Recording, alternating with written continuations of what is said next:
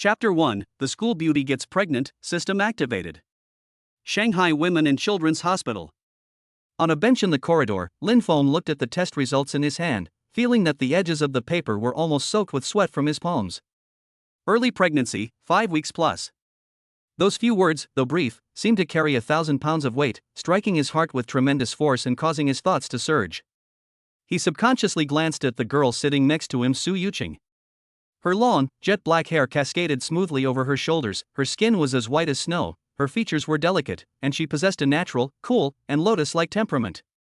She is the recognized classical beauty of the art department of Shanghai University. She comes from the famous Su family, a scholarly family in Jiangnan, and is a true heiress. As for myself, I am just an ordinary senior student in the history department. Apart from my handsome face and decent grades, my family background is as ordinary as can be. Their paths crossed on that unexpected night a month ago. That day, Lin Feng was working part-time as a waiter at a bar when he inadvertently saw Su Yuqing drinking alone in a corner. Her demeanor seemed out of place in the noisy bar, and a lingering melancholy hung between her brows and eyes. Out of goodwill, and also out of some kind of attraction that he himself couldn't quite explain, Lin Feng walked over. Perhaps because she had been suppressing her feelings for too long, Su Yuqing opened her heart to this classmate she had only met a few times. She lamented that her family was forcing her into a marriage with a scion of a powerful family for their own benefit, and that her dreams and pride seemed insignificant in the face of their family's interests. The two hit it off immediately and chatted happily, unknowingly drinking quite a lot of wine. As it got late, Lin Feng was worried about Su Yuqing going home alone, so he found a hotel near the bar and took her to check in. The moment he carried Su Yuqing to bed, their eyes met, and a certain feeling quietly blossomed, breaking through the defenses of reason. When Lin Feng woke up the next morning, looking at Su Yuqing sleeping soundly beside him on the blood-stained sheets, he felt a mix of emotions, panic, guilt, and a secret joy. When Su Yuqing woke up, she was equally embarrassed. But she quickly calmed down, looked at Lin Feng, and made a request. "Lin Feng, could you pretend to be my boyfriend? Help me deal with the arranged marriage my family is trying to arrange." Lin Feng agreed without hesitation. On one hand, he felt he needed to take responsibility for what happened last night. On the other hand, deep down, he had already developed feelings for this aloof yet resilient girl.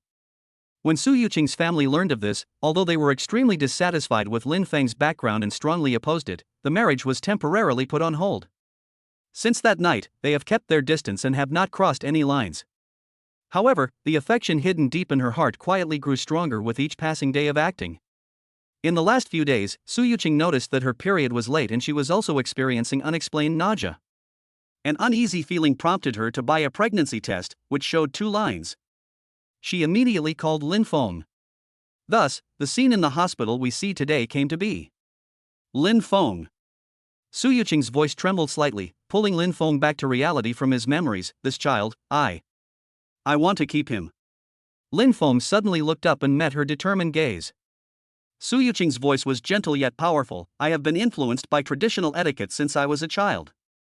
Life is hard won, and I am unwilling to take it away easily. It's not that I'm afraid of harming my body, but rather that I feel it's a responsibility." She paused, not revealing the hidden reason.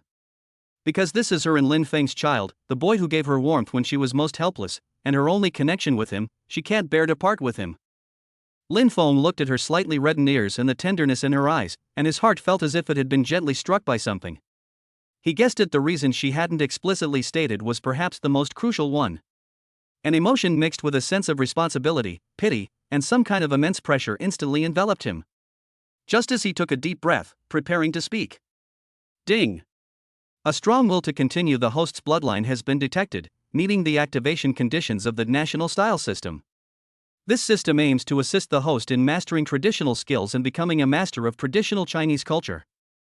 It will empower the host with the ability and confidence to protect loved ones and continue the bloodline. A cold, electronic voice suddenly rang in Lin Feng's mind. Lin Feng's pupils contracted slightly, and his heart was filled with turmoil. Golden finger? System? He didn't have time to delve into the system's specific functions, but the words "protect your loved ones and continue your bloodline" were like a bright light, dispelling the lingering hesitation in his heart. He looked at Su Yuqing, his eyes no longer showing any hesitation, but instead filled with an unprecedented determination. He reached out and gently grasped Su Yuqing's slightly cold fingertips. "Yuqing, give birth to him." Su Yuqing's delicate body trembled slightly as she looked at him in surprise. She had thought Lin Feng would be hesitant, reluctant, or even try to persuade her, but she never expected him to be so decisive. I know that empty promises can't give you a sense of security. Lin Feng held her hand tightly, his gaze burning as if stars were burning within him. I won't say anything empty like I will definitely make you happy. But I assure you, from today onwards, I will prove to you with my actions that I, Lin Feng, am capable of providing for you and your child. Your family values lineage and heritage, that's fine. I will show them that what I, Lin Feng, will possess in the future is something they cannot even imagine or reach. The powerful confidence in his words momentarily stunned Su Yuqing. She didn't understand where Lin Feng's confidence came from, but the light in his eyes was like warm sunshine, gradually illuminating her anxious heart. Lin Feng, you. Su Yuqing opened her mouth, but in the end, all her unspoken words were condensed into a gentle nod. Thank you.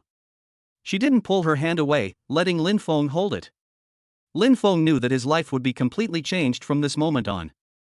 Chapter 2, Starting to Live Together, Cooking for School Beauty. Su Yuqing.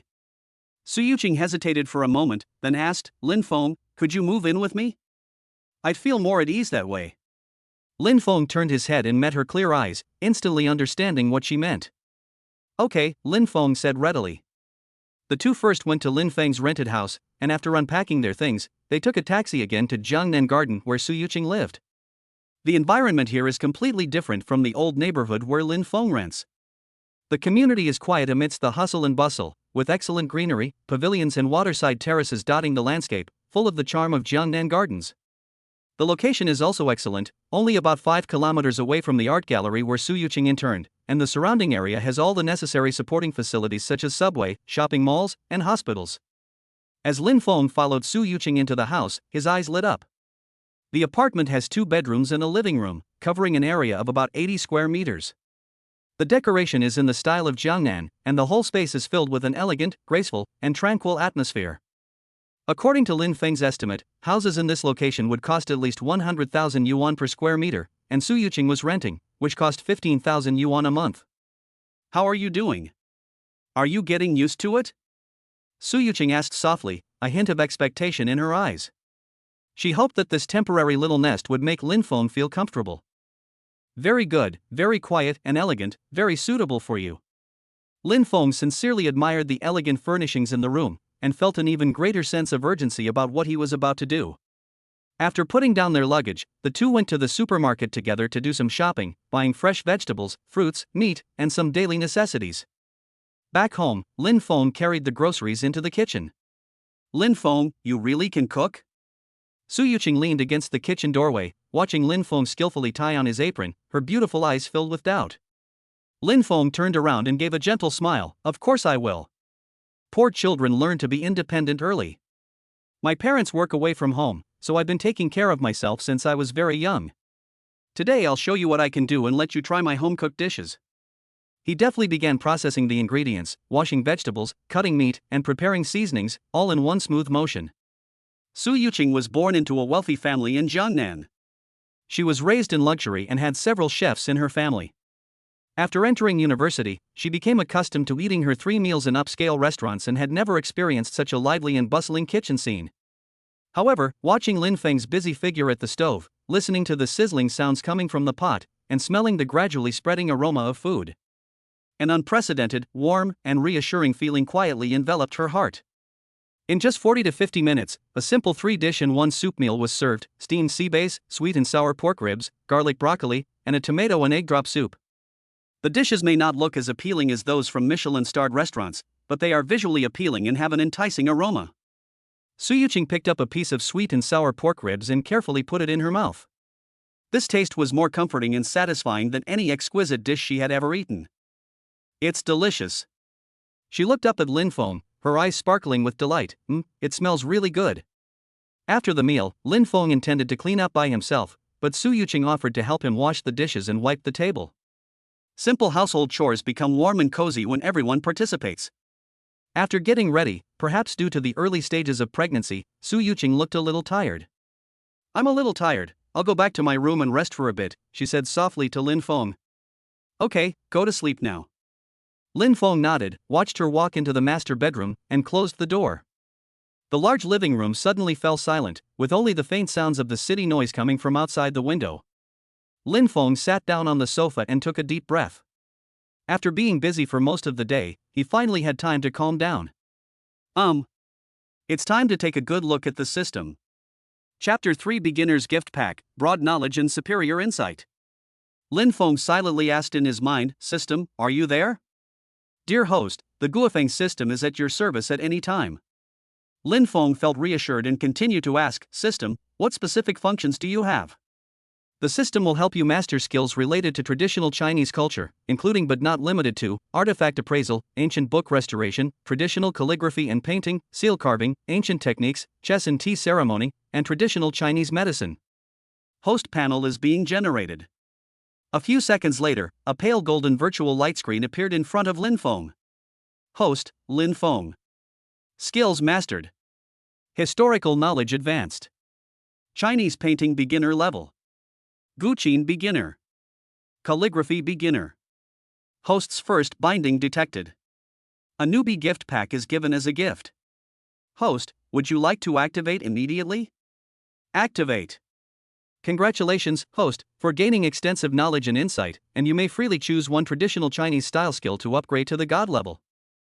As the system's voice faded, Lin Feng felt a warmth between his brows, as if a gentle, vast current of warmth was flowing into his brain. Moreover, there was no sense of tearing apart. This power was balanced and peaceful, like a sudden enlightenment. The next moment, countless ancient books and classics surged into the depths of his memory like a river bursting its banks. The profound mysteries of the Tao Te Ching, the benevolence and propriety of the Analects, the cunning of Sun Tzu's art of war, the strategies of the Plain Book, the carefree spirit of Zhuangzi, and the magnificent beauty of Tang and Song poetry. He instantly grasped and integrated the wisdom of countless sages. This is what it means to have extensive knowledge and a strong memory. Lin Feng was utterly shocked. With this foundation, he not only became knowledgeable, but more importantly, his thinking level and cognitive framework underwent a qualitative leap, which is far more important than simply memorizing things. System, what are the different levels of skills? Beginner, elementary, advanced, master, and god level. If you want to accumulate wealth quickly in a short period of time, antiques are undoubtedly the best choice. As an international metropolis, Shanghai boasts a highly developed antique market, offering numerous opportunities. Having made up his mind, he immediately said to the system, "System, help me upgrade my antique appraisal skills to the highest level." As the host wishes. A strange sensation welled up in his eyes. After a slight coolness, Lin Feng felt as if a layer of light had appeared in his eyes. "Congratulations, host, your antique appraisal has been upgraded to the god level, and you have been awarded the Eye of Appraisal. Eye of Insight, regardless of calligraphy and painting, porcelain, jade, bronze, wood, miscellaneous items, and all other cultural artifacts, the host only needs to concentrate to see their true nature. Information such as the item's specific era, material, craftsmanship, provenance, authenticity, and market value will automatically appear in the host's consciousness." Unbelievable. This is simply a divine skill for finding bargains, making a fortune, and remaining invincible in the world of antiques. Lin Feng was overjoyed. With such a divine skill, how could he not accumulate wealth quickly? "I'll try my luck tomorrow." Lin Feng made up his mind, his eyes filled with confidence. Just then, the door to the master bedroom was gently pushed open, and Su Yuqing peeked out. She looked at Lin Feng, who was sitting on the sofa with a burning gaze, seemingly lost in thought, and softly called out, "Lin Feng, what are you thinking about?" Lin Feng snapped out of his reverie, met her slightly uneasy gaze, and gave her a reassuring smile. "It's nothing, just making some future plans." Su Yuqing pursed her lips, as if she had made up her mind, and her voice became softer. "Come in, I have something to say to you." Lin Feng nodded, got up, and followed her into the master bedroom. The room was elegantly decorated and had a faint fragrance. The two sat down on the edge of the bed. Su Yuqing lowered her head, twisting the hem of her nightgown in her hands. After a long while, she took a deep breath, raised her head, and began to recount her predicament. "Lin Feng, ever since my family found out we were together, they've frozen all my bank cards. The card I'm using now was one I got myself. It contains the money I saved from my internship, but there's less than 10,000 yuan left." She paused, her voice tinged with embarrassment. "Besides, the rent here expires at the end of this month, on June 30th. The landlord already called yesterday to let us know. The location is good, and the apartments are in high demand. Although they're expensive, many people are still willing to rent them. Besides, She bit her lower lip, a hint of worry flashing in her eyes. Yesterday, my mother called me again. She brought up the arranged marriage again and told me to cut off all contact with you as soon as possible. She said that she hadn't forcibly stopped me for the past month to give me time to reflect, and she didn't want to completely break off relations with me. However, her patience was limited, and she wouldn't indulge me indefinitely. So, Lin Feng. Su Yuqing raised her head and looked directly at Lin Feng, her eyes filled with complex emotions: dependence, worry, and a glimmer of hope. Our current situation is really bad, and the pressure is immense. Moreover, time waits for no one, and my belly will gradually grow bigger. I hope that before that, you can gain my family's approval, and that we can have a wedding and officially become husband and wife. Lin Feng listened quietly, already understanding. He understood Su Yuqing's meaning. All the pressure ultimately pointed to one point. He must rise rapidly, accumulating sufficient wealth, power, connections, and social status in order to break down class barriers and protect her and their child. He reached out and gently covered Su Yuqing's hand, conveying warmth and strength. Yuqing, starting tomorrow, you should stop going to your internship and just stay home and rest during your pregnancy. Don't worry. Since I, Lin Feng, said I would support you and the child, I will definitely do it. Perhaps I am not strong enough right now, but please believe me and give me some time. Looking into Lin Feng's deep eyes, Su Yuqing felt a sense of security quietly growing in her heart. She nodded gently. Yes, I believe you. Seeing her shy and charming appearance, Lin Feng's heart stirred, and he couldn't help but lean down slightly and place a gentle kiss on her smooth forehead. That night, the two slept in each other's arms, their hearts drawing closer together. Chapter 4: Warm morning light and a new beginning. The following morning, sunlight filtered through the sheer curtains, casting warm dappled patterns on the wooden floor. Lin Feng woke up early and looked at Su Yuqing's peaceful sleeping face beside him.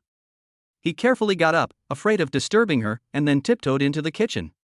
Considering that Su Yuqing was newly pregnant and needed to supplement her nutrition and eat a light and easily digestible diet, Lin Feng carefully prepared a loving breakfast. As the aroma of breakfast filled the air, Su Yuqing rubbed her sleepy eyes and walked out of the bedroom. She looked at the exquisite breakfast on the table, a hint of surprise and emotion flashing in her eyes. You're awake? Go wash up and then have breakfast. Lin Feng came out of the kitchen carrying 2 steaming bowls of millet porridge. When he saw her, a gentle smile appeared on his face. You did all of this? After washing up, Su Yuqing walked to the dining table and looked at the dishes that looked and smelled delicious, feeling somewhat incredulous. She came from a wealthy family, and her breakfasts were always prepared by a chef, with a wide variety of options, but lacking that sense of exclusivity. Try it and see if it suits your taste. Lin Feng pulled out a chair for her. The two sat facing each other, quietly enjoying their breakfast. Su Yuqing sipped the porridge, the aroma of rice and dates mingling together, warming her stomach comfortably.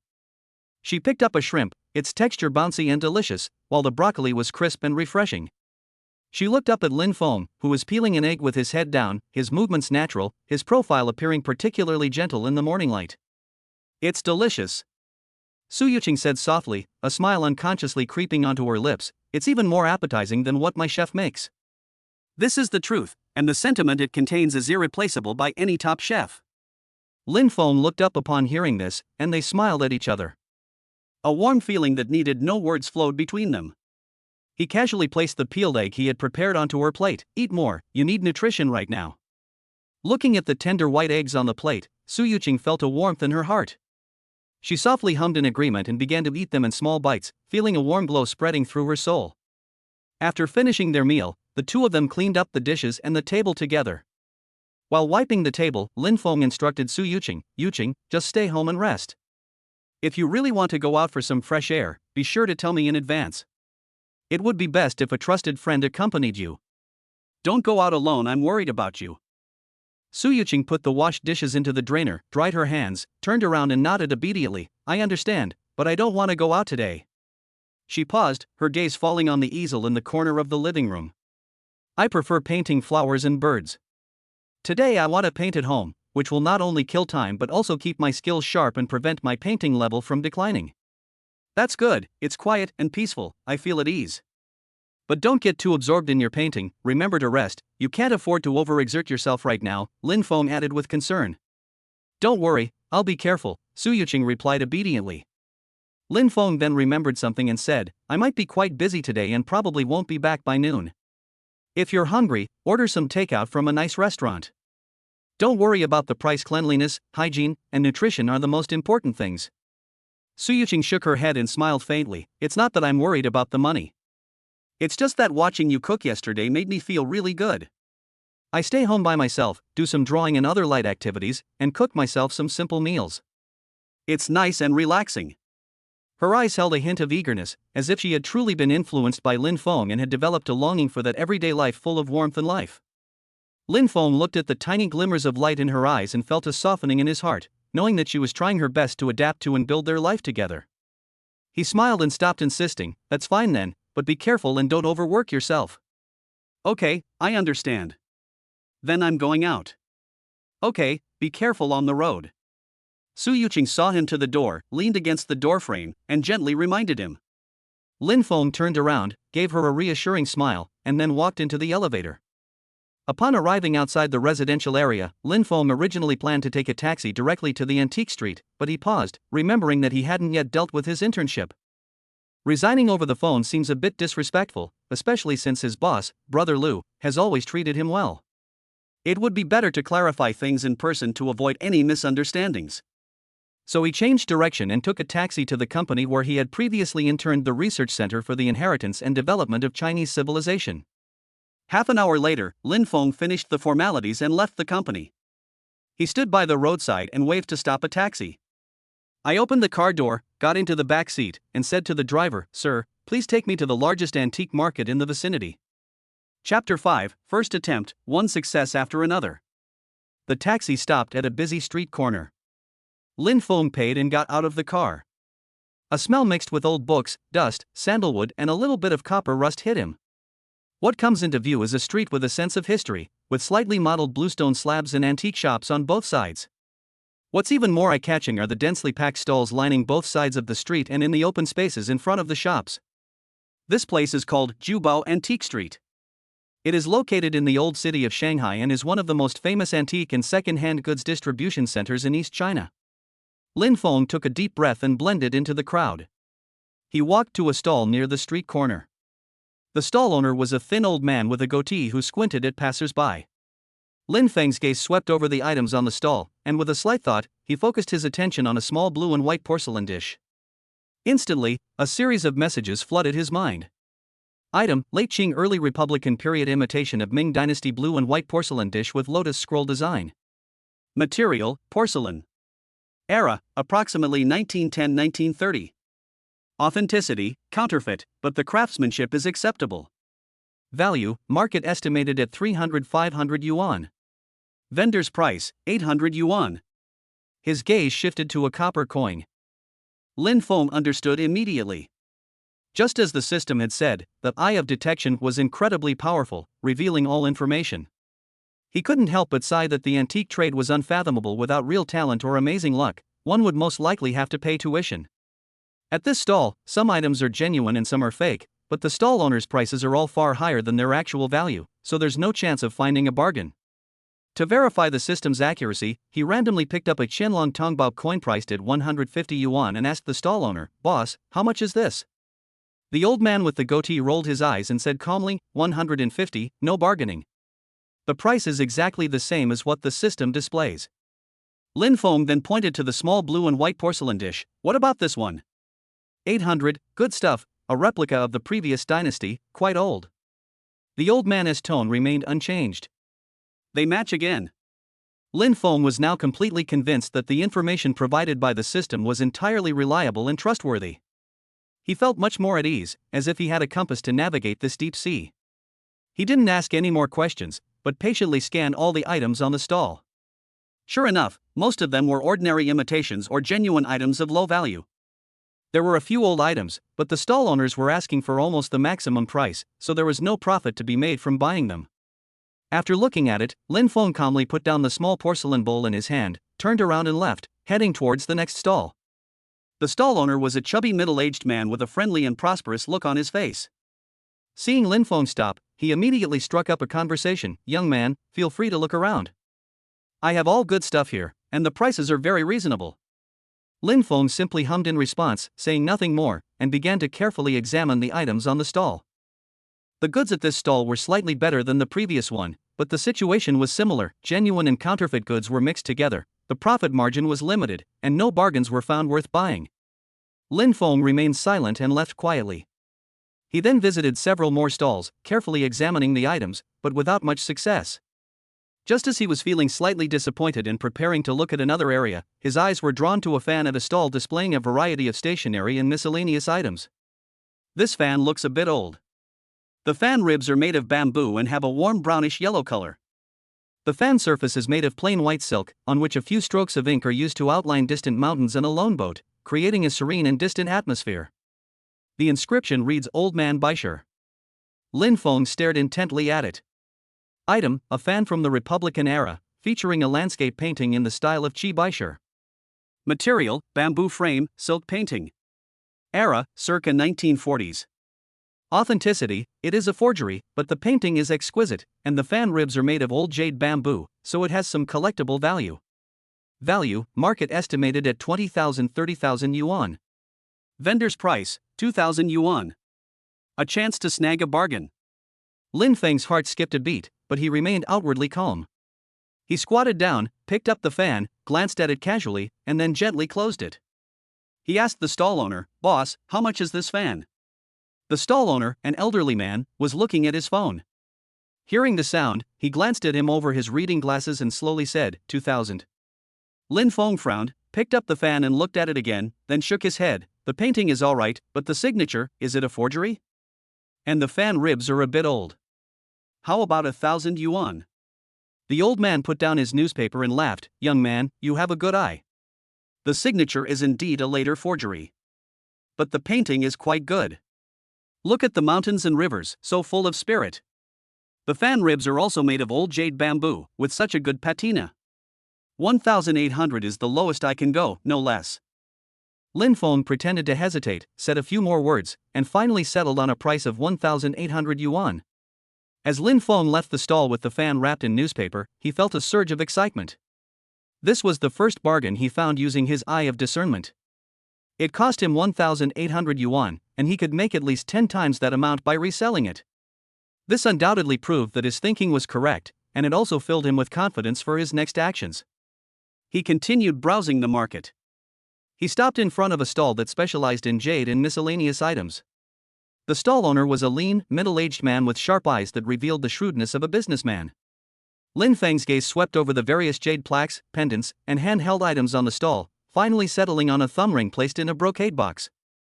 The thumb ring was bluish-white in color and had a rather warm and smooth texture, with what appeared to be some natural leather color on it.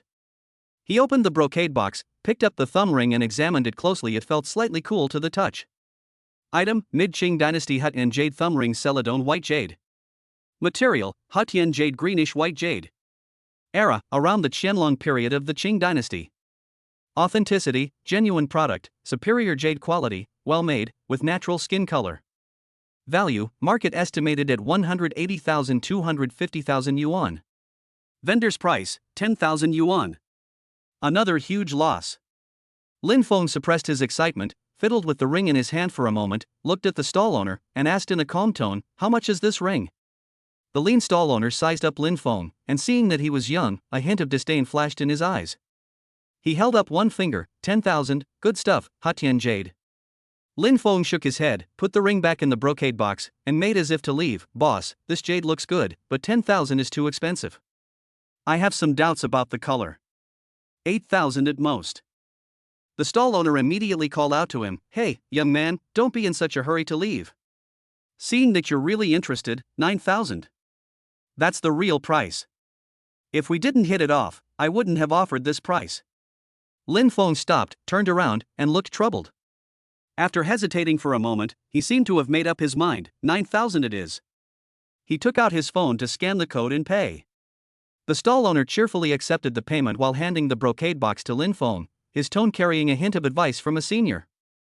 "Young man, that's how it is with collecting antiques. Look around and learn as much as you can.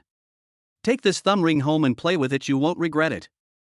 In his heart, he was mocking Lin Feng for being young and inexperienced, which allowed him to take advantage of Lin Feng. The savings in Lin Feng's bank account totaled 18,000 yuan, which he had accumulated from his previous part-time jobs and internships. He also sends a portion of his money back to his parents every month. This is all the money he has available. I did the math. I spent 1,800 yuan on the fan and 9,000 yuan on the thumb ring, totaling 10,800 yuan. I still have over 7,000 yuan left. He decided to use the money to try his luck at other stalls. After visiting several more stalls, I found that either they didn't have anything of high value, or the prices were too high to be profitable. Just as he was about to call it a day and cash in on the two treasures, he stopped in front of a seemingly inconspicuous stall in a corner. The stall owner was a dark-skinned man who quietly tended his stall, unlike the others who shouted out their wares. The stall didn't have many items. Most of them were unremarkable, grayish-looking porcelain and pottery. Lin Feng's gaze swept over the objects one by one, constantly providing feedback. Most of them are ordinary folk kiln porcelains from the late Qing dynasty and the Republic of China period, with values ranging from several hundred to several thousand yuan. However, when his gaze fell on a small, seemingly ordinary, even somewhat rough, celadon cup, the information in his mind made him shudder, and his pupils suddenly contracted. Item: Song Dynasty Longquan Kiln Plum Green Glazed Tripod Incense Burner.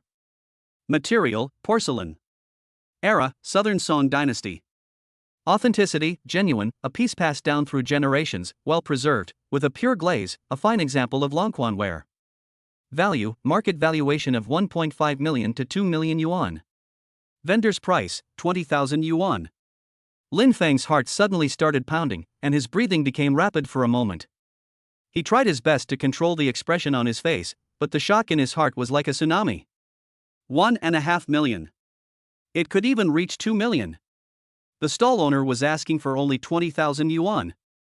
This isn't just finding a bargain, it's like striking gold. Chapter 6, 19,500, a huge bargain.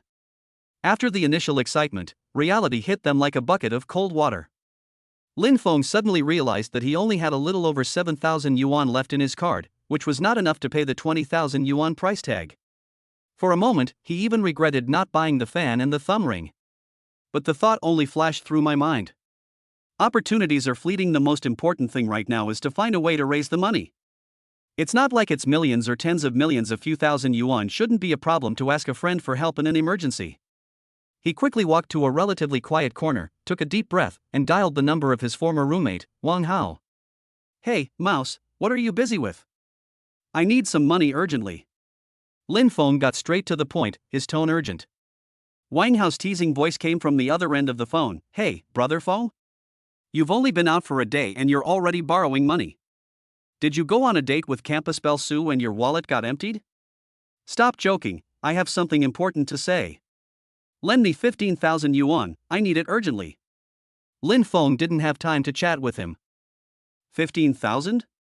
Wang Hao's voice immediately rose, filled with surprise and astonishment. Brother Feng, are you alright?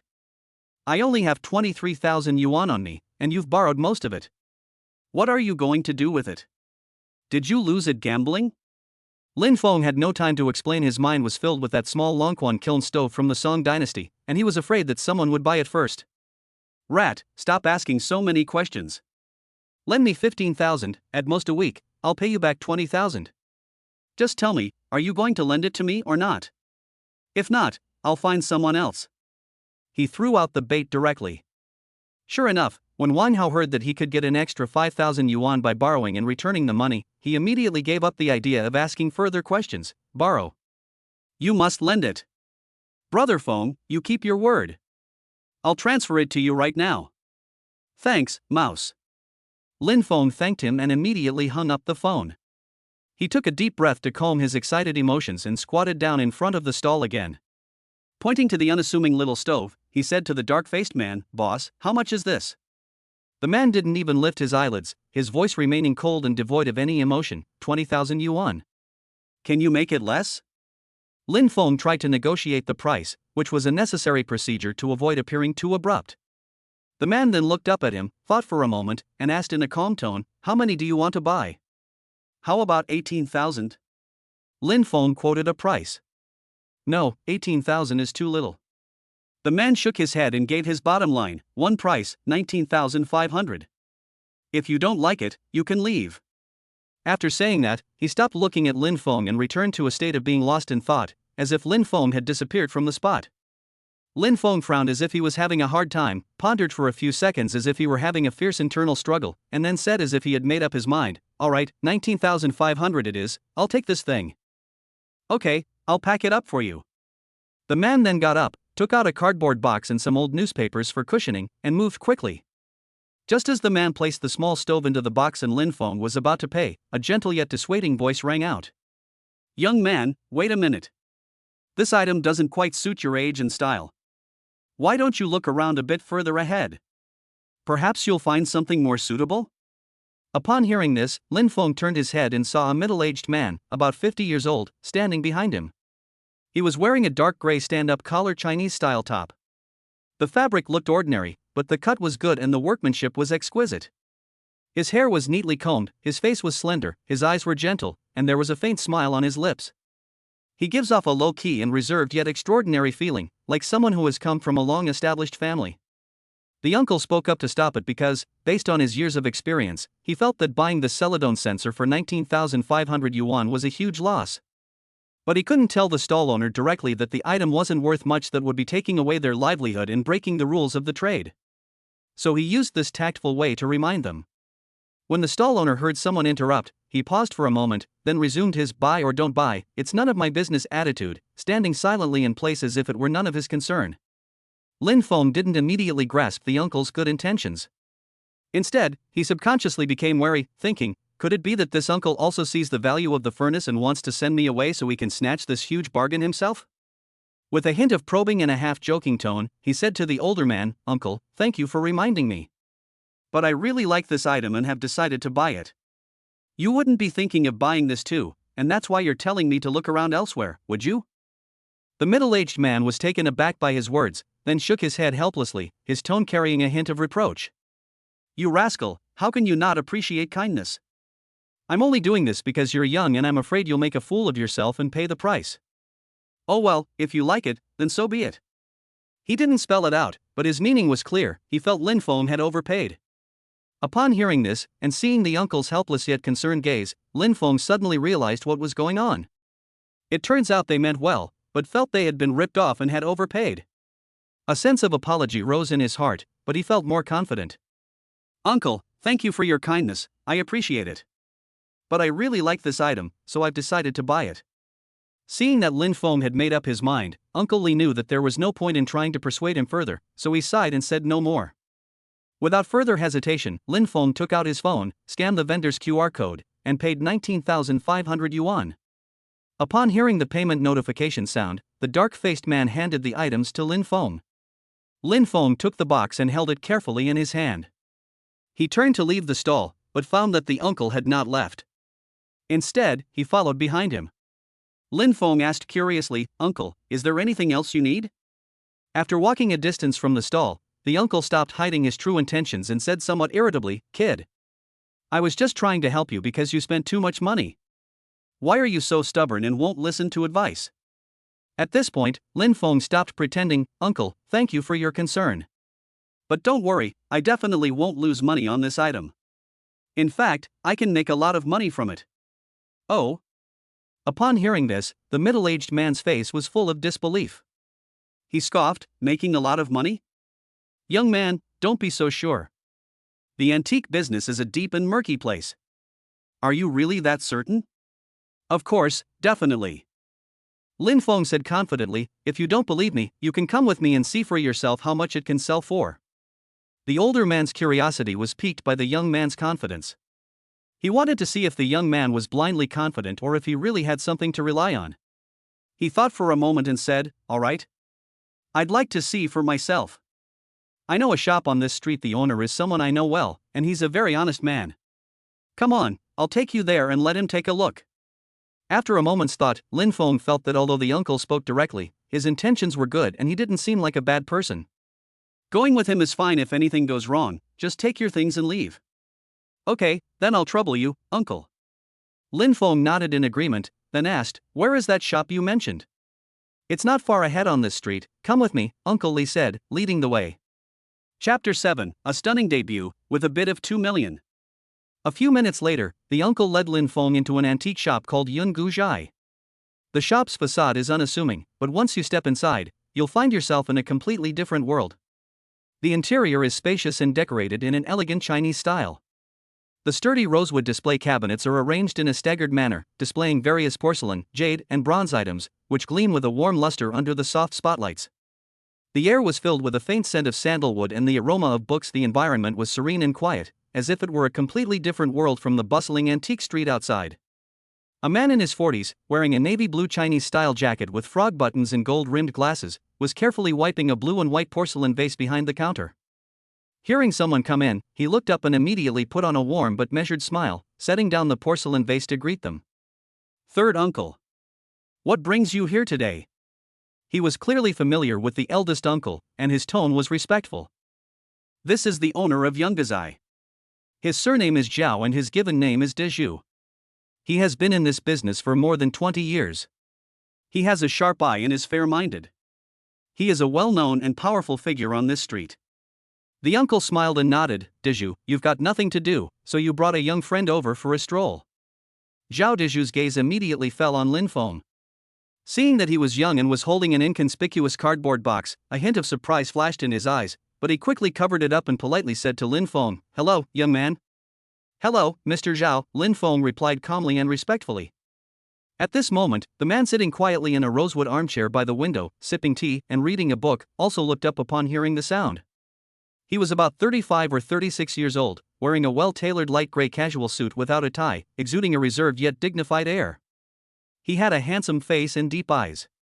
His seemingly casual sitting posture exuded an aura that could not be ignored. It was the composure and authority cultivated from being in a position of power for a long time.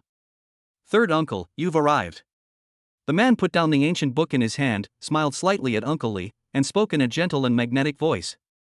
"Zikan, you're here too." The older man was clearly more familiar with him, and said casually, "It's all right, you can continue reading your book. I brought this young man over so Dezhu can help me look after something." Li Zikan nodded with a smile, his gaze lingering briefly on Lin Feng before he politely nodded in acknowledgement, then picked up his book again, as if everything around him was irrelevant. Lin Feng returned a polite smile, but a thought struck him, sensing that this person was definitely not simple.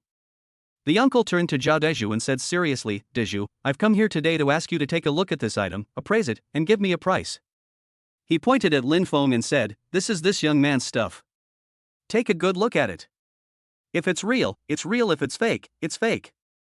Give him a fair price. Don't try to fool him. Consider him a young friend of mine." Upon hearing this, Zhao Dezhu's expression immediately turned serious. Even if someone was young, he dared not be negligent towards someone whom his third uncle addressed as young friend and personally brought along. "Uncle, rest assured, everything here is true and simple, no lies." "Young man, what treasure is it? Show it to me." Lin Feng smiled slightly, placed the cardboard box in his hand on the velvet-covered counter, carefully unwrapped the layers of old newspapers, took out the unassuming celadon tripod incense burner, and gently placed it on the counter. Zhao Dezhu's gaze was immediately drawn to it. He first stood a step away, looked it over for a moment, and his eyes narrowed slightly. He then leaned closer, almost pressing his face against the stove, to carefully examine its glaze and shape. He took out a professional high-powered flashlight and shone it on the furnace body from different angles to observe the bubbles, luster, and flow of the glaze. Next, he took out a high-powered magnifying glass and examined almost every detail of the furnace body, from the rim to the belly, the three legs, and the base. He paid particular attention to the exposed clay at the bottom, repeatedly observing the texture, color, and finishing techniques of the clay. Throughout the entire process, Zhao Dezhu remained silent, his expression serious, sometimes frowning, sometimes appearing to be in a daze. He even pulled out a thick catalogue of Longquan ware from under the counter and quickly flipped through it to make comparisons. The entire appraisal process lasted a full half-hour. The store was so quiet that only the breathing of a few people and the occasional soft sound of Li Zikan turning the pages of a book could be heard. Lin Feng appeared calm, but his palms were sweating slightly. Although he had absolute trust in the system, the process of waiting for authoritative confirmation, which involved millions, was still agonizing. The middle-aged man stood to the side with his arms crossed, initially with a "let's see how you get out of this" attitude. But as Zhao Dezhu's appraisal time went on and his expression became more serious, the casualness on his face gradually disappeared, replaced by a hint of surprise and doubt. Li Zikan, sitting by the window, maintained his original posture throughout, quietly reading his book and occasionally taking a sip of tea. Finally, Zhao Dezhu slowly put down the magnifying glass and catalog in his hand. He straightened up, let out a long sigh, and frowned, as if he was digesting and confirming the final conclusion. He pondered for a full 2 minutes, as if weighing something, and finally, as if having made up his mind, he looked intently at Lin Feng, his tone filled with barely suppressed excitement and certainty. "Young man, this is amazing. If I'm not mistaken, this should be a plum green glazed tripod incense burner from the Longquan kiln of the Song dynasty. The glaze is pure, thick, and lustrous, like jade and emerald. The shape is simple and elegant, and the workmanship is neat. In particular, the fire red on the base and the finishing technique are typical characteristics of the era. This is a genuine artifact, and in remarkably good condition, a rare find, truly exceptional." He paused, then offered a price. "I'm willing to pay 1 million for this. What do you think?" Although Zhao Dezhu's offer was 500,000 lower than the system's estimated lower limit of 1.5 million, Lin Feng felt a huge weight lifted off his shoulders and was overjoyed. He understood the rules of antique shops: the owner must leave enough profit margin when accepting items. Most importantly, the system's assessment was confirmed by this professional shop owner. This unassuming little stove is indeed a priceless treasure. What? 1 million? The middle-aged man next to him gasped in shock, his eyes wide as he stared incredulously at the small stove on the counter, then at Lin Feng, his face filled with astonishment and disbelief. He never expected that what he thought would be a dud would actually be such a treasure. This kid isn't just stubborn, he really has an eye for things. Li Zikan, standing by the window, paused almost imperceptibly as he turned the pages of his book, but that was all. He didn't look up, as if the number 1 million was just a penny to him. Seeing that Lin Feng didn't answer immediately, Zhao Dezhu pressed, "So, young man, 1 million? Are you in?" Lin Feng suppressed his excitement, a calm smile appearing on his face. He shook his head. "Boss Zhao, I'll definitely make a move. However..." He paused, his tone calm yet firm. "I think your price is too low." "Oh?"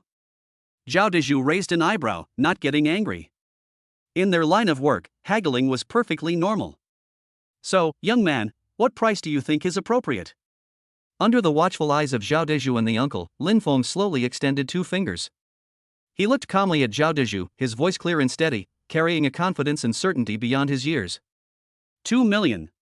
Chapter 8, a verbal battle with Zhao Dezhu, resulting in a 1.7 million yuan deal. Lin Feng's 3 casual words were like a boulder thrown into a calm lake, instantly stirring up a storm in the hearts of Zhao Dezhu and Uncle Li. 2 million. The uncle cried out in disbelief, his eyes wide as saucers. He looked at Lin Feng, then at the Celadon sensor on the counter, his face filled with utter astonishment. Although he had brought Lin Feng here with good intentions and was shocked by the true value of the furnace, Lin Feng's asking price of 2 million far exceeded his expectations, making him wonder if the young man was getting a little too cocky and asking for too much. Zhao Dezhu's facial muscles twitched suddenly, and his eyes behind his gold-rimmed glasses were filled with astonishment and embarrassment. He shook his head with a wry smile. "Young man, your price is really too high." He took a deep breath, trying to remain professional and calm. "Yes, I admit that this Longquan Celadon glazed tripod incense burner is indeed an authentic piece, a rare and fine item. However, when we open a shop and sell goods, we always need to leave some profit margin and consider market acceptance." He pointed to the stove and began to analyze it from a professional perspective, trying to persuade Lin Feng. "Look, the glaze of this stove is a standard plum green, no doubt about it, but if you look closely, there are still some very fine glaze shrinkage points on the glaze surface. Although it does not affect the overall beauty, it is still a minor flaw. Its shape is a standard tripod, but its size is relatively small, making it a scholar's object with a narrower target audience than larger display pieces. Furthermore, although this is a heirloom with a warm, lustrous patina, it is nearly 1,000 years old and lacks any record of being unearthed or having a distinguished and orderly provenance, which will lower its price." Zhao Dezhu spoke sincerely and clearly. 1 million is a very fair price in the current market, and it can even be said to be a high acquisition price. If I resell it, I might make a profit if I'm lucky, but I also have to bear the risk of having my funds tied up and not being able to find a buyer. 2 million, young man, I'll take it at that price. It's practically a dead stock, there's absolutely no profit to be made." The uncle listened from the side and nodded repeatedly, feeling that Zhao Dezhu's analysis was reasonable and logical. He looked at Lin Feng with a persuasive look in his eyes, as if to say, "Young man, know when to stop. 1 million is already a very good deal." However, Lin Feng remained calm and composed, his expression unchanged in the face of Zhao Dezhu's professional analysis and the uncle's admonishing gaze.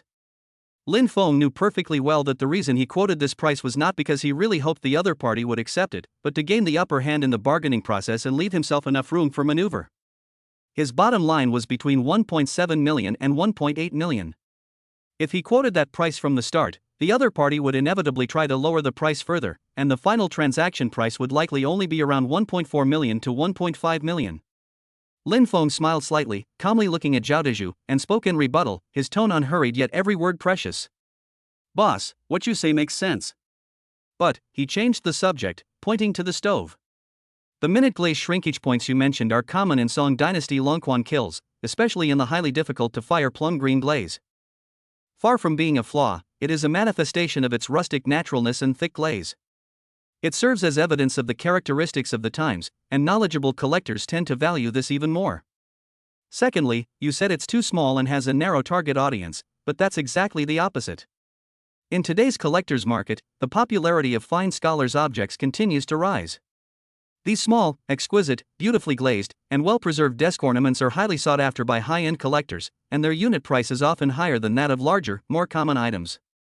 He paused for a moment, then continued, "As for the records of its transmission, indeed, there is no famous or renowned history of its transmission. But it is precisely because of this that it appears cleaner and purer, avoiding many disputes. Moreover, its inherent artistic value and scarcity are sufficient to justify its price. As far as I know, at a major auction in Kyoto last year, a Longquanware tripod incense burner of similar condition and size, but with slightly inferior glaze, fetched a hammer price of 1.85 million yen. Boss, you have a wide network of connections and are well informed. You must have heard about this, right?" Lin Feng's words were insightful and thorough, not only accurately responding to every point Zhao Dezhu made, but also pointing out specific auction cases. His professionalism and grasp of market trends left Zhao Dezhu speechless for a moment. He didn't know how to refute him and could only look at the young man in front of him in surprise. The uncle standing to the side was completely dumbfounded. His gaze toward Lin Feng changed completely, from initial doubt and advice to deep shock and admiration. This kid isn't just lucky, he clearly has some amazing skills that he's keeping hidden. Even Li Zikan, who had been quietly reading, slowly put down his book, raised his head, and for the first time, his deep eyes, filled with interest and scrutiny, focused on Lin Feng. He really didn't expect that this young man, who looked to be no more than 20 years old, not only had a keen eye, but also showed a maturity and composure far beyond his peers in terms of professional knowledge and negotiation skills. Zhao Dezhu was speechless after Lin Feng's words. He knew that he had met an expert and that trying to lower the price with persuasive words would not work. He shook his head with a wry smile. "Young man, I admire you. Truly, a hero emerges from among the young. You're right, this item is indeed valuable. But 2 million is simply too much for me. I make no profit at that price." He sighed and began to get down to the real bargaining. "Well then, young man, give me a fair price and let's discuss it." Seeing that the time was ripe, Lin Feng said, "Boss is a straightforward person, so please name your price." After a moment's thought, Zhao Dezhu quoted a price, 1,600,000. "This is the highest sincere price I can offer."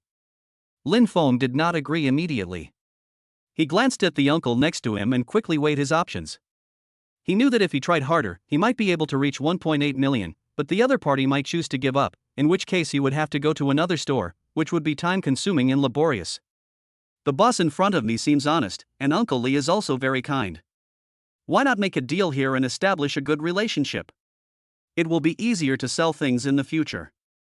Thinking of this, a sincere smile appeared on his face, and he said to Zhao Dezhu, "Boss Zhao, I was brought here by this kind-hearted uncle. You didn't deceive me, your appraisal was thorough, and your price was fair. It's fate that we've come together." He paused, then made a concession. "How about this? I'll concede again, 1.9 million. Zhao Dezhu looked troubled, struggled for a moment, and gritted his teeth, saying, 1,700,000. "Young man, this is truly my limit. Any higher, and my little shop really won't be able to operate." Looking at Zhao Dezhu's expression, Lin Feng knew that this was most likely the final offer. Without further hesitation, he smiled freely and said, "All right. Mr. Zhao, just for your sincerity in this uncle's face, I'll pay 1.7 million for this." "Great. That's awesome." Upon hearing this, Zhao Dezhu's face instantly brightened, revealing a relieved and joyful smile. He immediately extended his hand and shook hands firmly with Lin Feng, saying, "Young brother, I've decided to be your friend. If you have any good stuff in the future, just bring it to me." The older man clapped and laughed, his eyes filled with admiration as he looked at Lin Feng. His original worries had vanished, replaced by the joy of making friends with a young talent. The deal was struck, and the atmosphere immediately became relaxed and harmonious. Zhao Dezhu immediately began preparing for the transfer. Just then, Lin Feng remembered the fan and the thumb ring. He placed them on the counter and said to Zhao Dezhu, who was using the computer, "Mr. Zhao, no rush.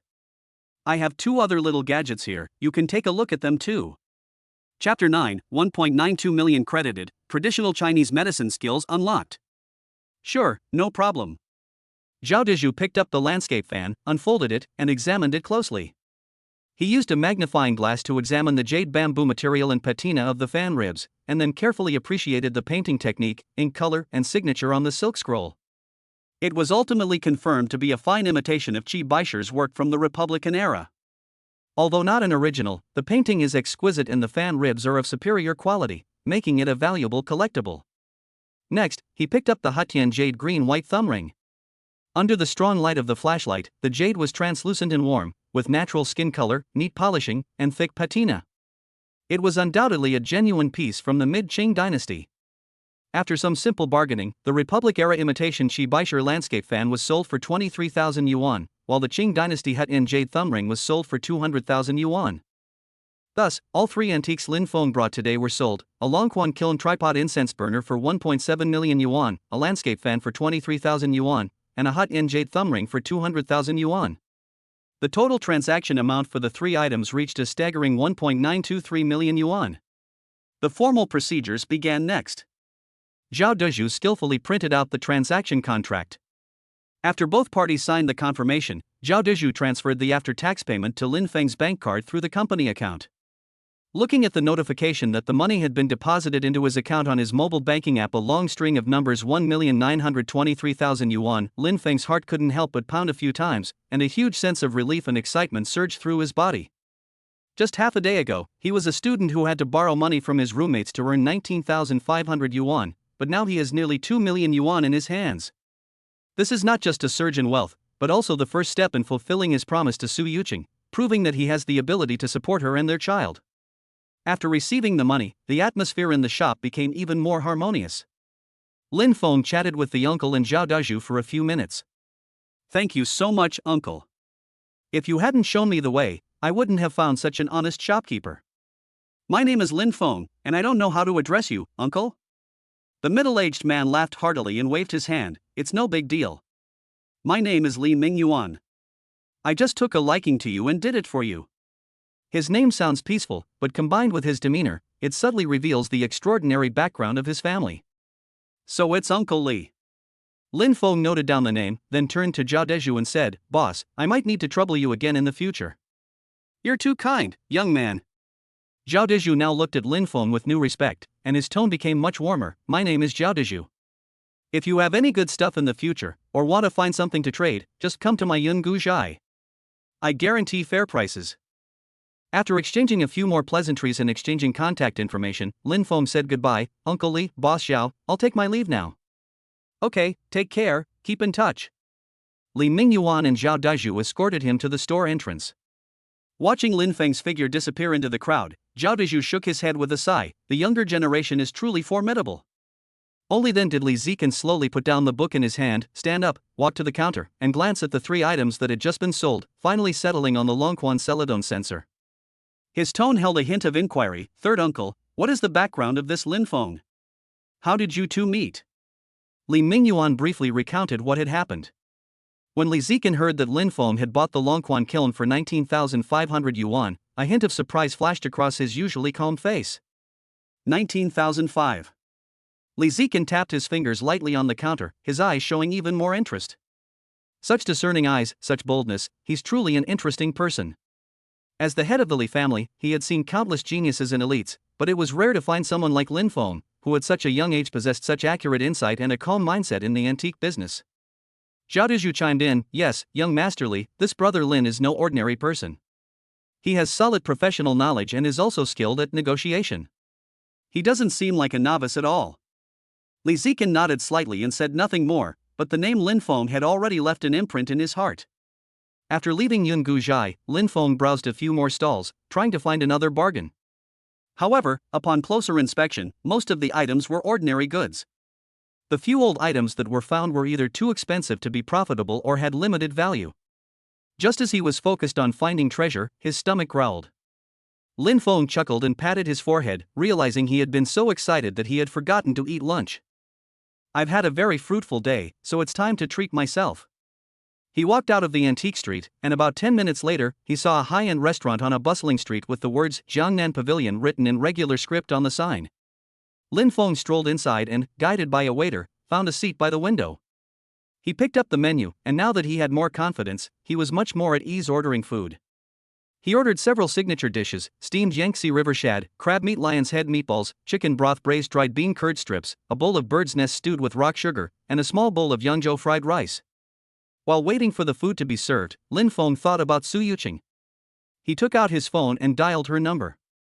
The call was answered quickly, and Su Yuqing's gentle voice came through. Lin Feng. Yes, Yuqing. Lin Feng's voice softened unconsciously. Have you eaten? I've already eaten. I just made myself some simple tomato and egg noodles. Su Yuqing's voice carried a hint of languor. And you? Did you have any success today? Of course. Lin Feng didn't elaborate, wanting to surprise her. We're eating out, we'll be back in a bit.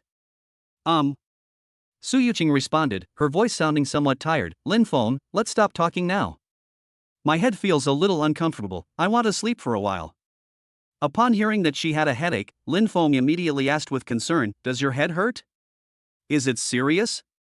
It's nothing, I'm probably just a little sleepy, I should feel better after a nap. Alright then, you get some rest, I'll be back as soon as possible. Although Lin Feng was worried, he knew he wouldn't get much information over the phone. Okay, Su Yuqing replied softly, and then the two hung up the phone. Lin Feng frowned slightly after hanging up the phone. Su Yuqing's headache was likely related to the physical changes in early pregnancy.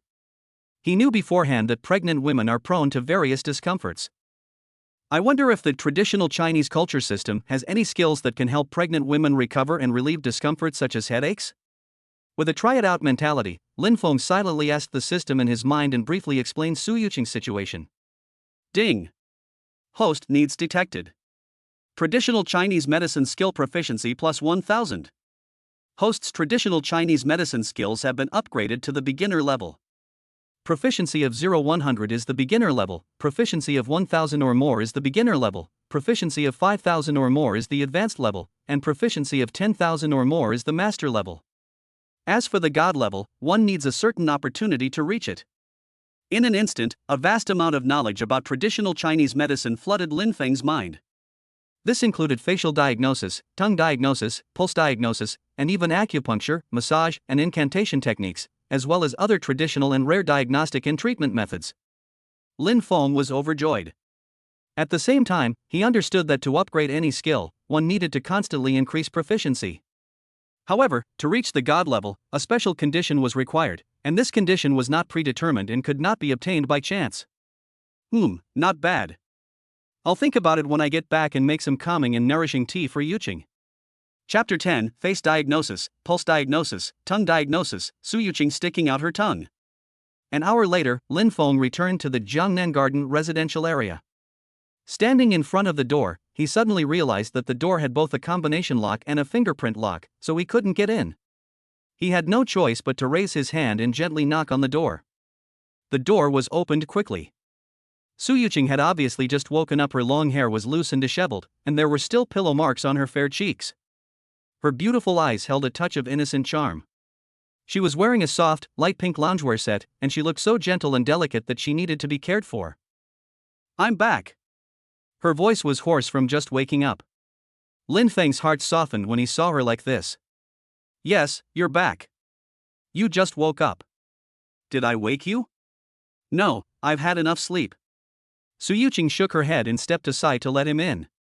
To make it easier for him to come and go in the future, Su Yuqing pulled Lin Feng to the door lock, registered his fingerprint, and whispered to him, The password is 112288, a combination of my birthday and my mother's birthday. This small gesture signifies a deeper level of acceptance and trust in him. Lin Feng carefully noted it down, a warm feeling welling up inside him. The two smiled at each other, a natural and intimate atmosphere spreading through the air. Upon entering the living room, Lin Feng went to the easel, where a flower and bird painting that Su Yuqing had just completed was displayed. The painting depicts a few sparse pear blossoms, with a brightly colored oriole perched gracefully on a branch, seemingly singing sweetly. The painting is fresh and elegant, with delicate brushstrokes. Although her brushwork is still somewhat immature, the composition is ingenious and the colors are harmonious, revealing her solid artistic foundation and exquisite inner world. Ding! It has been detected that the host is appreciating a flower and bird painting. The traditional Chinese painting skill has been unlocked. Proficiency plus 1000, starting from beginner level, the basic level is 5000 for Chinese painting beginner level. Lin Feng was overjoyed. This system was quite considerate.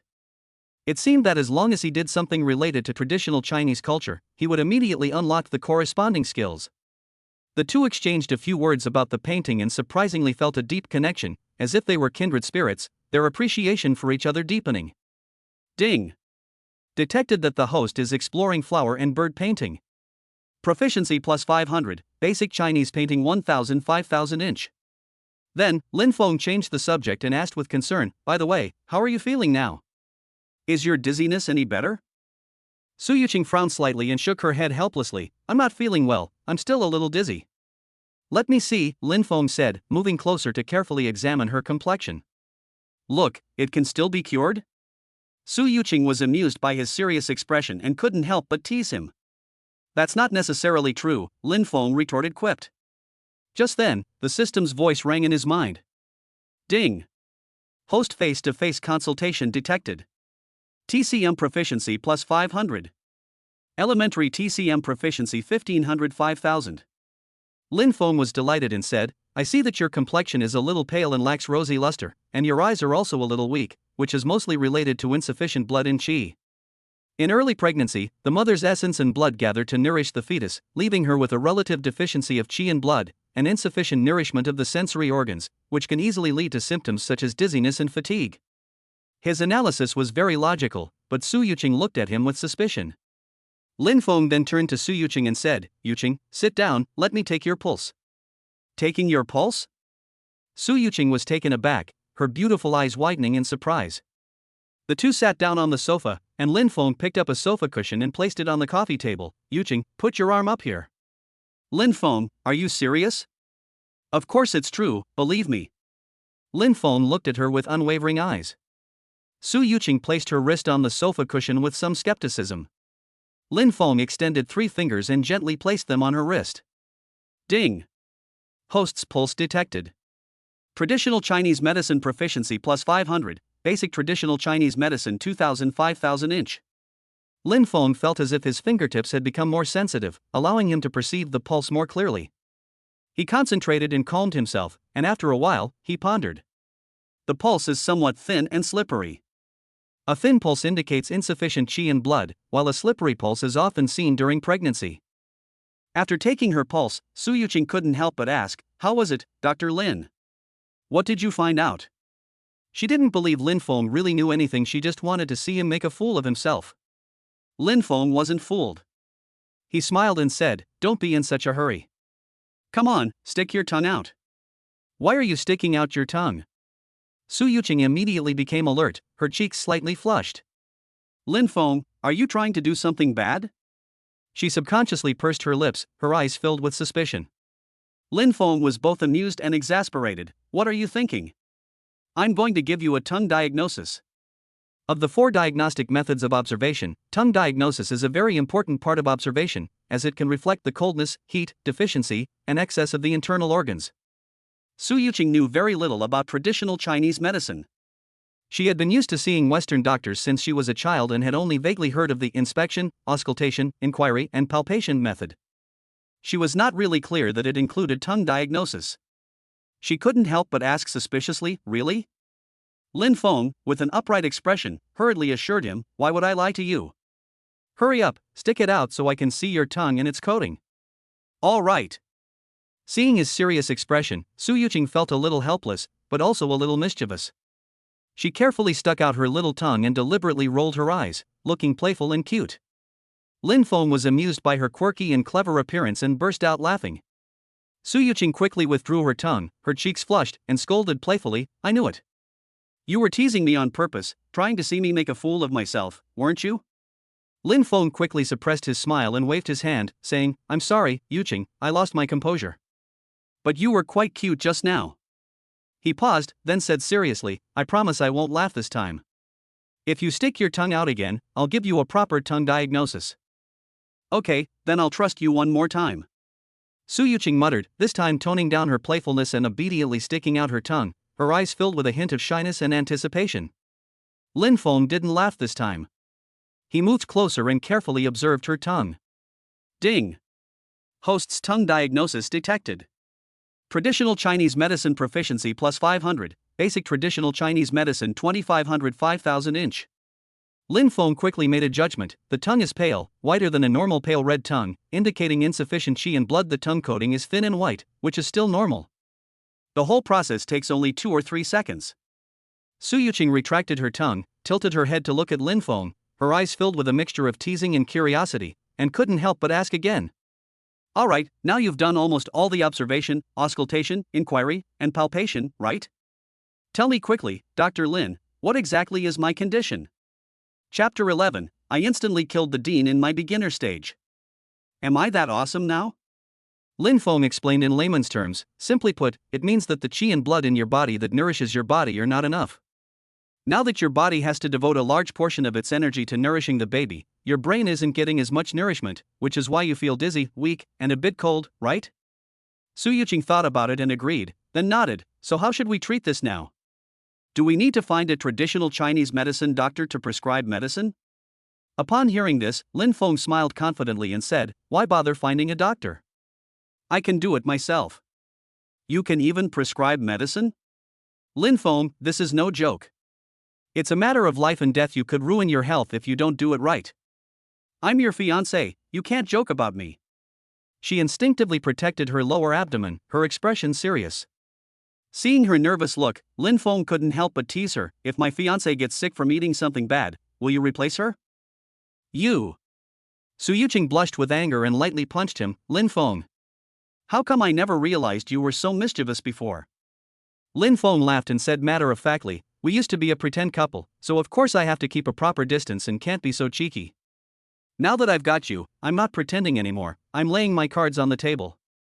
He deliberately acted as if he had revealed his true colors.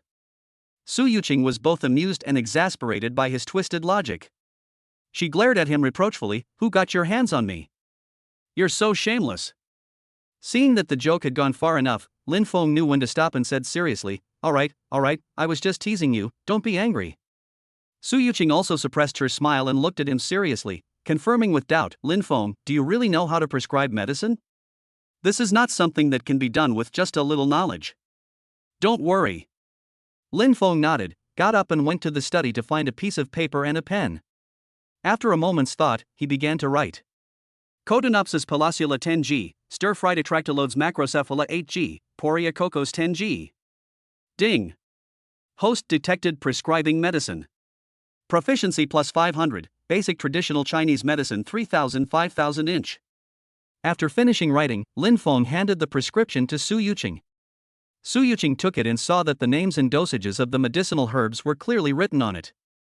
Although she didn't understand pharmacology, it actually looked quite convincing, and she couldn't help but look at Lin Feng in shock again. When did you learn all this? Is this really going to work? She still had some doubts, after all, this was far beyond her comprehension. Lin Feng understood her concerns and said frankly, it's okay, we'll go downstairs to the pharmacy to get the medicine and have the doctor take a look, then you'll understand. Su Yuqing thought this was a good idea. It would both verify Lin Feng's abilities and put her mind at ease. She nodded, okay, let's go ask. But suddenly, she hesitated, but Lin Feng, I've heard that Chinese medicine is very bitter and smells terrible. I might not be able to drink it. Lin Feng quickly explained with a smile, don't worry, Yuqing. The medicine I prescribed for you isn't meant to be decocted into a big bowl of bitter soup, it's for steeping in water and drinking as a tea. Your symptoms aren't that severe, so you don't need to use large doses of strong medication. Besides, you're pregnant now, so you need to be even more careful with medication. This herbal tea has a very mild medicinal taste. I specially added dried plums and red dates, so it has a sweet and sour flavor that I'm sure you'll love. Really? Sweet and sour? Su Yuqing's eyes lit up. She had recently developed a fondness for sour things, and her initial resistance immediately subsided. Would I lie to you? Lin Feng laughed. Let's go get the medicine, you'll know when we get back. The two put on their coats and went out to a fairly large traditional Chinese medicine pharmacy near their neighborhood. The pharmacy was filled with the aroma of Chinese herbs, and rows of dark-colored medicine cabinets were labeled. Several female shop assistants in white coats were busy behind the counter. In a corner of the pharmacy, a table was set up, where an elderly gentleman in his 70s sat. A pulse pillow and prescription slips were placed in front of him, clearly indicating that he was a practicing traditional Chinese medicine doctor here. As soon as you entered, a female shop assistant greeted you. What kind of medicine would you like to buy? Lin Feng said, We're not buying over-the-counter medicine, we're here to get the prescription filled according to the written formula. As he spoke, he took out the prescription he had written. The female shop assistant took the prescription, glanced at it, and then looked at Lin Feng and Su Yuqing. Seeing how young they were, she said, I'm sorry, we only collect prescriptions written by doctors who practice medicine. We don't collect prescriptions from outside doctors, because if something goes wrong, it's hard to say who will be responsible. Lin Feng had anticipated this and responded calmly, Don't worry, I come from a family of traditional Chinese medicine practitioners and have some knowledge of Chinese herbs and traditional Chinese medicine. This prescription is absolutely fine. Or, could you ask that senior doctor over there to take a look at this prescription? The female shop assistant hesitated for a moment, but seeing Lin Feng's sincere attitude and Su Yuqing's extraordinary temperament, she took the prescription and walked to the old Chinese medicine doctor's table. Dean Li, could you please take a look at this prescription? The old Chinese medicine doctor, known as Dean Li, took the prescription, adjusted his reading glasses, and began to examine it carefully. As he looked at the prescription, he frowned slightly and pointed to it, saying to Lin Feng, Young man, your intention with this prescription is good to invigorate your qi and stabilize the pregnancy. But he shook his head and pointed out several obvious flaws from a professional perspective. Finally, he said earnestly to Lin Feng, Young man, prescriptions are matters of life and death, so you can't just write them carelessly. How about this? I'll take this young lady's pulse and I'll write the prescription myself, that would be safer. His tone carried the air of an elder admonishing a younger generation and an unquestionable authority. Upon hearing this, Su Yuqing's heart skipped a beat, her confidence began to waver, and she looked at Lin Feng with worry. The female shop assistants nearby whispered among themselves. That's right, why prescribe random remedies? We still have to listen to Dean Li. Dean Li is a retired director of our district's traditional Chinese medicine hospital, he's very authoritative. As the shop assistants flattered him, Dean Li showed a pleased expression. Faced with doubts and ridicule, Lin Feng remained calm and composed. He smiled slightly, stepped forward, and began to explain his views. His tone was calm yet his logic was sound. He did not directly refute the old dean's claim that he was wrong. Instead, he explained the rationale behind the prescription from the perspectives of drug properties, compatibility, and treatment philosophy, demonstrating his own insights while also giving the former hospital director face. Ding! Detected that the host is explaining traditional Chinese medicine knowledge. Proficiency plus 500, basic TCM 3500 5000 inch. The female shop assistants were confused, but seeing that Lin Feng spoke logically and didn't seem to be making things up, their mocking expressions gradually turned into surprise and curiosity. Su Yuqing's beautiful eyes sparkled as she looked at Lin Feng's composed and confident demeanor, quoting classical texts, and felt as if he were radiating light. Dean Li was a true professional. At first, he didn't pay much attention, but the more he listened, the more serious his expression became, and the more surprised he looked at him. Moreover, the young man's words were sharp yet left room for maneuver, thus saving face for him. After Lin Feng finished speaking, Dean Li remained silent for a moment. When he looked at Lin Feng again, his eyes had completely changed. His previous contempt was gone, replaced by appreciation and admiration. The younger generation is truly formidable. This young man is indeed from a family with a strong academic tradition and possesses unique insights. I admire him greatly. He turned to the clerk and waved, Prepare the medicine for this young man according to the prescription. Yes, Dean Li. The shop assistants quickly replied, their attitude becoming much more respectful. Only then did Lin Feng belatedly feel a surge of immense joy and disbelief. I'm only a beginner in traditional Chinese medicine, and I managed to convince a retired hospital director. Am I that amazing now? Chapter 12 A Sweet Bet, the loser gets a kiss. After getting the medicine, Lin Feng and Su Yuqing walked out of the pharmacy, then remembered something. Yuqing, do you have a thermos at home? Su Yuqing shook her head. I don't usually like to drink hot water, and it's summer now, so I didn't prepare a thermos. Lin Feng patiently explained, it's better to have one on hand. You're pregnant now, so drinking more warm water is good for your health. Also, the recipe I prescribed requires using a thermos to steep the boiling water. A regular cup cools down too quickly. Okay, I'll do as you say. Su Yuqing now trusted Lin Feng's medical advice and nodded obediently. Let's go then. Let's go to the supermarket up ahead and buy a thermos, and also pick up some other daily necessities. Lin Feng naturally took her hand. Su Yuqing's cheeks flushed slightly, but she didn't pull away, letting him lead her. The two talked as they walked toward a nearby large supermarket. Half an hour later, Lin Feng was carrying a bulging shopping bag in each hand, filled with fresh fruits and vegetables, meat, milk, snacks, and various daily necessities. Su Yuqing was holding a newly bought pink thermos with a simple and cute design. The two, like any ordinary young couple returning from shopping, entered the Jiangnan Garden residential complex. Back home, Lin Feng placed the heavy bag in the entryway and said softly to Su Yuqing, Yuqing, sit on the sofa for a while and rest. I'll tidy up my things. Su Yuqing was taken aback for a moment. Looking at the fine beads of sweat on his forehead and the two large bags of things, she felt a warmth in her heart and obediently hummed in agreement. I sat down on the sofa, took out my phone, and habitually started scrolling through short videos, most of which were about techniques for flower and bird painting and art appreciation. Lin Feng then got busy, skillfully sorting the purchased items into categories. His movements were swift and methodical, making him look every bit the perfect family man. After organizing the supplies, he went to the kitchen and boiled a kettle of water. After the water boiled, he first rinsed the newly bought thermos inside and out several times with the boiling water. Then open a herbal tea bag, pour the herbs into a cup, pour in boiling water, and tighten the lid. He took the thermos and walked into the living room, saying to Su Yuqing, who was still looking at her phone, the medicine is already soaked, it will be ready to drink after a while. Su Yuqing looked up and replied, okay. She put down her phone, her beautiful eyes looking at Lin Feng with curiosity and inquiry. She patted the empty seat on the sofa next to her and said, Lin Feng, come, sit down. I have something to ask you. Lin Feng understood that she would definitely ask about traditional Chinese medicine, and he had already prepared his answer. He sat down as instructed, looking at her with a smile. What do you want to ask? Go ahead. Sure enough, Su Yuqing tilted her head and asked directly, tell me honestly, how do you know about traditional Chinese medicine? And how do you know how to prescribe medicine? This isn't something you can learn just by reading a few books. Lin Feng remained calm and explained according to his prepared statement, when I was a child, there was an old Chinese medicine doctor in my hometown. I often went to his pharmacy to play. He liked me quite a bit. Seeing that I was clever, he would occasionally teach me to identify medicinal herbs and explain the principles of yin and yang, the 5 elements, and the 4 diagnostic methods of traditional Chinese medicine. Over time, through this exposure, I learned a little bit of the basics. Su Yuqing was still a little skeptical and pressed for more information. Is that really how it is? You're not lying to me? Lin Feng could only force a yes, of course it's true. Maybe I'm just good at understanding things, I grasp them quickly and remember them well. Seeing his open and honest gaze, Su Yuqing didn't press the matter further. She leaned back against the sofa and said, okay, I believe you.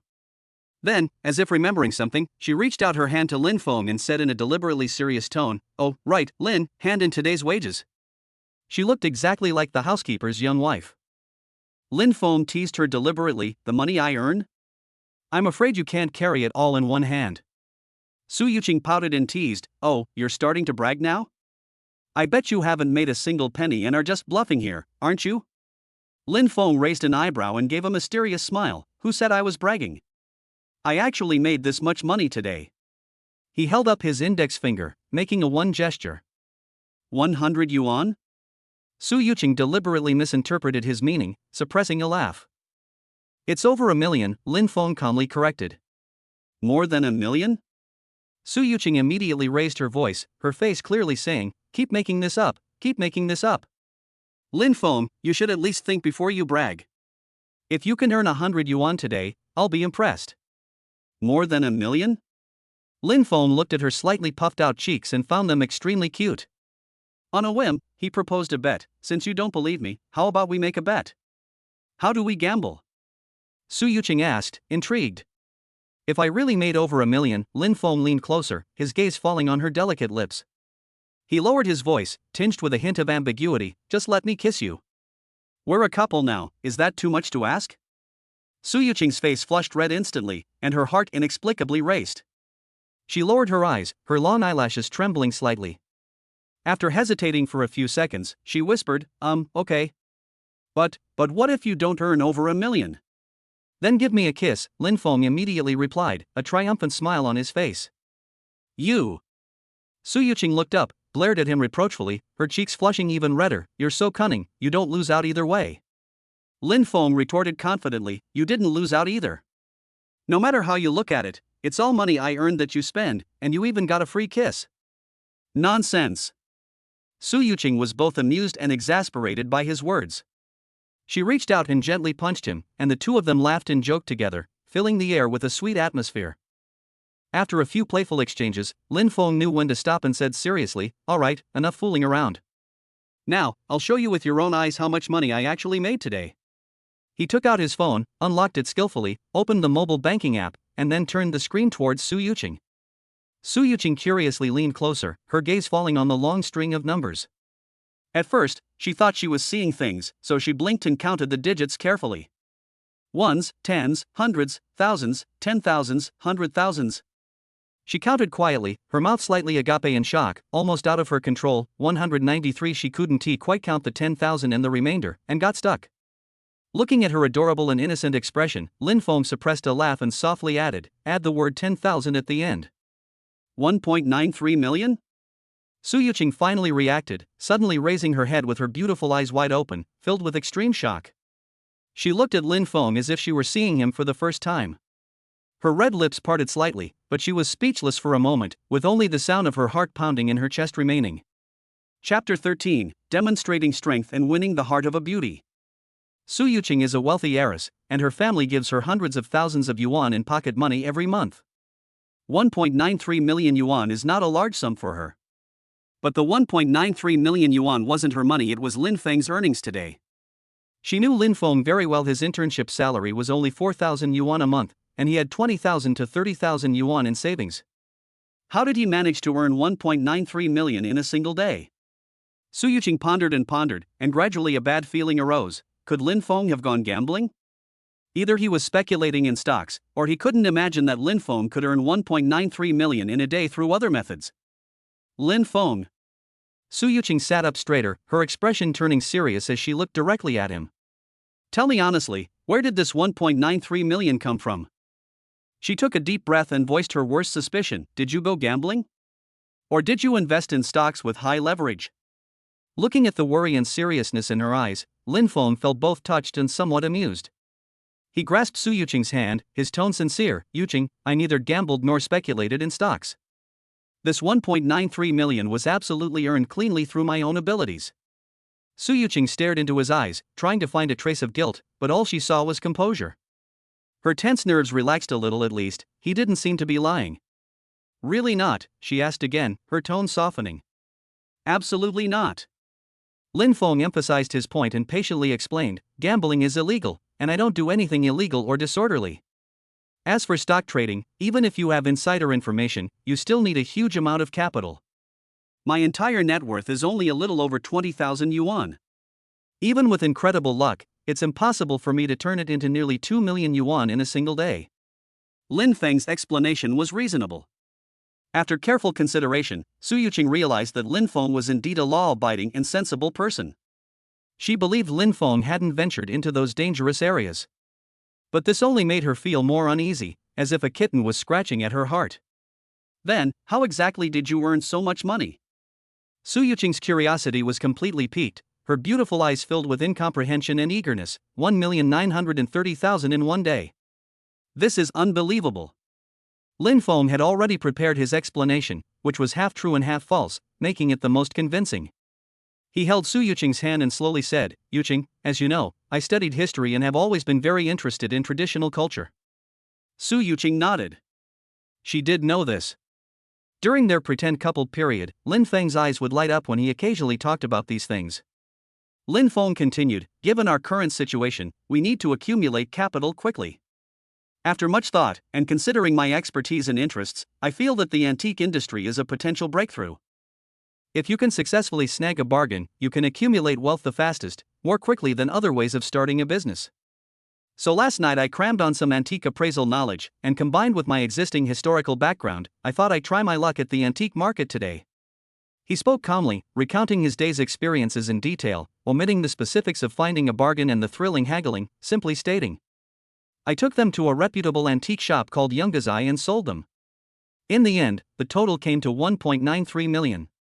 Su Yuqing's eyes widened as she listened, her red lips parted slightly, and her face was filled with disbelief. Finding a bargain? Antique? This sounds like something out of a novel. Earning nearly 2 million in a single day with this?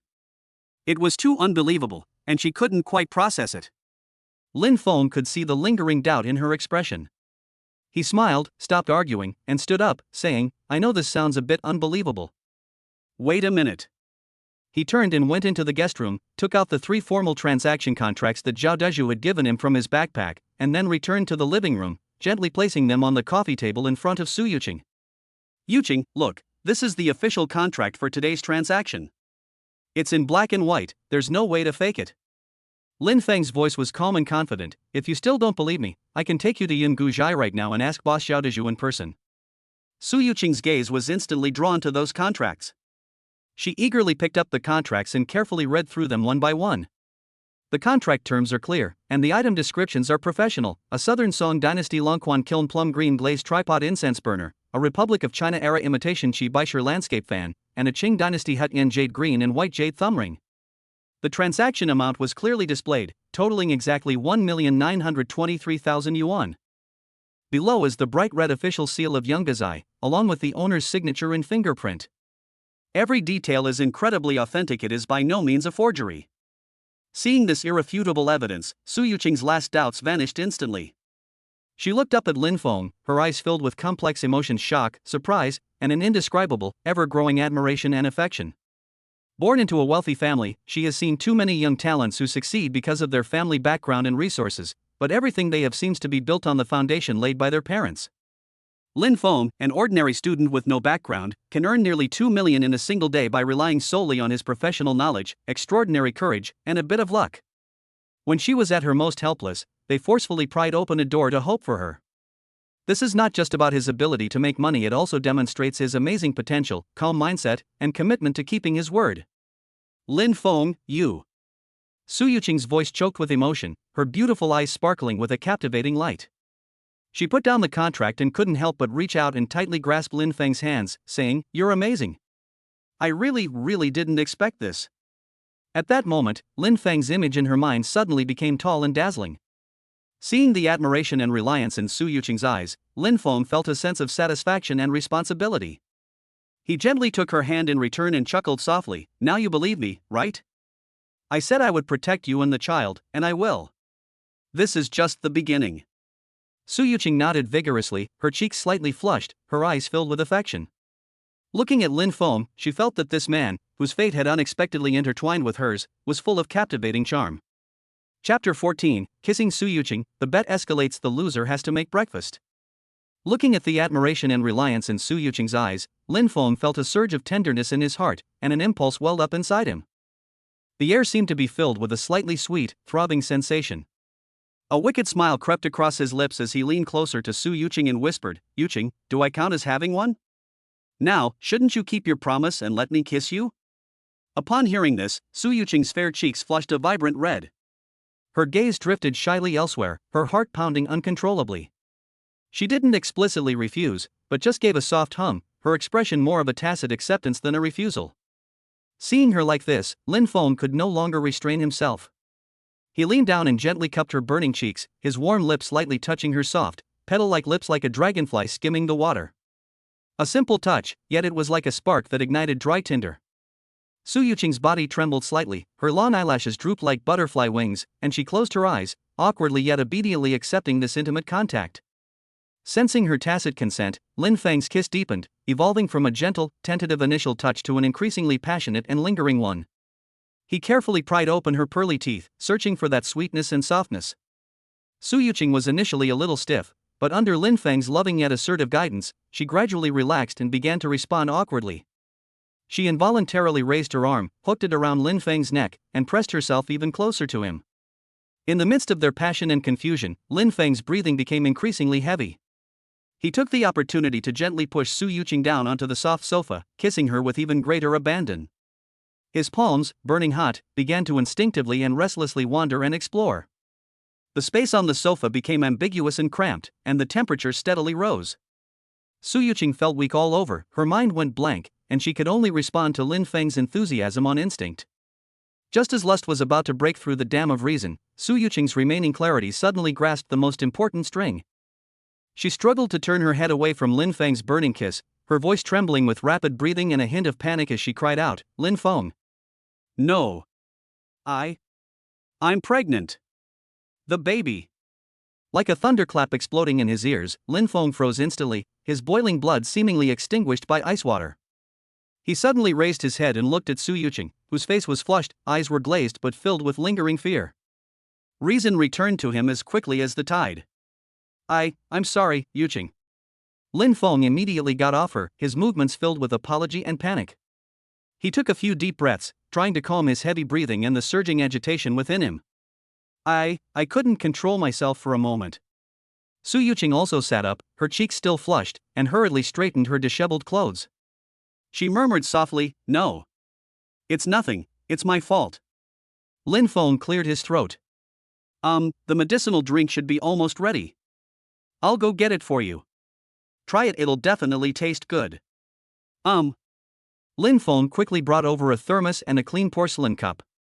He carefully poured a small half-cup of dark amber-colored medicinal soup into the porcelain cup, and a warm aroma mixed with the fragrance of dates, herbs, and faint flowers immediately filled the air. He gently blew on it, then handed it to Su Yuqing and said softly, "Here, smell it first. It smells very nice. I specially mixed it, and there's no bitterness at all." Su Yuqing followed his instructions and took a sniff. Just as Lin Feng had said, the aroma was mild and mellow, without any of the bitterness of ordinary medicinal tea. Instead, it calmed her mind. She took the cup, blew on it, and then tentatively took a small sip. "How is it?" Lin Feng looked at her expectantly. It tastes great." Su Yuqing took a few more sips, nodded sincerely, and a comfortable smile appeared on her face. "It feels very comfortable." Seeing that she liked it, Lin Feng smiled and sat down next to her. "Yuqing, what's your favorite cuisine?" Without hesitation, Su Yuqing replied, "My hometown is Hangzhou, so naturally I love Zhejiang cuisine the most. My family also adores the taste of Zhejiang cuisine." Her tone was filled with longing for the flavors of her hometown. Upon hearing this, Lin Feng's eyes lit up, and he immediately said, "That's great, I'll cook for you from now on." Su Yuqing turned her head in surprise, her beautiful eyes full of doubt. "You can cook Zhejiang cuisine?" In her memory, although Lin Feng's home-cooked dishes were delicious, Zhejiang cuisine, as one of the 8 major cuisines of China, is known for its freshness, tenderness, and exquisite craftsmanship, and it is not something that can be mastered casually. Lin Feng, however, looked relaxed, with a hint of smugness. "Zhejiang cuisine isn't that difficult, is it? If I don't know how, I can learn." Su Yuqing scolded, "Don't underestimate Zhejiang cuisine.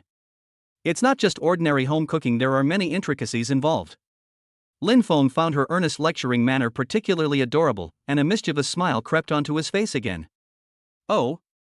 It seems difficult. How about we make another bet?" Su Yuqing glared at him. "What mischief are you up to now? Are you trying to kiss me again?" She subconsciously touched her lower abdomen. That was so dangerous. What if I hadn't been able to control myself and hurt the baby? Seeing this, Lin Feng immediately stopped grinning and put on a serious expression. "I promise I won't kiss you this time. If I can cook authentic Zhejiang cuisine, how about you make me breakfast tomorrow morning? That's not an unreasonable request, is it?" Hearing him say that, Su Yuqing felt relieved. After thinking about it, she found the bet quite interesting. She was confident in her own taste buds and didn't believe Lin Feng could really conquer it in a short time. "Okay. It's a deal. If you can really cook the Zhejiang cuisine I like, I'll make you breakfast tomorrow morning." She paused, then asked slyly, "What if you lose?" Lin Feng shrugged, looking like he'd been cheated. "If I lose, I'll make you breakfast tomorrow." Su Yuqing immediately realized what he meant and playfully punched him. You sly fox. You'll be cooking breakfast tomorrow morning no matter who wins. What kind of bet is that?" Lin Feng laughed and challenged, so, tell me if you dare to bet or not. Provoked by his words, Su Yuqing's competitive spirit was also ignited. As the eldest daughter of the Su family, how could a simple breakfast possibly stump her? Let's bet. Who's afraid of who? I don't believe you can cook authentic Zhejiang cuisine. Alright, it's a deal. Lin Feng stretched out his finger to make a pinky promise, but Su Yuqing laughed and slapped it away. Now tell me, which Zhejiang dishes do you like to eat?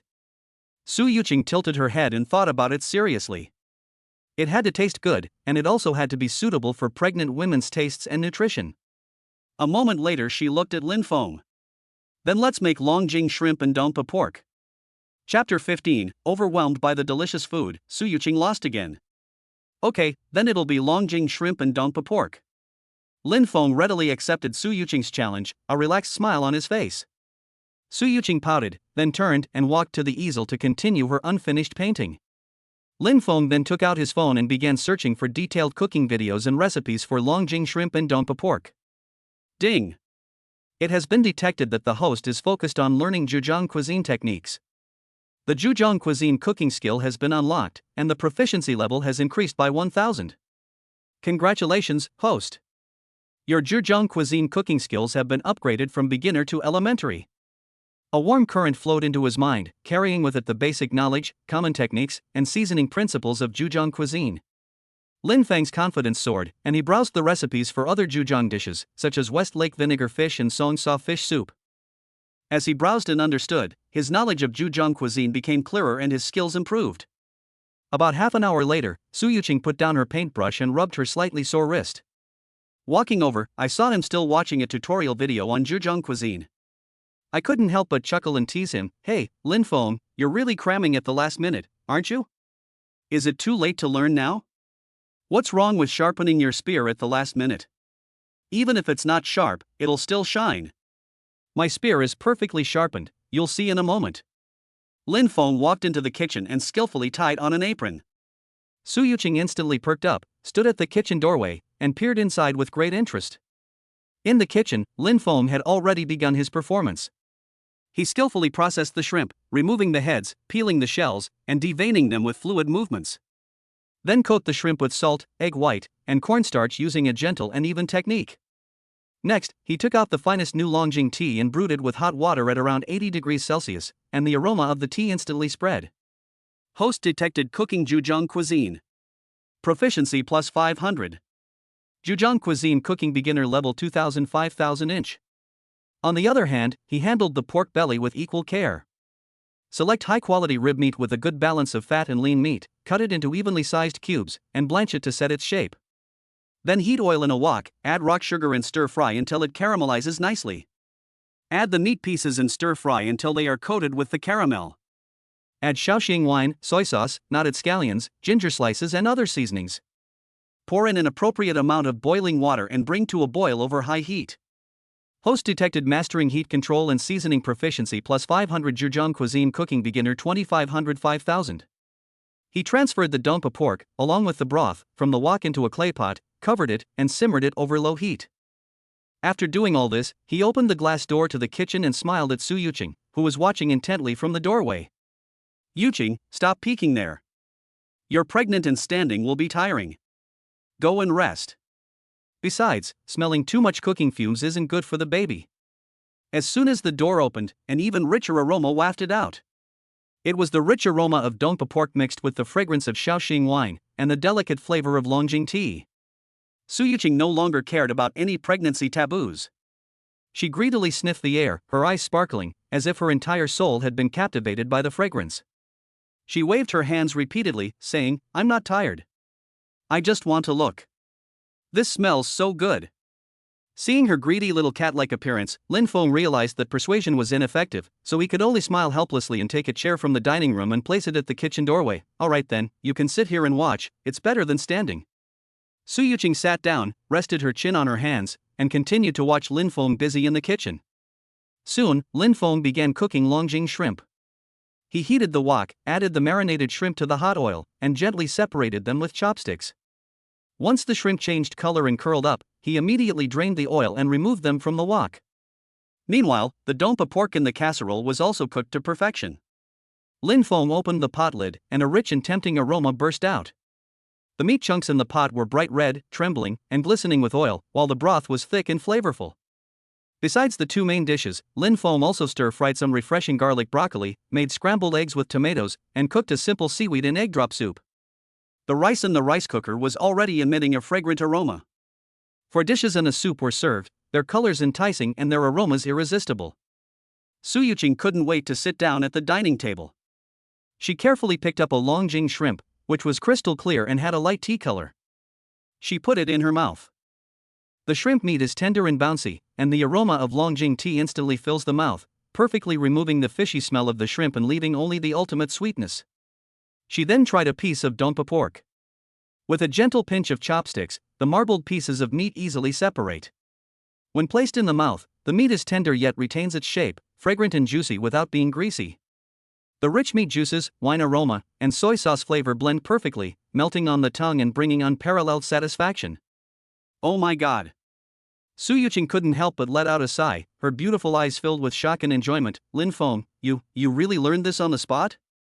While the taste might be slightly inferior to that of the chefs in her family in terms of controlling the heat, it has definitely reached a professional level and far surpasses many restaurants outside that advertise Zhejiang cuisine. As she ate, she mumbled, oh no, if I eat like this every day, I'll definitely get as fat as a ball.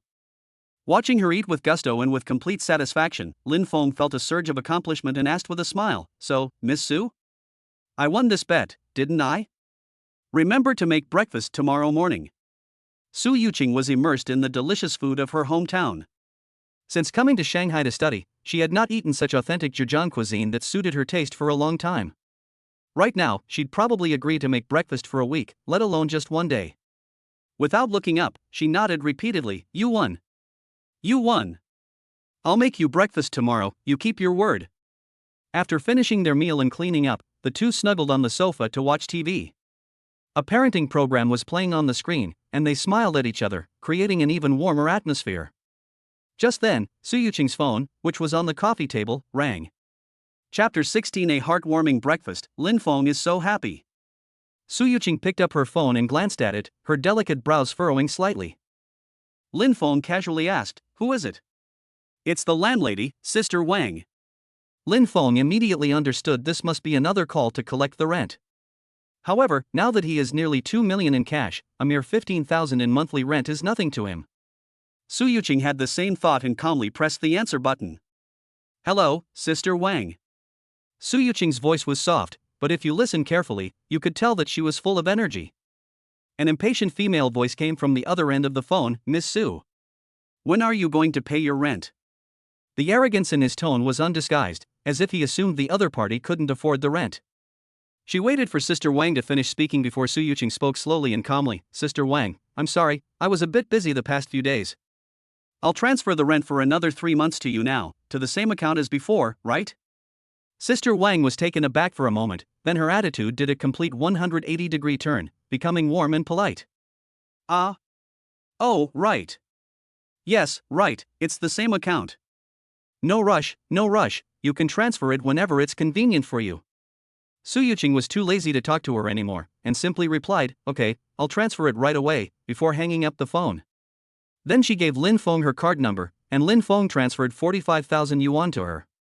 Lin Feng then remembered that he had borrowed 15,000 yuan from Wang Hao.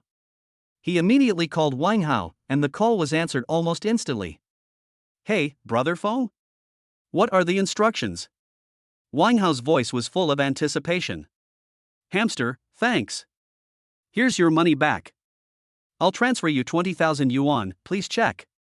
Lin Feng said with a smile. 20,000? Holy crap. You really have 20,000? Wang Hao's voice rose instantly, filled with shock. Brother Feng, you've really struck it rich? Made a small profit. Awesome. Brother Feng is awesome. When are you going to mentor me? Wang Hao shouted excitedly on the other end of the phone. After a brief chat, Lin Feng hung up the phone. Having resolved these trivial matters, the two smiled at each other, snuggled together on the sofa, and watched TV for a while longer. Because of her pregnancy, Su Yuqing was prone to fatigue and quickly fell asleep. Lin Feng lay in bed, but couldn't fall asleep. His mind began to plan for tomorrow and the distant future. The 1.92 million yuan earned today is undoubtedly a huge sum of money that can change the fate of most ordinary people. If they spend it frugally, it may even be enough for a lifetime. But Lin Feng knew very well that this amount of money was far from enough for him. Su Yuqing is the daughter of the Su family in Jiangnan, a truly prestigious family with a history of over a century. They are a family of scholars with businesses all over the world, a profound family heritage, and a net worth of tens of billions. My own million-plus yuan is probably nothing compared to the Su family's wealth. To gain the Su family's approval, marry Su Yuqing openly and honorably, and protect her and their child, he needed to accumulate more and more capital faster. Right now, the fastest way is undoubtedly to continue picking up bargains. This is his biggest advantage, and he must make good use of it and not waste it. Su Yuqing woke up around 7 a.m. the next morning. She remembered the bet from yesterday, and after washing up, she went into the kitchen to prepare breakfast. As an heiress from a wealthy family, she was hardly skilled at cooking. Standing in the kitchen, I was at a loss as to where to start, so I decided to do whatever was easiest. She took out toast, eggs, and milk from the refrigerator, planning to fry 2 eggs, heat up the milk, and serve it with the toast for a simple breakfast. When Lin Feng woke up and walked out of the guest room, this was the scene he saw. Morning light streamed through the window, illuminating Su Yuqing's slender figure. She clumsily cracked eggs, carefully sliding the egg mixture into the frying pan, her neck slightly hunching as oil splattered. This scene instantly filled Lin Feng's heart with happiness and a sense of superiority. Su Yuqing, the undisputed campus belle of Shanghai University, possesses a cool and aloof temperament and stunning beauty. She was pursued by countless suitors, including wealthy second-generation heirs from prominent families, outstanding students, and various talented young men. Those people, let alone having Su Yuqing cook for them, would probably be so excited that they couldn't sleep for days just to get a glance from her or have a few words with her. At this moment, this young lady from a wealthy family in Jiangnan, the dream lover whom countless people revere as a goddess and yearn for but cannot have, is preparing breakfast for Lin Feng in a kitchen filled with the warmth of everyday life, somewhat awkwardly. This sense of satisfaction and superiority is immeasurable by money. A warm feeling welled up in Lin Feng's heart, and a gentle smile appeared on his face. He admired it for a moment, then thought of Su Yuqing's pregnancy and couldn't bear to see her overworked. He strode into the kitchen, naturally took the spatula from her hand, and said softly, "I'll do it. You go sit down and rest for a while, just wait for the food. You're a priority now." "Humph, who do you think you are? I can still fry an egg." Yes, our Miss Su is the best. But from now on, leave this kind of oily and fumes-filled work to me." Soon, a simple breakfast was ready. Golden fried eggs, slightly charred toast, and warm milk. The two sat at the table, enjoying the peaceful and cozy morning light. After finishing breakfast, Lin Feng got up to put on his coat and said to Su Yuqing, "I'm getting ready to go out. I need to earn more money today. Take good care of yourself at home. If you don't feel like cooking, order takeout from reputable restaurants. Don't worry about the price. We have money now, we can't let you and the kids suffer." Su Yuqing put down her milk glass, walked to his side, and said softly, "Lin Feng, I want to go out for a walk with you today." Seeing Lin Feng's somewhat surprised look, she explained, "I stayed home all day yesterday and got a little bored. The doctor also said that moderate exercise is good for the fetus. Besides, I really wanted to see for myself how you picked up the loophole." Lin Feng really hadn't expected her to make this request. He hesitated for a moment, thinking that taking her out for a walk would be good, better than her staying cooped up at home alone. Moreover, letting her witness her own abilities might make her feel more at ease. Sure, Lin Feng agreed with a smile, reaching out to tidy up the stray hairs on her forehead. "Then let us go together." "Okay." Su Yuqing's face immediately lit up with a bright smile when she saw him agree. After quickly tidying up, the two went out together. Chapter 17 reminds Uncle Zhou, which brings trouble upon himself. During breakfast, Lin Feng used his phone to search for other antique markets in Shanghai. Although he made a good haul at the antique street yesterday, the good stuff is limited. After his sweep, it's unlikely that any amazing finds will slip through his net in the short term. He'll need to rest for a while before he can harvest again. The map shows that there are 4 or 5 other antique streets of similar size in Shanghai. Lin Feng randomly chose a place called Wenhua Street Antique Market as his target for the day. The two took a taxi and arrived at their destination in about half an hour. Lin Feng took Su Yuqing's hand and started the scanning mode again. The eye of discernment operates silently, and as his gaze falls upon something, information about each item flashes rapidly through his mind. I visited 2 stalls in a row. The items were varied, but unfortunately, they were either modern imitations or genuine products with prices already capped by the stall owners, leaving no room for profit. When we reached the 3rd stall, we saw the stall owner, a thin man with a mustache and shrewd eyes. He was haggling with a middle-aged man wearing a polo shirt and glasses, who looked like an intellectual, and was spitting as he spoke. The focus of their argument was a Warring States period bronze crossbow mechanism inlaid with gold cloud patterns. "Boss, can you lower the price a bit more?" "450,000, I'll take it for 450,000. The middle-aged man held the crossbow in his hand, admiring it with obvious delight, his face showing a mixture of determination and regret. "Oh my, sir, this is a genuine Warring States period gold inlaid crossbow. Look at its condition, the gold inlay craftsmanship. 500,000 is the bottom price. Not a penny less. Go and find out how hard it is to find one of these days." He said that, but he knew perfectly well that it was a fake. When he was talking to the middle-aged man, the expert could tell at a glance that the man didn't know anything about antiques and only had a superficial understanding. And indeed, that was the case. The middle-aged man was actually a martial arts master. He dressed like that on purpose to avoid being ripped off, but people still managed to see through him. Lin Feng's gaze fell on the crossbow, and information instantly surfaced. Item: modern high-quality replica of a Warring States period bronze crossbow with inlaid gold cloud pattern. Material: bronze, chemical gold powder. Era: modern. Authenticity: fake. The aging process is passable, but the rust is exaggerated and the gold inlay is not done in the ancient style. Value: market value estimated at 1,000–2,000 yuan as a handicraft. Vendor's price: 500,000 yuan. Lin Feng frowned slightly. If this middle-aged man were to buy a counterfeit item that only costs a few thousand yuan to produce, he would suffer a huge loss. He saw that the man had a kind face and didn't seem like a cunning person, so he guessed that the man really liked him, but he wasn't discerning enough. Seeing that the middle-aged man seemed about to be persuaded by the stall owner and was preparing to grit his teeth and make the purchase, Lin Feng took a step closer and said, seemingly casually, "Sir, the components of these weapons are particularly complex, especially the inlaid gold." Upon hearing this, the middle-aged man's hand holding the crossbow froze, and the enthusiasm on his face quickly faded. Although he wasn't a top expert, he had done some research, and after Lin Feng's reminder, he immediately realized something was wrong. He took a deep breath, put the crossbow back on the stall, waved to the stall owner, and said in a cold tone, "Boss, this thing. I'll think about it some more." After saying that, she gave Lin Feng a grateful look. Seeing his prize slip away, the stall owner with the mustache's face instantly darkened. He glared fiercely at Lin Feng, his eyes filled with resentment. But because there were people around, he couldn't lash out directly, so he just squeezed out a few words through gritted teeth. "Humph, if you don't understand, don't talk nonsense." Lin Feng was too lazy to argue with him. He pulled Su Yuqing away from the stall, with the middle-aged man following behind them. After the three left, the man with the mustache took out his phone and made a call. "Hey, Kai, are you gone yet? You haven't come over yet. Someone's causing trouble." "Okay, uncle. We just got on the bus and we're on our way." Lin Feng and his companions walked to a less crowded area. The middle-aged man stopped, turned around, and solemnly extended his hand to Lin Feng. "Young man, thank you so much. If you hadn't reminded me, I would have been in big trouble. My name is Zhou Yong, what's your name?" Lin Feng shook hands with him and smiled. "Uncle Zhou, you're too kind."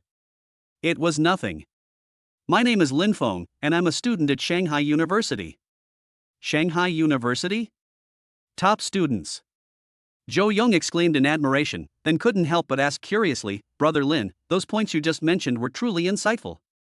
To be honest, I've looked at some materials, but I just couldn't figure it out." Su Yuqing blinked her big eyes and looked at Lin Feng curiously, wanting to hear his insightful opinion. Lin Feng smiled and explained in relatively simple language, "Mr. Zhou, the rust on Warring States bronzes, buried for thousands of years, is layered and penetrates deep into the texture, resulting in a naturally deep and stable color."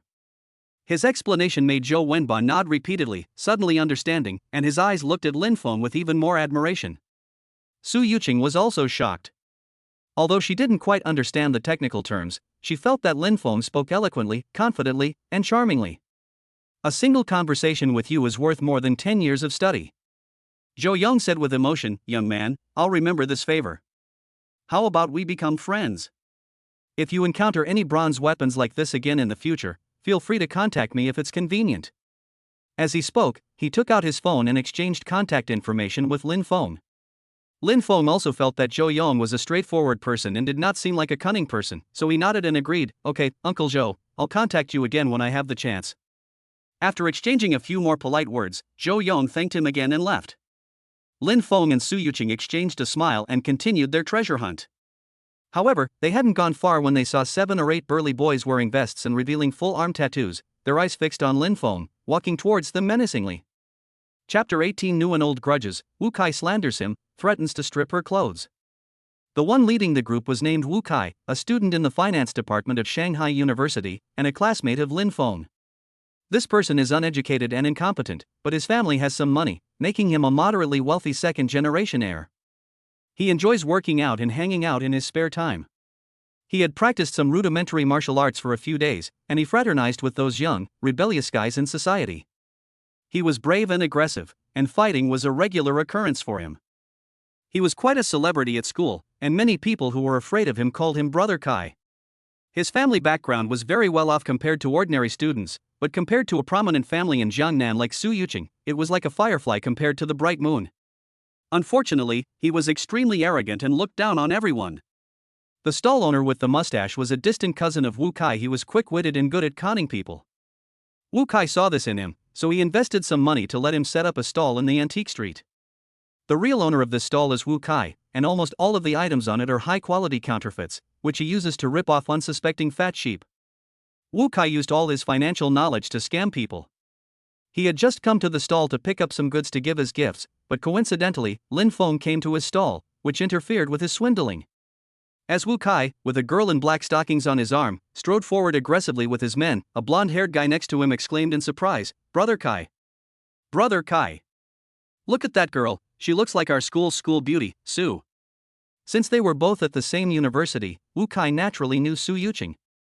This classic campus beauty was the object of his countless midnight dreams.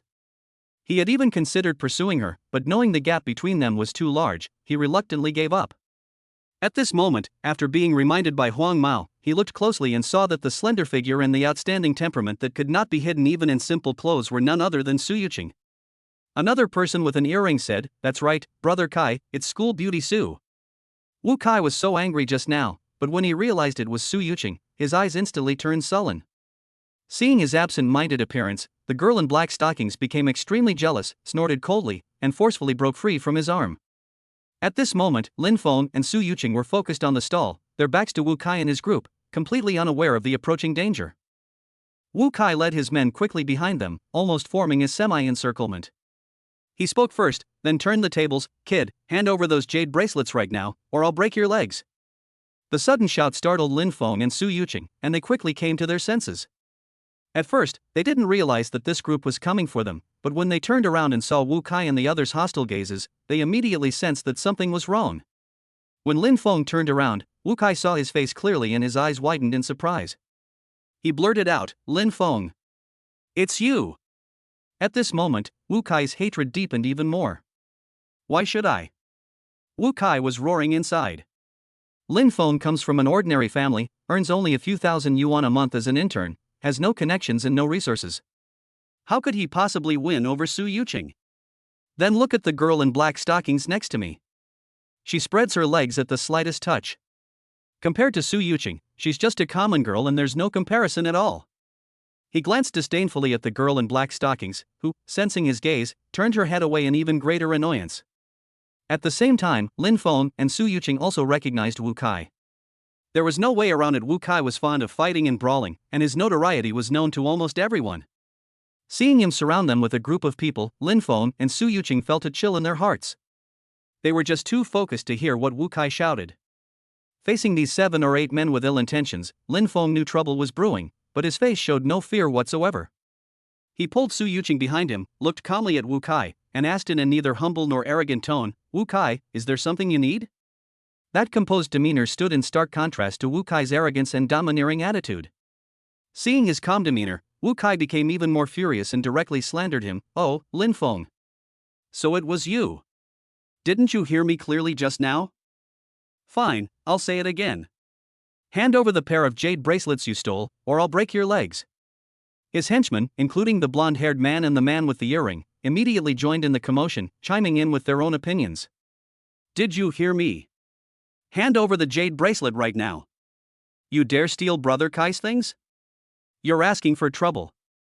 If you don't hand it over, I'll beat you to death today. The argument immediately attracted the attention of many people.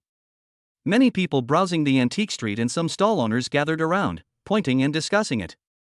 Lin Feng frowned slightly and said loudly, I don't know anything about jade bracelets. Don't slander me here.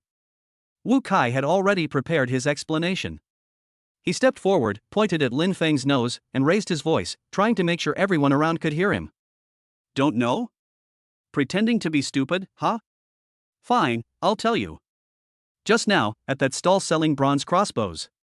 You pretended to look at something, and while my cousin was negotiating the price with the buyer, you stole a pair of mutton fat jade bracelets. Those bracelets were worth $1 million. This constitutes theft, and the amount involved is substantial. If I call the police, you could be in jail for 10 or 8 years.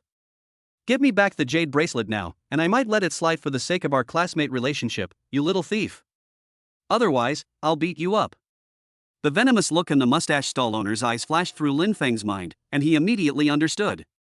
This is clearly revenge. Because he ruined the other party's 500,000 yuan business deal, they set a trap to frame him. Wu Kai, stop making baseless accusations. Lin Feng's voice turned cold. I didn't take any jade bracelet at all.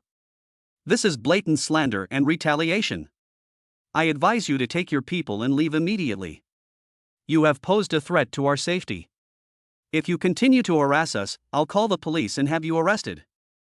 Although Su Yuqing was somewhat frightened, seeing Lin Feng being so slandered, she mustered her courage and stepped out from behind him, her pretty face frosty, her voice carrying an undeniable force. Wu Kai! Don't talk nonsense. How could Lin Feng steal anything? You're framing him. If you don't leave, we're really calling the police. Upon hearing Lin Feng and Su Yuqing's words, Wu Kai was not afraid at all. Instead, he let out a contemptuous and mocking laugh, and his followers joined in the laughter. Ha ha ha. Call the police? Arrest me? Wu Kai's laughter stopped abruptly, his eyes turning increasingly sinister as he looked at Su Yuqing, school beauty Su. This guy not only stole things, but also used sweet talk to get you. He's a shameless and despicable scumbag. Don't be fooled by his face. Then, he turned to Lin Feng, his tone full of provocation. You, Lin Feng. I didn't call the police to arrest you, but you want to call the police to arrest me instead. You really don't know what's good for you. Since that's the case, then don't blame me for being impolite. I've changed my mind. I won't hate you yet. Come on, you guys, strip Lin Feng naked. I need to search him for those jade bracelets. Chapter 19. Su Yuqing fiercely protects her husband. Lin Feng unlocks Bajiquan 8 Extremities Fist. Having received Wu Kai's orders, the henchmen, each emboldened by their master's power, wore lewd and vicious smiles and chimed in with their own opinions. Did you hear me? Brother Kai told you to take your clothes off. Do you want to do it yourself, or should we brothers help you? You're so delicate, don't force us to use force. As they spoke, they rubbed their hands together, making a move to pull Lin Feng away. Lin Feng felt extremely threatened. In broad daylight, in front of everyone, if these thugs really stripped him of his clothes in public, it would be an utter disgrace, even worse than being beaten up. His muscles tensed instantly, ready to fight back desperately. At this critical moment. Ding! Host detected to be in danger. The practical martial art, Bajiquan, has been unlocked, proficiency plus 1000. Congratulations, host. Your Bajiquan skills have improved from beginner to elementary level, and your physical strength has doubled. A surge of knowledge and muscle memory regarding Bajiquan's power generation techniques, basic footwork, and routines instantly flooded into Lin Feng's body and mind. He felt as if a steady yet explosive power had been injected into his limbs and bones, and his waist and stance became one, generating strength on their own. Lin Feng was overjoyed. It was like a pillow being delivered just when he was sleepy. The system was indeed very helpful. Just as Lin Feng was slightly stunned by the sudden power and was getting used to this new feeling, a slender figure went around from behind him and opened her arms without hesitation to block him. It's Su Yuqing. Her pretty face turned pale, but her eyes were unusually firm. She snapped at Wu Kai and the others. What do you think you're doing? Don't touch him. She knew her own identity well. Wu Kai and his men would never dare to harm her. As long as she stood in front, she could temporarily stop them from attacking Lin Feng. Looking at the slender figure blocking his way, Lin Feng was instantly filled with immense emotion. This seemingly frail girl had the courage to step forward and protect him in a moment of crisis. But at the same time, an even stronger worry followed. She was pregnant. What if the other party became desperate and hurt her in the process of pushing and shoving? Seeing Su Yuqing so protective of Lin Feng, Wu Kai's jealousy burned so fiercely that he almost lost his reason. He sneered sarcastically, "Oh ho? Lin Feng, you're something else. Hiding behind a woman? You're really something. Trying to live off a woman, huh?" His followers immediately joined in the commotion, spewing all sorts of vulgarities and mockery. "Su, the campus belle," Wu Kai said, looking at Su Yuqing with a threatening tone, "do you think that just because you're standing in front of me, I can't touch him? There are so many of us, you can't stop him by yourself." Upon hearing this, Su Yuqing's heart sank even further. Wu Kai was right, the other side outnumbered them, and he couldn't stop them by himself. Run? There were so many of them, and Lin Feng certainly wouldn't want to leave her behind and run away alone. Moreover, if they run away, it will seem as if they really stole someone's jade bracelet, making others think they have a guilty conscience. Call the police? A distant source of water cannot quench a nearby fire. She clenched her fists tightly, her nails almost digging into her palms, her heart filled with helplessness and worry, and fine beads of cold sweat appeared on her forehead. Just as Su Yuqing was anxious and Wu Kai and the others were about to force their way around her, a warm and strong hand gently touched her shoulder. Lin Feng took a step forward, once again shielding her behind him. He turned to face her, his eyes steady and powerful, a reassuring smile on his lips, and said softly, "Don't worry, Yuqing, step back a little. They can't hurt me." Su Yuqing looked at him, her beautiful eyes filled with disbelief. "Lin Feng, don't be reckless. There are more of them, and Wu Kai has trained." She knew Lin Feng's background well. How could an ordinary student possibly deal with so many thugs who were always fighting? Lin Feng shook his head, looking at her with a firm gaze. "Trust me, it'll be all right. Go to a safe place and don't distract me." His tone carried an unquestionable confidence and a sense of reassurance. Seeing the powerful confidence in Lin Feng's eyes, Su Yuqing's originally flustered heart was strangely calmed down a bit. She bit her lip, but ultimately chose to believe him. She slowly took a few steps back, but her gaze remained fixed on him, her heart pounding. Lin Feng turned around again to face Wu Kai and his group. Although he acquired basic Bajikwan skills and gained a lot of confidence, he was not blinded by it. There were 8 people on the other side. As the saying goes, even 2 fists can't beat 4 hands, and even a tiger can't withstand a pack of wolves. If the enemy attacks all at once, even if I can take down a few, I will inevitably suffer losses, and it is difficult to guarantee that Su Yuqing will not be affected in the melee. We must find a way to break this deadlock. His mind raced, a mocking smile appeared on his face, and he stared directly at Wu Kai, saying loudly, "Wu Kai, is this all the grit you have? You shrink back when something happens, letting these scoundrels gang up on me and bully me alone? Is this how you act as a big brother? If word gets out, aren't you afraid people in the underworld will laugh at you, seeing you as a cowardly weakling who only knows how to bully lone wolves because of your numbers?" He spoke loudly, and immediately a murmur of discussion arose among the crowd. Exactly, what kind of skill is it for 7 or 8 people to bully one person? The leader looks respectable, but he's just a hypocrite. Let's have a one-on-one fight. If you're a man, let's fight one-on-one. The jeers and jeers from the onlookers felt like needles pricking Wu Kai's sensitive nerves. He was already very concerned about his reputation, and after being provoked by Lin Feng and being pointed at and talked about by everyone, he immediately became furious and embarrassed. Moreover, he had indeed practiced free fighting for a period of time and considered himself quite skilled, believing that he could easily take down 3 or 5 ordinary students. He knew Lin Feng's background well. He had never learned any fighting techniques, so how could he possibly be his opponent? Hold! Wu Kai cursed angrily, pushed aside his henchman, walked up to Lin Feng, pointed at his nose, and said, "Fine. Lin Feng, you want to fight me one-on-one, huh? No problem. I'll play with you today. I'll beat you to a pulp and make you beg for mercy on your knees." Seeing that he had fallen for the trap, Lin Feng sneered inwardly, but his face remained calm and confident. "Fine, a one-on-one fight it is. But we have to agree on this: if you lose, you can't cry, and you can't call the police or your parents afterwards. Do you dare?" Ha ha ha. Wu Kai seemed to have heard the biggest joke in the world and burst into laughter, which was followed by a burst of laughter from his followers. You think I'd lose to you? Lin Feng, are you out of your mind? Brother Kai, knock him down with one punch. Let him know what a real beating is. After laughing, Wu Kai cracked his neck, then fidgeted with his fingers, grinning maliciously. Call the police? When have I ever called the police in a fight? If I don't beat the shit out of you today, you'll consider yourself clean. Lin Feng stopped wasting words with him, his eyes narrowed, he lowered his waist and sat on his horse, his feet neither too far apart nor too far apart, his hands one in front of the other, loosely clenched into fists, assuming an ancient and steady starting stance. Although it was only at the beginner level, once the stance was adopted, an aura different from street fights, carrying the characteristics of traditional martial arts, was subtly emanated. Alright, stop your babbling.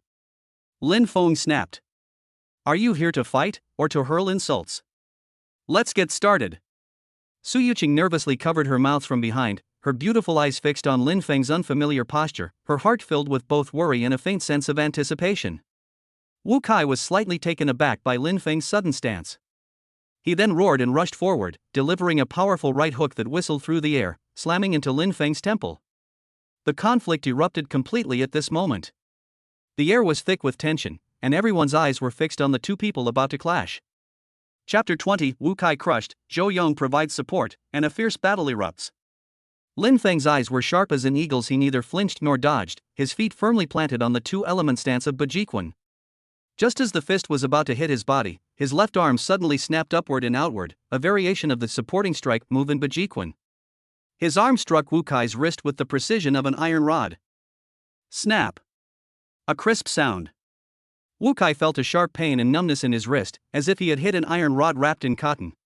His punch was instantly broken, leaving his center wide open. He was horrified, and before he could react, Lin Feng's right fist was like a cannonball, a simple and swift supporting punch aimed straight at his chest. Bang! Wu Kai grunted, feeling a powerful force penetrate his body. He stumbled back 3 steps, his chest heaving with blood and chi, his face filled with disbelief. Lin Feng pressed his advantage relentlessly, his footwork steady and swift as he closed in on Wu Kai. Using both hands, alternating between fists, palms, and elbows, the moves are simple yet powerful, with explosive and short bursts of force. The face-facing palm strikes straight at the face, the heart-piercing elbow feints to force the opponent to defend, and the mountain-splitting palm strikes down on the shoulder blade. Bang! Bang! Smash! Wu Kai may have some brute strength and fighting skills, but in front of Lin Feng's orthodox Bajiquan, he was like a child waving a stick, full of flaws. He could only parry and retreat helplessly, powerless to fight back. Every collision caused him excruciating pain in his arm, as if his bones were about to crack. The onlookers were stunned. They had expected a one-sided beating, but instead, it was this seemingly refined young man who was beating the arrogant gang leader. The fists whistled through the air, the footwork was steady, and every move carried an ancient and powerful beauty. Su Yuqing covered her mouth, filled with shock and disbelief. She had never seen Lin Feng fight, let alone knew that he possessed such formidable martial arts skills. Looking at Lin Feng's steady and powerful figure, an indescribable sense of security and pride quietly grew in her heart. Seeing that Wu Kai had been beaten into complete disarray and was trembling with fear, Lin Feng knew that the time had come. He took a deep breath, suddenly exerted force with his waist and hips, and with an incomparably domineering Iron Mountain lean, he solidly crashed into Wu Kai's wide-open arms. Boom! Wu Kai felt as if he had been hit head-on by a speeding car. His feet left the ground instantly, and he flew 3 or 4 meters away before crashing heavily to the ground with a thud. It rolled around twice more before stopping, curled up and groaning in pain, unable to get up for a moment. Ding! Host detected using Bajiquan. Proficiency increased by 1000. Bajiquan beginner level, 1500 5000 inch. Lin Feng slowly withdrew from his stance, his breathing slightly rapid, but his eyes were sharp, and his posture was as firm as a mountain, exuding an aura that was not to be trifled with. He glanced coldly at Wu Kai, who was struggling on the ground, as if he had only done something insignificant. Lin Feng. Are you all right? Su Yuqing rushed over immediately, nervously grabbing his arm and looking him up and down. Her eyes held both lingering fear and undisguised surprise and admiration. The surrounding crowd erupted in gasps and murmurs. My God! This young man is amazing. What kind of kung fu is that? It's incredible. Serves him right. Let that kid be arrogant, he's bitten off more than he can chew. Looking at him so delicate and frail, I never expected him to be a martial arts expert. Wu Kai's henchmen were all dumbfounded. They looked at Wu Kai, who was groaning in pain on the ground, and then at the imposing Lin Feng. Their faces were filled with fear, and their arrogance from before had vanished. Wu Kai, lying on the ground, struggled to sit up, his chest aching and his breathing labored. His eyes were filled with shock, resentment, shame, and raging fury as he looked at Lin Feng. Wu Kai was utterly and decisively defeated in front of everyone by a poor student he had always looked down upon. This was an absolute disgrace. Ugh! Wu Kai let out a roar like a wounded beast, his reason completely consumed by rage. What the hell are you all standing there for? Get him! All of you, get him! Cripple him! I'll take responsibility if anything happens. The henchmen looked at each other in bewilderment. They were often in fights, so they were quite perceptive. The skills Lin Feng just displayed were definitely not something an ordinary student could possess. He was clearly a professional martial artist. Their hearts pounded with fear. But intimidated by Wu Kai's usual tyranny, and knowing they outnumbered him, they figured a swarm might be just what they needed. Damn it! Let's go all out. Attack him all at once. He's all alone. The thugs emboldened each other, shouted, and surrounded Lin Feng again, about to pounce on him. Lin Feng's eyes narrowed, and he shielded Su Yuqing behind him, his muscles tensing up once more, ready to face the chaotic battle. Su Yuqing was so nervous that her palms were sweaty, and she gripped the hem of her clothes tightly. The onlookers gasped in surprise and quickly backed away, afraid of being caught in the crossfire. Stop it, all of you! In broad daylight, outnumbering and bullying each other, who gave you the guts? A loud, booming shout suddenly rang out, its sound waves rolling and making people's eardrums buzz, instantly drowning out the noise at the scene. Lin Feng looked up and saw the crowd part to reveal a figure walking quickly towards him. It was none other than Uncle Zhou Yong, who had returned. Su Yuqing was also taken aback, not expecting Uncle Zhou to return. Zhou Yong was browsing other stalls when he heard the commotion. He heard that there was a fight, and that the larger group was bullying the smaller one. He was a martial artist by nature, with a chivalrous heart and an understanding of the principle of stopping war is the way of martial arts. He came over to check and see if he could separate the two sides to prevent anyone from getting hurt. Unexpectedly, when he squeezed through, he found himself surrounded by Lin Feng, the young friend who had helped him earlier. Seeing the menacing aura of those thugs, he was immediately enraged and finally spoke up to stop them. Uncle Zhou? Why are you back? Lin Feng was a little surprised. Zhou Yong quickly walked to Lin Feng's side, stood shoulder to shoulder with him, and gave a brief explanation. As he spoke, his gaze swept over the disheveled Wu Kai on the ground, a hint of doubt flashing in his eyes, and he asked Lin Feng, "What happened?" Lin Feng said frankly, "Uncle Zhou, to be honest, I'm the one who injured this person." Upon hearing this, Zhou Yong's face immediately showed shock, and he looked Lin Feng up and down again. "Young man, you know Kung Fu?" Lin Feng smiled and casually made up an excuse, "I only know a little bit about Bajiquan. There is an old master in my hometown who practices Bajiquan. When I was a child, I was playful and often went to his place to learn some basic skills to improve my health." Hearing this, Su Yuqing, who was standing next to him, immediately felt that she had been deceived. She couldn't help but roll her eyes at Lin Feng and complained in her heart, "Your hometown town has everything." At this moment, Wu Kai, barely managing to stand up, clutched his chest and roared at Zhou Yong, "Who the hell are you, you old bastard? Meddling in other people's business. Get the hell out of here. Or I'll beat you up too." He saw that Zhou Yong was wearing glasses and a polo shirt, looking very refined, and didn't take him seriously at all. His henchmen also became arrogant again, hurling all sorts of vulgar insults at Zhou Yong. Seeing this, the onlookers began to discuss it again, mostly worried about Zhou Yong, feeling that the man might be in trouble. Faced with the insults and contempt from the group of thugs, Zhou Yong shook his head, a helpless yet slightly mocking smile on his face. Without saying much, he took off his polo shirt, revealing the white tank top he was wearing underneath. Beneath the vest were bronze skin and well-defined, steel-like muscles. Those bulging pectoral muscles and sharply defined abdominal muscles all proclaim the terrifying power hidden within this body. This is not just a looker from the gym, but a combat-ready physique honed through countless trials. Upon seeing this physique, Lin Feng's eyes flashed with surprise. "Uncle Zhou, you know Kung Fu?" Zhou Yong laughed heartily, stretched his shoulders, making a slight cracking sound from his bones, and joked, "I run a martial arts school, what do you think?" Immediately, his gaze swept across Wu Kai and his group with lightning speed, his voice steady yet imposing. "Now, the two of us against the 8 of you, you're not at a disadvantage, are you? If you have the guts, then try making a move." Looking at Zhou Yong, who had taken off his coat and resembled a humanoid Tyrannosaurus Rex, Wu Kai felt a little scared. But he was used to being arrogant, and relying on his numbers, he steeled himself and roared, "Damn it! Stop playing tricks! What the hell are you all standing there for? Surround those two! Beat them to death!" He mustered his strength, endured the sharp pain in his chest, and once again assumed a fighting stance, ready to join his henchmen in attacking Lin Feng and Zhou Yong. Chapter 21 Fighting Back to Back, Police Criticism, Treasure Hunt continues. Upon hearing the order, Wu Kai's henchmen, though somewhat apprehensive, still managed to charge forward with a shout, surrounding Lin Feng and Zhou Yong, taking advantage of their numbers. Yuqing, quickly retreat to a safe place. Lin Feng hurriedly shouted to Su Yuqing.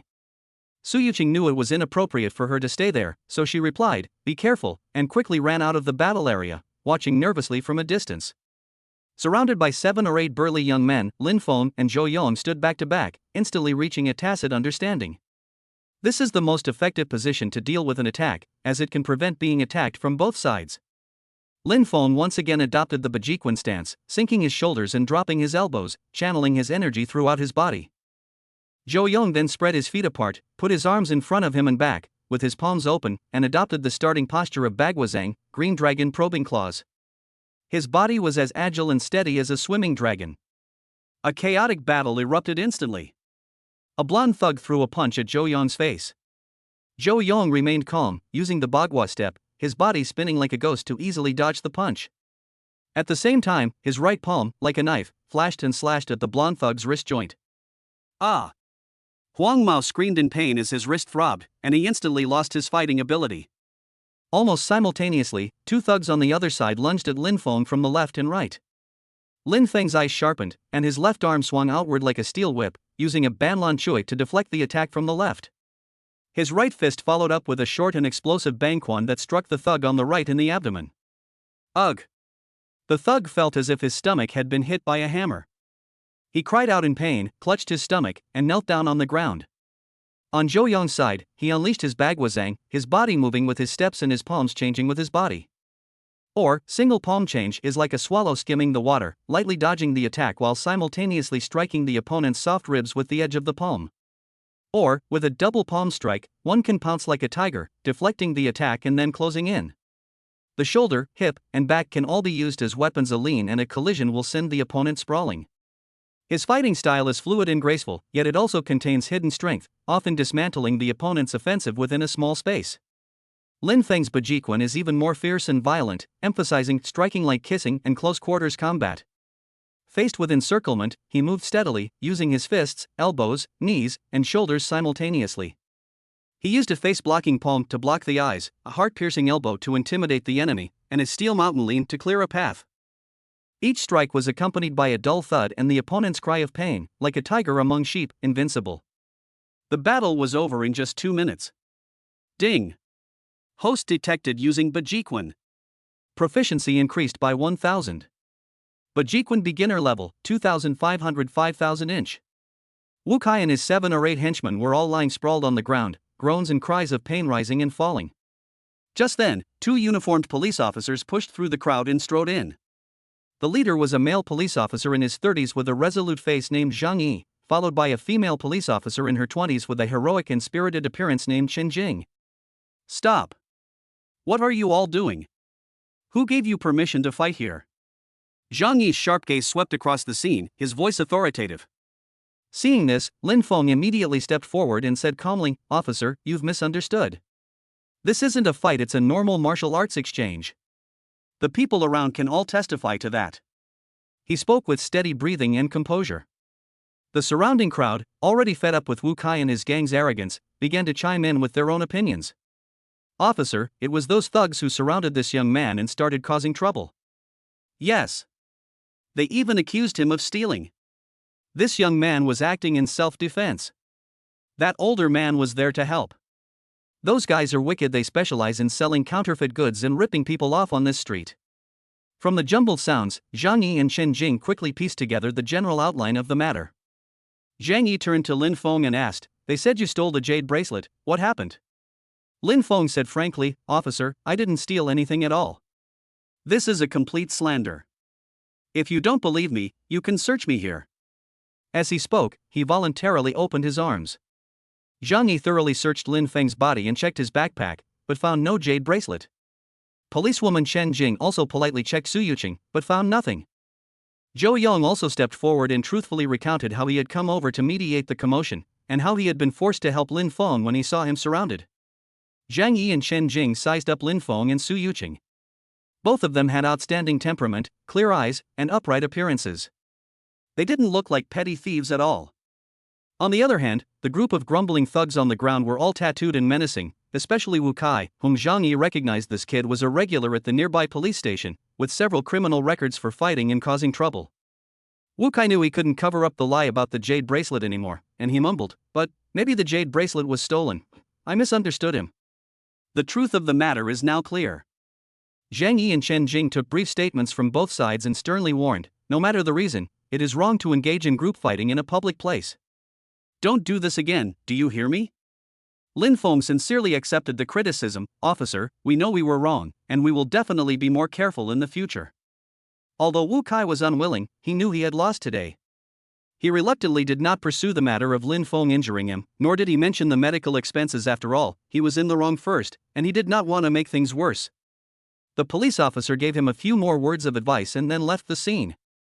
With his men's help, Wu Kai struggled to his feet. He glared fiercely at Lin Feng, his eyes filled with venom, and said, "Lin Feng, you just wait." Then he led a group of defeated soldiers away, cursing and limping. Watching their departing figures, Lin Feng understood that a grudge had been formed, and given Wu Kai's vengeful nature, there would definitely be more trouble to come. However, things have already come to this, and there's no use thinking about it too much. Besides, the root of the problem lies with Wu Kai. It was Wu Kai who sold counterfeit goods and cheated people, and it was also Wu Kai who brought people to find him. It's true that when you're in the martial arts world, you're not in control of your own destiny. Lin Feng couldn't help but feel a little emotional. After Wu Kai left, the crowd of onlookers gradually dispersed, but many people cast admiring glances at Lin Feng as they left. Zhou Yong laughed heartily and patted Lin Feng on the shoulder.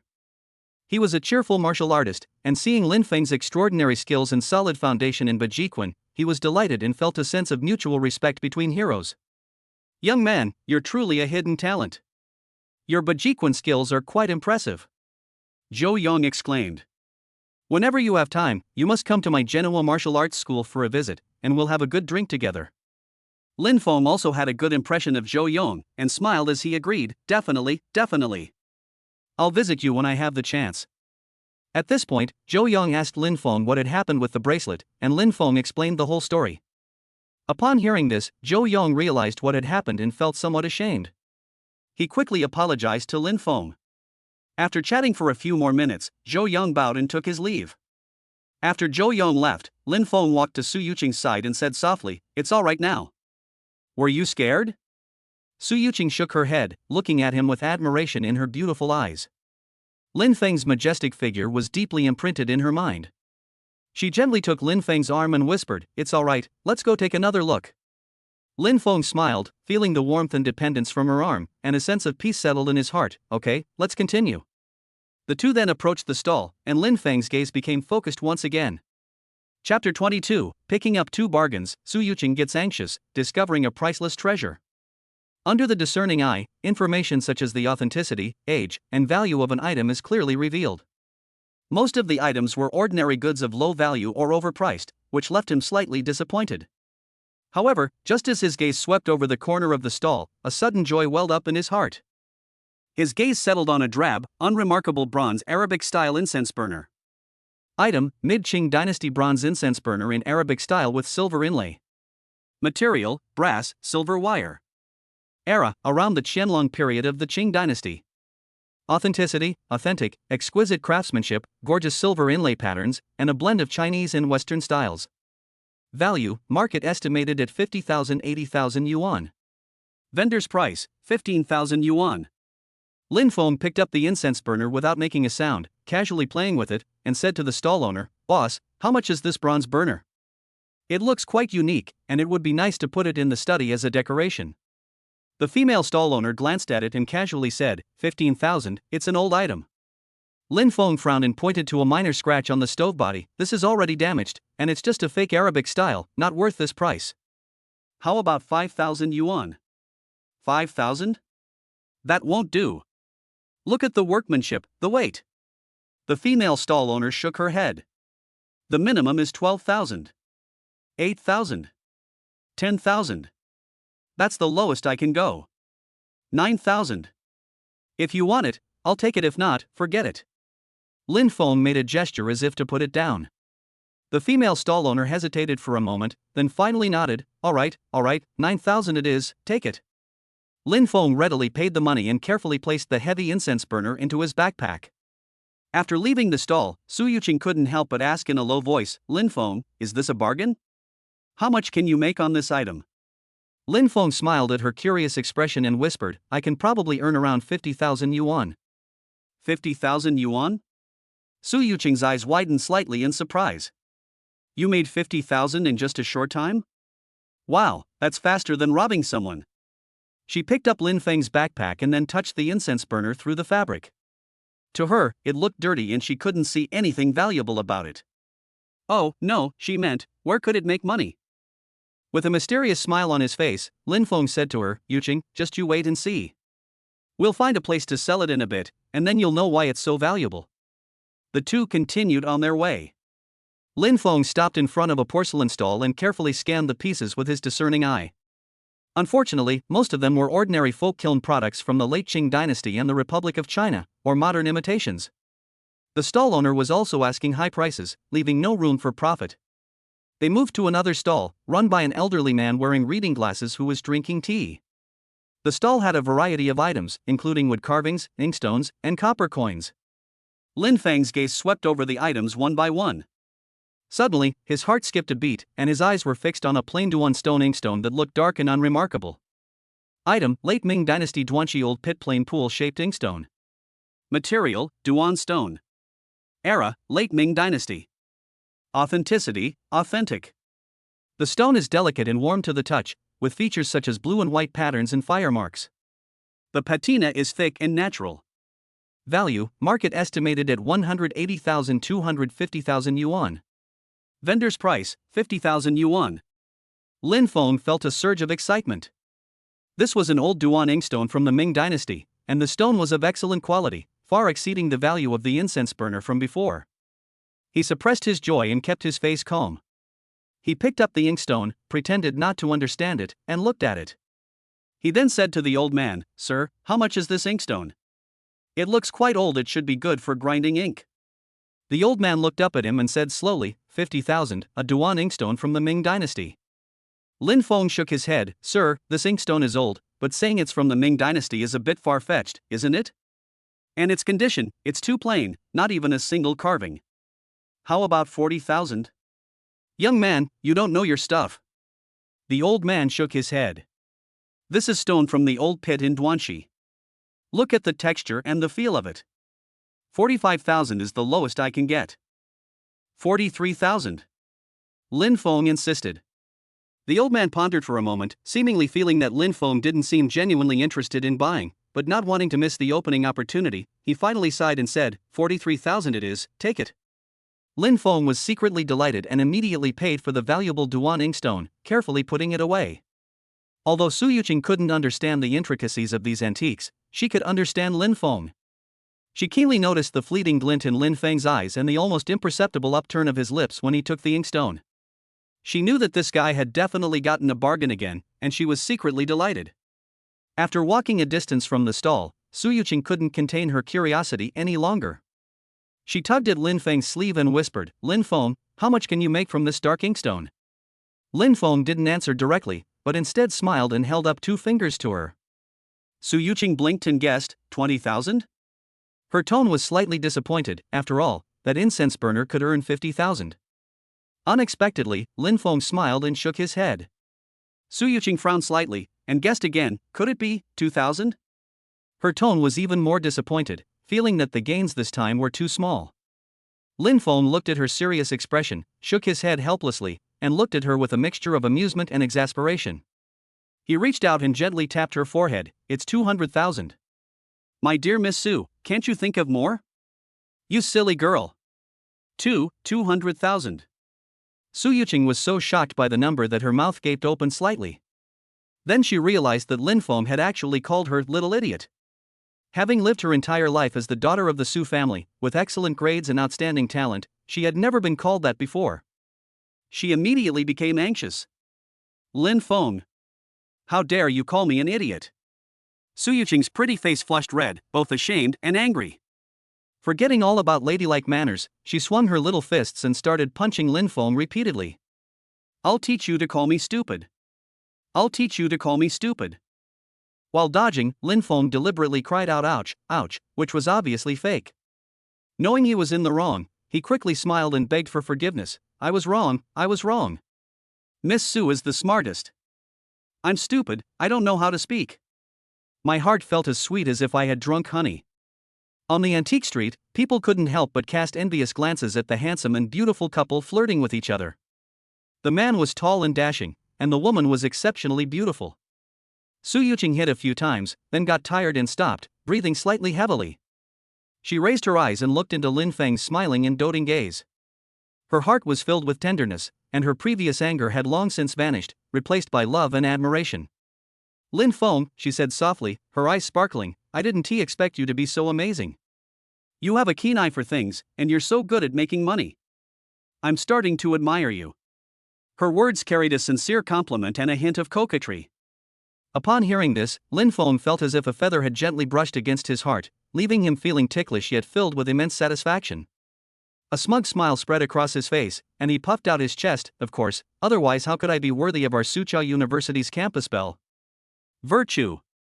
Su Yuqing gave him a playful glare, but couldn't help but smile and took his arm. The two chatted and laughed as they arrived at another stall. This stall mainly sells jade items and small miscellaneous items. The stall owner is a chubby, ruddy-faced man who looks quite amiable.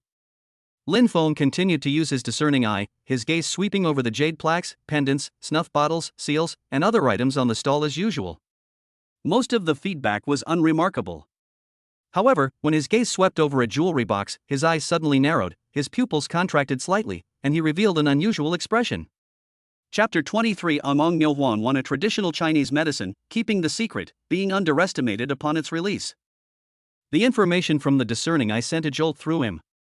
Item: Mid-Qing Dynasty rosewood jewelry box inlaid with mother-of-pearl floral pattern. Material: rosewood, mother-of-pearl, brass. Era: around the Qianlong period of the Qing dynasty. Authenticity: genuine product, exquisite workmanship, solid materials, and natural patina. Value: market estimated at 100,000–150,000 yuan. Vendor's price: 120,000 yuan. Hidden information: inside, there is a hidden compartment containing 2 old-fashioned Ong Nyo Huang Wan pills. The value of Ong Nyo Huang Wan, priceless. Clearly, this cheerful, chubby shop owner knows the market and understands the value of the jewelry box itself. Priced at 120,000, there's no room for bargain hunting. However, what made Lin Feng's heart pound was that hidden information. Ong Nyo Huang Wan, especially the old medicine made with rare medicinal materials such as natural musk and natural bezoar and following ancient techniques, is hailed as the first of the 3 treasures for febrile diseases. It holds a legendary position in the field of emergency care and has remarkable effects on symptoms of high fever and delirium, such as stroke and encephalitis. Because of the extreme scarcity of its raw materials and the fact that some of the medicinal materials have been banned, authentic old-style Ong Nyo Huang Wan is now extremely rare and its value cannot be measured in monetary terms. Lin Feng was already a beginner in traditional Chinese medicine, so he naturally understood the dosage of the 2 pills. He suppressed his excitement and calmly picked up the jewelry box. The box feels heavy in your hand, with the warm texture of sandalwood. It is inlaid with exquisite floral patterns in colorful mother-of-pearl. Although it shows some signs of age, its beauty is still undeniable.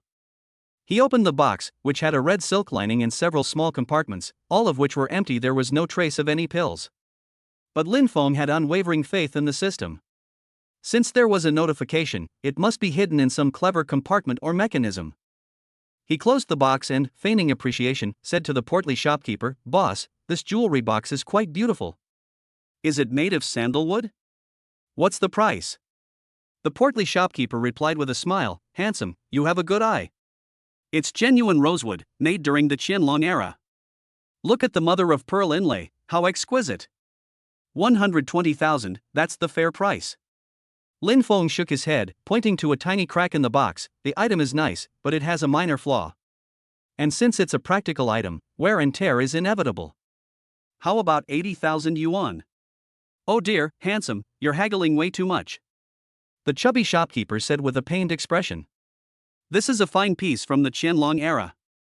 115,000 is the lowest I can offer. 90,000. 110,000. That's absolutely the minimum. 108,000. Fine, I'll take it. I'll use it to store some jewelry for my girlfriend. Lin Feng used Su Yuqing as an excuse. The chubby boss glanced at the elegant Su Yuqing, then at the determined Lin Feng, hesitated for a long time, and finally slapped his thigh. All right. Seeing how much you two like it, 108,000 it is. Lin Feng paid the money promptly and put the jewelry box into his backpack. After leaving the stall, Su Yuqing curiously approached and asked, Lin Feng, this box looks pretty nice. How much money can it make? Lin Feng shook his head and looked at her, saying, this jewelry box won't make any money. It doesn't make money? Su Yuqing was stunned, looking at him with a puzzled expression. Why did you buy it if it doesn't make money? You spent over 100,000 yuan on it.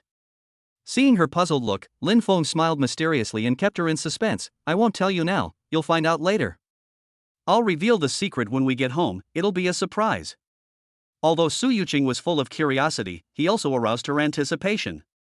She said coquettishly, okay, being so mysterious, I'll wait and see what surprise you can conjure up for me. The two then browsed a few more stalls, but unfortunately did not find any bargains worth buying.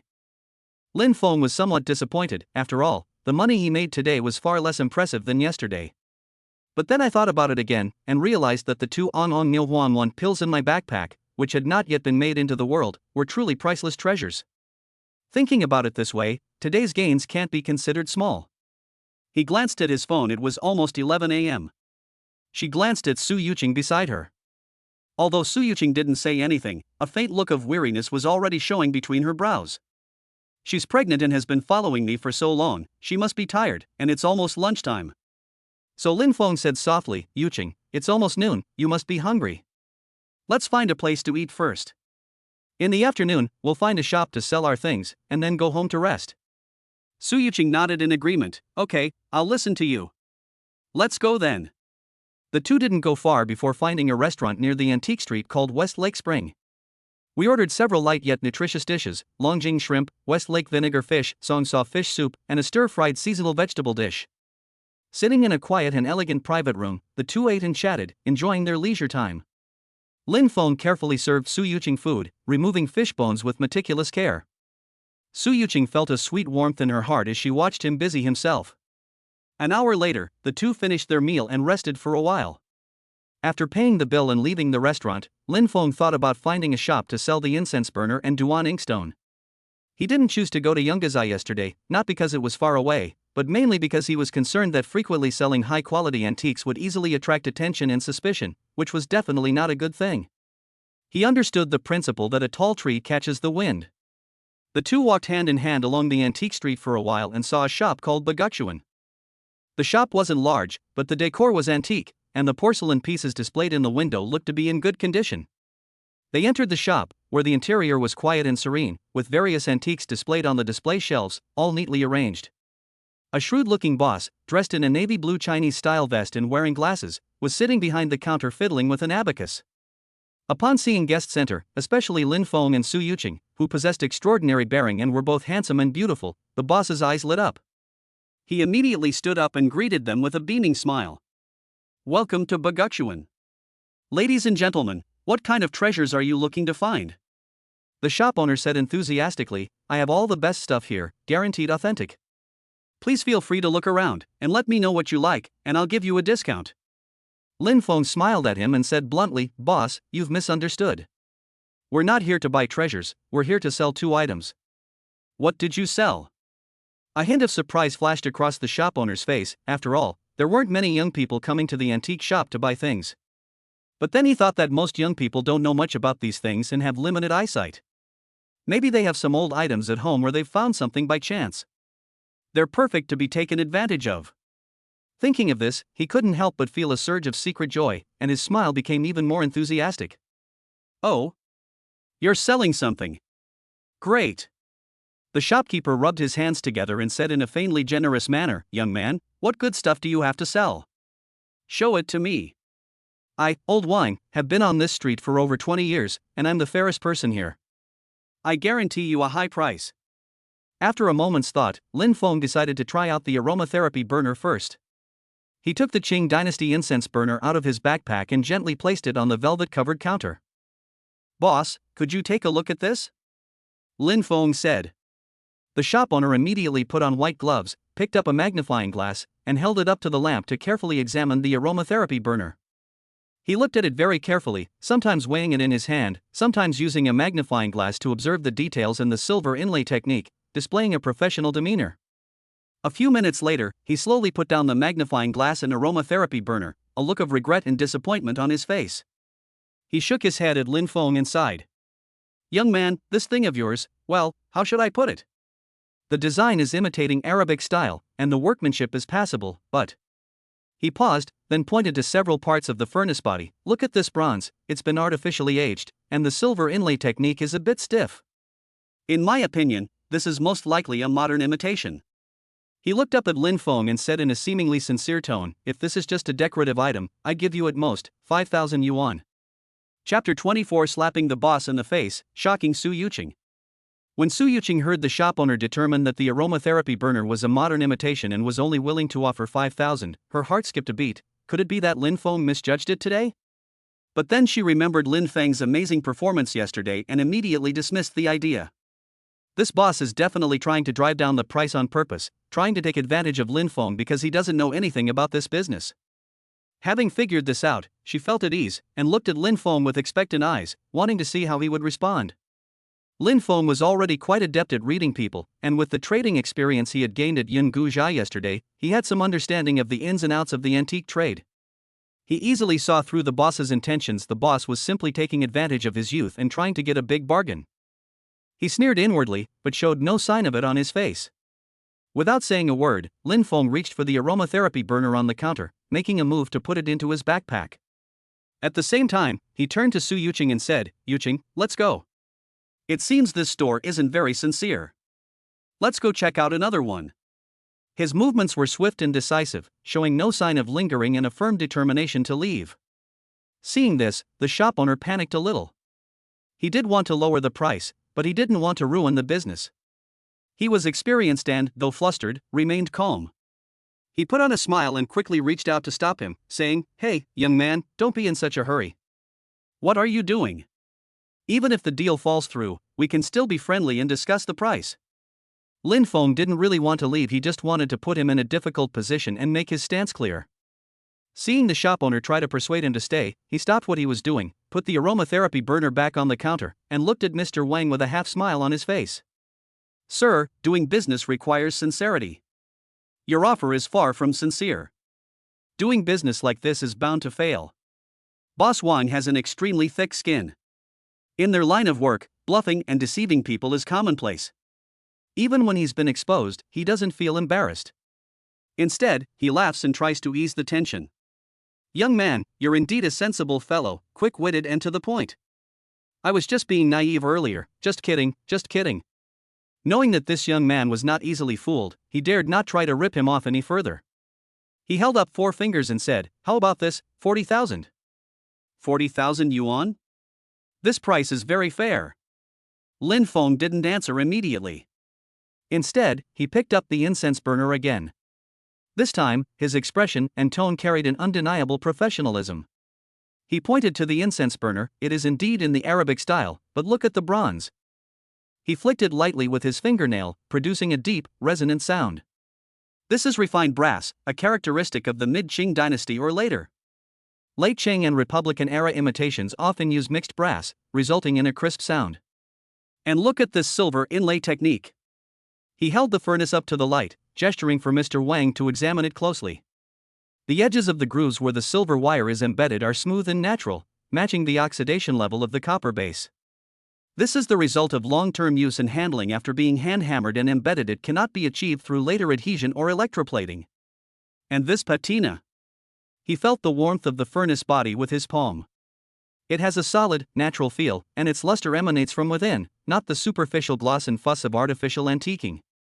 Lin Feng put down the incense burner, looked directly at Boss Wang, and said decisively, "This is clearly a mid-Qing dynasty imitation of an Arabic-style copper-inlaid silver incense burner. The craftsmanship is exquisite and it is well preserved. Asking for 5,000, then going on to 40,000, is an insult to this item, and also an insult to my discerning eye." He finally quoted a price, his tone leaving no room for argument, 80,000 yuan. "If you're really serious about it, that's the price. If you don't think it's worth it, we'll leave immediately, no more haggling." This professional, sharp, and well-organized analysis captivated Su Yuqing, who looked at Lin Feng with eyes full of admiration and pride. Although she couldn't understand the technical jargon, Lin Feng's confident, composed, and eloquent demeanor deeply attracted her. The boss was speechless after hearing Lin Feng's words, and even broke out in a light sweat. He then realized that he had completely misjudged the young man. This young man was not ignorant at all, he was clearly an expert with sharp eyes and incisive words. "My little schemes have long been seen through by others." "Well, young man, your analysis makes perfect sense, Mr. Wang chuckled awkwardly, his attitude becoming much more respectful. "However, 80,000 is indeed a bit high, I wouldn't make much profit if I took it. How about 65,000? What do you think? 72,000? 68,000? That's really the highest it can go." Lin Feng pondered for a moment, feeling that the time was right, and nodded, "Okay, 68,000 it is, deal." With the price agreed upon, Mr. Wang smiled with relief and quickly said, "Great. You're a straightforward young man. I'll prepare the contract and make the payment right away." "Wait a minute, boss." Lin Feng raised his hand to stop him and said calmly, "I have something else here, let's get it from you as well." Upon hearing this, Boss Wang's eyes lit up. He truly hadn't expected Lin Feng to possess such a treasure. He hurriedly asked, "Young man, what other treasures do you have? Take them out and let me see. This time, I guarantee you'll get a fair price." He patted his chest to assure them, but the shrewdness in his eyes remained. Lin Feng looked at him, a slightly sarcastic smile curving his lips, but said nothing more. A little embarrassed by his gaze, Boss Wang chuckled awkwardly, "Hee, don't worry, this time I really will give you a high price." Lin Feng was too lazy to waste words with him. He carefully took out the Ming Dynasty Duanqi inkstone from his backpack and gently placed it on the counter. Upon seeing this inkstone, Mr. Wang's eyes widened instantly. He was an expert and could tell at a glance that this inkstone was extraordinary. He immediately put on gloves, picked up a high-powered magnifying glass and a strong flashlight, and became several times more serious than when he was examining the incense burner. He carefully examined the stone of the inkstone, looking for characteristics such as blue and white patterns and fire marks under the light. He repeatedly rubbed it to feel its warm and delicate texture, and also paid special attention to the patina on the base and around the edges. The whole process lasted for more than 20 minutes. The store was quiet, except for his occasional exclamations of admiration. Finally, he slowly put down his tools, let out a long sigh of relief, and looked at Lin Feng with completely different eyes, filled with admiration. Having learned his lesson, he knew he couldn't fool Lin Feng, but making money was essential. He hesitated for a moment, then quoted a price. "Young man, this is an old Mingduan inkstone from the late Ming Dynasty. The stone quality is excellent, and the plain inkwell design further enhances its scholarly elegance. I'll offer 180,000 yuan. This price is absolutely fair." Lin Feng shook his head, sticking to the old routine, and directly quoted the highest value estimated by the system, 250,000. 220,000. 235,000. 230,000. "Young man, this is truly the highest price I can offer. Any higher and I'll have a hard time selling it," Boss Wang said with a bitter face. Lin Feng knew that this was roughly the fair market price, so he stopped insisting and nodded, saying, "Okay, 230,000, deal." Having successfully purchased 2 items in a row, Mr. Wang had mixed feelings. He was both disappointed at not getting a bargain and relieved to have received good things. He tentatively asked again, "Young man, do you have anything else? Bring them all out, and I'll give you the highest price." Of course there are other things, but Lin Feng would never part with the jewelry box containing 2 on Huang pills. He shook his head and said decisively, "No more. Boss, we can prepare the contract now." Okay. Mr. Wang quickly responded and swiftly produced 2 standard contracts, filling in the item names, year, and transaction amount. After both parties confirmed that everything was correct, they signed, stamped, and pressed their fingerprints. The whole process was completed very quickly. Finally, Mr. Wang transferred a total of 298,000 yuan from the store account to Lin Feng's bank card. With the transaction completed, Lin Feng and Su Yuqing walked out of Baguchuan amidst Boss Wang's warm farewell. As soon as they stepped outside, Su Yuqing couldn't help but lightly pinch Lin Feng's arm, her coquettish tone tinged with smugness. "Look at you just now, you were like a seasoned veteran. You even intimidated that boss." Lin Feng smiled and squeezed her hand. "That's how you deal with this kind of person. Let's go home, there's a surprise waiting for you." What he longed for was the truly priceless treasure hidden inside that sandalwood jewelry box. Chapter 25 Woodworking Unlocked. Best friend is coming, Su Yuqing panics. Lin Feng and Su Yuqing took a taxi and arrived at their home in Jiangnan Garden more than half an hour later. As soon as she entered the house, Su Yuqing kicked off her shoes and nestled into the soft sofa like a lazy cat. After spending most of the day browsing the antique street and experiencing that conflict, my pregnant body was more prone to fatigue. But the curiosity and anticipation she felt for the surprise Lin Feng had mentioned tingled in her heart like a feather. Lin Feng sat on the sofa, close to her, and could smell her faint fragrance. "Lin Feng?" Su Yuqing turned to the side and gently nudged him with her elbow, her voice tinged with a hint of coquetry. "What exactly is that surprise you mentioned? Now that we're home, you should tell me, right?" Lin Feng found her eager expression incredibly cute, but he deliberately kept her in suspense, smiling as he pinched her ear. "Don't rush, if the surprise is spoiled beforehand, it won't be a surprise anymore. You'll see it for yourself in a little while." Su Yuqing pouted in dissatisfaction and gave him a playful glare, but she didn't press him further. She simply adjusted her posture and leaned comfortably against the sofa armrest, her gaze following Lin Feng's every move. Lin Feng took out a sandalwood jewelry box from his backpack and placed it on the coffee table. He took a deep breath and began to examine the box. He had already looked at its exterior, now the focus was on finding hidden compartments or mechanisms. He gently tapped each part of the box, listening to the subtle differences in the sound, his fingers carefully tracing every inch of the wood grain and the seams of the mother-of-pearl inlay. As he expected, just as he was engrossed in his research, the system notification sounded at the opportune moment. Ding! Detected that the host is studying traditional wooden structures and mechanisms. Traditional woodworking skills have been unlocked, proficiency plus 1000. Congratulations, host! Your traditional woodworking skills have been upgraded from beginner to intermediate level. In an instant, a stream of basic knowledge about the properties of wood, mortise and tenon structures, traditional woodworking and repair, and especially the principles of various small mechanical boxes flowed into his mind like a gentle stream. Lin Feng was taken aback at first, then a surge of immense joy welled up inside him. Woodworking, though seemingly ordinary, encompasses a vast range of crafts, from delicate jewelry boxes to magnificent palaces and pavilions. This undoubtedly opened a new world for him, leading him to the depths of traditional craftsmanship. His face remained expressionless, but a knowing smile appeared on his lips as he examined the box in his hands with even greater ease. Host's woodworking knowledge has been detected. Traditional woodworking proficiency plus 10, plus 15, plus 20. However, the craftsman who made this box was clearly highly skilled, and the mechanism was set up in an extremely ingenious and hidden way. Using his newly acquired knowledge, Lin Feng eliminated possibilities bit by bit and experimented repeatedly.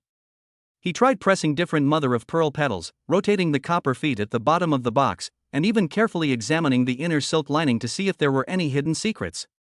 Time passed by, and it took nearly 20 minutes.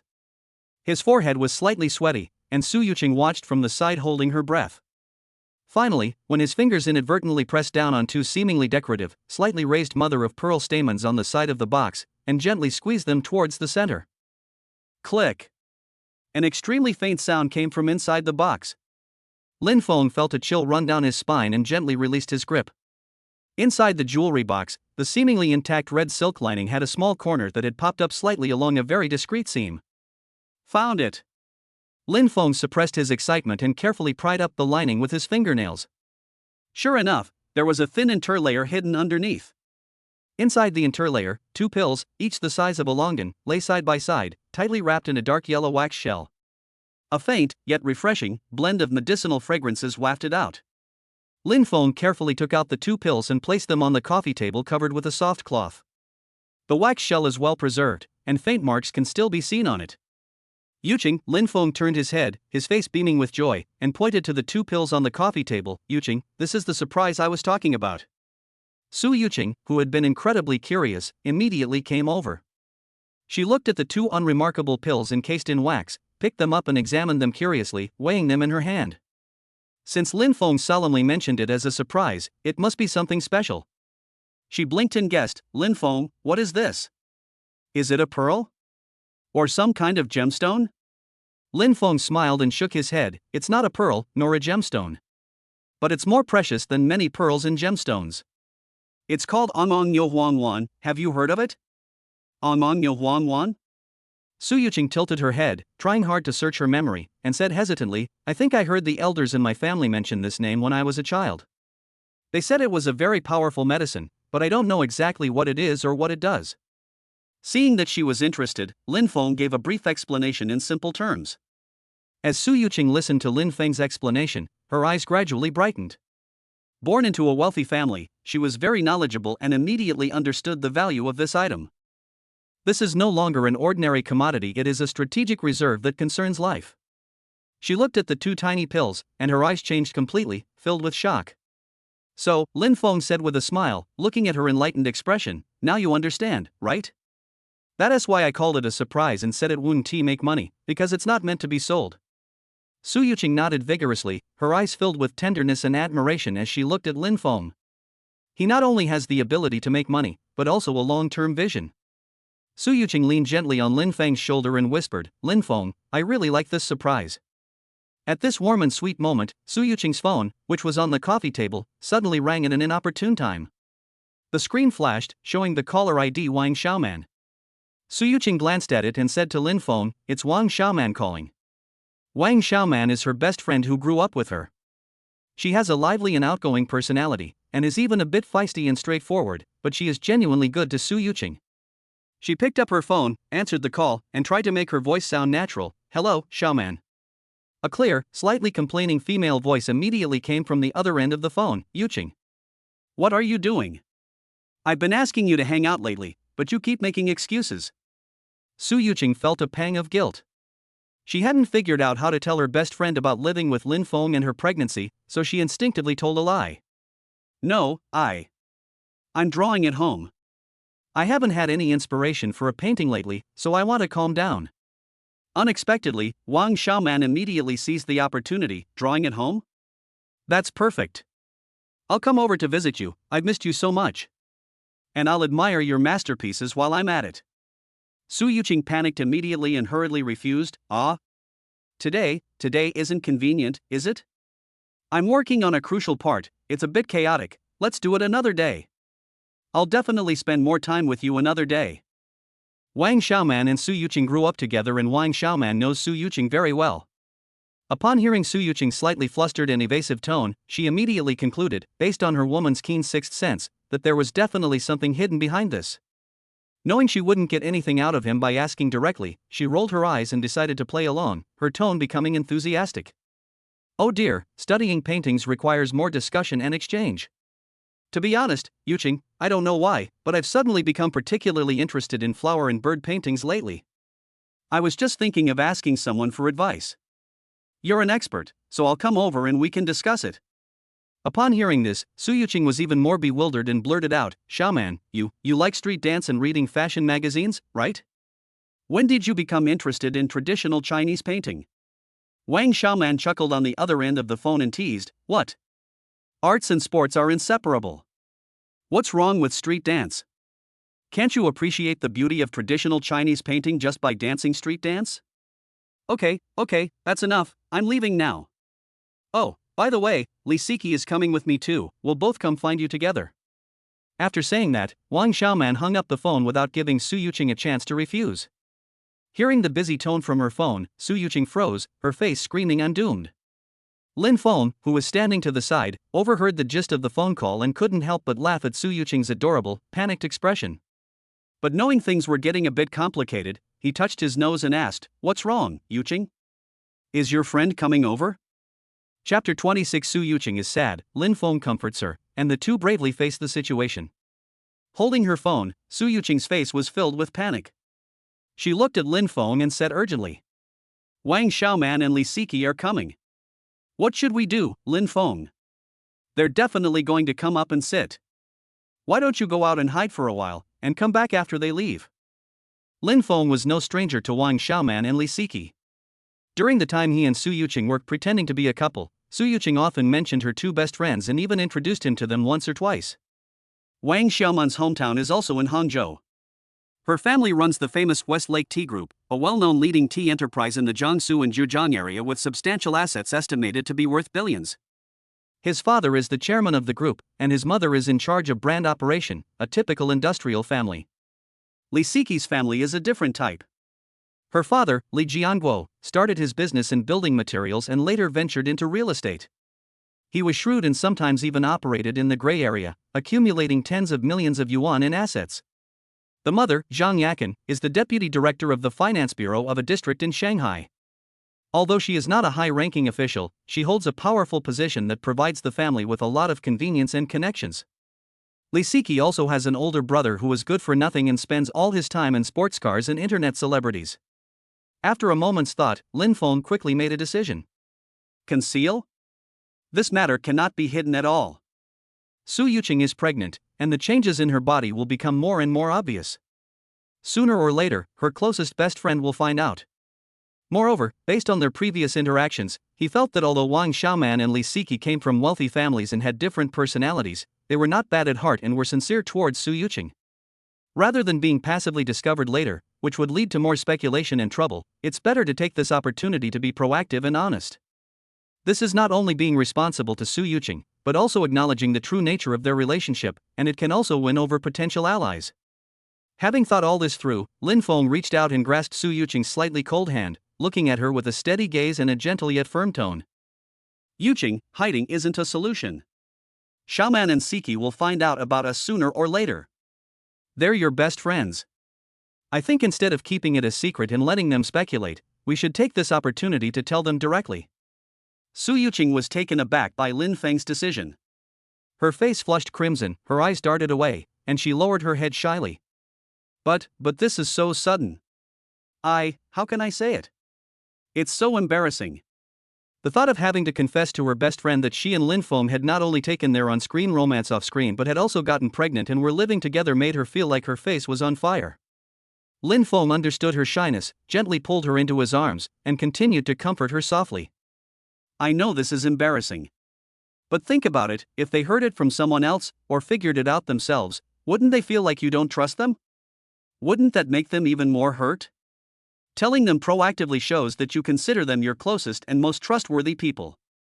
And he paused, his voice becoming even gentler. This is something we both need to work on, not just for you. I'm here for you. Feeling the warmth from Lin Feng's chest and hearing the responsibility in his words, Su Yuqing's panicked heart gradually calmed down. After thinking it over carefully, she realized that Lin Feng was right. This matter could be kept secret for a while, but not forever. Seeing Su Yuqing's wavering eyes, Lin Feng gently patted her back and gave her a final promise. It's okay. If you're really too embarrassed to speak up, I'll talk to them. Just sit next to me and nod.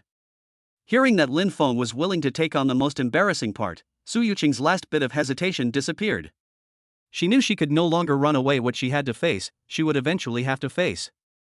She took a deep breath, as if making a decision, raised her head, looked at Lin Feng's face so close to hers, and nodded gently, her voice as soft as a mosquito's buzz yet clear. Yes. I'll listen to you. After agreeing, a huge wave of shyness washed over me again. Su Yuqing suddenly cried out ouch, and buried her burning cheeks deep into Lin Feng's arms. She wrapped her arms tightly around his waist, like an ostrich burying its head in the sand, and let out a muffled, shy, and helpless sob in his arms. Oh no. I'm pregnant. I'm actually pregnant. As she continued to call out, the shyness in her voice gradually faded, replaced by an indescribable complex emotion mixed with confusion and sadness. Her voice lowered, tinged with a hint of disbelief. Oh dear. I'm going to be a mother soon. At that moment, she clearly realized that her life trajectory had undergone a huge change. The teenage years when I used to go shopping, watch movies, and carefree discuss my studies and dreams with my best friends seemed to be quietly fading away. She seemed to be different from Wang Xiaoman and Li Siqi. They may still be enjoying the carefree days of youth, while I, on the other hand, have to start taking on the responsibilities of a mother, facing family pressure and an unknown future. This change in identity and the invisible distance that arose between her and her friends stirred up an indescribable bittersweet feeling in her heart, and her eyes involuntarily reddened slightly. Lin Feng keenly sensed her low spirits and the underlying sadness. He held her tightly, his chin gently resting on the top of her head, and whispered in her ear with an incredibly firm voice. Yuqing, don't be afraid. Being a mother is not a loss, but a gain of more. You have me, you have our child, and we are creating a home that belongs to the three of us. Isn't this a very happy and empowering thing? As for Xiaoman and Siki, if they are true friends, they would only be happy for you and wish you well. How could they think you are different from them? I will always be with you on the road ahead, we will walk together. Lin Feng's words were like warm sunshine, dispelling the gloom that had just risen in Su Yuqing's heart. Yes, she had Lin Feng, a seemingly ordinary man who always managed to create miracles and gave her an infinite sense of security. She is about to have the fruit of their love. This should be something to be proud of and look forward to, not something to be saddened by. She lifted her head from his embrace, her eyes still slightly moist, but her gaze had become bright and resolute. She looked at Lin Feng, nodded vigorously, and her voice regained its clarity. Yes. Lin Feng, you're right. I shouldn't have overthought things. With you here, I'm not afraid of anything. Seeing that her mood had improved, Lin Feng was very happy. He lowered his head and placed a gentle kiss on her smooth forehead, then said softly. All right, Yuqing, go lie down on the bed for a while. When Xiaoman and Siki come later, they'll definitely interrogate you, so you need to be well rested to deal with them. I'll tidy up the house so they won't laugh at how messy it is when they come over. Su Yuqing smiled through her tears and nodded obediently. All right then, thank you for your trouble, Lin Feng. I'm going to lie down on the bed for a while. Why are you being so polite with me? Lin Feng affectionately ruffled her hair. Go on, my expectant mother. With a happy smile on her face, Su Yuqing stood up, glanced back at Lin Feng, and then walked briskly back to the bedroom. Lin Feng watched her close the door with a gentle smile on his face, then turned around and began to take action. He rolled up his sleeves, first tidying up some miscellaneous items on the coffee table, carefully putting the jewelry box containing the Yangong Nilhuang, a traditional Chinese medicine, into the bedroom drawer, and then picking up a broom and rag to begin cleaning the living room diligently. For her sake, and for the small test they were about to face together, he was happy to do it. Chapter 27. Wang Xiaoman was shocked, earning 2 million in a day? That's impossible. About 40 minutes later, Su Yuqing's phone rang. It was Wang Xiaoman calling. Yuqing, we've arrived at the entrance of the community. Quickly tell the security guard to let us in. Wang Xiaoman's clear voice came through the microphone. Su Yuqing quickly agreed and explained the situation to the gatekeeper. After hanging up the phone, she walked out of the bedroom and said to Lin Feng, who was washing his hands, Lin Feng, Xiaoman and Siki have entered the community. Why don't you go downstairs and meet them? Lin Feng had already tidied up the living room. While wiping his hands with a towel, he replied, Okay, I'll be right down. He picked up his key card, changed his shoes, and quickly went downstairs. After waiting in the shade at the entrance of the apartment building for a short while, I saw two girls with very different styles, but equally eye-catching, walking towards me. Walking in front was Wang Xiaoman. She wore a bright yellow, irregularly cut dress and simple white high-heeled sandals. Her chestnut-colored long hair was styled in fashionable waves, and she skipped along with her light and lively steps. She wore delicate light makeup, had lively eyes, and a habitual upturn of her lips, exuding a touch of arrogance and vitality. She was clearly an outgoing, fashionable girl from a wealthy family. Following behind Wang Xiaoman was Li Siki. She wore a light blue cotton knee-length dress, simple and elegant in style, and a pair of comfortable white flat shoes.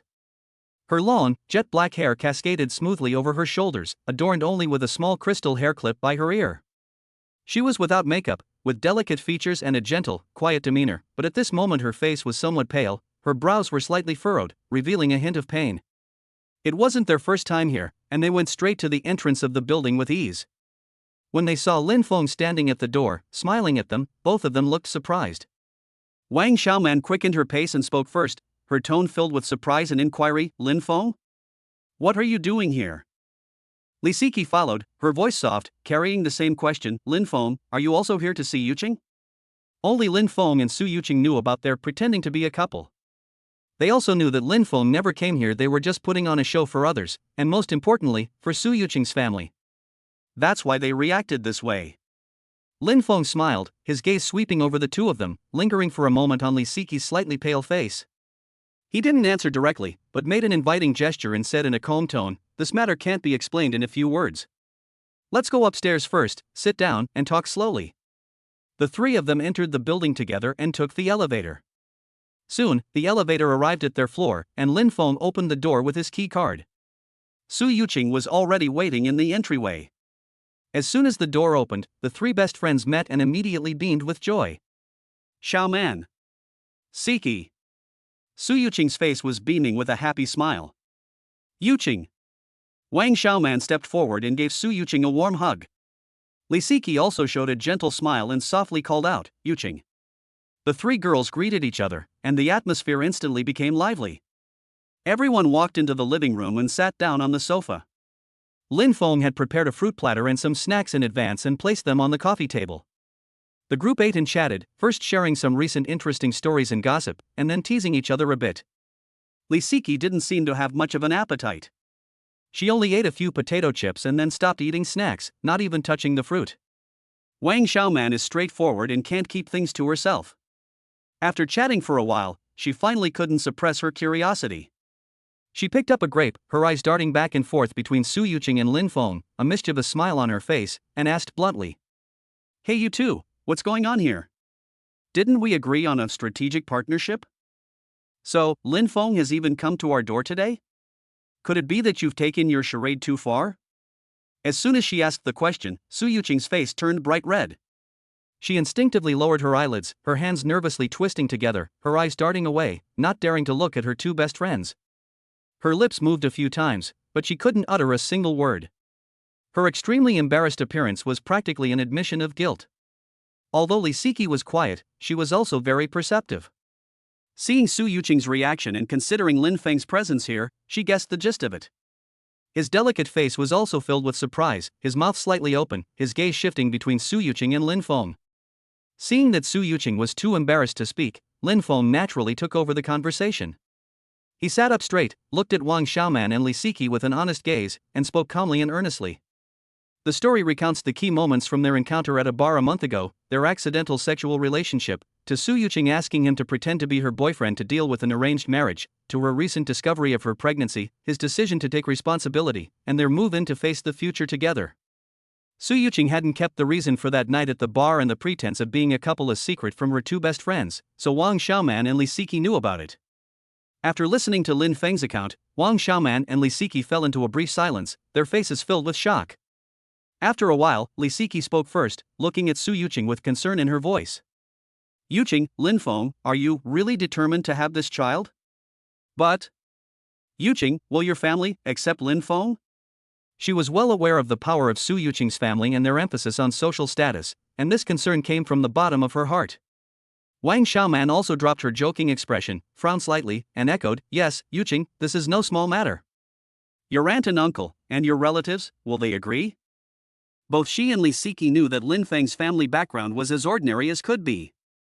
No matter how outstanding Lin Feng is, how handsome he is, or how good his grades are, in their eyes, if Lin Feng works hard in Shanghai after graduation, he can only earn a monthly salary of 10,000 to 20,000 yuan at most. With such conditions, wanting to marry the Su family's daughter is nothing short of a pipe dream. It's impossible to gain the Su family's approval.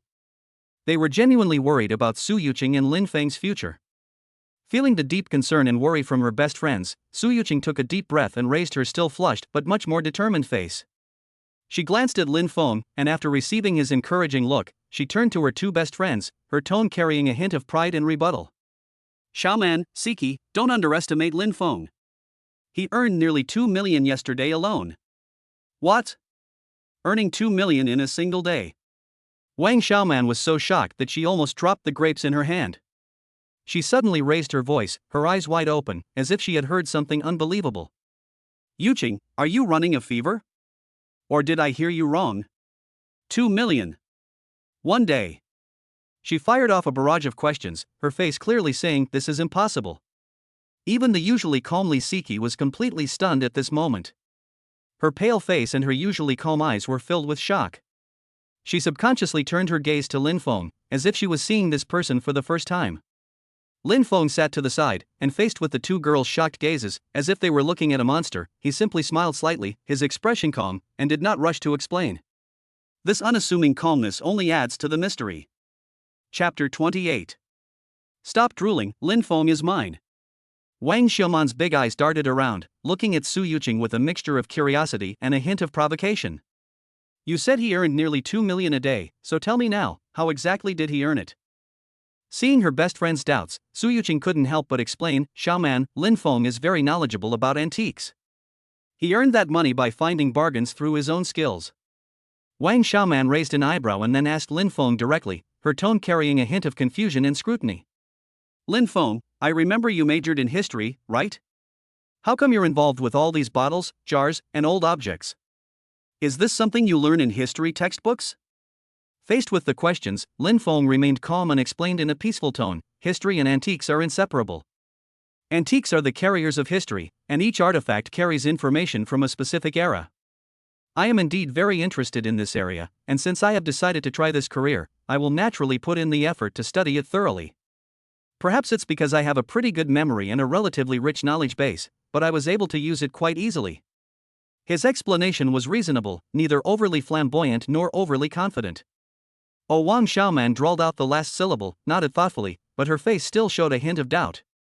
She leaned forward slightly, a hint of provocation in her voice, and said, Lin Feng, since you're so capable and knowledgeable, then, do you dare to accept my test? Lin Feng couldn't help but find her let's see how you make this up expression rather amusing. He leaned back confidently, looking nonchalant and unfazed, a slight smile playing on his lips. No problem, take the test however you like. Wow, you're quite confident. His attitude ignited Wang Xiaoman's competitive spirit, and she immediately pulled out her phone, saying, then I won't hold back. Su Yuqing watched from the side, feeling both worried that Lin Feng would be put in a difficult position and secretly hoping that he could prove himself again and impress her best friends. Her feelings were quite complicated. Li Siki remained quietly seated to the side, a hint of curiosity showing on her pale face as she silently observed the unfolding events. Wang Xiaoman studied fashion design and marketing at a university in Shanghai. She knows everything about trendy brands and luxury goods, but she knows nothing about antiques and other old objects. However, she had a plan. She took out her phone and quickly entered pictures of rare antiques into a search engine, and a large number of pictures of various objects popped up. She randomly clicked on a picture of a jade artifact that looked quite impressive, quickly browsed the brief description on the webpage, memorized the gist, and then turned her phone screen towards Lin Feng, pointing to the picture and asking, Lin Feng, tell me, what is this? And how much is it worth?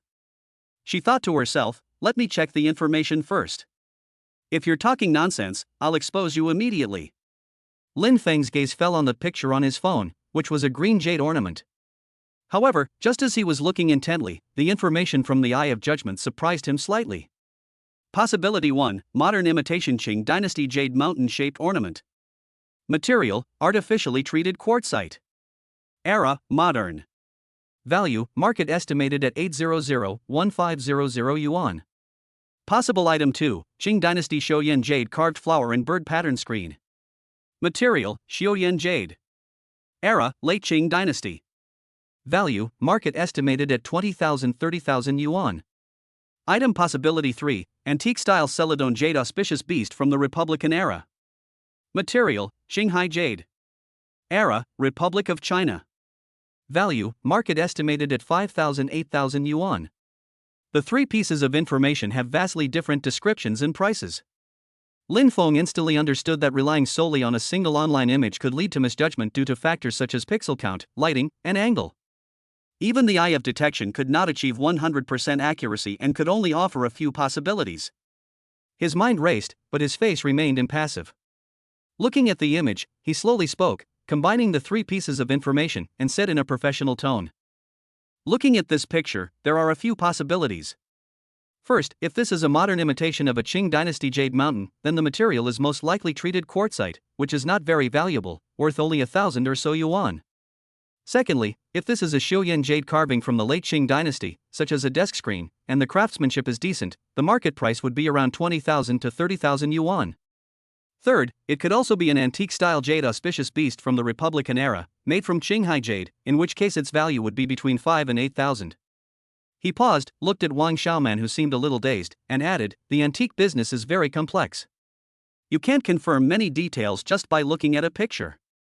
For example, the luster of the material, the charm of the carving, and the naturalness of the patina make it difficult to determine authenticity and value. Of the points I've given, one should be quite close to the information you found, right? Wang Xiaoman was completely stunned. The information she had just quickly browsed clearly stated that this was a Qing Dynasty Shoyan jade carved flower and bird pattern screen, with an estimated value of around 20,000 yuan. The second piece of information Lin Feng mentioned was almost exactly correct. What alarmed her even more was that Lin Feng's other two speculations were also presented in a very logical and well-reasoned manner, using professional terminology with ease, and did not seem like guesses at all. Seeing Wang Xiaoman's shocked expression, Su Yuqing felt as sweet as if she had drunk honey, and a proud smile appeared on her face. Her eyes were full of pride as she looked at Lin Feng. Li Siqi's eyes widened slightly, and her gaze towards Lin Feng held a genuine surprise and admiration. Wang Xiaoman quickly composed herself, but refused to admit defeat, deliberately using a teasing tone to mask her inner shock. Alright, Lin Feng, you guessed right this time. Looks like you still have some in stock. Let me test you again. She refused to believe it was true. Lin Feng shrugged indifferently and made a go-ahead gesture. Su Yuqing playfully slapped Wang Xiaoman, saying, "Xiaoman, are you ever going to stop?" Wang Xiaoman ignored her, her fingers quickly swiping across the phone screen. She found another picture of a bronze artifact that looked more complex and covered in rust, and handed it to Lin Feng again, saying provocatively, "This one. Tell me about it, Master Lin." Lin Feng focused his gaze, and his eye of judgment once again provided three vastly different pieces of information. He remained calm and composed, clearly and professionally explaining the three possibilities, and concluded by saying, "Therefore, based solely on the pictures, I can only offer these few speculations. True authentication requires handling the actual object." This time, Wang Xiaoman was completely shocked. The information she found showed that it was indeed a Warring States period bronze sword guard, and one of the three pieces of information Lin Feng mentioned matched almost perfectly. The other two speculations are equally logically sound and impeccable. My God! Lin Feng! Are you even human? Wang Xiaoman abruptly put down her phone, unable to maintain her feigned composure any longer. Her gaze towards Lin Feng was filled with disbelief, and even the tone of her voice changed. You can make this much of a statement just by looking at pictures? Do you have an entire database of antiques in your head? Her eyes changed completely, the previous doubts and provocations vanished. Instead, there was a mixture of shock, admiration, and even a hint of ambiguity and adoration that she herself was unaware of. Who wouldn't be attracted to a man who is handsome, responsible, and possesses such extraordinary skills? Even the usually quiet and reserved Li Siqi couldn't help but cover her slightly open mouth with her hand at this moment. The admiration and curiosity in her eyes as she looked at Lin Feng became even more pronounced, and her pale cheeks even flushed slightly with excitement. Su Yuqing wasn't stupid, she was perceptive and immediately noticed the change in her two best friends' eyes. In particular, Wang Xiaoman's almost undisguised, hook-like gaze made her feel a sour taste in her mouth, as if a bottle of vinegar had been spilled. She immediately stood up, walked over, and affectionately took Lin Feng's arm, her tone half-jokingly reproachful, clearly possessive. Hey! Wang Xiaoman! Li Siqi! What kind of looks are you two giving me? Stop drooling. Lin Feng is mine. He's not yours no matter how much you look at him. Wang Xiaoman, instead of being annoyed by Su Yuqing's pointed out, giggled and deliberately exaggerated her tone, saying, "Oh my, so you're already protecting him? Su Yuqing, you weren't this petty before. What's wrong with looking at him? Lin Feng is so amazing, can't we even admire and respect him?" Li Siqi blushed slightly and whispered in support, "Yuqing, we just think Lin Feng is too amazing, that's all." But her evasive gaze and slightly flushed cheeks made it seem like she was trying to cover it up. Seeing her two best friends' malicious expressions, Su Yuqing was even more furious. She pinched Lin Feng's arm hard and pouted, saying, "It's all your fault. Why did you have to show off like that? Look how infatuated they are." Lin Feng gasped as he was pinched, looking at the three girls in front of him, he was at a loss for words. He quickly raised his hands in surrender, acting as a peacemaker. All right, stop teasing me. My skills are just enough to make a living. Yuqing, Xiaoman and Siqi are just happy for you and joking with you." As he spoke, he gently squeezed Su Yuqing's hand to reassure her. Chapter 29. Li Siqi was stunned. What did this illness have to do with her boyfriend? Su Yuqing felt the warmth from her palms, and then looked at the undisguised envy and jealousy on her two best friends' faces. The slight displeasure in my heart was instantly replaced by a swollen, sweet sense of pride. She gave a soft humph, her chin slightly raised like a smug little peacock, and moved even closer to Lin Feng, her voice sweet and innocent. Did you hear that? My Lin Feng said he's just lucky and knows a little more. You too, stop teasing him. Even so, the light shining in her bright eyes clearly said, praise him more. Wang Xiaoman was both annoyed and amused by Su Yuqing's smug expression. The subtle flutter in my heart was instantly suppressed by my best friend's food-protecting behavior, turning into a sour, teasing remark. Oh my goodness, this is my Lin Feng? Su Yuqing, your possessiveness is too strong. You can't even look at him? Lin Feng isn't your only treasured good, things should be shared, appreciated. She almost let it slip, but quickly corrected herself, bursting into laughter first. Li Siki smiled faintly, a slight blush on her pale face. She whispered in agreement, but her eyes involuntarily glanced at Lin Feng before quickly looking away. Yuqing, we just think Lin Feng is amazing, and we're happy for you.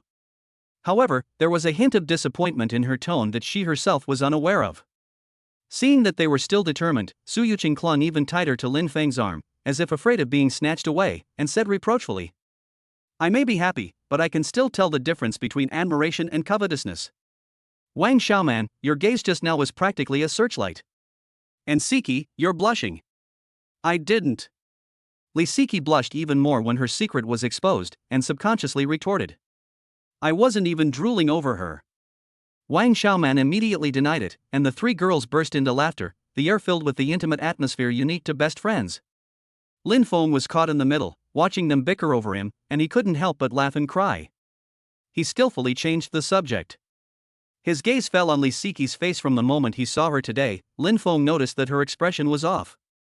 Alright, if you keep arguing like this, I'm going to want to crawl into a hole in the ground. Lin Feng interrupted them with a smile, then looked at Li Siki with concern, his tone becoming serious. Siki, you don't look well. Are you feeling unwell? The topic suddenly shifted to herself, and Li Siki paused for a moment, then frowned slightly, nodded, and said in a tired voice. Yes, it's Lin Feng. Recently. I don't know what's wrong, but my stomach has been aching slightly, and I'm not feeling well. Lin Feng nodded, intently observing her face. Just then, a system notification sounded in his mind. Ding! Host is currently conducting a face-to-face consultation.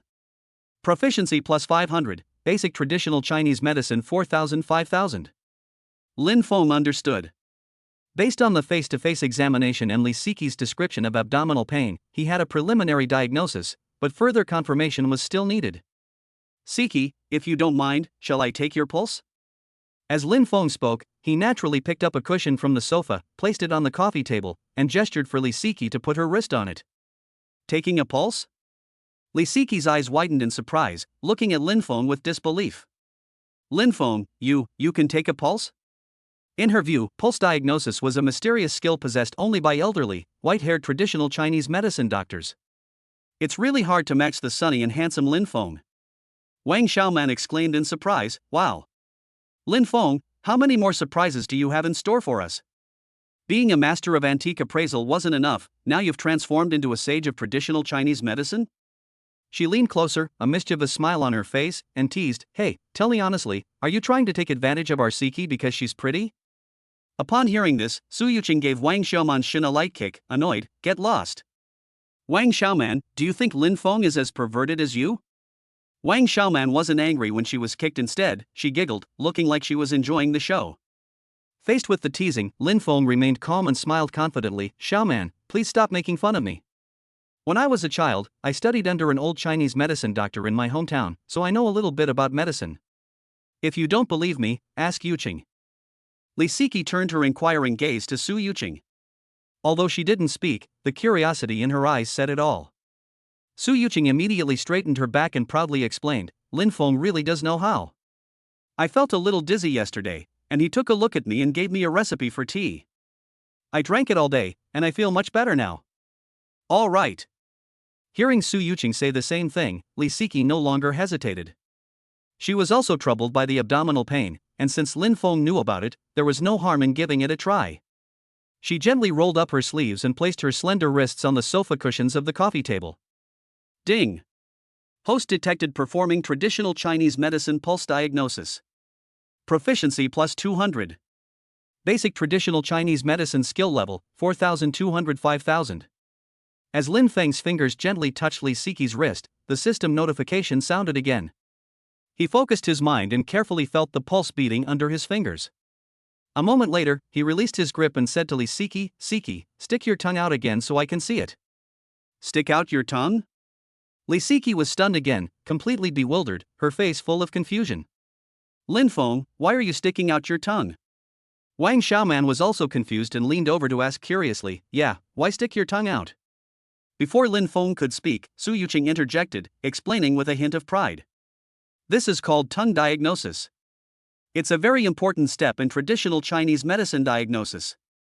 Looking at the tongue can reflect a lot about the body's internal condition. You too, don't you understand?" Her demeanor made it seem as if she were already a seasoned traditional Chinese medicine practitioner. "Oh, I see." Siki nodded. "Okay, fine." Although Siki felt a little embarrassed, she still did as she was told, slightly opening her mouth and sticking out her tongue. To avoid looking directly at Lin Feng, she closed her eyes, her long eyelashes trembling slightly, and 2 blushes quickly rose on her fair cheeks, making her look shy and exceptionally endearing. Lin Feng observed very quickly, and said in just 2 or 3 seconds, "Okay." Ding! Host detected performing tongue diagnosis, proficiency plus 300, TCM beginner level 4500 5000. Based on the information obtained from facial diagnosis, pulse diagnosis, and tongue diagnosis, Lin Feng had already made a diagnosis in his mind. Before Lin Feng could speak, the impatient Wang Xiaoman interrupted, "Dr. Lin, what's the diagnosis? Tell me quickly, what's wrong with my Siki?" Lin Feng smiled, not answering Wang Xiaoman immediately, but looking at Siki, he asked gently, "Siki, have you been eating a lot of cold drinks and chilled fruit lately?" Siki nodded quickly, a little embarrassed. "Yes, because of the hot weather, I've been eating a lot of cold drinks lately. But since my stomach started hurting a few days ago, I haven't dared to eat them anymore." She paused, then asked with some concern, "Lin Feng, does my illness require me to drink those very bitter Chinese medicines to treat it?" The thought of the taste of Chinese medicine made her face scrunch up. Lin Feng chuckled at her tense expression, shook his head, and said in a relaxed tone, "You don't need to take medicine, your problem isn't that serious. Actually," he deliberately dragged out his words, looking at Siki, "if you had a boyfriend, you probably wouldn't have gotten this disease." Ah. Upon hearing this, Siki was stunned for a moment, her clear eyes filled with confusion, and her cheeks turned even redder. "Boyfriend? Lin Feng, what does this illness have to do with a boyfriend?" Wang Xiaoman and Su Yuqing also looked at Lin Feng in unison, their faces full of question marks. How did seeing a doctor get involved with her boyfriend? Chapter 30. A little care and Su Yuqing panicked, "You big pervert." As soon as Lin Feng uttered the words, he realized he had misspoke and secretly regretted it. He quickly chuckled, trying to brush it off. It doesn't really have much to do with my boyfriend, huh? The main thing is to avoid getting too cold." He himself felt that his laughter was dry and awkward. Su Yuqing stood to the side, her beautiful eyes darting between Lin Feng and Siki. She didn't say anything, but the corners of her mouth were slightly pursed, carrying a half smile. Siki, like a curious kitten, blushed and felt extremely shy, her clear eyes fixed on Lin Feng. Wang Xiaoman didn't care about all these twists and turns. She had a straightforward personality, and if she didn't understand the connection between these things, she would definitely suffer internal injuries from holding it in. With her hands on her hips, she pressed on relentlessly, "Lin Feng, stop dodging the question. Tell me quickly, what exactly is your relationship with your boyfriend? If you don't explain clearly today, how can Siki get her illness treated?" Forced into a corner by Wang Xiaoman, Lin Feng, seeing 3 pairs of eyes staring at him, had no choice but to bite the bullet and explain somewhat helplessly, though in a rather veiled manner. "Well, it's because Siki ate too many cold things, which caused the cold energy to descend and condense in her lower abdomen. In addition, she, doesn't have a boyfriend, so her yin and yang might be slightly imbalanced, which could easily lead to, symptoms like cold uterus." He spoke haltingly, but he had conveyed the core meaning. The moment the words "cold uterus" were uttered, the 3 girls present, none of whom were naive, immediately understood what it meant. Considering his earlier mention of a boyfriend, the unspoken meaning becomes self-evident. Su Yuqing's face flushed red instantly, even faster than Siki's. She gave Lin Feng a playful glare and pinched his arm hard.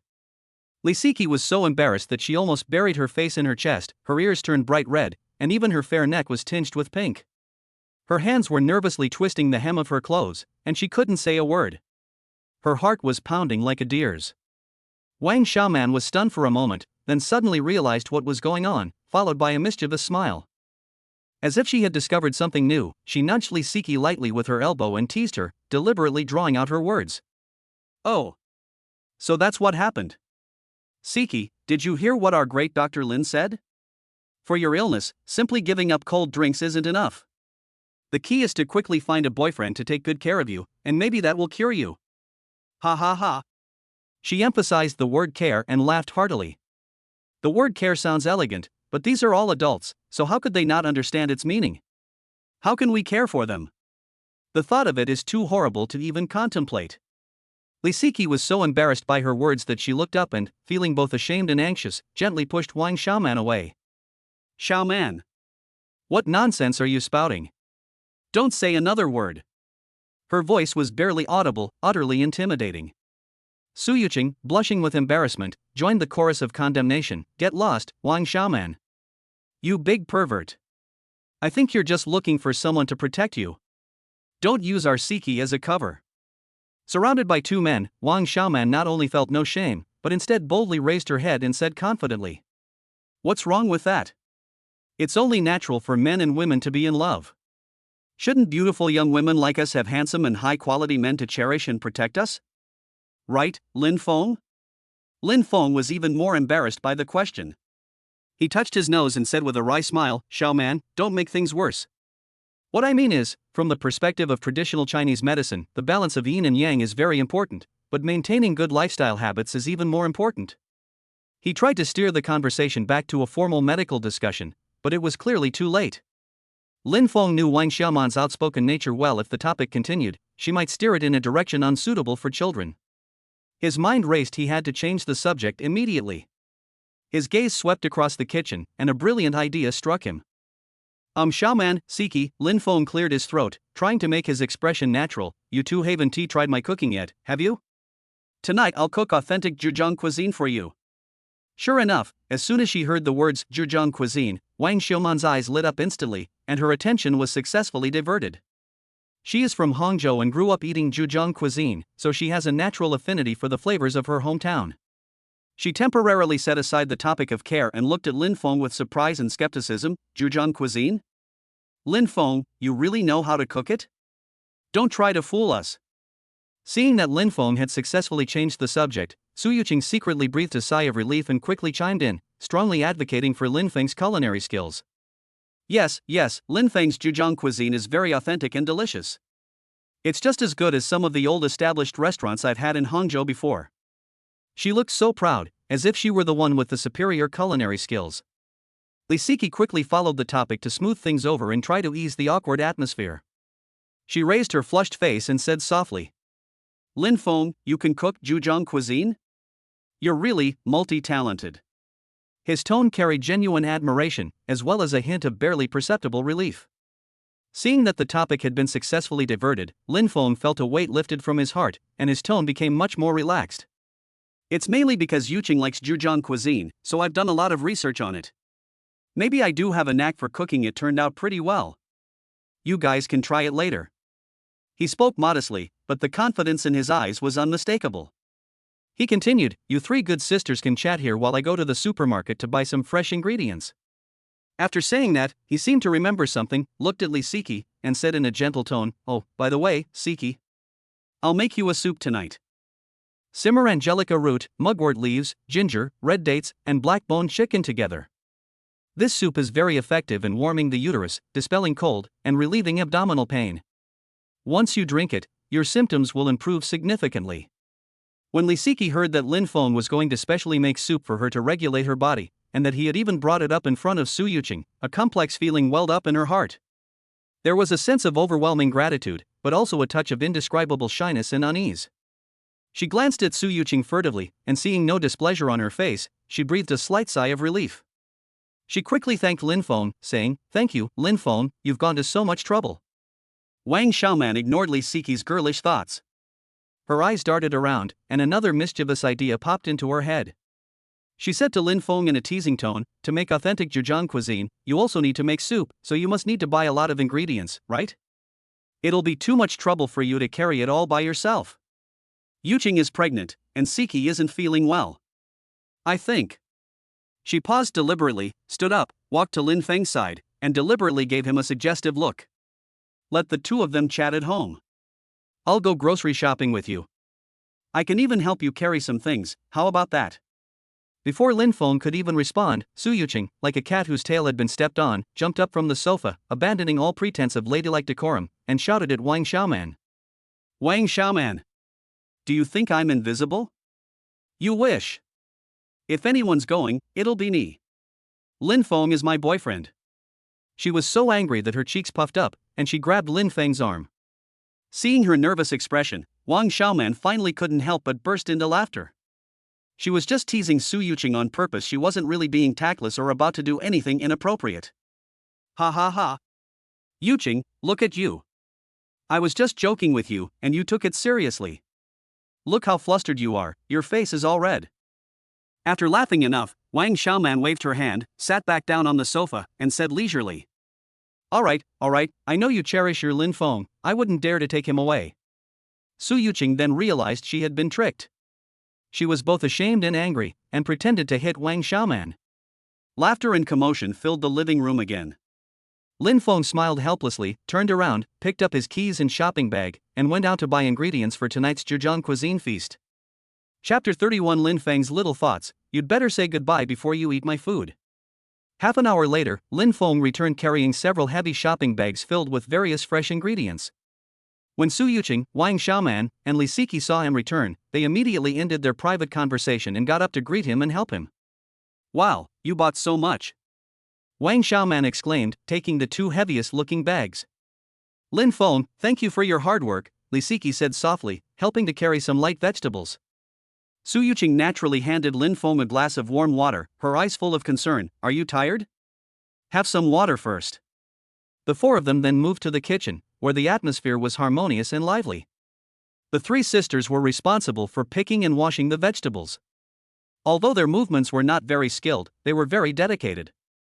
Lin Feng then put on an apron and took on the important task of being the head chef. The slurping sounds of chopping vegetables, the sizzling of hot oil hitting the pan, and the laughter and chatter among the group intertwined to create a warm and comforting symphony of life. As Wang Xiaoman peeled the garlic, she watched Lin Feng's smooth and elegant movements, as if he were not cooking, but creating an art piece. She was once again deeply impressed, and whispered to Su Yuqing beside her, Yuqing, I'm truly impressed now.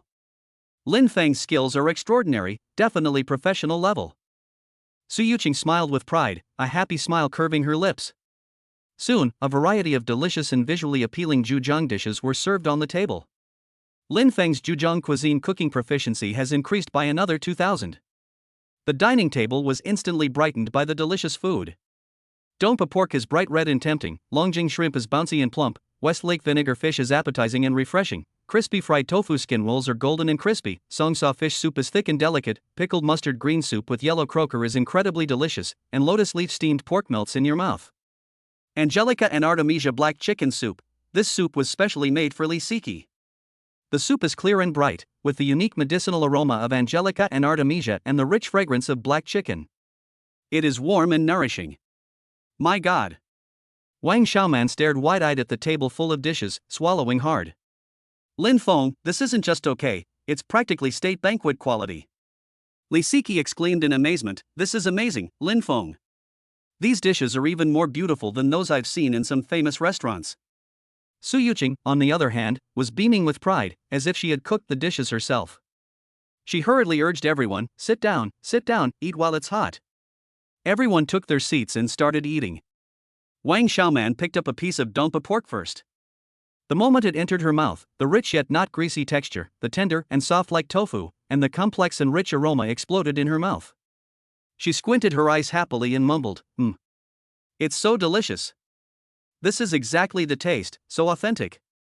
Li Siki carefully scooped a bowl of black chicken soup, blew on it to cool it down, and took a sip. The warm soup slid down her throat, and she felt a warm sensation in her lower abdomen. She whispered to Lin Feng, this soup is delicious, thank you. Su Yuqing preferred Longjing shrimp, enjoying its refreshing and chewy texture. Seeing her best friends praising Lin Feng's cooking skills made her feel sweeter than if she had eaten honey. The atmosphere at the table was lively, filled with laughter and chatter, as everyone was immersed in the satisfaction and joy brought by the delicious food. Having eaten enough, Lin Feng felt the atmosphere was right and the time was ripe, so he put down his chopsticks. While he cooked this meal partly to express his gratitude and to show off, he also had a deeper purpose. He needed to gain the support of his two close friends. His expression became slightly more formal. His gaze swept over Wang Xiaoman and Li Siki, and he spoke sincerely. Xiaoman, Siki, I'm so glad you could come today. My life with Yuqing is working hard to improve, and I will do my best to accumulate wealth to give her a better future. He paused, his tone becoming serious. However, you all know about Yuqing's family background. If I want to truly achieve what they consider a match in social status, I definitely can't do it in a short time. However, he said firmly, I still want to prove myself, my abilities, and my worth through various means. I hope that through my own efforts, I can gain her family's approval as soon as possible. I don't want to put Yuqing in a difficult position. Hearing Lin Feng's words, Su Yuqing felt a surge of warmth and emotion.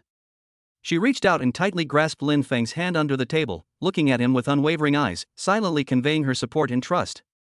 She said softly, Lin Feng, don't put too much pressure on yourself. I believe in you. Wang Xiaoman put down her chopsticks, wiped her mouth, and unusually put away her joking expression, looking at Lin Feng seriously. Lin Feng, we've all seen the skills you displayed today. To be honest, I was a little skeptical at first, but now I'm truly convinced. With your skills, given time and opportunity, your rise to prominence is only a matter of time. I support you. Her words were crisp and straightforward, carrying the frankness of a chivalrous person. Li Siki nodded vigorously, her voice gentle yet firm. Lin Feng, you are truly outstanding. We are all happy for Yuqing for choosing you. Relationships are a matter between two people. As long as you are sincere to each other and work together, you will definitely receive blessings. Her words were more like a warm encouragement. Seeing her best friend's support, Su Yuqing felt much more at ease, and her eyes were filled with love and pride as she looked at Lin Feng. Lin Feng smiled gratefully at them and pressed his advantage, saying, Thank you for your understanding and support. So, if Yuqing's family tests me in the future, you must stand by my side and put in a good word for me. He said it half jokingly and half seriously, his eyes filled with pleading. Li Siki immediately reassured him, Don't worry, Lin Feng, we will definitely help you. Her tone was sincere. Wang Xiaoman wasn't so honest. Her eyes darted around, and sensing she had a bargaining chip, she deliberately adopted an affected tone, smiling as she said to Lin Feng. If you want me to put in a good word for you with your future in-laws, that's not impossible. But, she drawled, then you have to promise me that if I want Zhejiang cuisine in the future, you have to make it for me. At least, 3 times. No, 5 times. Lin Feng couldn't help but chuckle as he looked at her, and readily agreed, no problem. Just tell me in advance if you want to eat, and I'll give you as much as you want. Not just 5 times, but 10 times is fine too. Ha, it's settled then. Wang Xiaoman clapped her hands triumphantly, and the atmosphere became lively again. The group ate and chatted for a while longer. An hour later, Wang Xiaoman and Li Siki helped Lin Feng and Su Yuqing clean up the dishes and tidy up the kitchen before saying goodbye and leaving. Lin Feng and Su Yuqing escorted them to the entrance of the residential area, and only turned to go home after watching them get into the car. Back upstairs, only the two of them remained in the huge house. Lin Feng and Su Yuqing snuggled together on the sofa, enjoying the quiet time. They chatted casually, watched light-hearted programs on TV, and felt each other's warmth and heartbeats, a simple yet blissful experience. Around 9 p.m., Su Yuqing yawned and went back to her room to rest. Don't stay up too late, she gently reminded Lin Feng. Lin Feng nodded and said softly, Okay, you go to sleep first, I'll be there in a bit. After escorting Su Yuqing back to her room, Lin Feng turned off the TV, and the living room instantly fell silent. He didn't go to sleep immediately. Instead, he went to the window, looked at the dazzling lights outside, his eyes gradually becoming deep, and began to plan what he would do tomorrow. Chapter 32: A vision for an antique appraisal company, and a call from Mom. Lin Feng was thinking that if he wanted to find a bargain tomorrow, he would have to go to another antique street. He opened his phone's map app, searched for a place, and finally decided to go to a place called Culture Lane the next day. After selecting his target, Lin Feng frowned slightly. Finding a bargain is ultimately a matter of luck. It's something you can only hope for. The antique market in Shanghai is only so big. After sweeping through a few well-known antique streets, the difficulty of making a big purchase will increase dramatically. At that point, he would probably have to try his luck in other places, but as soon as the thought arose, he suppressed it. Su Yuqing is pregnant and needs stability and care. How could he possibly take her on such a long and arduous journey? But if he left Yuqing alone in Shanghai while he traveled all over the country, he would be even more worried. This dilemma made him realize that relying on highly random bargain hunting as his main source of income was not a long-term solution.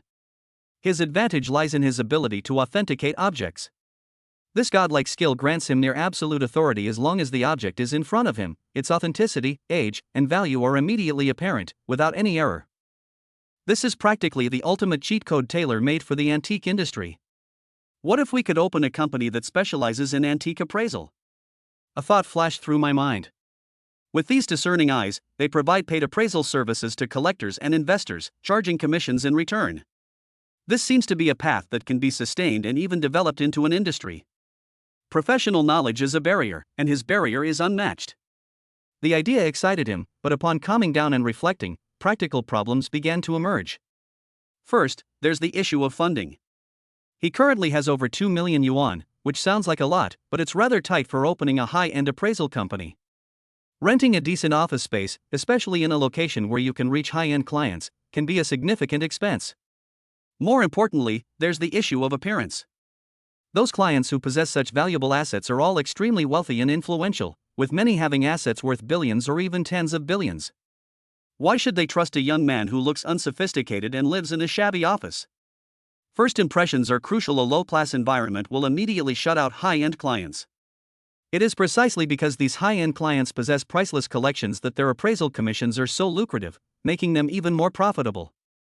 The probability of ordinary people's items being of high value is relatively low, so the appraisal fee is naturally low as well. Secondly, there's the team. Running a company requires helpers, a receptionist, an assistant, or even a junior appraiser responsible for initial reception and screening. Salary expenses can be covered for a while, but where are reliable, professional, and trustworthy candidates so easy to find? Furthermore, qualifications and reputation are also important. To open an appraisal company, especially one targeting the high-end market, relevant qualification certificates are probably indispensable. Although he possesses exceptional skills, he lacks professional certification within the official system and may need to obtain relevant professional qualification certificates. Business licenses and other formalities are even more basic. More importantly, he is currently unknown in the industry. Even if he starts a company, without a reputation and trust, where will the business come from? It is very likely that he will have few customers. After careful consideration, Lin Feng reluctantly realized that the conditions for opening an appraisal company were not yet ripe. Funding, venue, team, qualifications, reputation. It has shortcomings in almost every aspect. Starting a business is difficult, especially in the murky world of antiques. It requires careful planning and thorough preparation to avoid pitfalls. He sighed softly, a little helpless, thinking that starting a company was extremely difficult, but the most important thing was the lack of money. Lin Feng also made up his mind once again to increase the speed of wealth accumulation. Just then, the phone on the coffee table started vibrating, and the screen lit up, displaying the word Mom. Lin Feng composed himself, and a warm smile unconsciously appeared on his face. He quickly picked up his phone and, so as not to disturb Su Yuqing's rest, tiptoed to the kitchen, closed the door, and then answered the call. Mom, Lin Feng said affectionately, aren't you asleep yet? Not yet, I just finished settling this month's accounts. Son, what are you busy with? Why is your voice so soft? Zhou Fang's familiar and gentle voice came from the other end of the phone. I'm not busy with anything, I'm at home. I don't want to disturb other people's rest, Lin Feng explained. The mother and son chatted for a while, asking about each other's health and the weather. Soon, Zhou Fang changed the subject and got to the point, her tone tinged with worry. Son, tell me the truth, do you have enough money to spend lately? That's enough, Mom, don't worry about it, Lin Feng replied immediately. Don't lie to your mom. Zhou Fang's voice became more serious. You transferred 10,000 yuan to my card a few days ago, and I've been feeling uneasy ever since.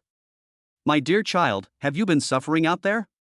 Hearing his mother's concerned words, Lin Feng felt a pang in his heart, and a surge of warmth instantly coursed through his body. His family was very ordinary. His mother was an accountant at a garment factory in the county town, and his father ran a small appliance repair shop. Incomes are low in small towns, and even after working hard for half their lives, my parents haven't saved much money. Because he is a son, his parents always scrimp and save, trying to make every penny count, just so they can help him buy an apartment in the city and get married in the future.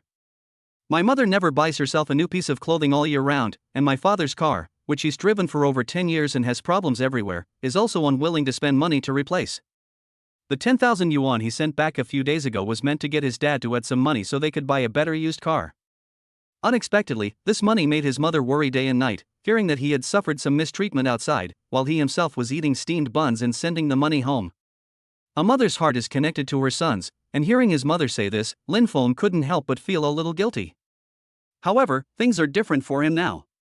He has more than 2 million yuan in his hands.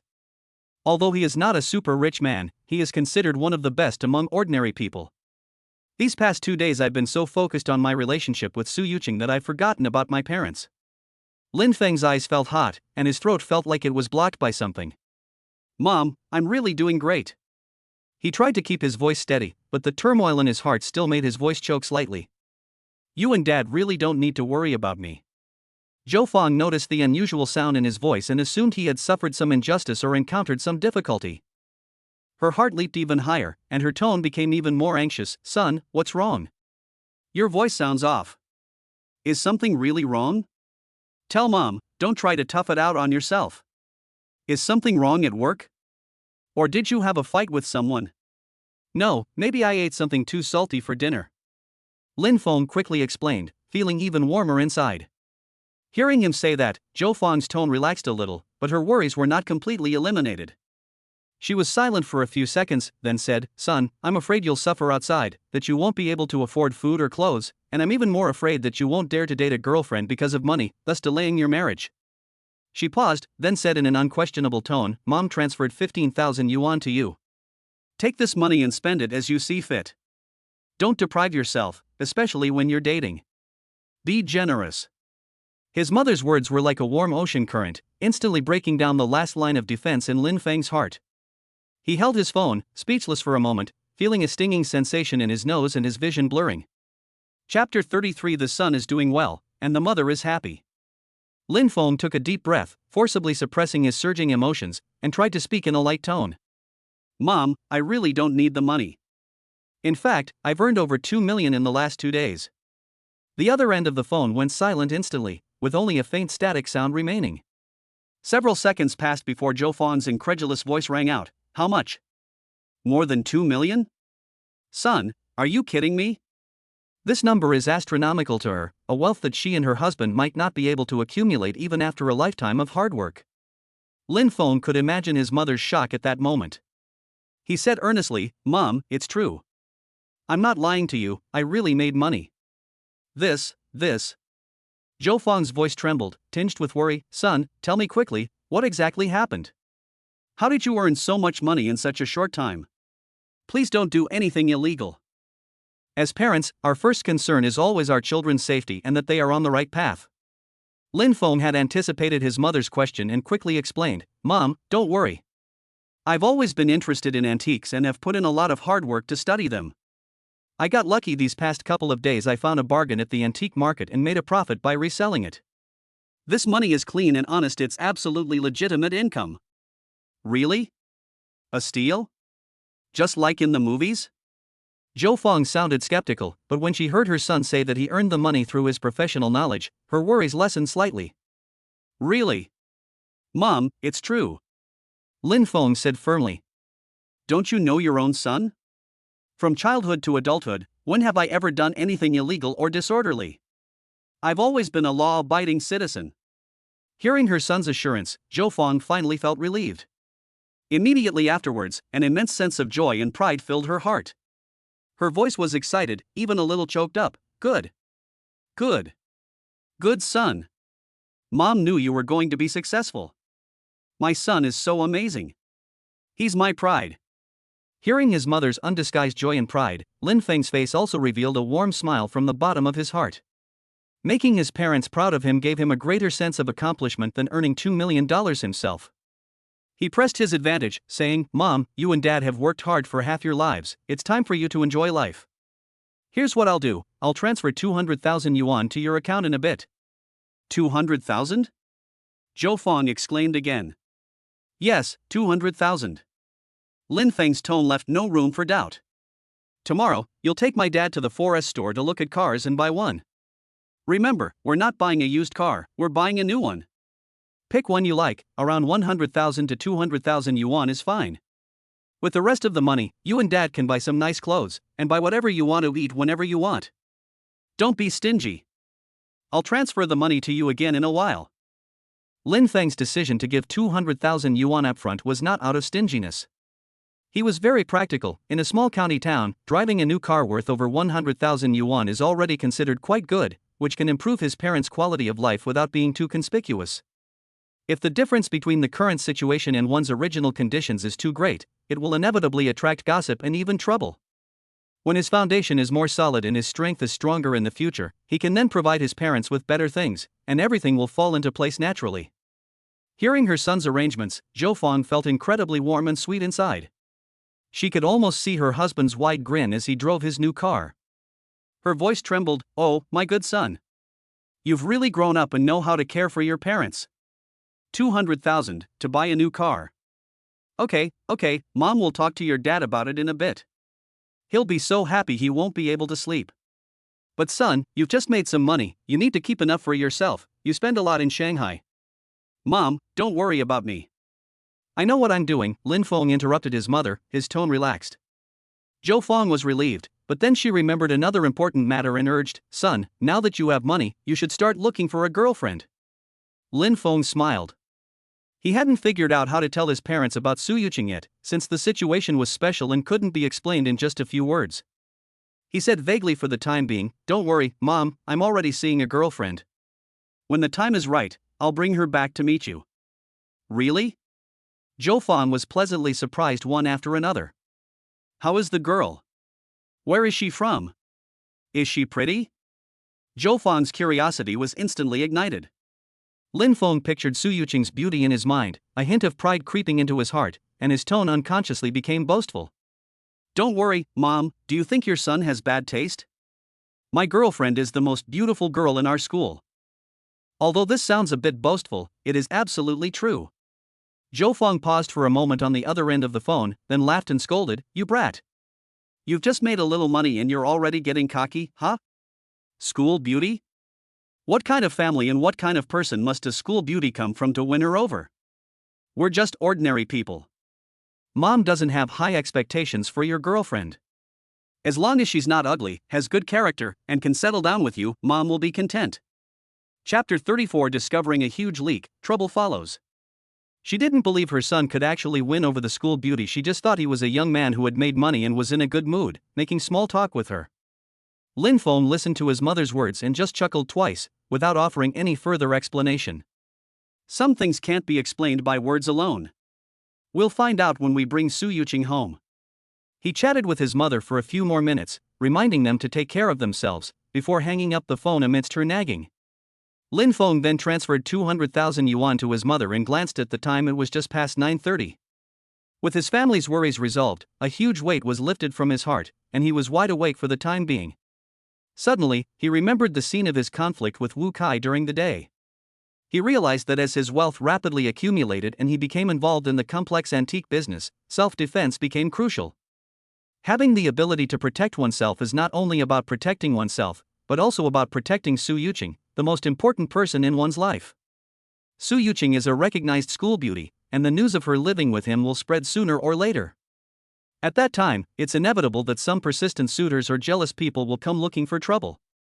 His strong self-defense skills are a solid shield protecting Su Yuqing. With that in mind, Lin Feng no longer hesitated. He picked up his phone and began to carefully search for information on various traditional martial arts.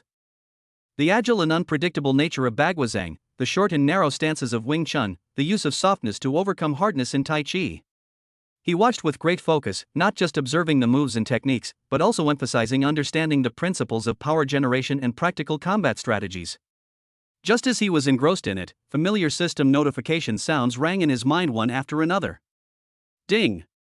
Host is detected researching Wing Chun. Wing Chun proficiency plus 500. Wing Chun beginner level, 1025,000 inch. Ding! Detected that the host is understanding Tai Chi proficiency plus 600, Tai Chi beginner level 1075,000 inch. Lin Feng understood that many traditional martial arts circulating in the market today have been castrated in order to adapt to the needs of modern sports and fitness. It weakens its original deadly power as a killing technique and focuses more on physical fitness and performance. It is difficult to learn the true essence of self-defense in actual combat by relying solely on written texts and publicly available instructional videos. However, his goal was not to learn the moves from these materials. He has a system that defies all reason. He only needs to actively learn and understand, constantly grinding his proficiency. Once the proficiency level is reached, the system will naturally grant him the corresponding level of real skills, including those secret combat techniques and methods of exerting force. Time slipped away quietly as I focused on my studies. Around 11:30 p.m., a wave of weariness finally washed over me. Lin Feng put down his phone with satisfaction, feeling much more fulfilled. He turned off the living room light and, using the dim light coming in from the window, tiptoed back to the bedroom. As soon as he lay down on the bed, Su Yuqing's soft and fragrant body unconsciously pressed against him, like a kitten seeking warmth, naturally curling up in his arms. Lin Feng reached out and gently embraced her, feeling the fullness and warmth in his arms, the faint fragrance of her hair lingering around his nose. He quickly drifted off to sleep in this sweet and comforting feeling.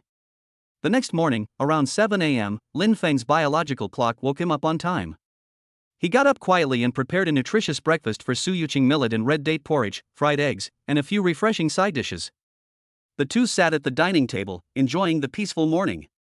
"Yuqing, you should stay home today and get some rest," Lin Feng said, taking a sip of his porridge. Su Yuqing nodded obediently and said softly, "Okay, I'll stay home today and continue studying my paintings." She knew Lin Feng's intention following him around would indeed be tiring, and there was also the possibility of accidents. After finishing breakfast, Lin Feng kissed Su Yuqing's forehead, got dressed, and went out. An hour later, he arrived at his destination, Wenhua Lane. This antique street was different from the ones he had visited before. It was less noisy than commercial districts and had more of a down-to-earth, everyday feel. The street is not wide, and the shops on both sides are converted from old-style houses. The bluestone pavement has been worn smooth by the years. Most of the people coming and going are middle-aged and elderly men, walking leisurely, but with shrewd eyes. Occasionally, they will stop in front of a certain item and talk to the stall owner in a low voice. Lin Feng took a deep breath, blended into the crowd, and began his treasure hunt for the day. He strolled around seemingly casually, his gaze sweeping over each stall, his discerning eye already in scanning mode. 2 hours later, he made a profit, picking up 2 small bargains. The first item, a late Qing dynasty copper-bodied painted enamel snuff bottle with a landscape design, was priced at 800 yuan by the stall owner, who treated it as an ordinary antique. After some haggling, Lin Feng finally bought it for 600 yuan. According to the information from the Eye of Detection, this item is worth around 45,000 on the market, and you can make a profit of nearly 40,000 by reselling it. The second item is a late Ming dynasty Longquan Celadon ewer with an underglaze floral design, priced at 8,000 yuan by the vendor. Lin Feng bought it for 6,500 yuan. This teapot is worth around 150,000 yuan, so the profit is considerable. Although he successfully snagged a bargain and could earn over 100,000 yuan, Lin Feng wasn't particularly excited. Having witnessed the millions in profits before, these tens of thousands or hundreds of thousands of dollars in earnings are not satisfying enough. The speed of accumulating wealth is still too slow.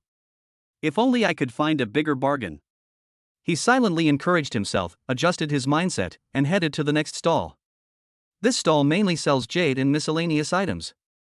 The stall owner is a thin man around 50 years old, who was slowly and methodically wiping a jade pendant with a soft cloth.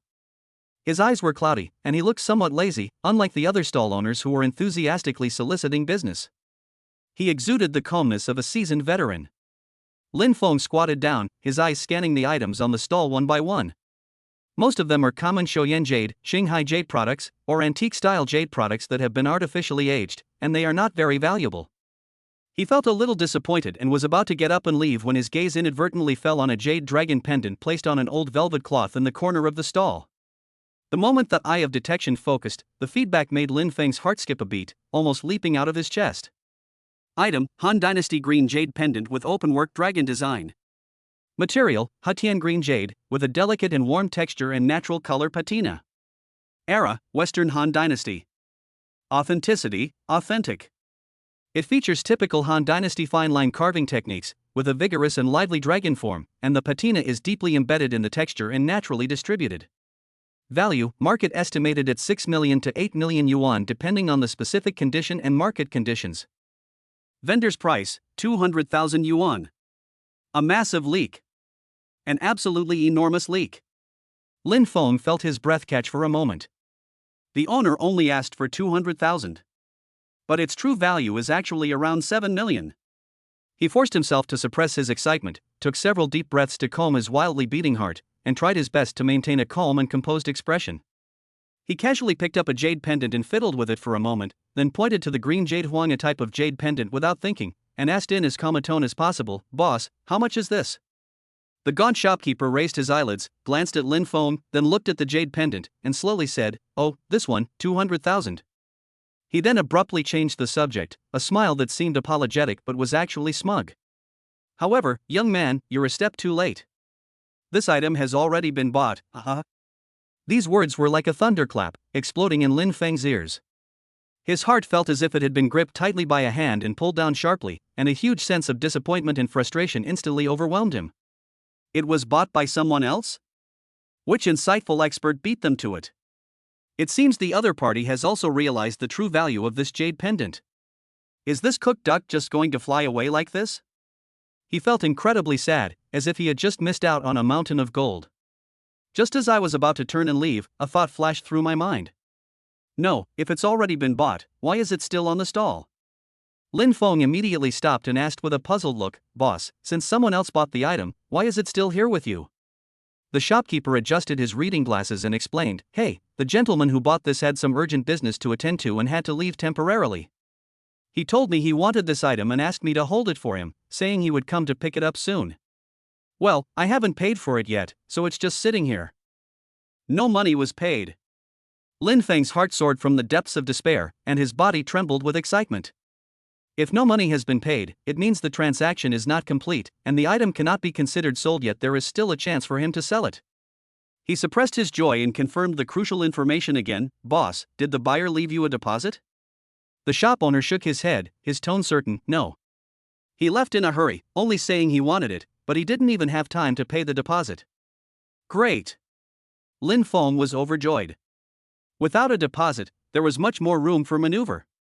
In the antique trade, verbal agreements have some validity, but if a stall owner sells an item to a higher bidder without a deposit being paid, it may be a bit unethical, but it doesn't necessarily break the rules of the trade. Lin Feng's mind raced, and he instantly crafted a story. With a perfectly balanced expression of regret and earnestness, he said to the shop owner, "Boss, to be honest, my grandfather's favorite thing was a jade pendant. He had been in the antique world for over 20 years, always hoping to find a masterpiece, but fate never seemed to smile upon him, which became one of his greatest regrets." He spoke in a low voice, with a hint of sadness. He is over 90 years old now, and his health has not been good recently. The doctor said that his days may not be long. I came out this time hoping to run into him. If I could fulfill his dream, he would be very happy, and he could leave in peace. He looked at the jade pendant with longing in his eyes. "How about this, boss? Could you do me a favor and let me have this? I can give you some extra money. You've done a great deed, helping others and accumulating good karma." The boss is a businessman. He doesn't really care about things like helping others or accumulating good karma. But as soon as he heard Lin Feng offer to pay more, a glint of light flashed in his previously cloudy eyes. Making more money, that's what really matters. His lazy expression immediately faded, replaced by interest. "Oh? More money? Young man, how much can you add?" His tone was tentative. Seeing the other party's reaction, Lin Feng immediately felt 7 or 8 parts confident. But he knew that he couldn't raise the price too much at once, otherwise the other party would become greedy and demand higher prices. So he pretended to think for a moment, and then said, "Boss, how about this? I'll add 10,000 yuan for you." The boss was overjoyed. Earning an extra 10,000 yuan with just a few words was like a windfall. But he remained expressionless, instead frowning and looking troubled. "Young man, adding 10,000, isn't that a bit too little? I'm doing you a favor, fulfilling one of your grandfather's biggest wishes. You should at least show your appreciation, shouldn't you?" He figured that since the young man wanted it so much and was willing to pay more, he must be someone who wasn't short of money, and he had to squeeze as much out of him as possible. Lin Feng had anticipated that he would ask for more money, so he wasn't surprised. He went along with it and said, "All right, boss, I'll add another 10,000, making it 220,000. Is that acceptable?" Upon hearing this, the boss revealed a cunning and smug smile, and shook his head. "Young man, adding 10,000 at a time like this doesn't seem very sincere. I've really done you a huge favor, you absolutely have to add a little more. Lin Feng was getting a little anxious. It wasn't that he was worried about spending tens of thousands more compared to the value of several million, tens of thousands was just a small amount of money. He was afraid that things might change if things dragged on and the original buyer came back, which would be troublesome, and the duck that was about to be eaten might fly away. He didn't want to waste any more time arguing with the slippery shopkeeper, so he cut to the chase. How about this, boss, let's settle on a fixed price. Tell me, how much more do I need to add before you'll sell this to me? Seeing Lin Feng's quick agreement, the boss's eyes lit up even more. He pretended to ponder for a moment, then held up 5 fingers and said, "How about this, considering your filial piety, you can add this amount 50,000 yuan. That'll make it 270,000 yuan in total, and I'll sell this treasure to you. What do you say?" Lin Feng stared at him with a very serious expression and asked, "Boss, are you sure? I'll add another 50,000, making it 270,000 in total, and you'll sell it to me? We've agreed on a price, so you have to keep your word. Otherwise, I won't buy it." The shop owner patted his chest and said confidently, "Don't worry. I've been running this stall in Wenhua Lane for over 10 years, and I always keep my word. It's 270,000, and it's 270,000. I absolutely mean it. If you agree, this is yours right now." "Okay. 270,000 it is. I'll take this." Lin Feng made the decision without hesitation. The boss immediately beamed with joy, his mouth almost reaching his ears, saying, "Young man, you're a truly straightforward person, and your filial piety is commendable." She hurriedly took out an exquisite brocade box and carefully wrapped the jade dragon pattern pendant, afraid that Lin Feng would change his mind. Lin Feng also took out his phone, ready to transfer the money. The atmosphere was harmonious, and the transaction was about to be completed. But just then, a cold and displeased voice suddenly rang out beside Lin Feng. "Boss, didn't I tell you I wanted this? Who told you to sell it to him?" Chapter 35 Yangcheng Shenmashuan, neither side would give way, they challenged each other. Upon hearing this, Lin Feng's heart skipped a beat. The man's tone was icy, carrying an air of accusation. Needless to say, the original buyer had returned. Just when he feared most, the deal, which was about to be finalized, suddenly encountered a problem, and he inwardly cried out that something was wrong. He turned around and saw that the speaker was a boy about his age, tall and with long legs, a cold face, sharp eyebrows and bright eyes, and an air of aloofness. He was wearing a well-tailored dark blue stand-up collar short-sleeved shirt with a subtle dark pattern on the fabric, the style resembling a modified tang suit. It retains the traditional charm while conforming to modern aesthetics, making him look tall and upright, with the demeanor of a handsome young gentleman from ancient times. The boy's name is Shen Mashuan, and he is from Yangcheng. The Shen family started out in the silk business and, over several generations, not only had its own silk production and sales system, but also gathered a group of highly skilled tailors who specialized in making traditional Chinese clothing such as tang suits, hanfu, and cheongsams. They are a renowned silk family in Yangzhou and even in the southern region. As the most outstanding member of the Shen family in this generation, Shen Mashuan has not only been influenced by his family since childhood, but is also currently studying textile engineering and design at a top university in China. He is exceptionally intelligent and capable, and coupled with his family background, his personality is inevitably somewhat aloof and arrogant. He came to Shanghai today on behalf of his family to negotiate an important silk order with a wealthy businessman who was a family friend of his in Hong Kong. Thinking it inappropriate to arrive empty-handed, I decided to pick out a stylish item in Wenhua Lane as a gift. He immediately took a liking to the Celadon dragon pattern pendant, finding its antique elegance and dignified presence perfectly suited to his taste. I had just made an agreement with the shop owner when I received a call from a classmate who said he had found a pretty good guqin and was passing by so I could bring it to him. That classmate came from a prominent family, so he dared not be negligent. He could only hurriedly tell the shopkeeper, "I want this jade pendant," and then rushed off to get his zither. After retrieving the instrument and placing it in the car, Lin Feng unexpectedly snatched it away in just a short while. Actually, he didn't necessarily want to buy the jade pendant, but since he had already asked and the shopkeeper had agreed, the fact that the shopkeeper was now reselling it to someone else was, in his opinion, a breach of business rules and a breach of trust. In addition, given his strong and arrogant nature, how could he easily swallow the insult of having something he wanted snatched away by someone else? Naturally, he was unwilling to give in. The gaunt shopkeeper, seeing Shen Mashuan return, immediately put on a smooth and worldly smile, while his mind raced with calculations. The price was 270,000 yuan, which was 70,000 yuan more than the original price. How could anyone refuse such a good deal? He rubbed his hands together and explained to Shen Mashuan, "Oh, young brother, you can't really blame me for this. You just said something and left without even leaving a deposit. I'm running a small business, so I'm not sure if you'll come back." "Well, this young man is really keen to buy it, and he offered a higher price than you, 270,000, so naturally I made the offer." He cleverly shifted the blame to no deposit and highest bidder wins, thus absolving himself of any responsibility. Lin Feng observed calmly from the side and saw that Shen Mashuan had an extraordinary temperament, so he knew that this person probably had some background. He didn't want to make enemies unnecessarily, but he was even more unwilling to give up this readily available huge profit. So he stepped forward and said to Shen Mashuan in a calm yet principled tone, "My friend, what the boss said makes sense. In the antique trade, verbal agreements are important, but without a deposit, the transaction is not considered finalized. I offered a higher price, and the owner chose to sell to me. It makes perfect sense both morally and logically." Upon hearing this, Shen Mashuan's cold gaze finally fell on Lin Feng. Seeing that he was dressed plainly, without any designer brands, and although he had a calm demeanor, he didn't seem like someone in the industry or from a prominent family, so the contempt in their hearts grew even stronger. He completely ignored Lin Feng's words, staring intently at his boss with a forceful tone, leaving no room for negotiation. "He can afford 270,000, so why can't I? I was the one who first took a liking to this item, so you should sell it to me both morally and logically." His pride made it impossible for him to accept having something taken away by an unknown nobody. Upon hearing this, the boss was overjoyed, and his eyes lit up as he immediately came up with a new plan. He was a seasoned veteran. Shen Mashuan's imposing presence and assertive attitude clearly made him more formidable than the seemingly peaceful Lin Feng. Since Shen Mashuan is willing to offer 270,000, selling the jade pendant to him is not out of the question. Wouldn't it be the best of both worlds to get the same amount of money and not offend this young master with such a distinguished background?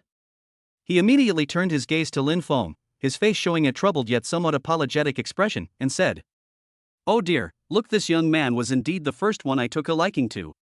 He's now willing to offer 270,000. Logically speaking, this kind of thing should seem to be based on first come, first served. Look at this." He didn't finish his sentence, but his meaning was clear. He wanted Lin Feng to back down. Lin Feng could guess his little scheme just by looking at the boss's shifty eyes, and when he heard what he said, it was exactly as he had expected. This cunning old fox wanted to shift the conflict between himself and the boy so he could stay out of it and secure the 270,000 yuan. If it were an ordinary item, Lin Feng would probably have given up after weighing the pros and cons. There was no need to offend someone who looked like someone not to be trifled with for such a small amount of money. But this jade pendant is different. Its profits are as high as 6 or 7 million. This huge sum of money is too important to him. He doesn't want to give it up, and he absolutely cannot give it up. Today, he is determined to get his hands on this jade pendant, no matter what it takes. Many thoughts flashed through Lin Feng's mind, but his face remained expressionless. He first looked at his boss, his tone still calm, but his words became sharp, getting straight to the point. "Boss, you're wrong about that. In the antique business, the rule is that the highest bidder wins. That's the official rule, and verbal agreements are just a matter of goodwill. You just told me yourself that you'd sell it to me for 270,000, and that's why I decided to make the deal. Now that this friend has returned, you immediately change your tune and insist on a first come, first served approach. If that's the case, you shouldn't have negotiated with me in the first place. If word gets out that you're so indecisive and untrustworthy, who in this cultural alley will dare to do business with you?" Lin Feng's words were reasonable and well-founded. They not only pointed out the boss's dishonesty but also implied a warning that his reputation would be ruined, thus hitting the stall owner's weak spot. The boss's face immediately turned ugly. He opened his mouth, wanting to defend himself, but couldn't find the words, and could only stand there awkwardly. Immediately afterwards, Lin Feng turned to Shen Mashuan, his gaze frank and neither humble nor arrogant. "My friend, I can tell that you are also a person who appreciates things and values etiquette. But rules are rules, people are flexible. Since you left without paying a deposit, I will purchase it according to industry practice, and the boss has already agreed.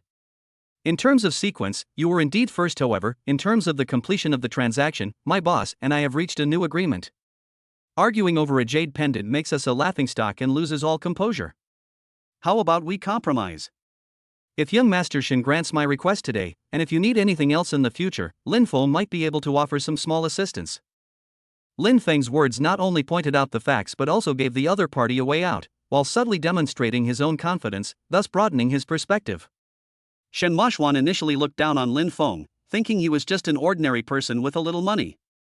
But at this moment, listening to Lin Feng's logical, humble yet assertive, and even slightly authoritative words, and seeing his calm and composed gaze, the contempt in his heart couldn't help but lessen considerably.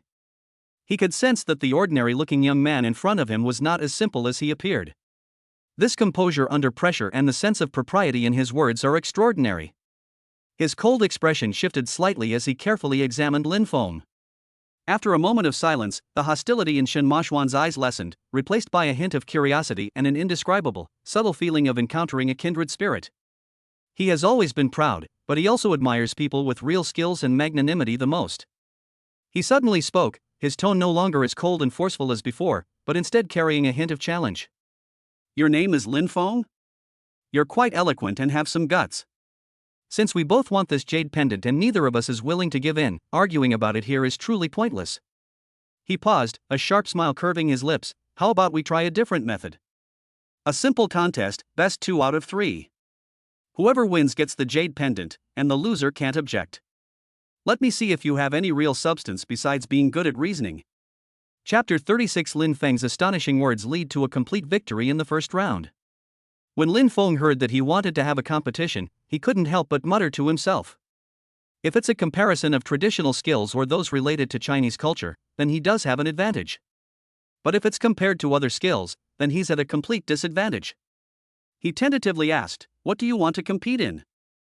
Without even a second thought, Shen Maoxuan raised his chin slightly, displaying the arrogance of a scion of a powerful family, and said loudly, "Music, chess, calligraphy, painting, composing poems, writing essays, or even sparring, anything is welcome. Take your pick." He spoke with complete confidence, without any psychological burden, and even felt a little secretly pleased. He was immersed in classical Chinese studies from a young age, and his knowledge of music, chess, calligraphy, and painting was extensive. Although he wouldn't say he was the best in every aspect, he far surpassed his peers. As for martial arts, he has worked incredibly hard, not only learning his family's traditional health-preserving techniques but also winning awards in professional sanda competitions. These are the sources of his confidence. He was certain that Lin Feng couldn't be proficient in everything. Even if Lin Feng could rival him in 1 or 2 areas, he still had a very high chance of winning in a best-of-3 series. Hearing the project he mentioned, Lin Feng felt more certain. The system's initial activation granted him extensive knowledge and strong memory, allowing him to store a vast amount of classical Chinese literature in his mind, which he could readily access. Skills like playing the zither, chess, calligraphy, and painting clearly fall under the category of a traditional Chinese culture based on the system's characteristics. The system will unlock them immediately whenever he needs them, so there's no need to worry. As for a martial arts competition, his Bajiquan is fierce and violent, so there's nothing to be afraid of.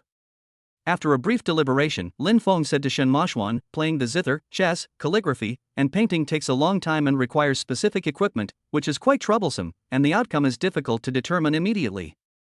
Composing poems is too subjective and can easily lead to pointless arguments."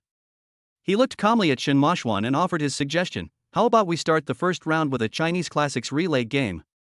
One person presents the first line of a sentence or a passage from a classical text, and the other person must immediately provide the second line or subsequent paragraph. The person who cannot provide the second line loses.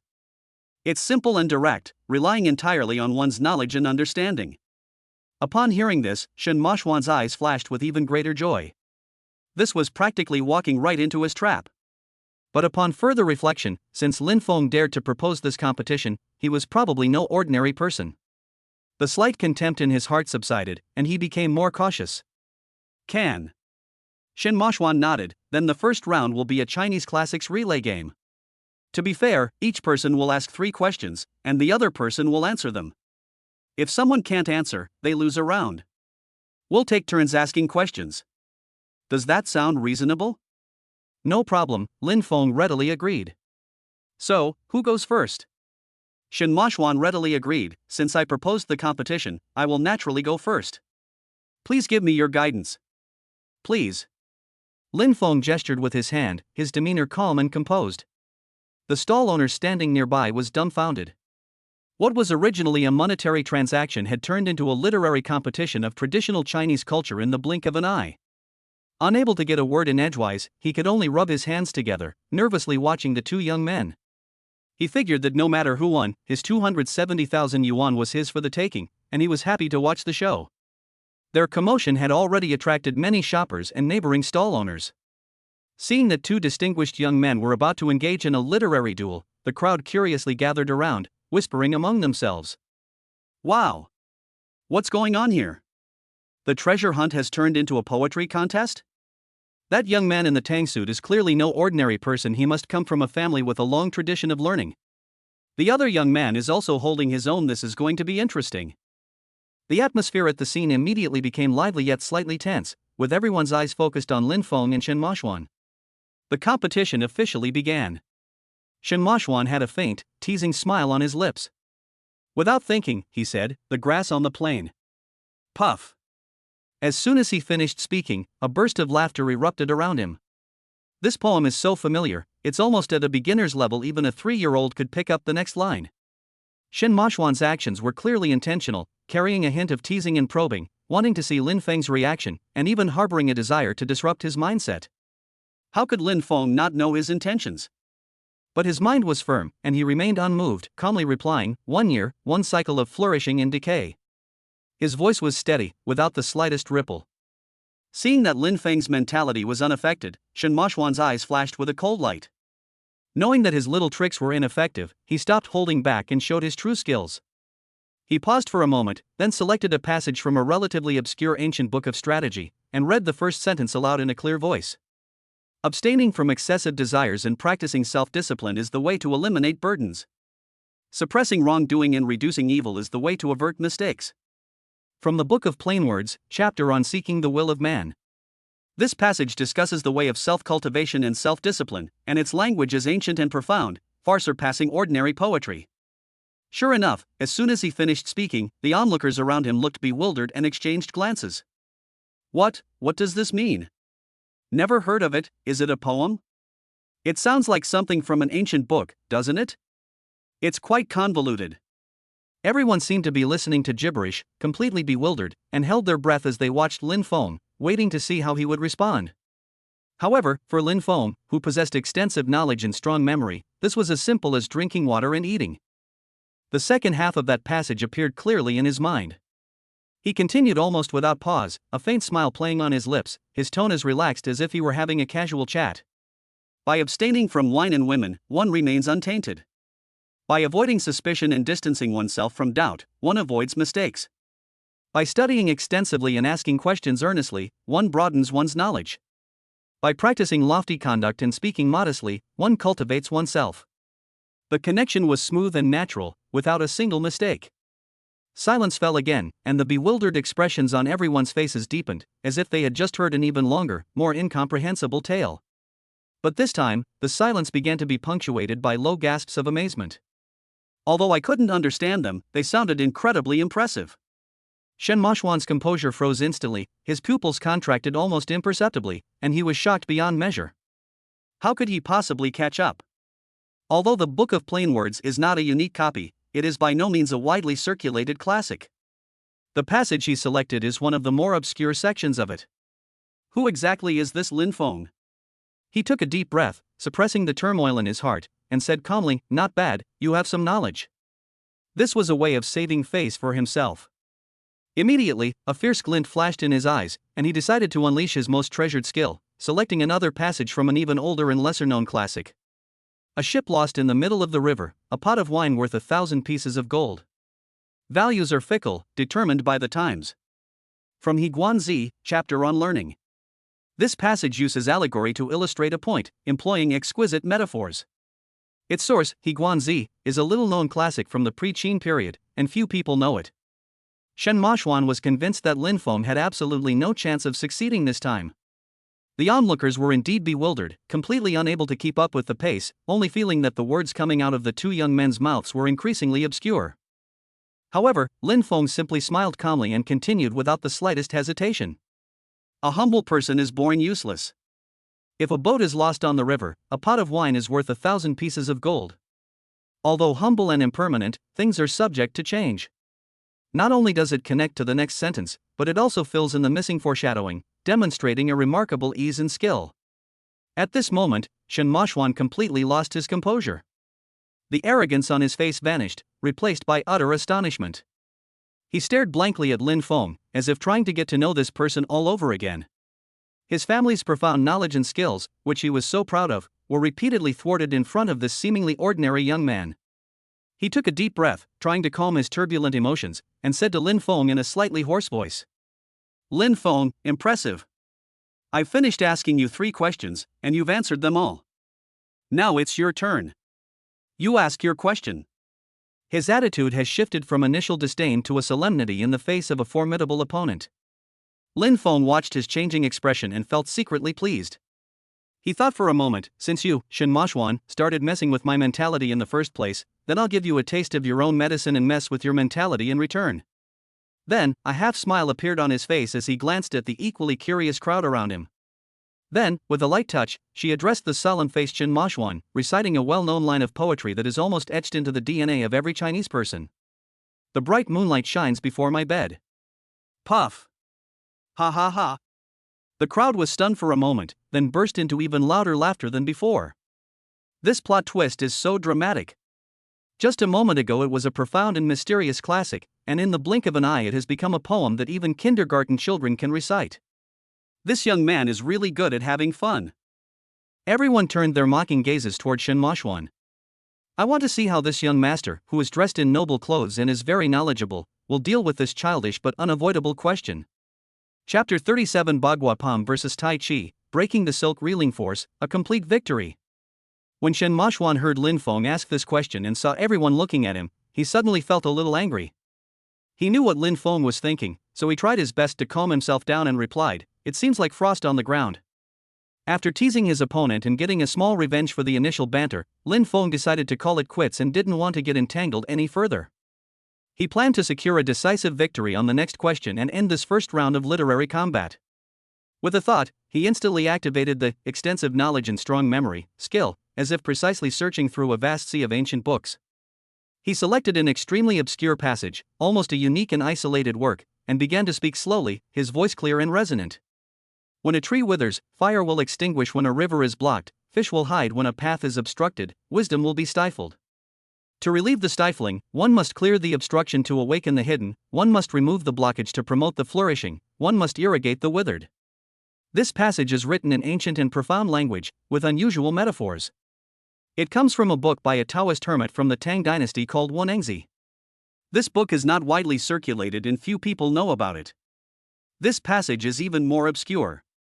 Sure enough, upon hearing this, the onlookers were completely bewildered, exchanging bewildered glances, utterly unable to understand the meaning of these cryptic words.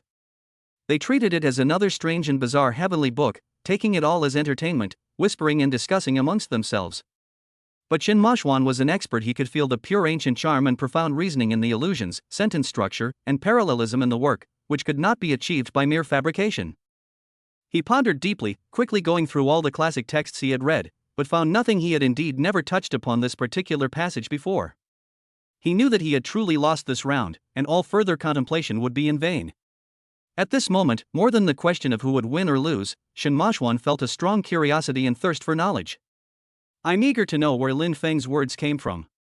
He raised his head, looked at Lin Feng with a complicated expression, and frankly admitted, "Lin Feng, I haven't read the passage you played. I lost this round." His tone was crisp and courteous, but he quickly changed the subject, asking in a questioning tone, "However, I'm curious, what you just said, from which classic text did you come?"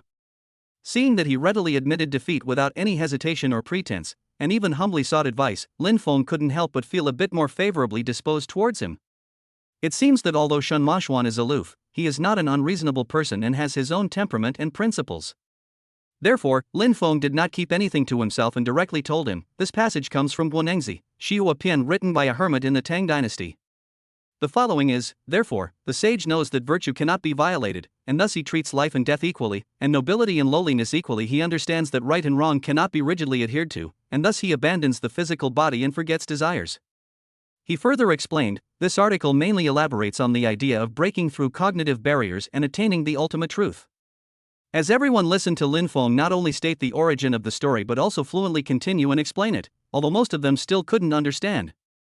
But the words Tang Dynasty Hermit and Wenengzi still made them feel that he was high class and that their gazes toward Lin Feng were filled with awe, leaving them speechless once again. Shen Maoxuan's curiosity and thirst for knowledge were satisfied, like drinking a cup of sweet spring water, and the slight frustration caused by the loss dissipated considerably. But he was proud and arrogant after all, and he was still a little upset after losing the first game. But then I thought about it again. Lin Feng was so knowledgeable, so it didn't seem unfair that I lost to him. That feeling of frustration turned into a complex emotion, a mixture of resentment and a bit of acceptance. Lin Feng, wanting to end the competition as soon as possible and obtain the jade pendant, asked, "The first round is over, what's next?" Shen Maoxuan did not answer immediately. He frowned slightly and thought quickly. If it comes to comparing classical Chinese studies, his chances of winning are probably slim. He has already experienced Lin Feng's vast knowledge base, and he has no advantage there. His gaze involuntarily fell on Lin Feng. Seeing that he had a well-proportioned figure and a refined and calm temperament, without the outward ferocity or sharpness of a martial artist, he made a decision in his heart. He concluded that even if Lin Feng knew some kung fu, it was probably just simple self-defense techniques, which could hardly compare to his own skills, which had undergone traditional training and included Sanda Chinese kickboxing titles. A resolute glint flashed in Shen Maoxuan's eyes as he declared loudly, "Next, we'll stop with the verbal duel and start with the physical fight. Let's settle this with a single blow. How about it?" He was confident that his fists and feet would allow him to get his revenge. Lin Feng was incredibly perceptive and immediately saw through Shen Maoxuan's thoughts. This person thinks he's a weak scholar and wants to bully him because of his weakness. He couldn't help but find it somewhat amusing. The other party is completely mistaken. He has not only practiced Bajikwan in real combat, but last night he also unlocked the basic level of various traditional martial arts such as Bagwazang and Taijikwan through the system. No matter what technique Shen Maoxuan uses, he can quickly find a counter technique to deal with it, giving him a very high chance of winning, and he can even win more easily. No problem. Lin Feng readily accepted the challenge, his voice strong and clear. Then let's do as you say. Next, we'll have a martial arts contest to determine the winner in one battle. Good. Let's fight. Let's fight. Upon hearing that a fight was about to break out, the onlookers became 10 times more excited than before. They mostly don't understand verbal battles and can only watch the excitement, but physical battles are a real visual thrill. The crowd started chattering and jeering, instantly igniting the atmosphere. The circle of onlookers unconsciously expanded, with everyone craning their necks, afraid of missing any exciting moments. Shen Maoxuan took a deep breath, moved his feet lightly, and slowly raised his hands, one in front of the other, palms facing inward, assuming a standard Tai Chi starting posture grasping the sparrow's tail. His breathing became calm and deep, and his eyes were focused, clearly indicating that he had been immersed in this art for a long time. Shen Maoxuan practiced Tai Chi entirely because his parents were thinking of him. Considering his personality, if we teach him other martial arts techniques, given his temper, he might easily injure or even kill someone in a fight. Tai Chi is a relatively gentle art form that focuses on winning rather than harming others, which is why he learned Tai Chi. Wow! Tai Chi! It looks pretty good. This young man really knows a lot. I wonder how the other one will respond. The crowd was buzzing with discussion, their anticipation at its peak. Seeing that his opponent had adopted a Tai Chi stance, Lin Feng did not make a move immediately. Instead, his mind raced, and he quickly analyzed countermeasures by combining his knowledge of various martial arts techniques. Tai Chi emphasizes using stillness to control movement, using softness to overcome hardness, and sticking and adhering, with its silk reeling energy being particularly difficult to entangle. Bagwazang. A thought instantly became clear. Bagwazang emphasizes walking like a dragon, turning like a monkey, and changing positions like an eagle. Its footwork is flexible and varied, and it is specifically designed to counter direct attacks or stillness-based techniques. Its characteristic of circling and changing positions can perfectly neutralize the silk reeling force of Tai Chi and find an opening to enter. With his mind made up, Lin Feng moved, his steps instantly becoming light and agile. His palms, one yin and one yang, echoed each other, assuming the typical starting stance of Bagwazang. He seemed to have some kind of magical connection with the ground beneath his feet. His aura was deep and calm, yet it also carried a sense of dynamism that could erupt at any moment. Bagwazang. Shen Maoxuan recognized Lin Feng's posture at a glance and was immediately alarmed, realizing something was wrong. He had some understanding of traditional martial arts and knew that Bagwazang could counter Taijikwan. But then I thought, even if Lin Feng knew Bagwazang, how proficient could he possibly be? Most likely, they were deliberately putting pressure on me, or they had only learned a superficial understanding of the subject. However, despite his thoughts, Shen Mashuan dared not underestimate his opponent. He let out a low shout, stepped into the center, and launched an attack. He used a progressive blocking punch with his strength contained but not released, directly approaching Lin Feng's center, trying to seize the initiative. Seeing his approach, Lin Feng instantly unleashed his bagua steps, his body moving like a swimming fish, easily dodging the attack head-on. At the same time, he deflected with his left palm using the Green Dragon probing claw technique from Baguazhang. Instead of directly blocking the force, he followed the edge of the opponent's force and quickly moved away, neutralizing the force. The two instantly engaged in combat. This exchange of blows left Shen Mashuan even more astonished. Lin Feng is far more than just a novice. His footwork was so skillful, his movements so agile, his palm techniques so shrewd, and his power so penetrating. It was clear that he had worked hard and received the true teachings. Especially the bagua steps, stepping on the right direction, walking in circles, moving like a swimming dragon, turning like an eagle, which largely avoids the sticking technique of Tai Chi. And that is indeed the case. The Baguazhang that Lin Feng mastered through the system is not the simplified and abridged fitness version circulating in the market. Instead, it is closer to the ancient tradition, emphasizing practical combat and killing, with sharp moves and rapid power. Under Lin Feng's bagua palm offensive, Shen Mashuan was put on the defensive from the very beginning. He felt as if he were caught in an invisible net, with his opponent's palm strikes always coming just when his old strength was exhausted and his new strength had not yet been generated, forcing him to retreat step by step, and his originally steady Tai Chi stance gradually became somewhat scattered. The onlookers were dazzled and exclaimed in amazement. "My God! That was such a beautiful fight. It's like watching a movie.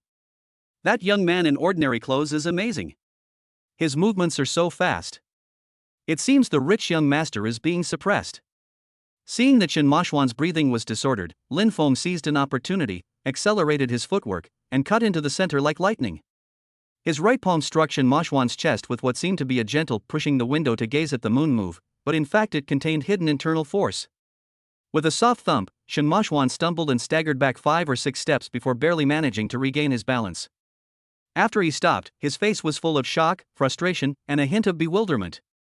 He lost, both in intellectual and physical contests, to this seemingly ordinary peer. The scene fell silent instantly as everyone watched, followed by an even louder murmur of discussion. Lin Feng stopped his stance and stood still, his breathing steady, as if the intense battle had not exhausted him much. He clasped his hands in a respectful gesture towards Shen Mashuan, whose expression was complex, smiled faintly, and spoke in a calm tone. "My friend, you admit it. Chapter 38. One day, I will definitely win back."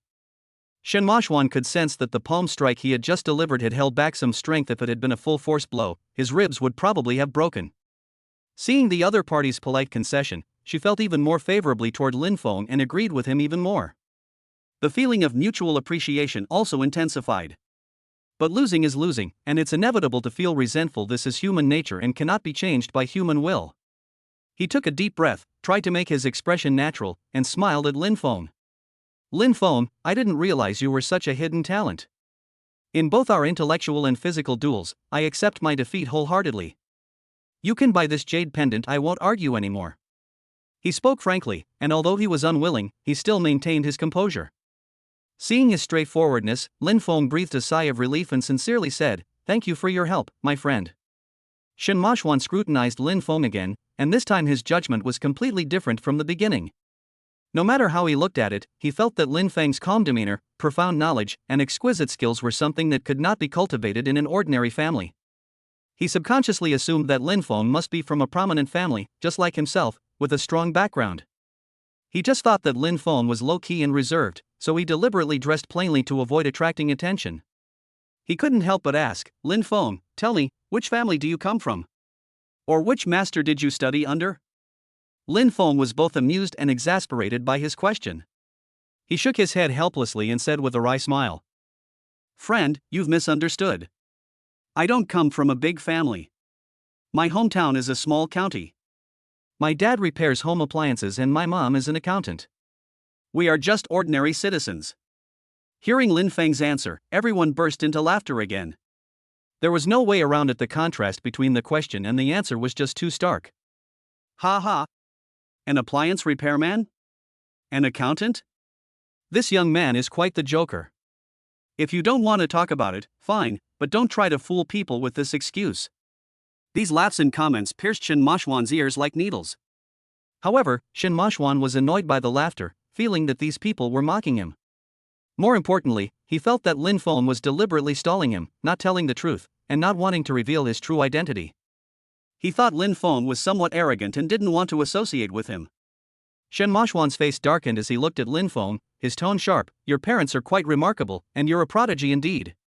After saying that, he snorted coldly, stopped looking at Lin Feng, turned around and left, but his body was filled with suppressed anger. Lin Feng could naturally hear the displeasure in his words, and watching his departing figure, he felt helpless. But Lin Feng was telling the truth. His family's financial situation was exactly like that. He wasn't lying.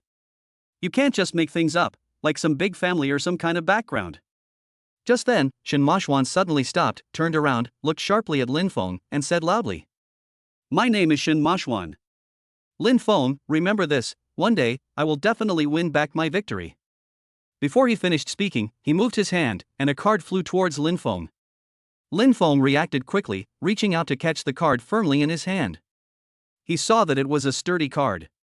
There was nothing he could do. Shin Mashwan was truly unwilling to accept this and wanted to regain the face he had lost today someday in the future.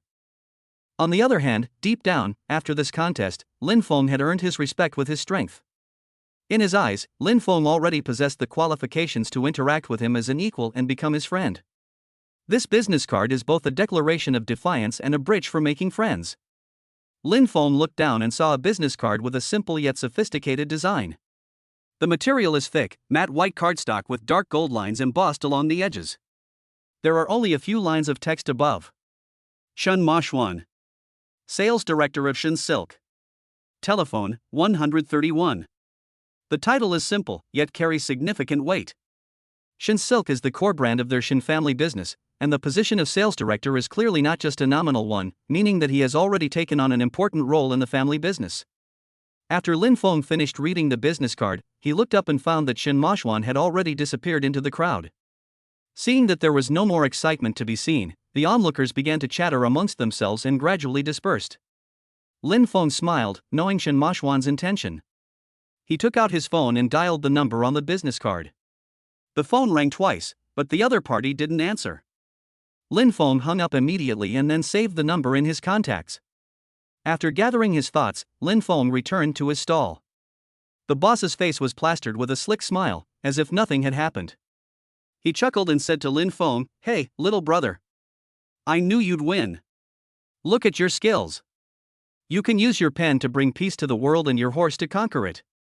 Amazing, truly amazing." As he spoke, he pushed the jade pendant, which was in a brocade box, forward, showering it with compliments and effusive praise. Lin Feng frowned as he listened, feeling a real toothache. This boss changes his tune faster than flipping through a book, and his praise is both fake and exaggerated. He quickly interrupted his boss, a sneer on his lips, and teased, all right. No matter how good I am, I can't beat your fickleness. And boss, your ability to adapt to any situation is truly amazing." His words, seemingly praising the boss, were actually a veiled insult. The boss saw that he was sharp-tongued and knew that he wouldn't get any benefit from arguing with him, so he decided to stop wasting his breath. He wasn't embarrassed at all, and said with a laugh, "Young man, you really know how to joke, huh?" He reached out and handed the wrapped jade pendant to Lin Feng. It would be truly unbelievable if Lin Feng trusted him. He took the brocade box, opened it on the spot, and stared at it intently once more. The information from the eye of detection was exactly the same as before, and he was finally relieved. Lin Feng closed the brocade box, put it into his backpack, then took out his phone and transferred 270,000 yuan to the boss. With a ding, the payment notification sounded. The boss looked at the notification on his phone screen, his face beaming with joy, and he showered the customer with compliments.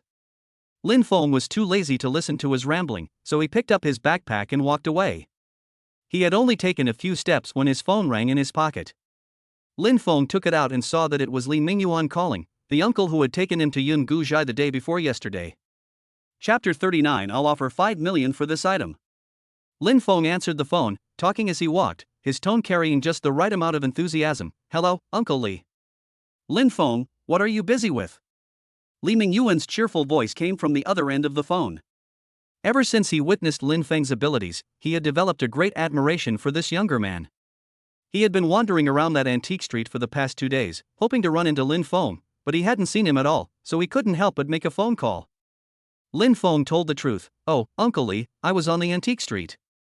I just finished strolling around and picked up a few things." "Oh? You're on the antique street too?" Li Mingyuan asked, somewhat surprised. "I've been wandering around for ages, how come I haven't seen you?" Lin Feng quickly explained, "I didn't go to the previous one today, it was this one in Wenhua Lane." Li Mingyuan understood immediately and laughed. "Oh, Wenhua Lane. What good stuff did you get? Hurry up and bring it over so Daiju and I can take a look." His tone was full of anticipation. Lin Feng pondered for a moment. He definitely had to sell the item. Uncle Li was a good person, and he'd even gotten a great deal today. It would be safer to sell it at Yungu Zhai. So he said, "It's hard to explain in a few words, Uncle Li. Let's talk face to face. I'll head over to Yungu Zhai right now." "Okay. See you in a bit," Li Mingyuan said readily. After hanging up the phone, Lin Feng walked to the street corner and hailed a taxi.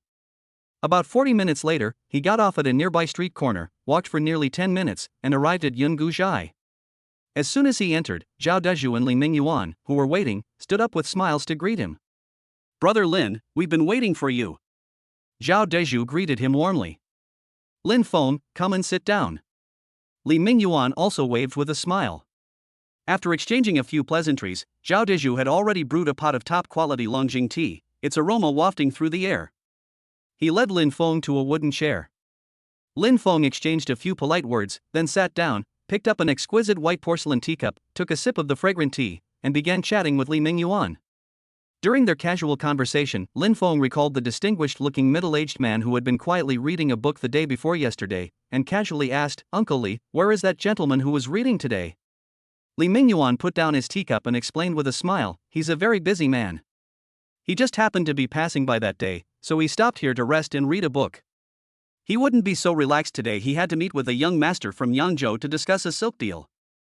"The young master of Yangzhou, discussing silk trade?" Lin Feng was surprised when he heard this. He immediately thought of Shen Mashuan, the young master from Yangcheng. Could it be Shen Mashuan? Seeing the strange look on his face, Li Mingyuan couldn't help but ask, "What's wrong, Lin Feng?" "Nothing, I just suddenly remembered something," Lin Feng replied casually. He figured that since he and Shen Mashuan had become acquainted through a misunderstanding and weren't really friends, it was better not to bring it up. After drinking a few more cups of tea, Lin Feng got down to business, picking up his backpack and walking to the counter. After Zhao Deju examined the snuff bottle and the celadone pot, and after some bargaining, they were sold for 40,000 and 132,000 yuan respectively. Having completed 2 transactions and earned over 170,000 yuan, Lin Feng was in high spirits. Zhao Deju rubbed his hands together, asking with even greater anticipation, "Brother Lin, is there anything else good?" Li Mingyuan chuckled and teased, "Yes, Boss Lin, do you have any other treasures?" Seeing their anticipation, Lin Feng suddenly had a mischievous idea and decided to tease them. So he said, "I do have one more, but it's not worth much." He deliberately feigned disappointment, as if the remaining item was truly worthless. A hint of disappointment appeared on Zhao Deju's face. Li Mingyuan looked at Lin Feng with a mixture of belief and doubt. Lin Feng stopped teasing them, took the brocade box containing the jade pendant from his bag, and placed it on the counter. He casually said, "Take a look, this is it." Zhao Deju eagerly opened the brocade box, and when the jade dragon pattern pendant came into view, he was instantly stunned. Immediately afterwards, his expression turned serious and solemn, and his breathing became slightly more rapid. Seeing his reaction, Li Mingyuan immediately realized that this thing was definitely extraordinary. He chuckled inwardly, "You little rascal, Lin Feng, you were just teasing us on purpose, weren't you?" He couldn't help but roll his eyes at Lin Feng, who gave him a sly smile. Next, Zhao Deju entered into a rigorous appraisal process. He used almost every tool available in the shop, a high-powered magnifying glass, a strong flashlight, and even dug out several jade catalogs and professional books for comparison and reference. During this time, he also made 2 phone calls with a serious expression, consulting a jade appraisal expert about the details and characteristics. The entire identification process lasted for more than 40 minutes, during which Li Mingyuan and Lin Feng waited patiently. Finally, Zhao Deju slowly put down his tools and took off his gloves. He let out a long sigh of relief, as if he had completed an extremely demanding project. He raised his head and looked intently at Lin Feng, his eyes filled with amazement, excitement, and even a hint of awe.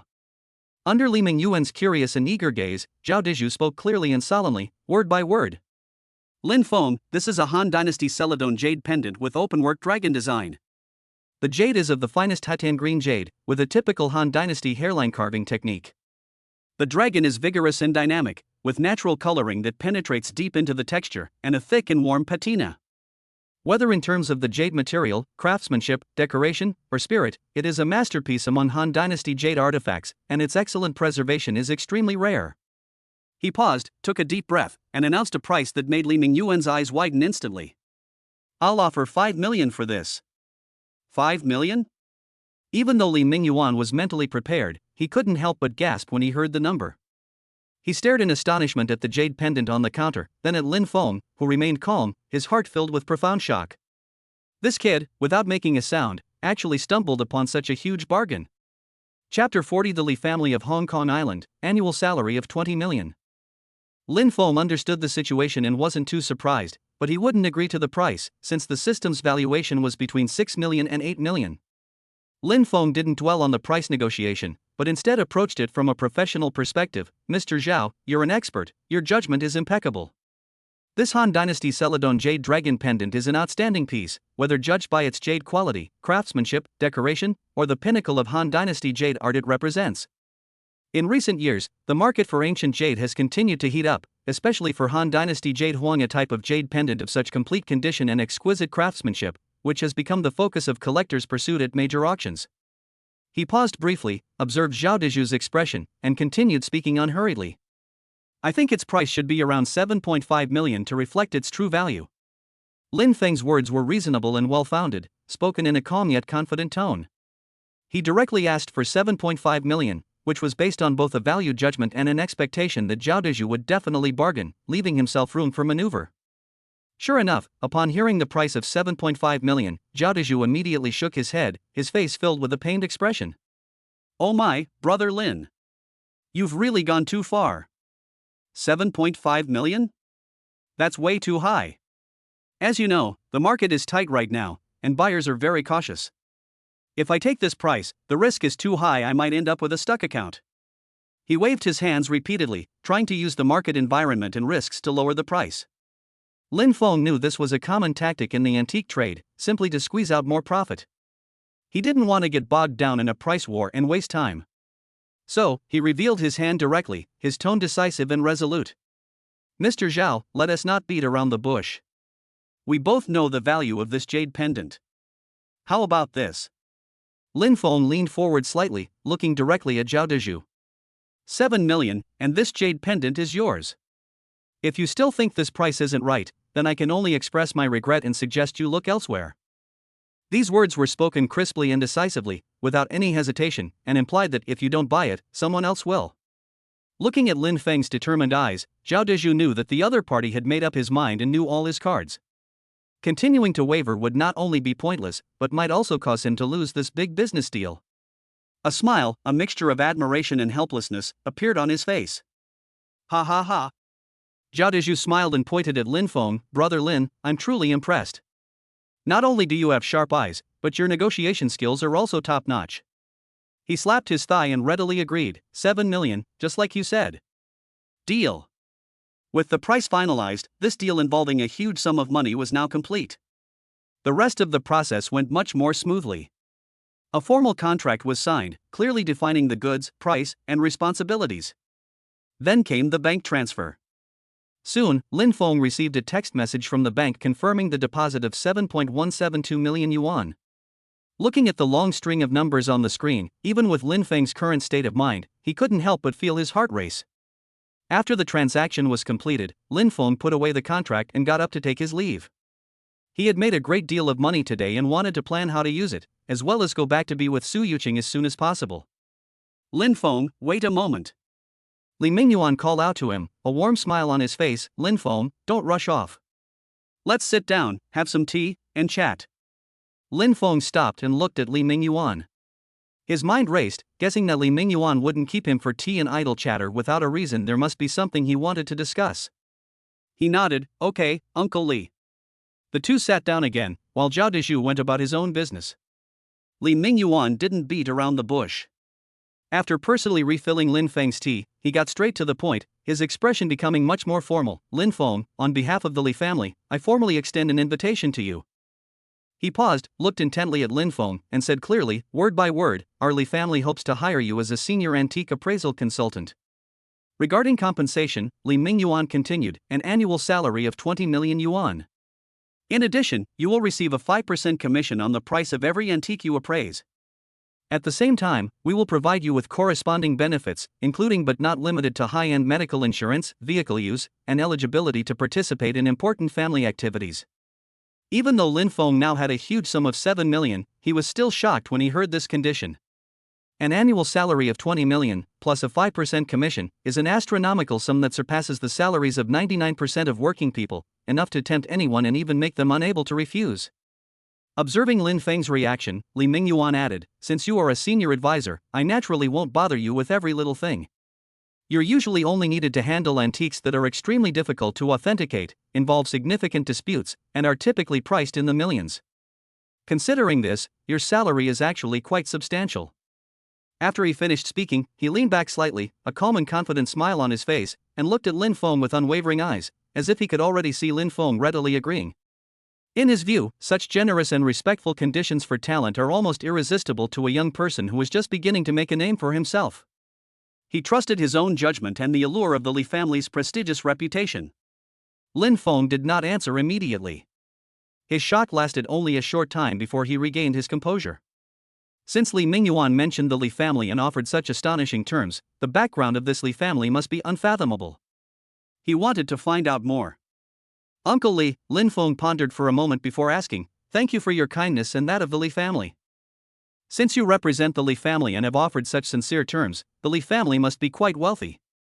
Could you briefly introduce them?" Li Mingyuan nodded approvingly. "Of course, that's what should be done." He gathered his thoughts and began his introduction, his tone carrying a natural sense of family pride. "Our Li family is the richest family in Hong Kong Island, and is also recognized as the head of the 3 major families in Hong Kong Island. The other 2 are the Shui family and the Lu family. The young man you saw reading in the store that day is Li Zikan, the current head of the Li family. Our Li family's businesses span multiple sectors," Li Mingyuan listed briefly, "including real estate development, financial investment, port logistics, hotels and tourism, high-tech industries. Of course, this also includes investment in culture and art, with antique collecting and trading being a crucial part of it. Our business spans first and second-tier cities across China, and we have a deep network of connections and resources. To be honest, some members of our Li family also hold important positions in the political and military circles. It can be said that the reason why our Li family has been able to thrive for generations and become more prosperous is due to our strict family traditions, emphasis on education, and the hard work of each generation." Although Li Mingyuan's introduction was brief, the information it revealed the richest man in Hong Kong, the head of one of the 3 major families on Hong Kong Island, Li Zikan, the helmsman of a vast business empire spanning multiple core industries, and unfathomable political and business resources all demonstrated the formidable strength of the Li family. This is a truly prestigious and powerful family standing at the very top of the pyramid. After saying all this, Li Mingyuan laughed self-deprecatingly. "As for me, I'm considered an outlier or a failure in the family. Unfortunately, I am naturally carefree and playful. I like to dabble in antiques, calligraphy and paintings, and rare treasures, but I can't stand the hard work of studying them. My knowledge is not good enough to take on a major role in the family's core business. Fortunately, my family indulged me, allowing me to live a carefree life. Now that I'm older, I'm more like a playful old man. But..." He changed the subject, his gaze turning shrewd again. "Sometimes, this old rascal can still be of some use. For example, right now, I can represent the family to invite a young talent like you." He leaned forward, his gaze fixed intently on Lin Feng, and extended his final invitation. "So, Lin Feng? Are you interested in joining our Li family? This will provide you with an unprecedentedly broad platform." Chapter 41 Lin Feng rejects high salary, has decision to start his own business. After Li Mingyuan finished speaking, the look of anticipation in his eyes grew even stronger, and his body unconsciously leaned forward slightly. He confidently believed that such favorable and promising conditions were like a ladder to success for a young man who was just starting out and in dire need of a platform and resources, and Lin Feng had no reason to refuse. Even Zhao Dezhu, who was sitting behind the counter, couldn't help but peek out with an expectant smile on his face. He wanted to see Lin Feng's barely suppressed excitement, or even his possible loss of composure. After all, an annual salary of 20 million plus high commissions is enough to drive any ordinary person crazy. However, what happened next was completely beyond their expectations. Lin Feng wore a smile, showing neither surprise nor elation. He looked at Li Mingyuan with clear eyes and said calmly, "Uncle Li, thank you very much for your kindness and that of the Li family. The terms you've offered are absolutely top tier in the industry, and I truly appreciate your sincerity." He subtly changed the subject, his tone firm and unwavering. "However, I'm truly sorry, but I'm afraid I cannot accept this invitation." Unacceptable? These 4 words, like a thunderclap from a clear sky, resounded in the quiet Yungu Zhai. The expectation on Li Mingyuan's face froze instantly, his pupils contracted slightly, and he subconsciously leaned back, as if he doubted that he had misheard. He had imagined that Lin Feng would haggle and ask for details, but he never expected such a straightforward and decisive refusal. Zhao Dezhu, behind the counter, was so shocked that his mouth dropped open, and he almost dropped the lid of a purple clay teapot in his hand. You refused? They just rejected him so casually? Does this kid even know what he's rejecting? It was an olive branch from the Li family of Hong Kong Island, a fortune and a bright future that countless people dreamed of but could never obtain. If it were the old Lin Feng, let alone an annual salary of 20 million, plus commission and other benefits, even an annual salary of 200,000 would have made him gratefully agree, and he would have thought it was his ancestors' blessing. But things are different now. The system's existence allowed him to accumulate wealth and connections at a speed unimaginable to ordinary people. The conditions offered by the other party were indeed tempting and full of sincerity, but Lin Feng had already made up his mind deep down. Since God has given me an extraordinary life, I must adopt an extraordinary attitude and courage. Why depend on others and work for them? He wants to be his own boss, create his own business empire, and build his own commercial empire. This ambition cannot be contained by a generous salary. After a brief moment of shock, Li Mingyuan quickly regained his composure. He frowned slightly, thought for a moment, and then thought he had found the reason.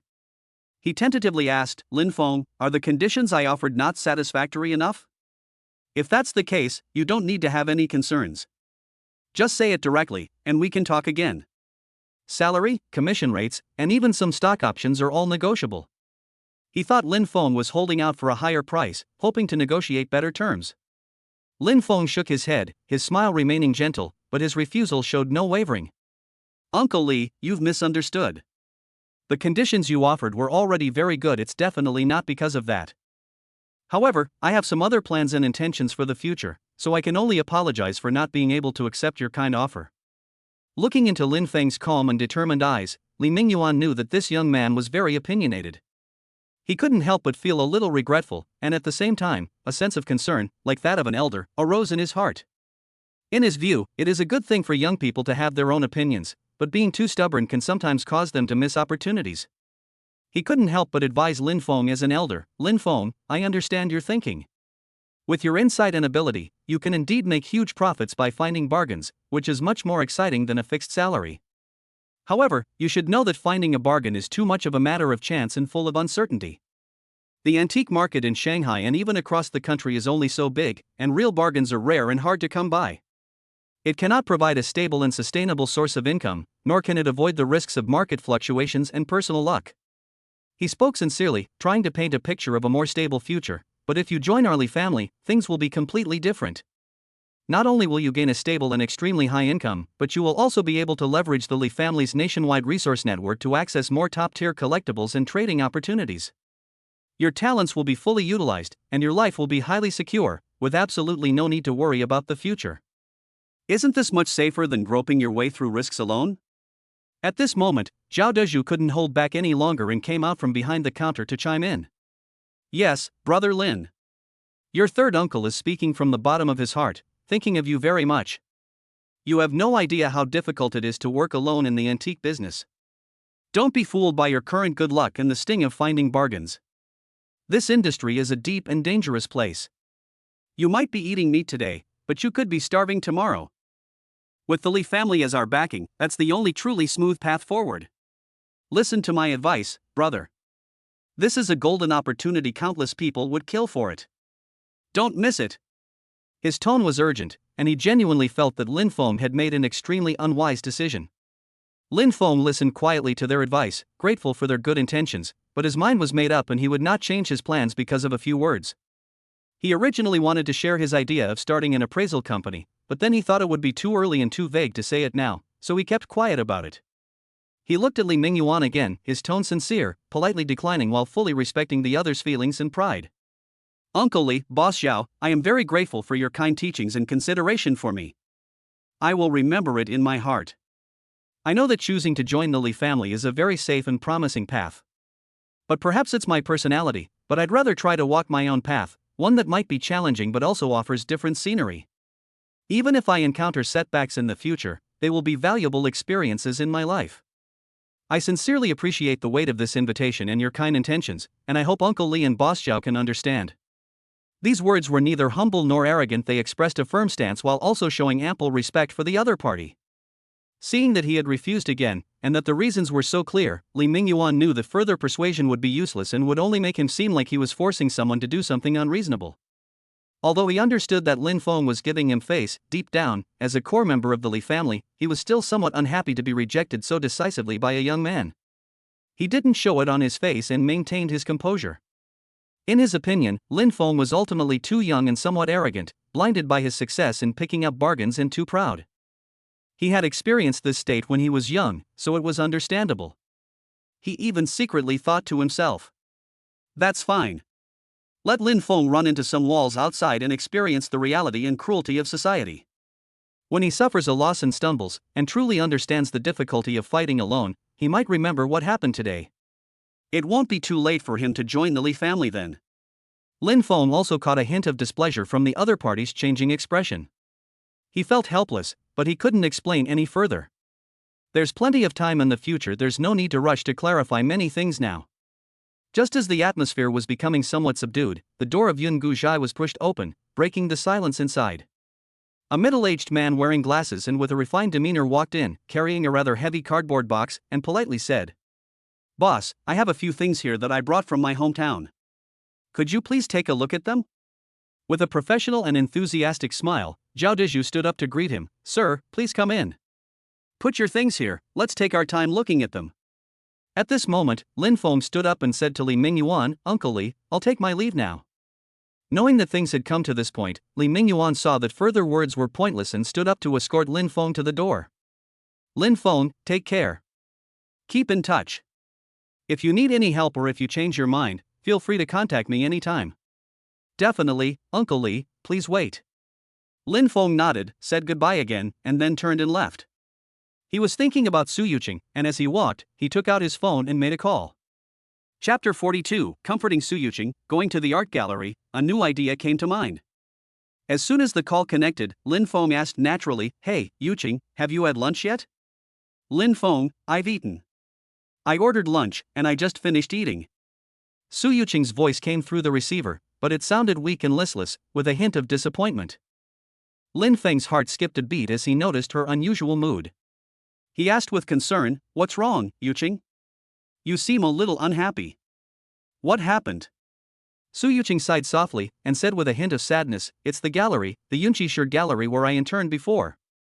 The owner wants to sell it. Nana called me this morning to tell me."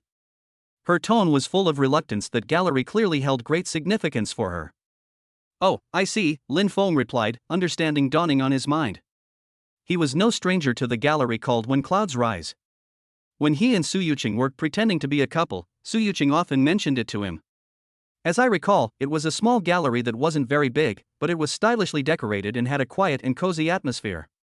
Su Yuqing had mentioned to him before that the gallery's business had been lukewarm. The owner was a very nice person, but he seemed to be struggling to run the business and had been barely managing to stay afloat. Therefore, Lin Feng was not surprised to hear the news of the transfer. However, for Su Yuqing, the Yunqishi Gallery was far more than just an internship. There, she could exchange ideas and discuss her ideals with some like-minded friends who love painting. Every painting that once hung there, and every small salon that was held there, carries many of her fond memories. She invested not only her time there, but also her deep emotions. Hearing that it is about to change hands, it is natural to feel a sense of loss and sadness. At this moment, Su Yuqing said, Lin Feng, are you done with your work today? I'd like you to come with me to the art gallery this afternoon to say goodbye. Her voice was soft and gentle, which softened Lin Feng's heart. Lin Feng responded almost without hesitation, his voice soft, okay, I've almost finished my business today, it went very smoothly. I'll grab something to eat first, then go home, and we'll go to the gallery together. Okay then, Lin Feng, I'll wait for you at home, Su Yuqing said, and then the two hung up the phone.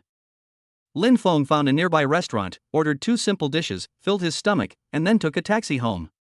As soon as she opened the door and entered the house, Su Yuqing came to greet her. Like a little bird seeking shelter, she gently nestled into Lin Feng's arms, naturally wrapping her arms around his waist and pressing her cheek against his chest. Lin Feng could clearly sense that her emotions at this moment were different from their usual intimacy. The embrace contained not only dependence and affection for him, but also a hint of vulnerability, a search for security, a longing to be understood and comforted. She needs his support. The two had long been in sync, and Lin Feng naturally understood her. He didn't utter any sweet words, but simply gently stroked Su Yuqing's back with his palm, tenderly comforting her. Yuqing, don't be too sad. The boss isn't making money, and it's not a long-term solution to keep trying. Transferring the business is the only option. He paused for a moment, then proposed specific arrangements. We'll go together in a bit, and I'll spend the whole afternoon with you there, as a way to give it a proper farewell. Tonight, why don't you invite Nana and the others to have dinner together? Let's get together and have a good get-together. It'll be a warm way to end this memory, okay? Hearing Lin Feng's considerate words, Su Yuqing nodded gently in his arms, her arms tightening around his waist, and her muffled voice, filled with gratitude, came through. Lin Feng, it's so good to have you here. Lin Feng's understanding and companionship were the best comfort, dispelling most of the gloom in her heart. After a while, Su Yuqing raised her head, her eyes slightly red, but her emotions had stabilized considerably. She changed the subject, showing interest in Lin Feng's day. By the way, how was your day? Was it all right? Seeing her slightly red eyes, Lin Feng wanted to cheer her up, so he gave her a bright smile and said with a hint of smugness, It's not just okay, it's fantastic. I've made a fortune today. He held up 7 fingers, deliberately keeping everyone in suspense. Su Yuqing blinked her large, still watery eyes and guessed, 700,000?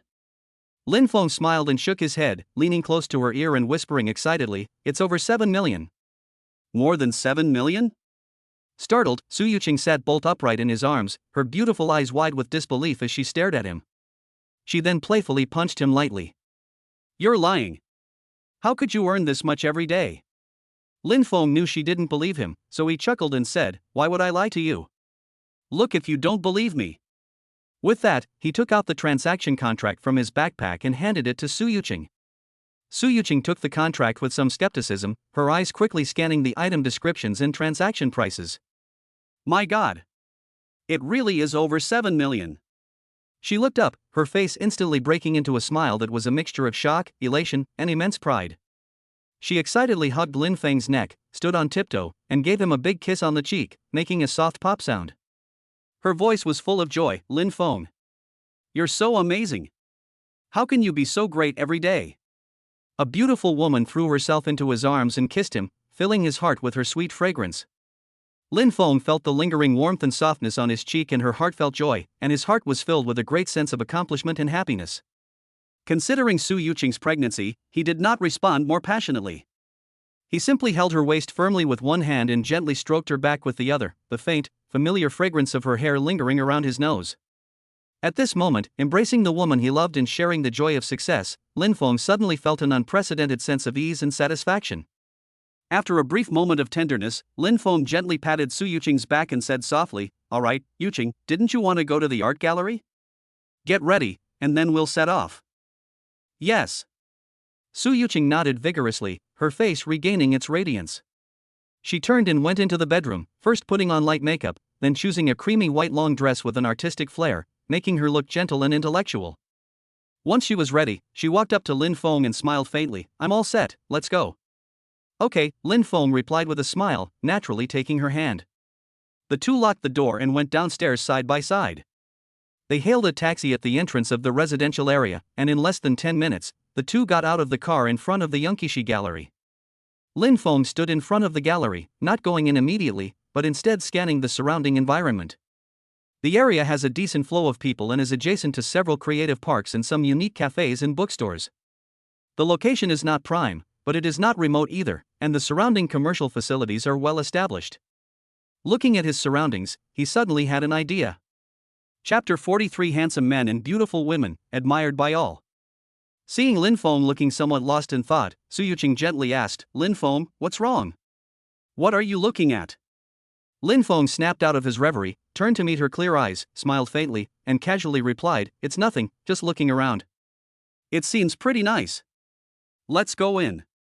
Su Yuqing, unsuspecting, nodded, took his arm, and together they pushed open the somewhat heavy glass door of the When Clouds Rise gallery.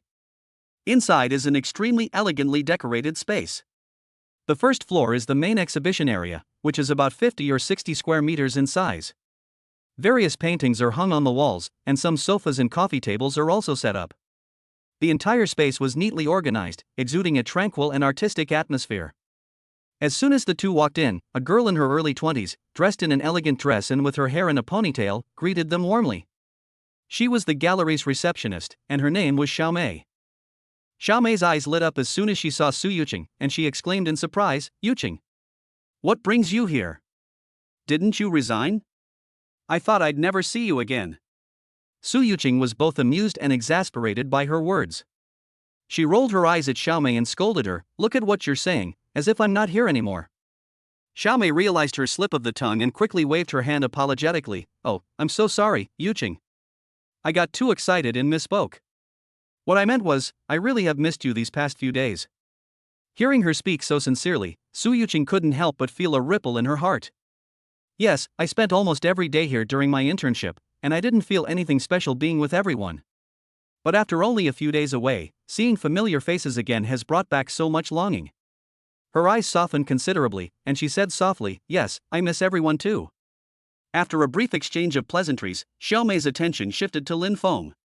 He was tall and handsome, with calm and composed eyes, exuding an extraordinary air that immediately captivated Xiaomei. She stared at Lin Feng, her eyes widening involuntarily. Then, seeing Su Yuqing intimately holding Lin Feng's arm, she immediately realized that this must be Yuqing's boyfriend. Xiaomei immediately broke into a mischievous smile and teased, "Oh, Yuqing, now I finally understand why you quit your job. So you wanted to focus on dating. Ha ha." As she spoke, she glanced between the two men with ambiguous eyes. Instead of being annoyed by her teasing, Su Yuqing's face showed a hint of pride. She tightened her grip on Lin Feng's arm and introduced him generously, "How about it? I have good taste, right? This is my boyfriend, Lin Feng." Xiaomei nodded vigorously, her eyes filled with envy, even a hint of jealousy. "That's really great. Yuqing, you're so lucky." Her gaze lingered on Lin Feng for a few more seconds before reluctantly looking away. Seeing Xiaomei's envious and jealous look, and hearing her heartfelt praise, Su Yuqing felt as sweet as if she had drunk honey. At this moment, Xiaomei said, "Yuqing, did you come here this time because you heard that the gallery is going to be sold, and you came back specifically to take a look?" Su Yuqing nodded, her expression turning somber again. "Yes, Nana called me this morning, and I felt quite sad, so I thought I'd come over this afternoon to see everyone and have a good get-together."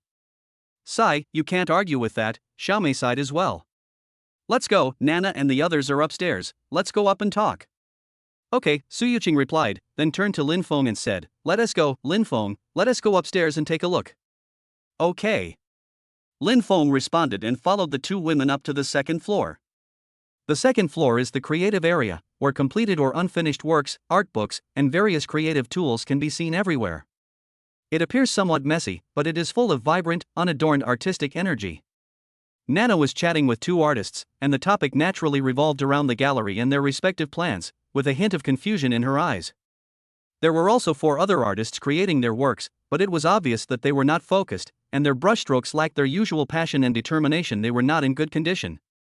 Seeing Su Yuqing, Xiaomei, and Lin Feng come up, Nana immediately stood up and happily greeted them. "Yuqing, you finally arrived."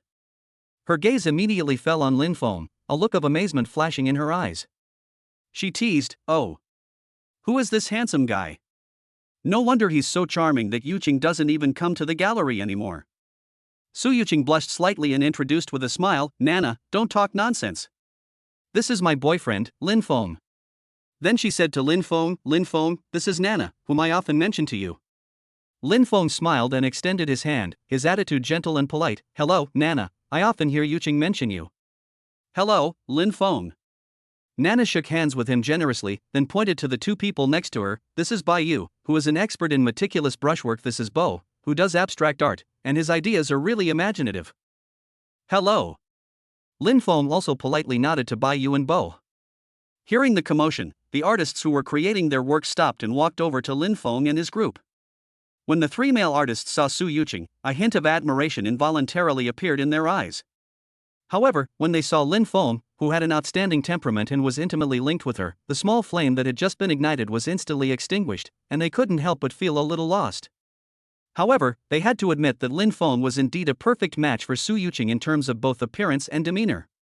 Their slight disappointment quickly disappeared, and they all greeted Lin Feng and Su Yuqing politely. The female artist, like the other girls, kept glancing at Lin Feng and couldn't help but tease Su Yuqing a few more times. Lin Feng wasn't familiar with these artists. After exchanging a few simple pleasantries, he didn't participate much in their reminiscing and naturally walked aside to appreciate their various works. Su Yuqing then joined the group, sitting with Nana, Xiaomei, Baiyu, and others, chatting about the interesting things that happened in the gallery before. Amidst the laughter and joy, a touch of sadness lingered. Everyone understood that those pure and idealistic days, with the transfer of the gallery, were likely gone forever. Lin Feng strolled leisurely through the artistic atmosphere, his gaze sweeping over the paintings, each with a distinct style. Suddenly, he stopped in front of a freehand landscape painting. This painting was done on raw xian paper, with rich ink washes, depicting undulating mountains and swirling clouds and mist. The overall artistic conception is quite good.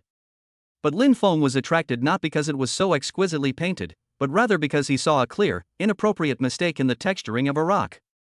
The variations in ink density contradicted the structure and orientation of the rocks, making the stone appear somewhat floating and losing its proper sense of weight and volume. He frowned slightly, thinking that the artists here were all art majors, and even if their skill levels varied, they shouldn't have made such a basic mistake. Thinking about it, I was restless and the gallery transfer affected my state of mind, which caused me to be distracted when creating. At this moment, Nana noticed Lin Feng standing in front of the painting and called out, "Mu Xue. Look, the handsome Lin is admiring your masterpiece. It seems our Mu Xue's paintings are quite captivating." At Nana's call, Mu Xue's cheeks flushed instantly, her expression showing embarrassment and nervousness. She quickly stood up, looking somewhat embarrassed at Lin Feng, and explained, "Lin Feng, don't listen to Nana's nonsense. I was distracted while drawing and made a mistake in one place. Please excuse me." However, to everyone's surprise, Lin Feng did not offer any polite words of comfort. His gaze remained fixed on the painting, and his tone was calm yet confident. "It doesn't matter if you make a mistake, you can just correct it." Chapter 44. Lin Feng alters the painting, shocking everyone. Hearing Lin Feng say this, everyone was stunned, their faces filled with disbelief. Nana was the first to react, exclaiming in surprise, "Lin Feng, you know about traditional Chinese painting?" Min's eyes widened in surprise as she exclaimed, "He's more than just knowledgeable." "Nana, listen to Lin Feng's tone, just change it, he's clearly an expert." Su Yuqing blinked her beautiful eyes and asked softly with a hint of curiosity, "Lin Feng, are you really going to change this painting?" Unlike other forms of painting, once a stroke of ink is made, the ink is absorbed into the paper and almost impossible to remove. Lin Feng did not act immediately, but instead turned his gaze to the owner of the painting, Mu Xue. She said gently, "Mu Xue, I'd like to try making some changes, is that alright?" "Of course, if you don't think it's appropriate, just pretend I didn't say anything." He knows that for creators, their works are like their own children, and no one should easily criticize them. Without even thinking, Mu Xue replied, "Go ahead and fix it, Lin Feng, it's no problem. I already messed up my drawing, I'd be more than happy if you could help me fix it." With the artist's approval, Lin Feng smiled calmly and joked, "Alright then, since Mu Xue has spoken, I'll make a fool of myself and show off my skills." Having said that, he no longer hesitated. His hand holding the brush was steady and powerful. He dipped the brush in ink, mixed the color, and controlled the water. His movements were as smooth as flowing water, with an indescribable sense of rhythm. With a slight dip in his wrist, the tip of his pen landed precisely on the oddly shaped rock. Whether using texture strokes, rubbing, dots, or washes, the brush moves like dragons and snakes, and the ink undergoes subtle and precise changes under his control. He didn't simply cover up the original, instead, he guided and reshaped it, deepening the ink at structural transitions and skillfully adding key texturing strokes with dry brush and light ink. This instantly brought out the volume and texture of the rocks. Then, he added a few strokes of light ink to the distant clouds, making the clouds and mist appear more fluid and creating a better connection with the main mountain formation. The whole process took only a few minutes, and the movements were swift and clean, without any hesitation. The onlookers held their breath, their eyes fixed on Lin Feng's hands and the painting that had quietly transformed. Nana covered her mouth in surprise, Xiaomei's eyes widened, Bo touched her chin with a thoughtful and amazed expression, and Su Yuqing looked proud. The entire second floor was deathly silent. You could hear a pin drop. Everyone was awestruck by Lin Feng's profound and unassuming skill in traditional Chinese painting. Ding! Detected that the host has successfully created and modified a landscape painting. Traditional Chinese painting proficiency plus 2000. Current level, beginner 4000 5000. As the system notification sounded in his mind, Lin Feng stopped writing at just the right moment. He gently placed the paintbrush on the brush rest, took a half step back, examined his revisions, and nodded slightly. This should be fine. The crowd seemed to be released from their spell and gathered around. After Lin Feng's revisions, the painting had a completely new and refreshing feel. The unsightly mistake has disappeared, replaced by a seamless and solid rock structure. The painting has a more distinct sense of layering, the relationship between reality and illusion is handled just right, and the variations in ink density and dryness are rich and natural. It retains the elegant tone of Mu Shue's original work, while injecting a more mature, personalized strength and charm. The painting seemed to have been infused with a soul, becoming more vivid and captivating than before. My God, is this still my painting? Looking at her newly transformed work, Mu Shue was so excited that her voice trembled slightly, and her face was full of surprise. That's amazing! Lin Feng! Your move is simply turning the impossible into the possible. Nana exclaimed without reservation. Exquisite brushwork, masterful strokes. Even Mint, who usually works with abstract art, couldn't help but use traditional words of praise, and her gaze towards Lin Feng completely changed. Lin Feng, when did you learn traditional Chinese painting? I had no idea you were so good at it. Su Yuqing walked up to him, her tone filled with sweet reproach and curiosity. The other artists also exclaimed in amazement, their gazes towards Lin Feng filled with admiration. Just as everyone was gathered around the painting and Lin Feng, expressing their shock and admiration, a slightly weary voice came over. Why is it so lively today? A middle-aged man, about 35 or 36 years old, wearing a casual suit, with a refined face but a weary look between his brows, walked up. He is the owner of the Yunqi Shi Gallery, named Chen Ziyuan. The gallery had been rather quiet these past 2 days because of the announcement of the sale, so he was drawn in by the sudden commotion on the second floor. Boss Chen. Boss. Everyone greeted Chen Ziyuan, and Su Yuqing also politely called out, Boss Chen. Chen Ziyuan nodded to Su Yuqing, forcing a gentle smile. Yuqing's back? Did you hear the gallery was going to be sold and came back to check on it? Su Yuqing replied softly, a hint of reluctance in her eyes. Chen Ziyuan's gaze then fell on Lin Feng, who was surrounded by a crowd and possessed an outstanding temperament.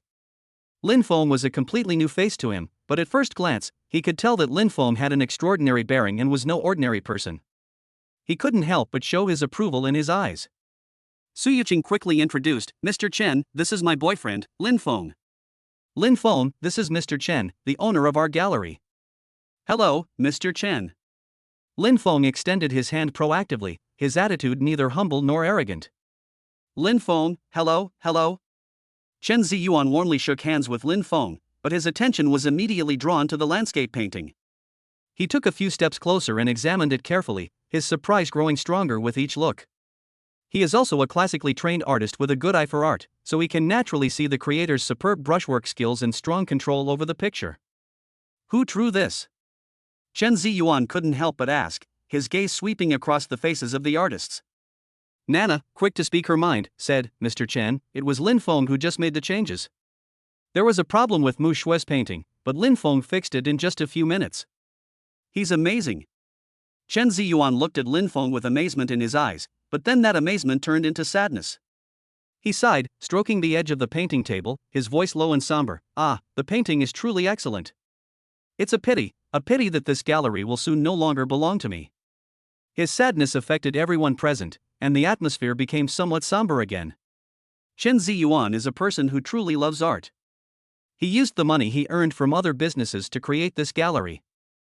Firstly, I want to realize my own artistic ideals. Secondly, I want to provide a platform for like-minded people to exchange ideas. Unfortunately, like many artistic youths, he was too idealistic and lacked business acumen, which led to the gallery consistently operating at a loss and struggling to survive until it finally could no longer continue. Lin Feng noticed Chen Ziyuan's complicated expression, which stirred up some thoughts in his own mind. He asked, "Mr. Chen, have you found a suitable buyer for the gallery?" Chen Ziyuan shook his head with a wry smile. "I talked to one, it's about running a card and mahjong parlor. But they pushed the price down very low, and..." He hesitated, his face filled with struggle and resentment, and after they took over, they planned to turn this place into a card and chess room. Lin Feng nodded, completely understanding Chen Ziyuan's feelings. The low price was one aspect, but more importantly, he couldn't get over that mental hurdle. Lin Feng took a deep breath and looked at Chen Ziyuan with a firm gaze. "Mr. Chen, since you haven't found a suitable buyer, why don't you transfer it to me?" Chapter 45: Taking over the gallery and rebuilding the business. Lin Feng's desire to take over the gallery was not a spur-of-the-moment decision. As he and Su Yuqing arrived at the gallery entrance and looked around, a preliminary idea began to form in his mind. The location has relatively low rent pressure, making it a suitable location for his envisioned antique appraisal company in terms of both positioning and cost. After entering and seeing the two-story structure, and especially feeling the deep and unwavering affection between the owner and the artists, his idea gradually matured. Why can't we have both? Transforming the first floor into a professional and stylish antique appraisal company would not only fulfill my business plan. Meanwhile, the second floor continues to operate as an art gallery, which not only maintains the spiritual home for Su Yuqing and these artists, but also serves as a continuation and consolation of Chen Ziyuan's ideals. This is undoubtedly a win-win solution. Everyone was shocked once again by Lin Feng's sudden decision. Chen Ziyuan was the first to react. He could hardly believe it and asked with a mixture of curiosity and urgency. "Lin Feng, you're serious? You really intend to take over this place?" This turn of events rekindled the light in his dim eyes. Nana then reminded him, "Lin Feng, the rent here isn't as high as in prime locations, but it's not cheap either. It costs over 100,000 every month. Adding in other expenses, taking over this business will be a considerable sum. You need to think it through." She was genuinely concerned for Lin Feng. Mu Shui chimed in with concern, "Yes, Lin Feng, running an art gallery is not easy. Don't act impulsively, or you'll regret it." Su Yuqing's beautiful eyes widened in surprise as she asked, "Lin Feng, are you really going to take over this place? Why didn't you mention it to me before?" Lin Feng looked around at everyone, first giving Su Yuqing a reassuring look, and explained gently, "Yuqing, I only made this decision after I came here and saw the location of the gallery, the surrounding environment, and the specific situation inside with my own eyes. I didn't mean to hide it from you." His explanation was reasonable, and Su Yuqing nodded slightly after hearing it. Then, he turned to Chen Ziyuan, his expression becoming formal and frank. "Mr. Chen, since I intend to take over, I don't want to hide some of my plans from you. I plan to make some renovations here. First, I will cancel the first floor exhibition area and plan to transform it into a professional antique appraisal company. This is my main business and area of expertise." Hearing this, Chen Ziyuan's eyes dimmed slightly, but he was not surprised. Commercial transfers and changes in use are common. However, Lin Feng changed the subject, "But I intend to preserve this creative area on the second floor and continue to operate it as a gallery. Of course, I may try some new approaches to the specific business strategy, with the aim of making it develop even better." Upon hearing this, Su Yuqing instantly understood Lin Feng's thoughts. He not only found a suitable location to start his business, but also preserved this artistic haven. Her gaze towards Lin Feng was overflowing with admiration and gratitude. She discovered that Lin Feng was not only decisive and goal-oriented, but also meticulous, thoughtful, and full of wisdom. She had originally intended to playfully scold Lin Feng for not discussing the company with me, but seeing that Lin Feng was discussing serious matters, she suppressed her emotions and instead took the initiative to explain to Chen Ziyuan on Lin Feng's behalf. "Boss, Lin Feng is indeed very skilled in antique appraisal, with a very accurate eye, and he has made great achievements in this field. He opened an appraisal company to make use of his strengths." Lin Feng gave Su Yuqing an approving look, then said to Chen Ziyuan, "Mr. Chen, if you think this plan is feasible, we can discuss the specific terms of the transfer in detail." Chen Ziyuan fell into deep thought. Finding a suitable buyer is indeed not easy, especially for art-related businesses, which are difficult to profit from and have very few willing buyers. If it is transferred to a purely commercial entity, whether it is converted into a card room or a coffee shop, it would be tantamount to completely erasing his hard work and ideals. Lin Feng's plan, while changing the use of the first floor, completely preserved the gallery on the second floor, which is tantamount to preserving the bloodline and soul of his when clouds rise. After weighing the pros and cons, Chen Ziyuan raised his head, his eyes filled with determination. All right. Lin Feng, I can see that you genuinely want to do something, and you have the ability. Let's go to the office and discuss it in detail. Okay. Lin Feng nodded in agreement, and then followed Chen Ziyuan toward the office. Su Yuqing stayed behind to continue spending time with Nana, Muxue, and the others. The atmosphere of their conversation was now completely different, filled with laughter and hope. Yuqing, your boyfriend is so handsome. Not only is he handsome, but he's also incredibly handsome in everything he does. Nana excitedly put her arm around Su Yuqing's shoulder. Yes, Yuqing, do we not have to leave? Muxue asked timidly, her eyes full of expectation. It seems so. Lin Feng took over, and the second floor gallery can still be preserved. This is truly the best outcome, Xiao Mei said excitedly. Everyone chimed in, expressing their support for Lin Feng taking over the gallery. Inside the office, after half an hour of communication, Lin Feng and Chen Ziyuan reached an agreement. This gallery has 2 floors with a usable area of approximately 150 square meters, and the current rent is 120,000 yuan per month. The lease has nearly 10 months left before it expires. After Lin Feng takes over, he needs to pay Chen Ziyuan the remaining rent for the past 10 months, totaling 1.2 million yuan, in a lump sum as consideration for the transfer of the right to use the premises. In addition, out of respect for Chen Ziyuan, both parties agreed that if any of the paintings currently in the gallery are sold after Lin Feng takes over, Chen Ziyuan will still have the right to receive his due share. Chen Ziyuan was very satisfied with this condition.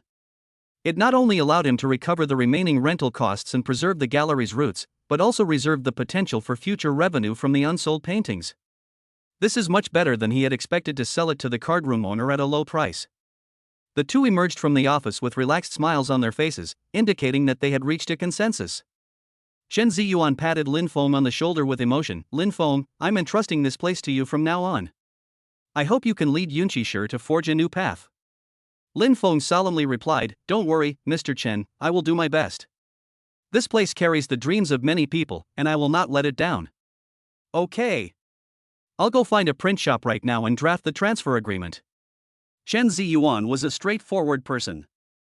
Soon after, Chen Ziyuan returned with the newly completed transfer contract. Lin Feng carefully reviewed it. The terms were clear and completely consistent with what the two had agreed upon. He nodded to indicate that there were no problems. When it came to signing, Lin Feng didn't immediately pick up his pen. Instead, he smiled and looked at Su Yuqing beside him, handing her the pen in a gentle yet solemn tone. Yuqing, sign here. From today onwards, this gallery is yours. You are the owner here. Ha?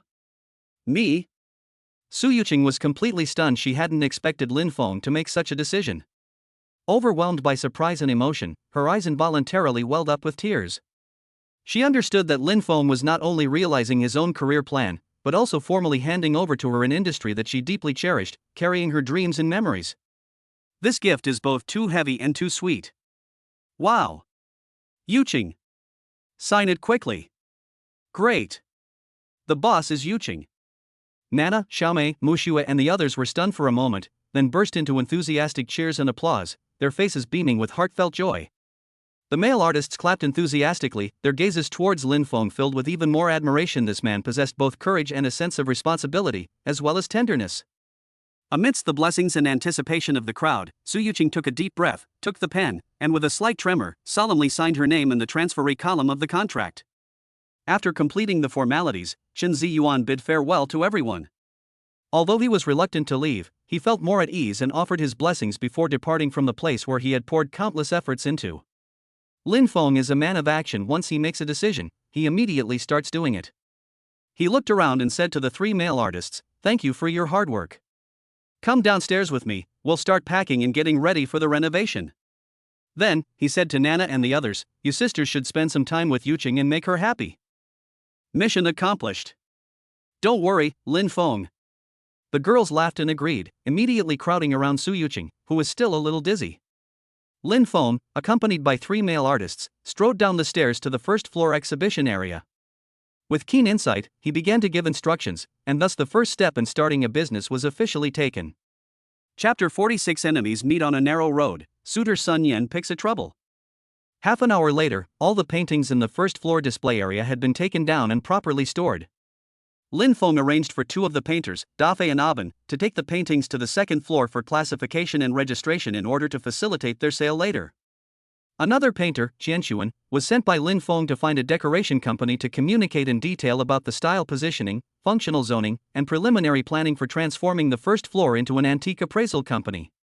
Lin Feng hopes that this place can present an atmosphere that blends traditional charm with modern professionalism, inspiring trust without appearing too rigid or outdated. After making the arrangements, Lin Feng stood alone in the center of the somewhat empty first-floor lobby, looking around, and had already sketched out the prototype of the future company in his mind. A surge of entrepreneurial passion and a sense of accomplishment welled up within him, and a smile unconsciously crept onto his lips. Seeing some scraps of paper and dust left on the ground from dismantling picture frames, he picked up a broom and dustpan leaning against the wall and began to sweep them up. Just then, the gallery's glass door was pushed open, and a stylish young couple walked in. Lin Feng looked up and his brows twitched slightly. He had unexpectedly run into an acquaintance. The girl's name was Sun Yan. She was Lin Feng's classmate in college and was indeed a beautiful woman with a stunning appearance and a hot figure. She had confessed her feelings to Lin Feng when she was a sophomore in college. She knew that Lin Feng came from an ordinary family, but she felt that Lin Feng himself was extremely outstanding and had a promising future. More importantly, Lin Feng was tall and had long legs and outstanding looks. To a large extent, she was lusted by his body. However, Lin Feng had no romantic feelings for her and wanted to focus on earning money through part-time work rather than starting a relationship casually. In order to avoid misunderstandings and harm, he chose to refuse decisively and politely. But in Sun Yan's eyes, who was always proud and thought herself to be incredibly charming, Lin Feng was undoubtedly arrogant and unappreciative. She felt that she had already given Lin Feng a lot of face by lowering herself to confess her feelings, but she was rejected. This made her a laughingstock among her friends and classmates, and she was ridiculed for a long time. As a result, Sun Yan unilaterally formed a grudge against Lin Feng, and afterwards, when they met in class, they basically acted like strangers. The boy next to Sun Yan is her current boyfriend, Zhao Kai. His family is in the building materials business and has assets of several million yuan, so he can be considered a second-generation rich kid. Although Zhao Kai was not in the same class as Lin Feng, Sun Yan had already told Zhao Kai, embellishing the story of how Lin Feng had humiliated her. Naturally, Zhao Kai had no good feelings towards this uncooperative former pursuer. When Lin Feng saw the 2 men come in, he guessed that they were probably there to buy paintings. He felt that he had nothing left to say to Sun Yan and did not want to cause any more trouble, so he ignored them. If they want to buy a painting, they can go upstairs, buy it, and leave without any problems. However, as soon as Sun Yan entered the room, her eyes were fixed on Lin Feng, who was holding cleaning tools. Seeing the messy scene on the first floor, which looked like a construction site, she assumed that Lin Feng was doing odd jobs and manual labor here. A long-suppressed desire for revenge instantly gripped her heart like a poisonous vine. She deliberately tightened her grip on Zhao Kai's arm, almost pressing her body against him, and then spoke in an extremely exaggerated tone, filled with sarcasm. "Hey! Who do we have here? Isn't this Lin Feng, that self-important academic genius from our class?" She deliberately emphasized the words top student, saying, "What, couldn't find a good job after graduation, so you've ended up sweeping floors and doing odd jobs here? Weren't you so outstanding? How come someone so excellent is doing this kind of work? TSK, TSK, TSK. After she finished speaking, she deliberately tilted her head up and said to Zhao Kai in a coquettish tone, "Brother Kai, look, this is Lin Feng, the one I told you about. He was so arrogant back then, he didn't even look at me. And what happened? Humph, now he still has to make a living by working hard." Upon hearing that the handyman in front of him was Lin Feng, who had once rejected Sun Yan, and seeing his current down-and-out appearance, Zhao Kai felt a strong sense of superiority arise spontaneously. He felt that he completely outclassed the other party in terms of both family background and current position. The frustration he felt before because Sun Yan was rejected instantly turned into contempt and the urge to kick her a few times. He chuckled, looking down at Lin Feng with a condescending gaze, his tone flippant. "Ha, I thought she was someone important, turns out she's just a cleaner. Sun Yan, you weren't so good at judging people back then. Is it really worth getting angry at someone who's only good looking but has no money and no future? Look at the way he's acting now, he's not even on our level. Arguing with him would be beneath you. Lin Feng listened to the two men's sarcastic remarks, but his heart remained unmoved. He only felt as if two flies were buzzing in his ears. He couldn't be bothered to waste his breath arguing with this kind of person, and he even felt that getting angry was a waste of his emotions. He straightened up, looked at them expressionlessly, and said in a flat tone, "I can do whatever I want, what's it to you? If you want to buy paintings, go to the second floor.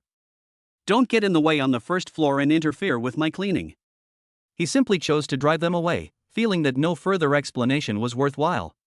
Sun Yan was furious when she saw that Lin Feng not only didn't beg for mercy but was also so arrogant and even dared to say that they were an eyesore. How could such a beautiful woman like her, with a rich boyfriend by her side, lose her composure in front of a handyman?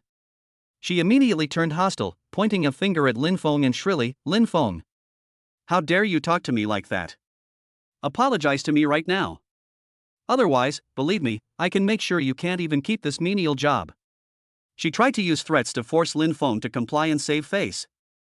Zhao Kai immediately chimed in, stepping forward and adopting a chivalrous stance, saying menacingly, "Kid, did you hear me? Apologize to Sun Yan right now. Otherwise, forget about this job, I'll make sure you have a hard time in Shanghai. Don't push your luck." Looking at the two clowns in front of him, Lin Feng felt both amused and pathetic. He shook his head, not even wanting to argue, and said in an even colder and more impatient tone, "Apologize? On what grounds? I'll give you 3 seconds, either go upstairs and buy the painting, or get out. You're not welcome here. You." Sun Yan was so angry that her face turned pale, and her chest heaved violently. She hadn't expected Lin Feng to be so tough even in this situation. "Lin Feng! You just wait." Sun Yan made a harsh remark, feeling that she couldn't gain any advantage on the first floor, which only made her angrier. She pulled Zhao Kai forcefully, "Brother Kai, let's go upstairs. Let's find their boss. I'm going to teach him a lesson today." With that, she angrily pulled Zhao Kai, whose face was not friendly, up the stairs leading to the second floor. Sun Yan came to pick up the painting today. She had previously commissioned an oil painting here, which cost her more than 20,000 yuan. In reality, she knew nothing about art. She was merely trying to appear cultured and cultivate an image of herself as sophisticated and cultured in front of Zhao Kai, hoping to better control this rich second-generation heir. Zhao Kai was well aware of Sun Yan's little scheme, but considering her beauty and social skills, he let her have her way and satisfied her vanity. When the two arrived on the second floor, Xiaomei, the receptionist, immediately put on a professional smile and greeted them when she saw guests coming up. But seeing Sun Yan's ashen face, she was a little confused and could only ask cautiously, "Miss Sun, are you here to pick up your painting?" "Your painting is finished, I'll go get it for you right away." Sun Yan abruptly waved her hand, interrupting Xiaomei. She took a deep breath, pointed downstairs in a commanding tone, and said loudly, "I want the painting, of course. But I have one condition." She paused, making sure everyone on the second floor could hear her clearly, and announced, word by word, "Fire that janitor downstairs right now. Otherwise, I don't want this painting anymore, and I promise that my friend and I will never set foot in your gallery again." Chapter 47. Lin Feng gave me the entire art gallery. Xiaomei was a little confused by Sun Yan's words and couldn't help but say, "Handyman? We don't have any handyman here." Her mind raced. When Dafei went upstairs earlier, he told them that Chen Xuan had gone to the renovation company, so only Lin Feng was downstairs. The other artists, upon hearing Sun Yan's words, all wore strange yet knowing expressions. They exchanged glances, clearly guessing who the handyman downstairs was. Xiaomei tried to ease the tension. "Miss Sun, the person downstairs you mentioned, is it Lin Feng? I think there might be some misunderstanding between you two." "Yes. It's Lin Feng." Sun Yan's tone was resolute and domineering. "Get him out of here now. Otherwise, I don't want this painting." Xiaomei's smile turned into one of great difficulty. She carefully explained, "Miss Sun, I'm afraid that won't work. Lin Feng isn't a handyman." Sun Yan, blinded by anger, raised her voice even higher. "No? What's wrong with that? What else is he but a handyman? Or is he the boss here? He's my boyfriend, so what?" A cold, clearly displeased voice rang out. Su Yuqing walked over and stood beside Xiaomei. Her face was calm, but anyone could see the anger in her eyes. Lin Feng hadn't mentioned Sun Yan to Su Yuqing, but Su Yuqing felt extremely uncomfortable seeing this strange woman speak so rudely, openly demanding that Lin Feng be driven away, and even calling Lin Feng a handyman. Her protective instincts towards her husband were instantly ignited.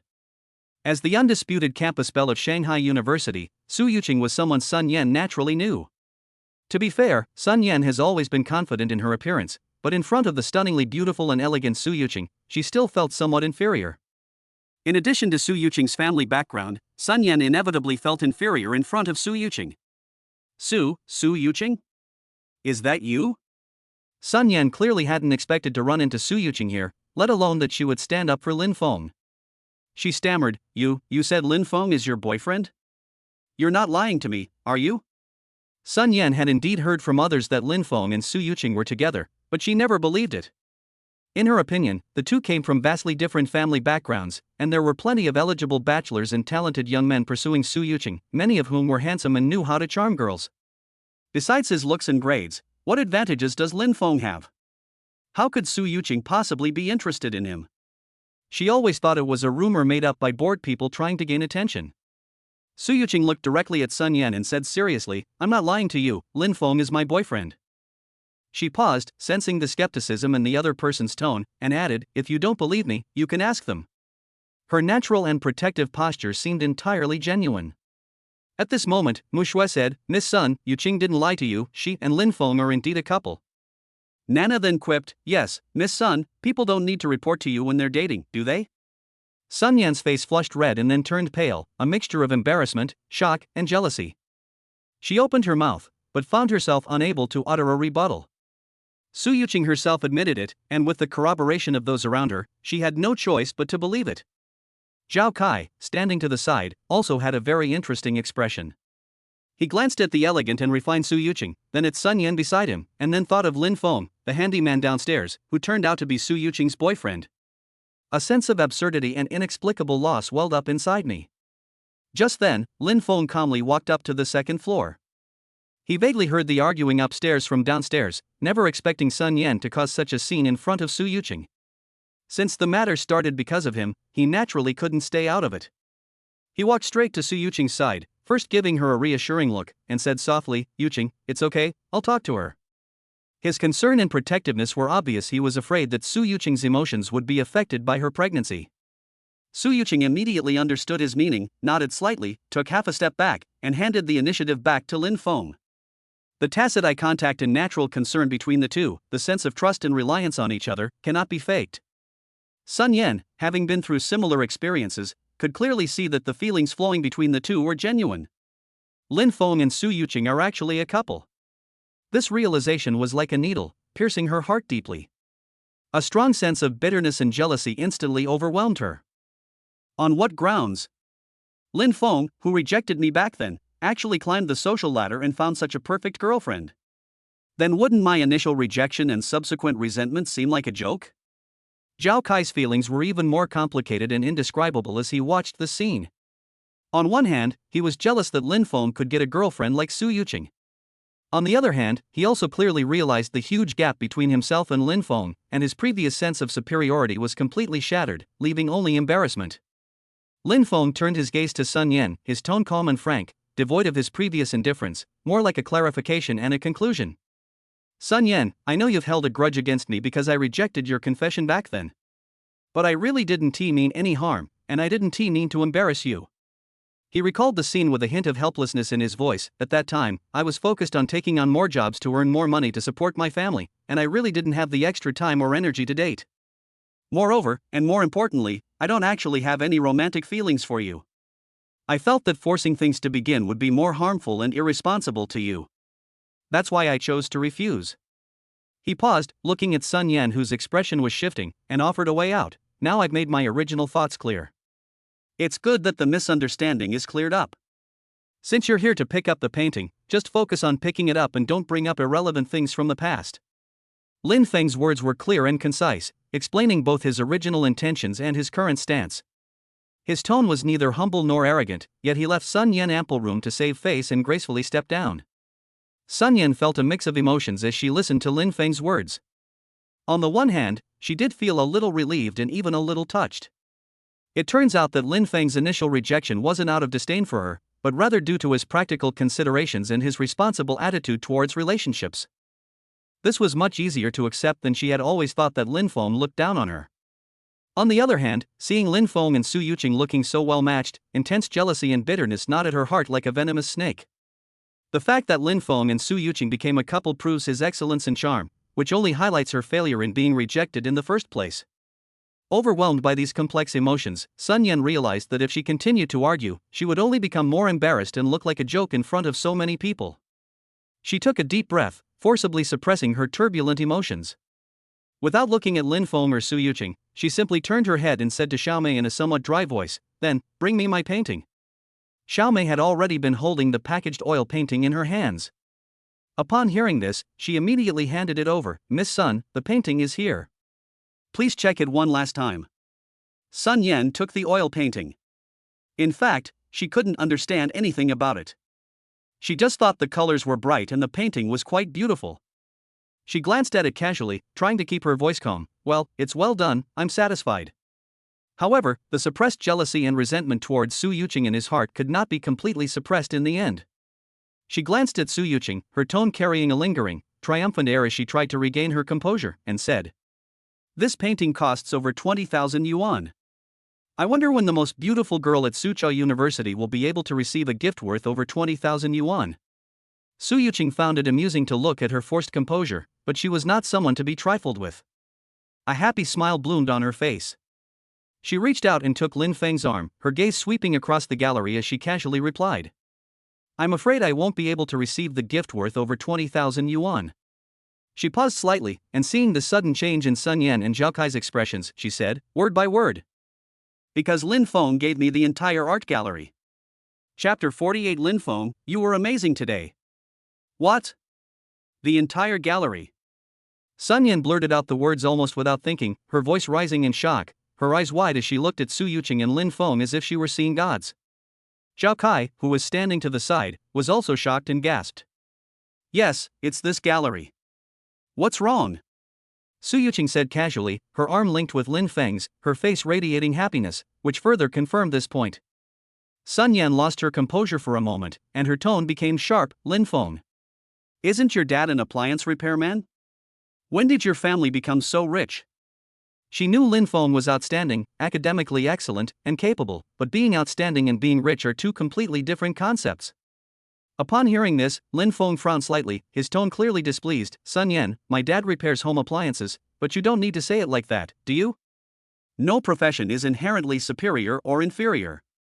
He looked at her sharply, with an undeniable confidence. "Besides, just because I have money, does that mean it's from my family? Please don't use your own perceptions and abilities to judge my capabilities and circumstances." His words were blunt, but they carried weight. Nana, who was standing next to her, had long disliked Sun Yan's attitude and immediately chimed in, her tone laced with sarcasm and pride. "Exactly. Some people have such narrow-minded views that they think everyone else is like her." Mu Shui chimed in, "Lin Feng is very capable. We are all very happy for Yuqing that she is with him." Da Fei also said, "Lin Feng is a pragmatist with vision and courage, much better than some people who only rely on their families and are arrogant." Listening to everyone's defense and seeing Lin Feng's composure and confidence, Sun Yan finally had to believe that Lin Feng was indeed capable of giving such a generous gift. She looked down at the carefully selected oil painting in her hand, worth more than 20,000 yuan. What she had thought was an incredibly precious gift now seemed so cheap and ridiculous. She stood there dumbfounded, her face turning pale and then red, completely at a loss. The immense disappointment and embarrassment made her want to disappear into the ground. Zhao Kai also felt embarrassed and just wanted to end this awkward situation as soon as possible. He hurriedly said to Xiaomei in a gruff voice, "Where do I pay?" He didn't want to stay a moment longer. Xiaomei cleverly took over the conversation. "Mr. Zhao, please come this way with me." She led the relieved Zhao Kai to the front desk to settle the bill. Sun Yan stood there dumbfounded, looking at Lin Feng with a complicated expression: jealousy, regret, and perhaps even a hint of relief. Her feelings were a mix of emotions. Seeing her dejected state, Lin Feng didn't bother to argue further. He calmly reminded her, "Don't just stand there like an idiot. Come with me to pay. Don't be so jealous of others. Be content with what you have." After all, not everyone can own a painting worth over 20,000 yuan. Cherish it. His words both enlightened her and gave her a way out, preventing the situation from becoming too awkward. Okay. I understand. Sun Yan responded softly, her voice barely audible, and turned to follow Zhao Kai. After taking a few steps, she couldn't help but turn back and take a deep look at Lin Feng. Her gaze was complex and unfathomable. In the end, it turned into a silent sigh, and she left the second floor completely. Seeing her leave, Lin Feng seemed to brush off a speck of dust from his clothes and ignored her completely. He turned to the crowd, a slightly apologetic smile on his face. I'm sorry, everyone, there was a little mishap that spoiled your fun. This whole thing started because of me. I'm treating everyone to dinner tonight, as an apology and also to celebrate the gallery's rebirth. Wow! That's great! Mr. Lin is so generous. We have to give you a good beating. Nana cheered first, rubbing her hands together excitedly. Mu Shui smiled, her eyes filled with anticipation. Da Fei and the other artists also smiled, and the atmosphere instantly became lively again. Watching Lin Feng handle the situation so gracefully and generously, Su Yuqing's eyes were filled with love and pride. She gently squeezed his hand and whispered, "You." Lin Feng squeezed her hand back and smiled. I was planning to treat everyone to dinner anyway. I'll choose the place and make sure everyone has a great time. Next, Lin Feng reformed the gallery by implementing live-streamed creation. This approach can effectively improve gallery revenue, allowing artists' works to be seen and recognized by more people, and enabling galleries to operate better.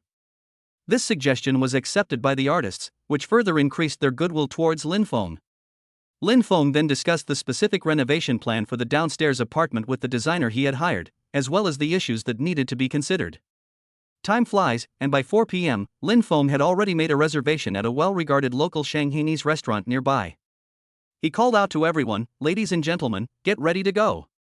The restaurant is booked, and tonight we're going to drink until we drop. Oh no, ladies, feel free to do as you please, the main thing is to have fun. Yay! Set off!" The crowd cheered and their faces beamed with smiles. Su Yuqing was also very happy, and she took Lin Feng's arm and said, "Lin Feng, you were amazing today." Chapter 49: An unexpected encounter with Shen Mashuan, weaving techniques, and solving problems. Inside a charming private room at a small restaurant in Shanghai, the atmosphere was lively and cheerful. The round table was filled with delicious local dishes, including squirrel-shaped mandarin fish, stir-fried shrimp, and braised pork. The aroma was irresistible. Lin Feng, Su Yuqing, and the gallery staff sat together, eating and chatting, their laughter filling the air. "Lin Feng, this braised pork is really authentic, fatty but not greasy." Nana picked up a piece and praised it highly. "Everyone, please don't be shy, eat more. Today is to celebrate our new beginning." Lin Feng smiled and raised his glass, using tea instead of wine. "Cheers to our new boss and to the future of our gallery," Da Fei said with a good-natured smile. Su Yuqing sat next to Lin Feng, a gentle and happy smile on her face. Watching Lin Feng mingle with everyone, she felt a warmth in her heart. After a few rounds of drinks and several dishes, Lin Feng felt the urge to urinate, so he said to everyone, "You guys keep eating, I'm going to the restroom." Su Yuqing said softly, "Okay, go ahead." Lin Feng nodded, got up and left the noisy private room. After using the restroom, he went to the sink to wash his hands. Just then, he saw a familiar figure reflected in the mirror and was pleasantly surprised. "Young Master Shen? Lin Feng?" The two spoke almost simultaneously, both appearing quite surprised. Shen Mashuan hadn't expected to run into Lin Feng here either. Lin Feng turned off the tap, pulled out a tissue to wipe his hands, and greeted him with a smile. "What a coincidence, you're eating here too." Shen Mashuan walked to another sink, his tone still carrying its usual coldness, but much gentler than during the day. "Yes. You too, right?" "Yeah, having dinner with friends," Lin Feng replied. He noticed that although Shen Mashuan was trying to appear energetic, a lingering gloom was between his brows, and his complexion wasn't good.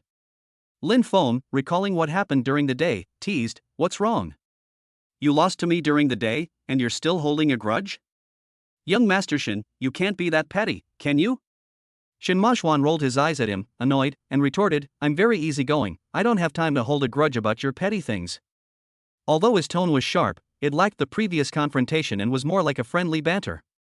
Lin Feng dropped his joking tone and asked more seriously, "Is something bothering you? Tell me about it, and see if I can help you." Shen Mashuan sighed, shook his head, and said with a sense of defeat, "Forget it, you can't solve this problem. It's pointless to talk to you about it." Lin Feng, however, became interested and pressed on, "That's not necessarily true. Tell me about it, what if I can really help?" Shen Mashuan looked helpless. "It's one of our longtime customers who gave me a difficult problem. They insisted on making a batch of silk using weaving techniques. Isn't that asking the impossible?" He paused, a hint of annoyance in his voice. "Although my family has been in the silk business for generations, we've always used common techniques and mass-produced our products. Techniques like this weaving technique have long been lost, and nobody knows how to do it anymore. To put it bluntly, this is just an excuse." Shen Mashuan already knew that this client had actually found another supplier with a lower price, but due to the long-standing relationship, he couldn't directly terminate the deal, so he used this impossible task as a way of indirectly refusing. Lin Feng understood this was a polite way of declining a business offer, but the other party was indeed posing a technical challenge. Weaving technique? A thought struck him. This must fall under the category of traditional Chinese crafts. He immediately tried to ask in his mind, "System, do you have any skills related to silk weaving techniques?" Ding! Host requirement detected. Traditional textile craftsmanship unlocked. Proficiency plus 1000. Current level, beginner 500 inch. A flood of detailed theoretical knowledge and key difficulties regarding various textile technologies, loom principles, and dyeing and weaving techniques instantly entered Lin Feng's mind. He was immediately overjoyed. Seeing Lin Feng looking somewhat dazed, Shen Mashuan assumed he didn't understand at all and waved his hand helplessly. "I figured you wouldn't understand anyway. Never mind, it's pointless to explain. I'm leaving now, we can talk again sometime." With that, he turned to leave. Unexpectedly, Lin Feng suddenly spoke up, his tone calm yet confident. "Wait. Let me try, maybe I can handle it." "What?"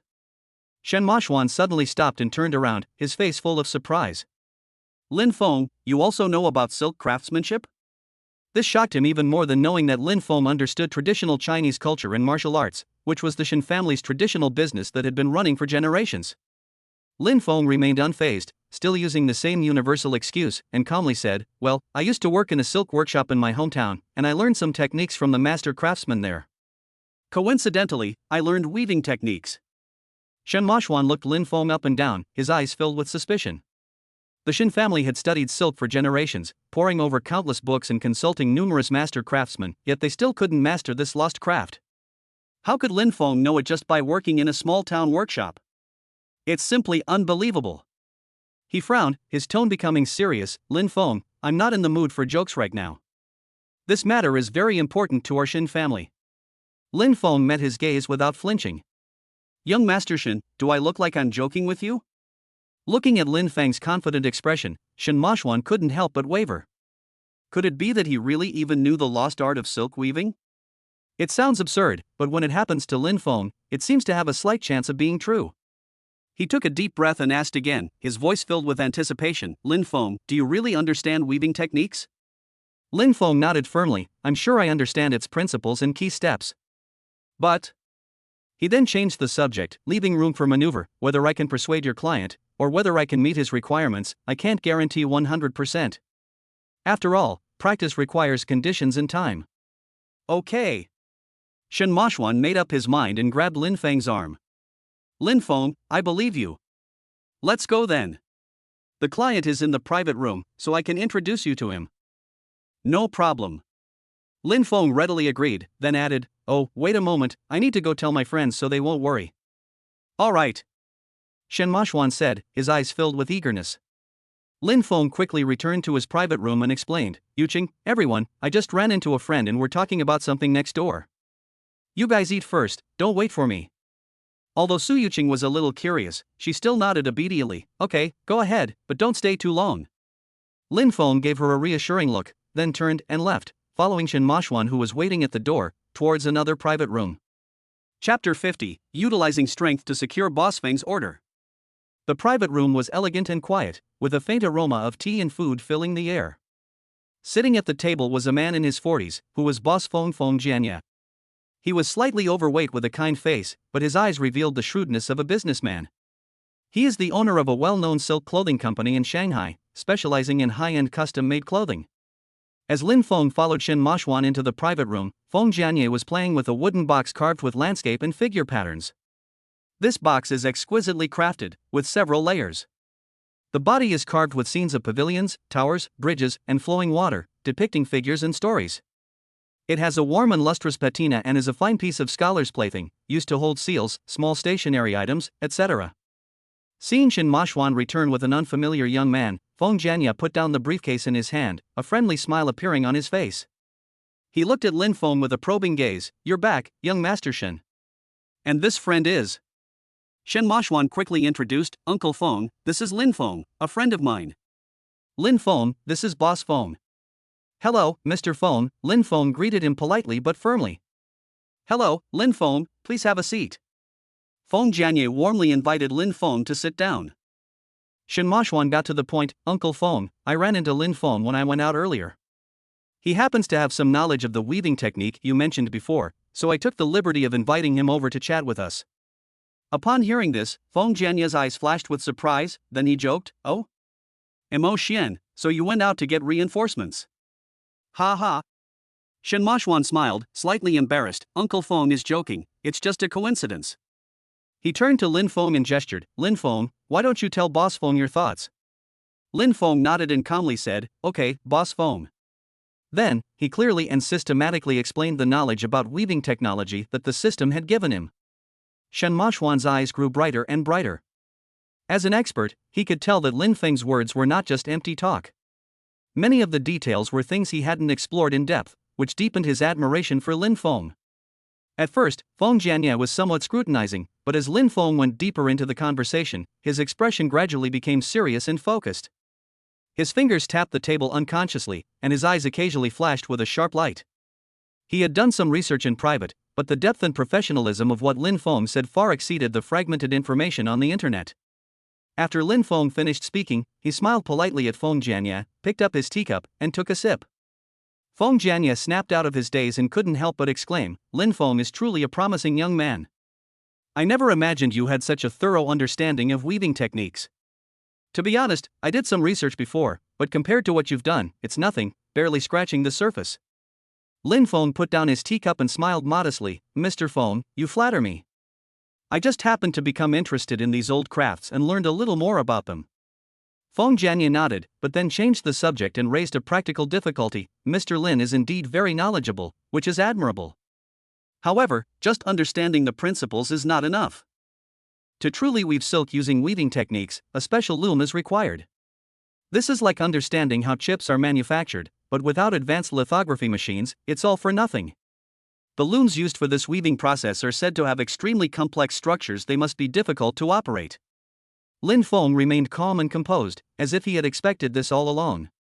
He met Feng Jianye's gaze, his tone full of confidence. "Boss Feng has considered everything thoroughly. However, since I understand the weaving principles of weaving technology, I naturally have a good grasp of the core structure and operation of the looms required for it. While creating or recreating a loom capable of this technique requires time and investment, it is not an impossible task." Upon hearing this, Feng Jianye's face showed surprise again, and his body leaned forward involuntarily. You can even build a loom?" "Lin Feng, this is no joke. The complexity of the loom is beyond imagination, and it requires extremely specialized woodworking and mechanical knowledge." Faced with the doubts, Lin Feng remained calm and responded composedly, "I know how difficult it is. But since I dare to say it, I must have some confidence. Specific details involve some technical secrets, so please forgive me for not being able to discuss them in detail. However, please assure Mr. Feng that Mr. Shin and I are here with sincerity to resolve this issue." Feng Jianye carefully examined Lin Feng, noticing his calm gaze and confident tone, and recalling his detailed explanation of the weaving process earlier. His doubts gradually dissipated. Having been in business for many years, he had a good eye for people, and Lin Feng didn't seem to be talking nonsense. Moreover, he quickly weighed the pros and cons. Weaving technique is a lost art. If the Shin family can really restore it, the silk woven with this technique will be absolutely unique. Scarcity increases value. The high-end clothing made from it will have immeasurable added value and market competitiveness. This is a huge opportunity for his brand. Having thought this through, Feng Jianye had made up his mind. A smile returned to his face as he said, "Okay. Then I look forward to the surprises you'll bring me." He paused for a moment, then stated his conditions. However, I also have a small request. Uncle Feng, please speak, Shen Moshwan immediately replied.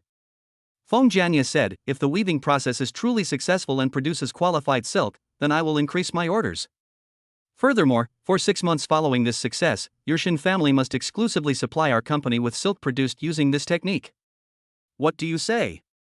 Shen Moshwan quickly calculated in his mind, this is equivalent to a short-term exclusive agreement. Although it restricts other customers, it also locks in Feng Jianya, a major buyer. So far, it seems that the advantages outweigh the disadvantages. He immediately replied, okay. Uncle Feng, we can agree to this condition. Then, Shen Moshwan subtly hinted, Uncle Feng, you're a wise man. With silk, you get what you pay for. Our Shen family's silk is the result of over a century of accumulated quality and craftsmanship. The price may be slightly higher, but it is definitely worth the money. Don't sacrifice quality and the foundation for long-term cooperation for short-term gains that would be a case of losing more than you gain. When Feng Jianya's thoughts were exposed, a hint of embarrassment flashed across his face, and he quickly laughed it off. Misunderstanding. Young Master Shen, who told you this rumor? Absolutely not. I highly value Shen's silk. We've cooperated for so many years, how could I easily change suppliers? It's all a misunderstanding. Seeing that the atmosphere was becoming a little awkward, Lin Feng spoke up at the right time to change the subject. His gaze fell on the wooden box in Feng Jianya's hand, and he asked with a smile, Mr. Feng, it seems that you are also interested in antiques? He interrupted at this moment, firstly to ease the slightly awkward atmosphere, and secondly, because his gaze had swept over the box while Shen and Feng were talking, and his discerning eye had already provided detailed information. Item, Mid-Qing Dynasty Beechwood Carved Landscape and Figure Pattern Handle Box. Material, beech wood. Era, Mid-Qing Dynasty. Authenticity, authentic, with decent craftsmanship and natural patina. Value, market estimated at 180,000 to 220,000 yuan. Hidden information, under the movable wooden board on the inside of the box, there is an incised copy of a wild cursive poem by Wang Duo, a great calligrapher of the late Ming and early Qing dynasties. It is well preserved and of great artistic value. Hidden value, market value estimated at 2.8 million 3.5 million yuan. When Lin Feng asked about antiques, Feng Jianya seized the opportunity and replied with a smile, yes, I like to tinker with them in my spare time, just for the sake of being cultured. You like them too? He picked up the box, looking quite pleased with himself. Lin Feng nodded, I know a little. Mr. Feng's handbag is quite elegant. I wonder how much you paid for it. Feng Jianya sighed and said, Sigh, I bought it for 220,000. The price may be a bit high, but I really like the craftsmanship and charm, so I gritted my teeth and bought it. Playing this game is all about enjoyment. Sometimes if you lose a little, so be it. He seemed magnanimous, but there was still a hint of heartache in his eyes. Lin Feng smiled slightly and said something surprising, Boss Feng, in my opinion, you might not be losing money on this. Who knows, there might be some unexpected treasure hidden inside that could make you a fortune. Chapter 51 3 million for wooden planks? Boss Feng sends clothes, Shen Moshwan mentions his uncle. Hearing Lin Feng's words, Feng Jianya assumed it was just the young man saying nice things to please him, and laughed it off, waving his hand dismissively. I'm just having fun, whether I make a profit or a loss is secondary. Shen Moshwan raised an eyebrow, his gaze towards Lin Feng filled with inquiry. Lin Feng, from what you're saying, is there some special meaning behind this carrying box? Lin Feng smiled slightly, then changed the subject. If Mr. Feng doesn't mind, could you let me take a closer look at the gift box? Seeing that Lin Feng was speaking seriously and not just flattering him, Feng Jianya readily nodded, what's there to mind? If you're interested, feel free to watch. As he spoke, he stood up and handed over the beechwood box. Shen Moshwan also became interested, leaning forward slightly and focusing his gaze on Lin Feng's hands, wanting to see what tricks he could come up with. Lin Feng took the box, sat down again, placed it on the table, and became focused. He examined it carefully. His seemingly casual movements were actually confirming the traditional woodworking techniques in his mind with every glance and every touch. Ding! Detected that the host is studying traditional woodworking. Proficiency plus 100, plus 100, plus 200. Seeing Lin Feng's focused attention, professional technique, and sharp eyes, Feng Jianya's initial contempt subsided somewhat. Shen Moshwan remained silent, watching Lin Feng's movements. After about 10 minutes, Lin Feng's gaze settled on a movable wooden board on the inside of the bottom of the box. Lin Feng pressed or pushed at several inconspicuous spots on the edge of the wooden board, varying the pressure and trying different angles. The movement was gentle, and suddenly, a soft click was heard, and one corner of the movable wooden board popped up slightly. A knowing glint flashed in Lin Feng's eyes. He carefully used his fingernail to press against the gap and slowly took the entire wooden board out from the inside of the box. The process was smooth and caused no damage to the box. Lin Feng flipped the wooden board over and looked at the back. He carefully examined the handwriting and content, as well as the unique knife-wielding technique and style, and finally a smile of certainty appeared on his face. Seeing this, Shen Mashuan joked, "Lin Feng, why are you playing with these things and even taking Uncle Feng's things apart? If you can't put them back together, Uncle Feng will be heartbroken." Feng Jianye's heart skipped a beat, not because he was upset that his things had been taken apart, but because he sensed that something was really unusual. He asked with a puzzled look, "Lin Feng, is there anything special about this wooden plank? Is it some kind of rare wood?" Lin Feng shook his head, his tone calm, but his words sent a shiver down one's spine. "Boss Feng, this plank is just ordinary beech wood, nothing special." He paused, and under the questioning gazes of Feng Jianye and Shen Mashuan, he turned the wooden board over so that the side with the inscription faced the two of them. However, the words carved on this wooden board are quite special. Based on my judgment, the poems and texts engraved on it are the authentic works of Wang Duo, a great calligrapher of the early Qing dynasty. Its artistic and market value can be described as quite high. Wang Duo's authentic work? Shen Mashuan was taken aback. Wang Duo held an extremely high position in calligraphy, and his cursive script was particularly unique. If it was truly an authentic work, its value would indeed be immeasurable. He knew Lin Feng's expertise in identification, and since he was so certain, it was probably very close to the truth. He immediately said, "Let me see," and then reached out to take the wooden board that Lin Feng handed him. Although Shen Mashuan is not as professional as Lin Feng, he comes from a family with a strong academic background and still has basic appreciation skills. The more he looked, the more astonished he became. He looked up at Lin Feng, his eyes filled with disbelief. This brushwork, this knife skill, truly embodies the spirit of Wang Duo. Seeing Shen Mashuan react in the same way, Feng Jianye could no longer sit still. He had long admired Wang Duo and knew how sought after his works were in the market. He hurriedly said, "Mo Shen, come here, let me take a look at this wooden board." Shen Mashuan handed the wooden board back, and Feng Jianye almost snatched it, holding it in his hands to examine it carefully. "It's so similar. It's incredibly similar. The momentum, the transitions, the composition, it's something that ordinary imitations can't capture." He suddenly looked up, his gaze fixed intently on Lin Feng, his voice trembling slightly. "Lin Feng, if this is truly Wang Duo's authentic work, this piece of wood alone should be worth about 2 million, right?" Lin Feng gently shook his head and corrected him, "Boss Feng, you've ordered too little. This is not a simple imitation, the knife is used like a brush, fully demonstrating the spirit of Wang Duo's cursive script.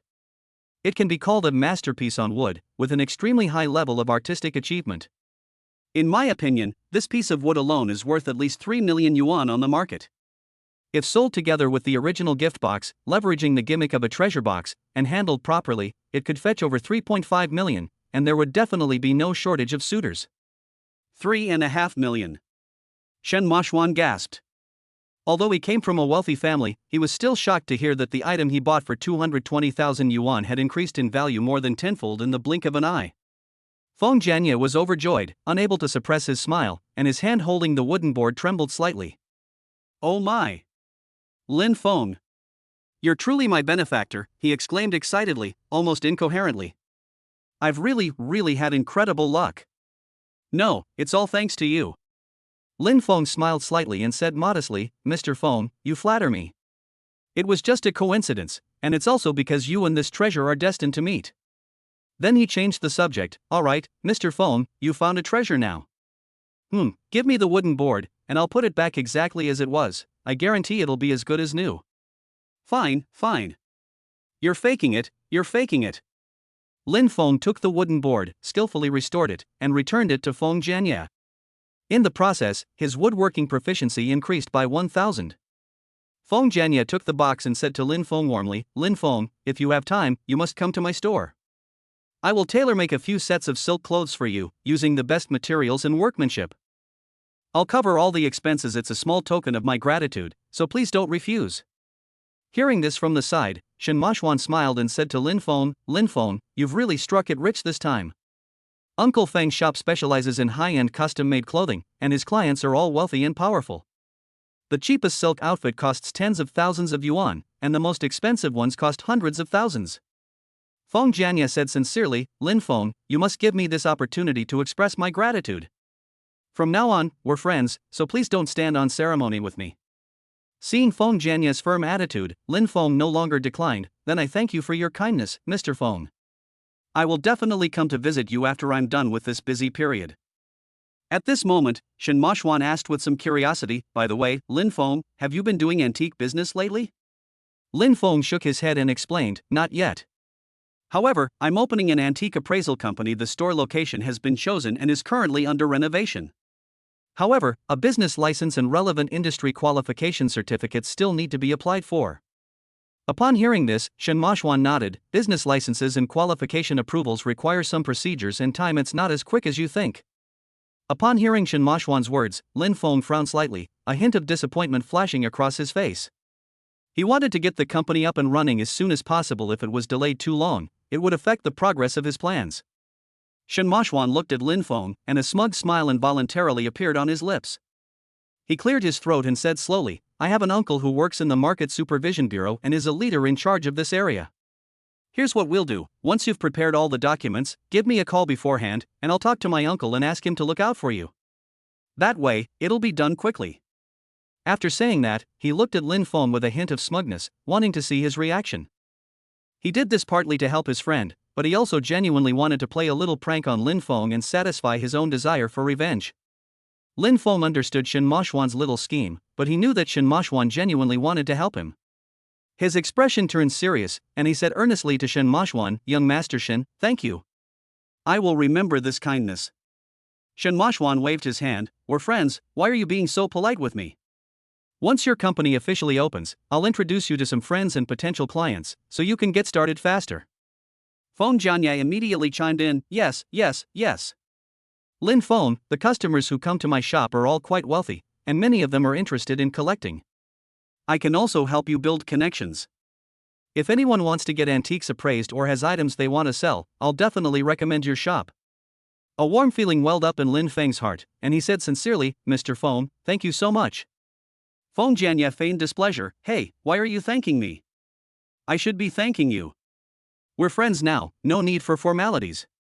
Let's keep in touch and visit each other more often. Lin Feng nodded, and the two exchanged contact information. Just then, Lin Feng's phone rang. He took it out and saw that it was Su Yuqing calling. Chapter 52 Shen Mashuan, Lin Feng, did you travel from ancient times? Lin Feng answered the phone, hello, Yuqing. During the phone call, Su Yuqing asked him, Lin Feng, where have you been? Why haven't you come back yet? Oh, I'll just chat with a friend and then head back. Lin Feng then hung up the phone and said, Young Master Shen, Boss Feng, I'm going back now. My friends are waiting for me. Let's get together again when we have the chance. Shen Mashuan stood up and nodded understandingly, okay, then you go ahead first, I'll wait for your news. Feng Jianya warmly stood up to see him off, his smile sincere, Lin Feng, please remember the custom-made clothes. Come to my shop anytime. Keep in touch. Lin Feng smiled and agreed, then bid farewell to the two and returned to his private room. I had a short get-together with the gallery staff, and the atmosphere was relaxed and pleasant. After we had eaten and drunk our fill, everyone went their separate ways. Back home, Su Yuqing kicked off her shoes, lazily nestled into the sofa, sighed softly, and looked tired. What's wrong, Yuqing? Are you a little tired? Lin Feng sat down next to her with concern. Yes, a little. Su Yuqing rubbed her calves. Since becoming pregnant, her body seemed to tire more easily. Then I'll give you a massage, Lin Feng replied naturally. Su Yuqing looked up at him with some surprise. What, Lin Feng, you can do massage? I just learned it these past 2 days, Lin Feng said gently, having already prepared his explanation. Knowing how hard you've worked during your pregnancy, I'm sure it will come in handy. Hearing him say that, Su Yuqing felt a sweet warmth in her heart, and the corners of her mouth curved up. All right then. Lin Feng helped her lie down on the sofa, then sat beside her and gently massaged her calves and shoulders. He gradually increased the pressure, showing great patience. Ding! Detected that the host is using traditional Chinese massage techniques. Proficiency +100, +200, +300 inch. Congratulations, host. Your traditional Chinese medicine skill has been upgraded to advanced level. Advanced traditional Chinese medicine, 5,210,000 inch. Su Yuqing initially felt a little itchy, but as Lin Feng pressed just right, a warm current and a comfortable feeling after the soreness spread, dispelling the fatigue in her body. She sighed contentedly, her tense nerves gradually relaxing, and her eyelids began to droop. After the massage, Su Yuqing felt much more relaxed, but her fatigue was even stronger. Like a lazy cat, she half closed her eyes, stretched out her hands to Lin Feng, and said in a sleepy voice, "Lin Feng, carry me to bed, I'm so sleepy." Seeing her charming appearance, Lin Feng's heart softened, and he bent down and carefully picked her up in his arms. Su Yuqing leaned against him and fell asleep almost as soon as he reached the bedside. Lin Feng gently placed her on the bed, covered her with a light blanket, kissed her forehead, and then quietly left the bedroom. Back in the living room, he opened his laptop and began to fulfill his promise to Shen Mashuan. He was inspired to write a detailed technical document on the weaving process, his fingers flying across the keyboard, transforming theoretical knowledge into clear and easy-to-understand written explanations. The document quickly accumulated to 20,000 words. Next came the manufacture of the loom. He opened the drawing software and, relying on the clear structural diagram in his mind, began to draw the part drawings and the assembly drawings. He meticulously noted the selection of wood, the specific dimensions of the parts, the order of processing, and even the mortise and tenon joint techniques for key parts, as if a seasoned craftsman were personally guiding him. Ding! Traditional textile craftsmanship proficiency plus 500. Traditional woodworking craftsmanship proficiency plus 600. With focused work, proficiency in related skills is steadily improving. After sending the organized documents and drawings to Shen Mashuan, I quickly received a reply from him with a grateful emoji. Lin Feng glanced at the time. It was already 11:30 p.m. He yawned, quickly washed up, returned to the bedroom, gently embraced Su Yuqing, who was already fast asleep and exuded a faint fragrance, his heart filled with a sense of peace and sweetness, and fell into a deep sleep. The next morning, the two had breakfast together. Su Yuqing was excitedly preparing to go to the gallery. Now she was the owner, and the thought of seeing her old friends there, no longer feeling as bored as she had been at home alone yesterday, filled her with a bright smile. "Be careful on the road, don't overwork yourself," Lin Feng said carefully as he saw her to the door. "Okay."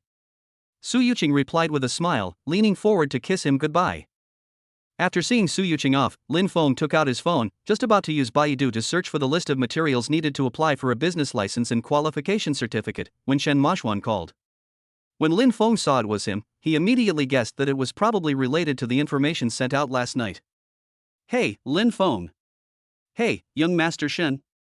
On the other end of the phone, Shen Mashuan's voice was hoarse, but he couldn't hide his excitement. "Lin Feng, you're amazing. You actually managed to write about weaving techniques to such a depth." There were also blueprints for the loom, with disassembled parts and structural principles. It was simply breathtaking. I said, "You didn't travel from ancient times, did you?" Upon hearing this, Lin Feng couldn't help but feel playful and teased. "Huh, you guessed right. I really did travel from ancient times, and I can go back anytime. How about it, wanna come back to ancient times with me for a visit?" TSK, I didn't expect this from Lin Feng, Shen Mashuan chuckled on the other end of the phone. "You're quite cheeky. This is completely different from the composed persona I had when I first met you. Your persona has crumbled." Likewise, Lin Feng retorted with a smile, "You've lost that aloof and arrogant young master demeanor. Your persona has crumbled quite a bit." The two chuckled a few times on the phone, but Shen Mashuan stopped laughing first, his tone becoming serious. "Alright, I'm not kidding anymore. Seriously though, the things you gave me are far too valuable.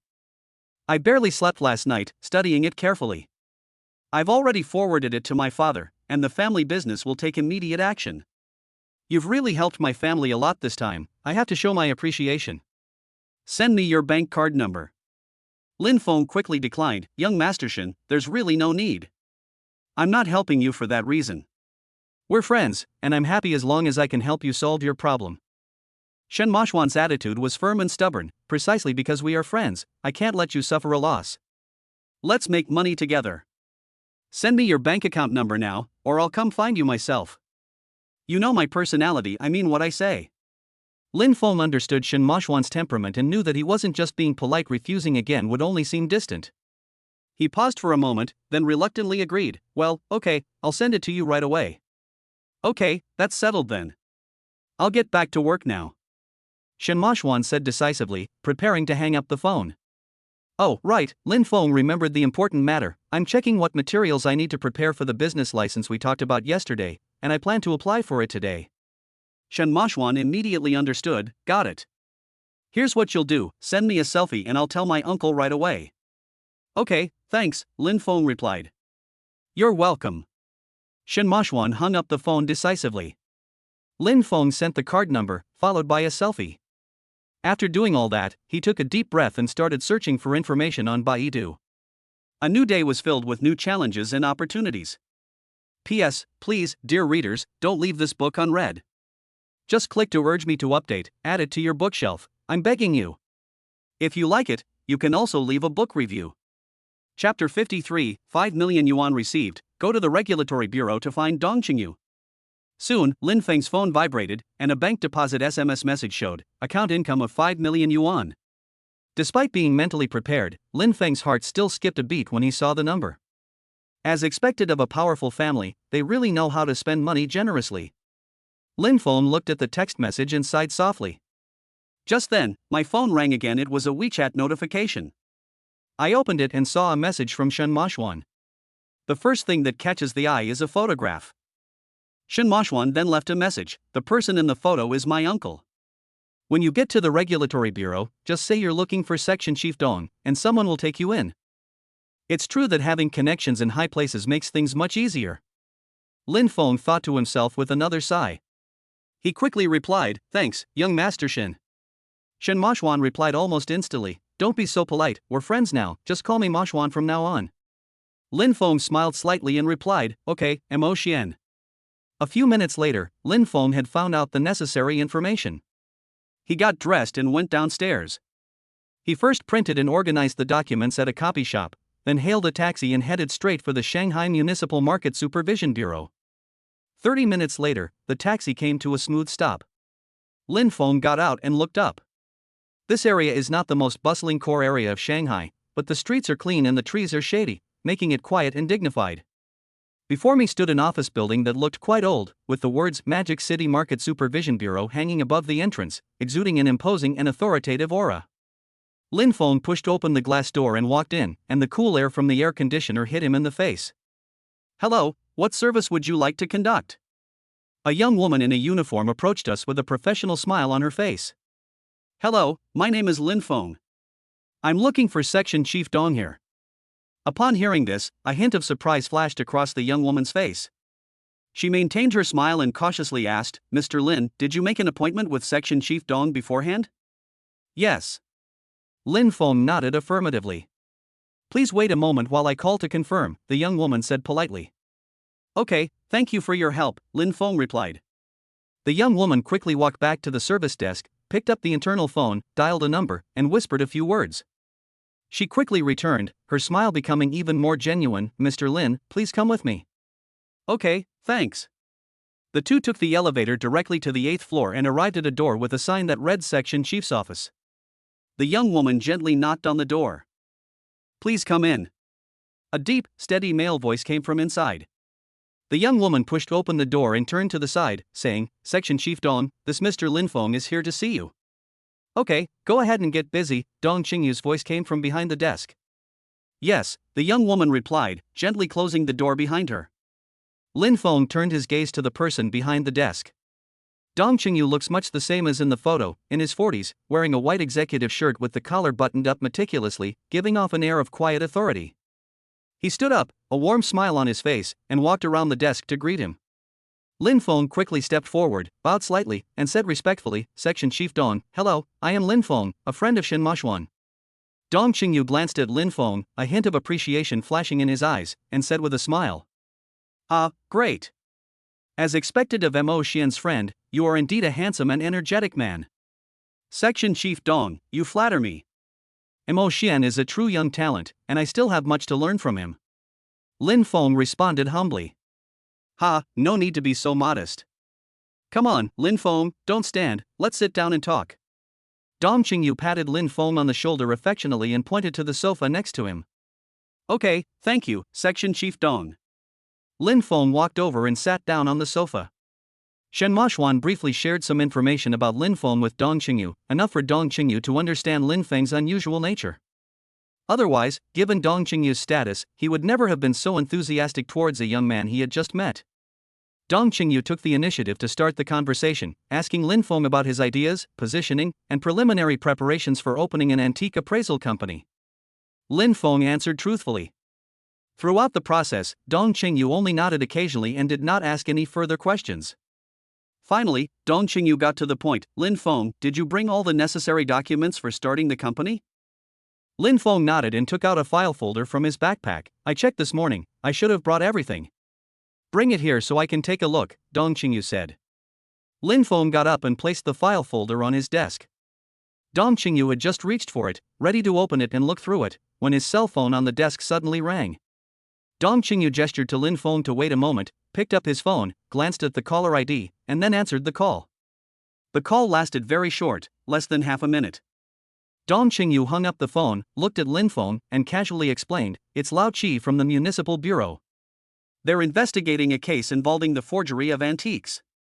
The amount involved is substantial, and it touches on some illegal business practices. They need me to send a few people over to assist with the investigation." Lin Feng didn't say anything, he just smiled and nodded. Dong Qingyu began to carefully review the materials Lin Feng had brought. A few minutes later, after reviewing all the materials, he looked up and said, "The materials you prepared are very comprehensive, everything you need is there, and the format is correct. Good job, you put a lot of effort into it." He organized the documents and said, "Leave the rest to me. Come pick them up tomorrow afternoon, and I'll help you get the business license and all the relevant operating qualification certificates." Upon hearing this, Lin Feng was overjoyed and quickly stood up, saying, "Thank you so much, Section Chief Dong. This has really been a great help to me, saving me a lot of time. If there's anything I can do to help you in the future, just let me know, and I'll do my best." Dong Qingyu laughed and waved his hand, his attitude becoming even more friendly. "Shaolin, there's no need to be so polite. I am Mo Xian's uncle. Since you are Mo Xian's friend, our relationship is naturally closer. In private settings, just call me Uncle Dong. There's no need to use Section Chief, it's too formal." He paused for a moment, then continued, "I know you're very capable. Don't worry, I definitely won't hesitate to help you if I ever need you in the future. I'll definitely be at your service then." Lin Feng immediately declared, then added, "Uncle Dong, you go ahead with your work, I won't disturb you any longer."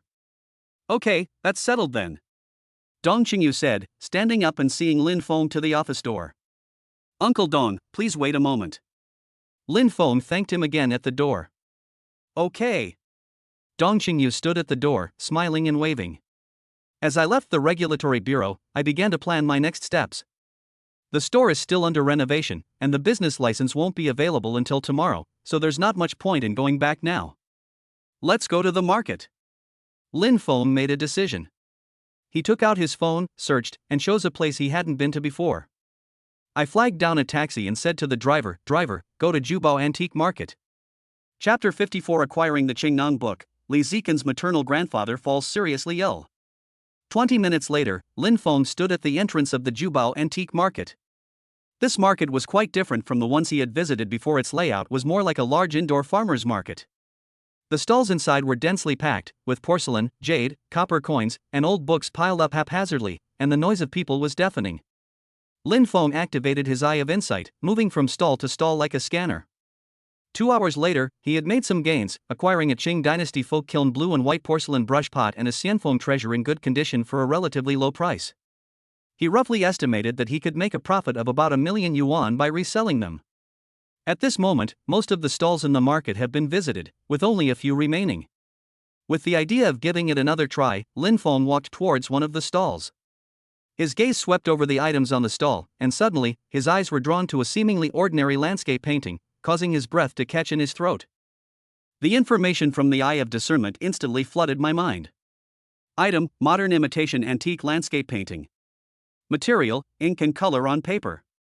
Era: modern. Authenticity: counterfeit, the painting is acceptable. Value: market estimated at 60,000-80,000 yuan.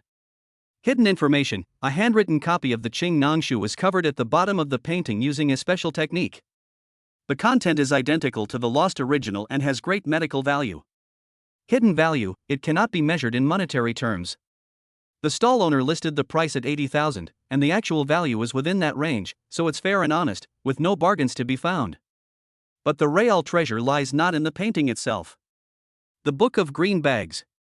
Lin Feng was deeply shaken.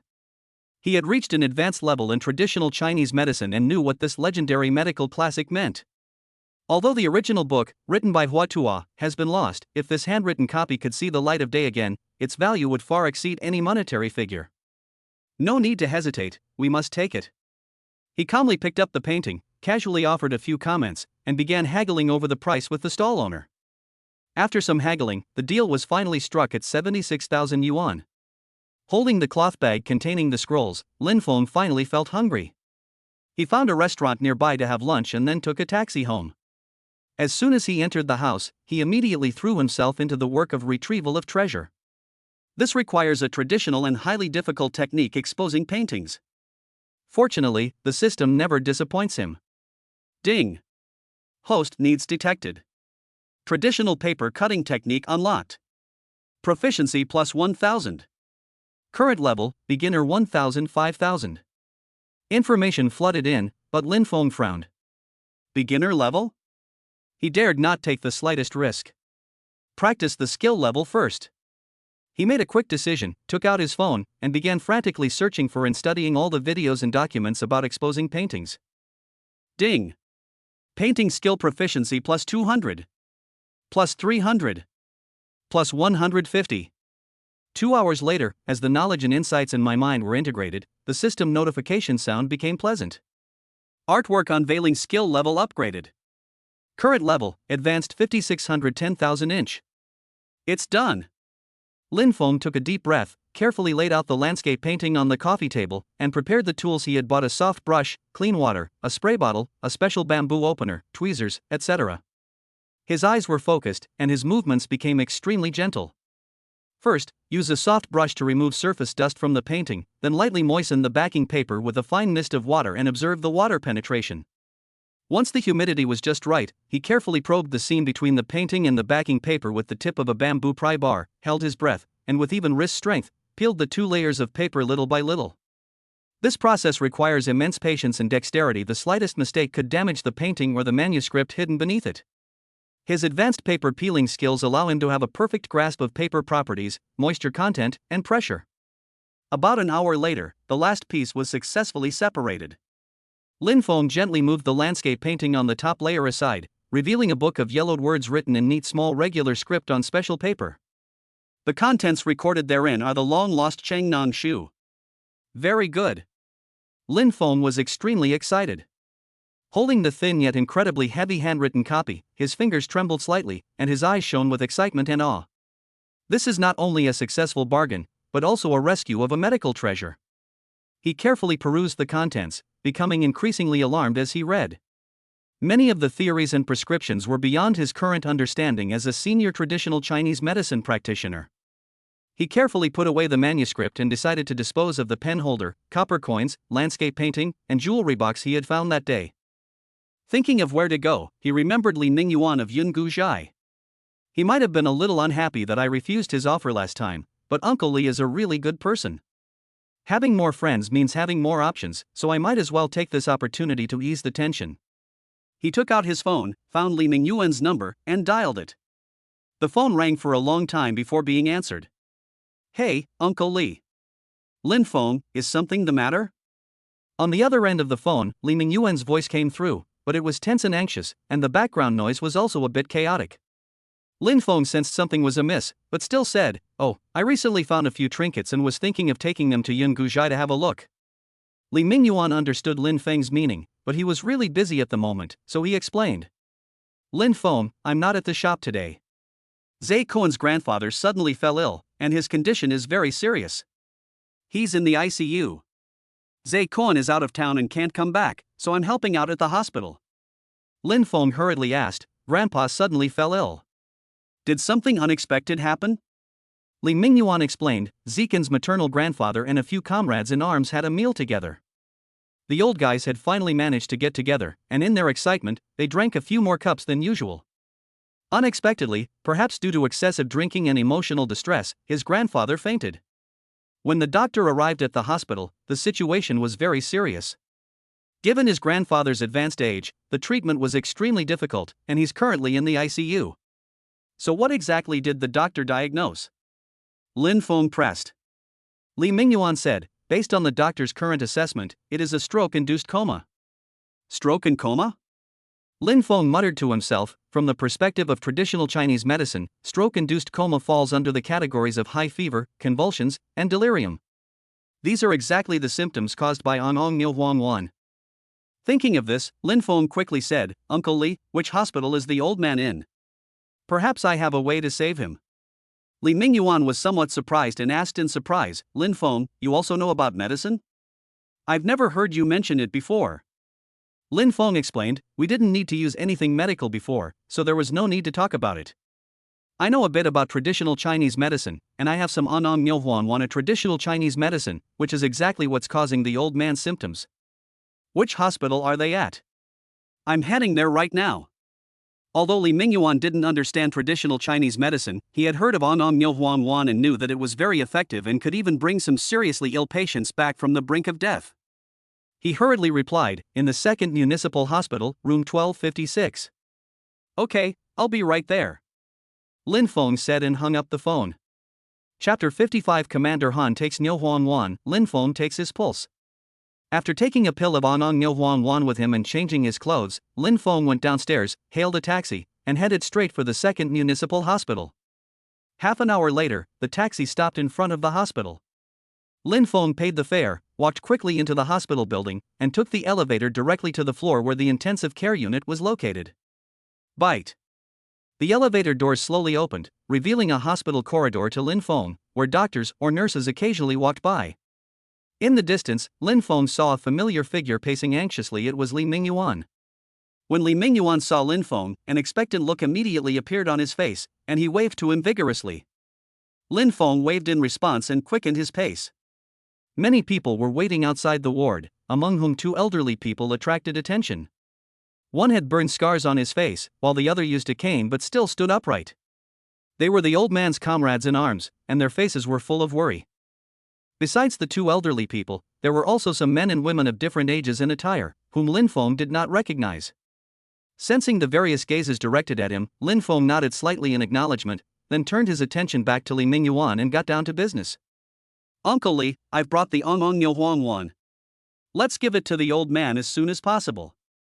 Time is life, especially for acute conditions like stroke, where every minute is crucial. Li Mingyuan took a deep breath and said, okay. I'll go talk to the attending physician right away. After saying that, he walked quickly toward the doctor's office. Dr. Wang adjusted his glasses and said, regarding Anong Nilhuan, an agreement must be signed in order to use it. It is clearly stated that if a patient experiences a life-threatening situation after taking Anong Nilhuan, the hospital will not be held responsible. This is procedure, and it's also to clarify responsibilities. I hope you understand. Although Li Mingyuan was mentally prepared, his cheek muscles still twitched involuntarily when he heard the words life-threatening and no responsibility. This matter is of great importance. Li Zikan's parents are still on their way back by plane, and he really doesn't dare to make the decision on his own. Director Wang, please wait a moment while I make a phone call. As Li Mingyuan spoke, he took out his phone and dialed Han Baozhen's number. At this moment, Han Baozhen and her husband Li Mingchen were on their way to the airport. Since their son, Li Zikan, became the head of the Li family, the couple has completely let go of their burdens and begun to enjoy life, traveling around the world year-round and living a happy and carefree life. They are currently in Tibet, but due to the long distance and flight restrictions, they cannot arrive immediately. The other siblings of the Han family were also out of town and wouldn't be able to return for a while, so Li Zikan entrusted Li Mingyuan to take care of them in the meantime. When the call connected, Li Mingyuan briefly explained the situation. After a few seconds of silence on the other end of the phone, Han Baozhen's voice came through, trembling slightly, Mingyuan, sign it. Having obtained Han Baozhen's consent, Li Mingyuan felt reassured. Director Wang, I can sign this agreement. Oh well. Under Director Wang's guidance, Li Mingyuan signed his name on the agreement. In that case, let's hurry up. Director Wang put away the agreement and said to Li Mingyuan, and then the two went to the front of the ward. Under everyone's watchful eyes, Director Wang pushed open the door and led Lin Feng and Li Mingyuan inside. Inside the ward, medical instruments emitted regular or rapid sounds, and complex vital signs data flashed on the screens. The elderly Han Yu lay quietly in his hospital bed. This veteran, who once commanded troops amidst gunfire and rose to the rank of commander, now has tubes inserted into his body, connecting him to life-sustaining equipment. The cruelty of war left an indelible mark on him. In addition to wrinkles from aging, there are also obvious burn scars on his face. One sleeve and one trouser leg were empty, silently telling of past bravery and sacrifice. At this moment, his eyes were closed, his face was pale, and his breathing was so weak that the rise and fall of his chest was barely visible. Director Wang stood by the bedside, looking at the patient, and said, "I'm not really familiar with the specific method and dosage of taking Huang. This part needs to be handled by you. Our medical staff will be on hand to assist and closely monitor the patient's vital signs." Li Mingyuan himself knew nothing about traditional Chinese medicine. He looked at Lin Feng with earnestness and trust in his eyes. Lin Feng nodded, his eyes resolute. This silent exchange calmed Li Mingyuan's anxious heart somewhat. Lin Feng didn't delay any longer and took out the pills that were tightly wrapped in wax. Upon removing the wax seal, a rich medicinal aroma wafted out. He broke the pill in half, took out one half, and then gently pried open old Master Han's jaw and placed the pill under his tongue. Next, he used a cotton swab dipped in a small amount of warm water to moisten the old man's lips and mouth to prevent dryness from affecting the absorption of the medicine and to replenish some moisture. His entire movement carried a composure beyond his years. After completing this step, Lin Feng did not immediately retreat. He pulled up a chair by the bed, sat down, extended 3 fingers, placed them on the old man's wrist, held his breath, and carefully felt the pulse coming from under his fingers. Host detected taking pulse using traditional Chinese medicine.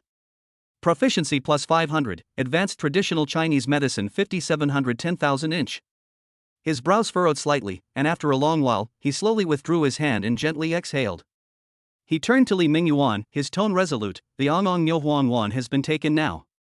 The medicinal effects need time to dissipate and circulate throughout the body. All we can do now is patiently wait for the results." I just carefully took the old man's pulse, and it was indeed very dangerous, a sign of a severe stroke. However, this but gave Li Mingyuan a sudden burst of energy. Lin Feng continued, "There is still a glimmer of hope. I think the old man might not be unable to wake up. The timing for using Huang is perfect. What we need to do now is trust in the power of this ancient formula and give the old man some time to react." Li Mingyuan knew Lin Feng's character and knew that although this young man was young, he possessed genuine talent in learning. He has a calm and steady personality, never says anything he is not sure of, and never exaggerates to comfort others. His analysis was clear and logical, especially the phrases, "there is still a glimmer of hope" and "he may not necessarily not wake up." It was like a refreshing spring flowing into his anxious heart, finally easing his tense nerves. Okay. Lin Feng, thank you. Thank you so much." Li Mingyuan nodded repeatedly, his voice choked with emotion. "Then let's not disturb the old man's rest, let's go outside and wait for news." Lin Feng nodded, "Okay, let the nurses monitor this area. Staying here would only interfere with their work. If there are any changes, the nurses will notify us immediately." Then, the two nodded to Director Wang and quietly left the ICU ward. Chapter 56 The Old Man Awakens, and Li Zikan promises a generous reward. As soon as the two stepped out of the ward, people outside swarmed around them. Veteran Chen Shoujiang, whose face bore burn scars, was the first to speak. "Mingyuan, how is he? Has he woken up yet?" Veteran Zhang Weigua, leaning on his cane, said, "Old Chen, don't rush, let Mingyuan speak slowly." Although the others didn't speak, the nervous expressions on their faces clearly revealed their inner doubts. Li Mingyuan took a deep breath, glanced at everyone, and said, "Uncle Chen, Uncle Zhang, everyone, please don't panic. Old Han has already taken the medicine." Lin Feng had just taken Old Han's pulse. Although Old Han's pulse was dangerous, it wasn't without hope. What we need to do now is patiently wait for the medicine to take effect. All eyes turned to Lin Feng. "Lin Feng, thank you so much. Young man, we will remember this kindness no matter what." "Yes, thank you so much for your help, you've given us hope." Everyone expressed their sincere gratitude to Lin Feng. Although it was just a few simple words, the gratitude for seeing a glimmer of light in a desperate situation was palpable. Chen Shoujian looked at Lin Feng, his tone becoming more solemn. Young man, on behalf of our commander and all of us old brothers, thank you for what happened today. Zhang Weiguo, leaning on his cane, took a small step forward, nodded to Lin Feng, and said earnestly, young man, old Han's life depends on this ancient remedy. No matter the outcome, we appreciate your kindness. Faced with the two veterans' sincere gratitude, Lin Feng did not take credit for it. He bowed slightly, his attitude humble. You two are too kind. I only did my bit. It's too early to say we've succeeded, but we should certainly have hope. Time ticked by anxiously as they waited. About an hour later, the ward door was opened. A nurse hurried out, her face beaming with surprise, and raised her voice to ask, Grandpa Hanyu is awake. Who are his family members? Woke up. My God, she's really awake. That's great. That's great. The crowd rushed excitedly toward the nurse, responding all at once. The nurse looked at the crowd that had gathered around her, feeling somewhat awkward, unsure of who to talk to. At this moment, Li Mingyuan quickly stepped forward to maintain order. Everyone, please be quiet. Miss Nurse, I am Li Mingyuan. I was in contact with the attending physician before. Just tell me what I am saying. Mr. Li, the old man has regained consciousness and his vital signs are stabilizing. Director Wang has instructed that he will be transferred from the ICU to the VIP ward for further observation and treatment. You and your family can make preparations now. Okay. We understand, thank you. Li Mingyuan said, his face beaming with joy. 15 minutes later, Mr. Han was successfully transferred to a spacious and quiet VIP ward. Li Mingyuan said, everyone, the old man has just woken up. Let me take Lin Feng in to take a look first. Lin Feng knows traditional Chinese medicine and can examine the old man's condition. The rest of you please wait outside for now. His words were reasonable, and everyone nodded in agreement. Inside the ward, Mr. Hanyu lay on the hospital bed, the oxygen tube between his nose and arm had been removed. Although his face was still pale and his lips were somewhat chapped, his sharp, hawk-like eyes had opened, and he once again displayed the fortitude of a soldier. He tilted his head slightly, as if adjusting to his new surroundings. Lin Feng and Li Mingyuan tiptoed to the bedside. Li Mingyuan leaned down and asked softly, Old Han, you're awake? How are you feeling now? Upon hearing this, Han Yu's gaze slowly focused on Li Mingyuan's face, his voice hoarse and weak. It's Mingyuan. He's alright, but he has no strength. His gaze then fell on Lin Feng, and he asked softly, Is this the young man who saved me? At this moment, Li Mingyuan quickly stepped aside and formally introduced, Yes, Elder Han. His name is Lin Feng. It was he who took out his treasured Among Nilhuan Wan and gave you half a pill, which is how you woke up. Han Yu listened, looking at Lin Feng with gentle eyes, and nodded with a weak smile, which was full of sincere gratitude. Lin Feng stepped forward, bowed slightly, his attitude respectful yet composed. Hello, Elder Han. My name is Lin Feng. It's better that you've woken up than anything else. Han Yu raised his hand with difficulty, indicating to Lin Feng that there was no need for formalities, his voice still hoarse. Lin Feng, thank you, you've gone to so much trouble for my old life. Mr. Han, you're too kind. Lin Feng replied, then changed the subject and got to the point. Mr. Han, you've just woken up, shall I take your pulse again to see how your recovery is going? A hint of appreciation flashed in Han Yu's eyes. Alright, then thank you for your hard work. Immediately, Lin Feng moved a chair over and sat down by the bed, then extended 3 fingers and gently placed them on Han Yu's wrist. Host detected taking pulse using traditional Chinese medicine. Proficiency plus 500. Advanced traditional Chinese medicine, 6,210,000 inch. A moment later, Lin Feng withdrew his hand, a relieved smile on his face. Your pulse is much better than before. The internal evil energy has dissipated. It seems that the Angong Nilhuan Wan is working very well. Upon hearing this, Li Mingyuan's face immediately lit up with joy, and he rubbed his hands excitedly. That's wonderful. Angong Nilhuan Wan truly is a life-saving miracle drug. Han Yu looked at Lin Feng with sincere eyes, his voice weak but clear. Once I've fully recovered, I'll definitely invite you to my home. Lin Feng could tell that the old man's invitation was heartfelt and not just a polite formality. He readily agreed, saying, Mr. Han, please rest assured and recuperate. Once you are fully recovered, I will definitely pay you a visit. Knowing it was inappropriate to disturb him further, Lin Feng said, Elder Han, you've just woken up and are not feeling well. You need to rest more. I'll take my leave now. Han Yu nodded slightly, closed his eyes, and a relieved smile appeared on his lips. Lin Feng and Li Mingyuan quietly left the ward. Outside the door, the crowd immediately surrounded them again. Li Mingyuan said to everyone, "All right, although the old man has woken up, he is very weak. You can go in to see him, but please speak softly and don't stay for too long." Everyone nodded in agreement, their faces filled with excitement, and carefully pushed open the door to enter the ward. Li Mingyuan patted Lin Feng on the shoulder, his face full of gratitude. "Lin Feng, thank you so much for today. I've already told Zikan about the situation, and he asked me to tell you that he wants to express his sincere gratitude to you in person when he gets back." The Li family is a large clan, and Li Zikan, as the head of the family, holds an extraordinary status. He personally offered to reward him, and if he refused outright, it would not only be heartless but also disrespectful to the other party. Furthermore, from a practical perspective, being able to connect with a top figure like Li Zikan, and even potentially become friends with him, would be of immeasurable benefit to one's future. This is an opportunity that we should not miss, both morally and logically. In the blink of an eye, Lin Feng had already made his decision. He looked at Li Mingyuan and readily agreed, "In that case, I will accept your offer." Li Mingyuan was delighted to see Lin Feng agree. "Great. It's settled then." Chapter 57, Got 10 million? Are you that rich? Lin Feng walked to the elevator entrance and had just pressed the down button when he heard hurried footsteps and shouts behind him. "Wait! Wait! Stop!" Lin Feng turned around in confusion and saw a man who looked to be in his 30s running towards him. The man wore glasses, had a refined appearance, wore a well-tailored high-end suit, and had a luxury watch that was faintly visible on his wrist.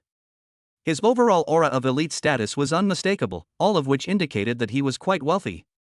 Lin Feng looked puzzled, and only after the other person ran up to him did he politely ask, "Sir, would you like to take the elevator?" The man took a breath and quickly waved his hand. "No, it's not the elevator." Lin Feng was a little confused. If they weren't taking the elevator, why were they calling him back in such a hurry?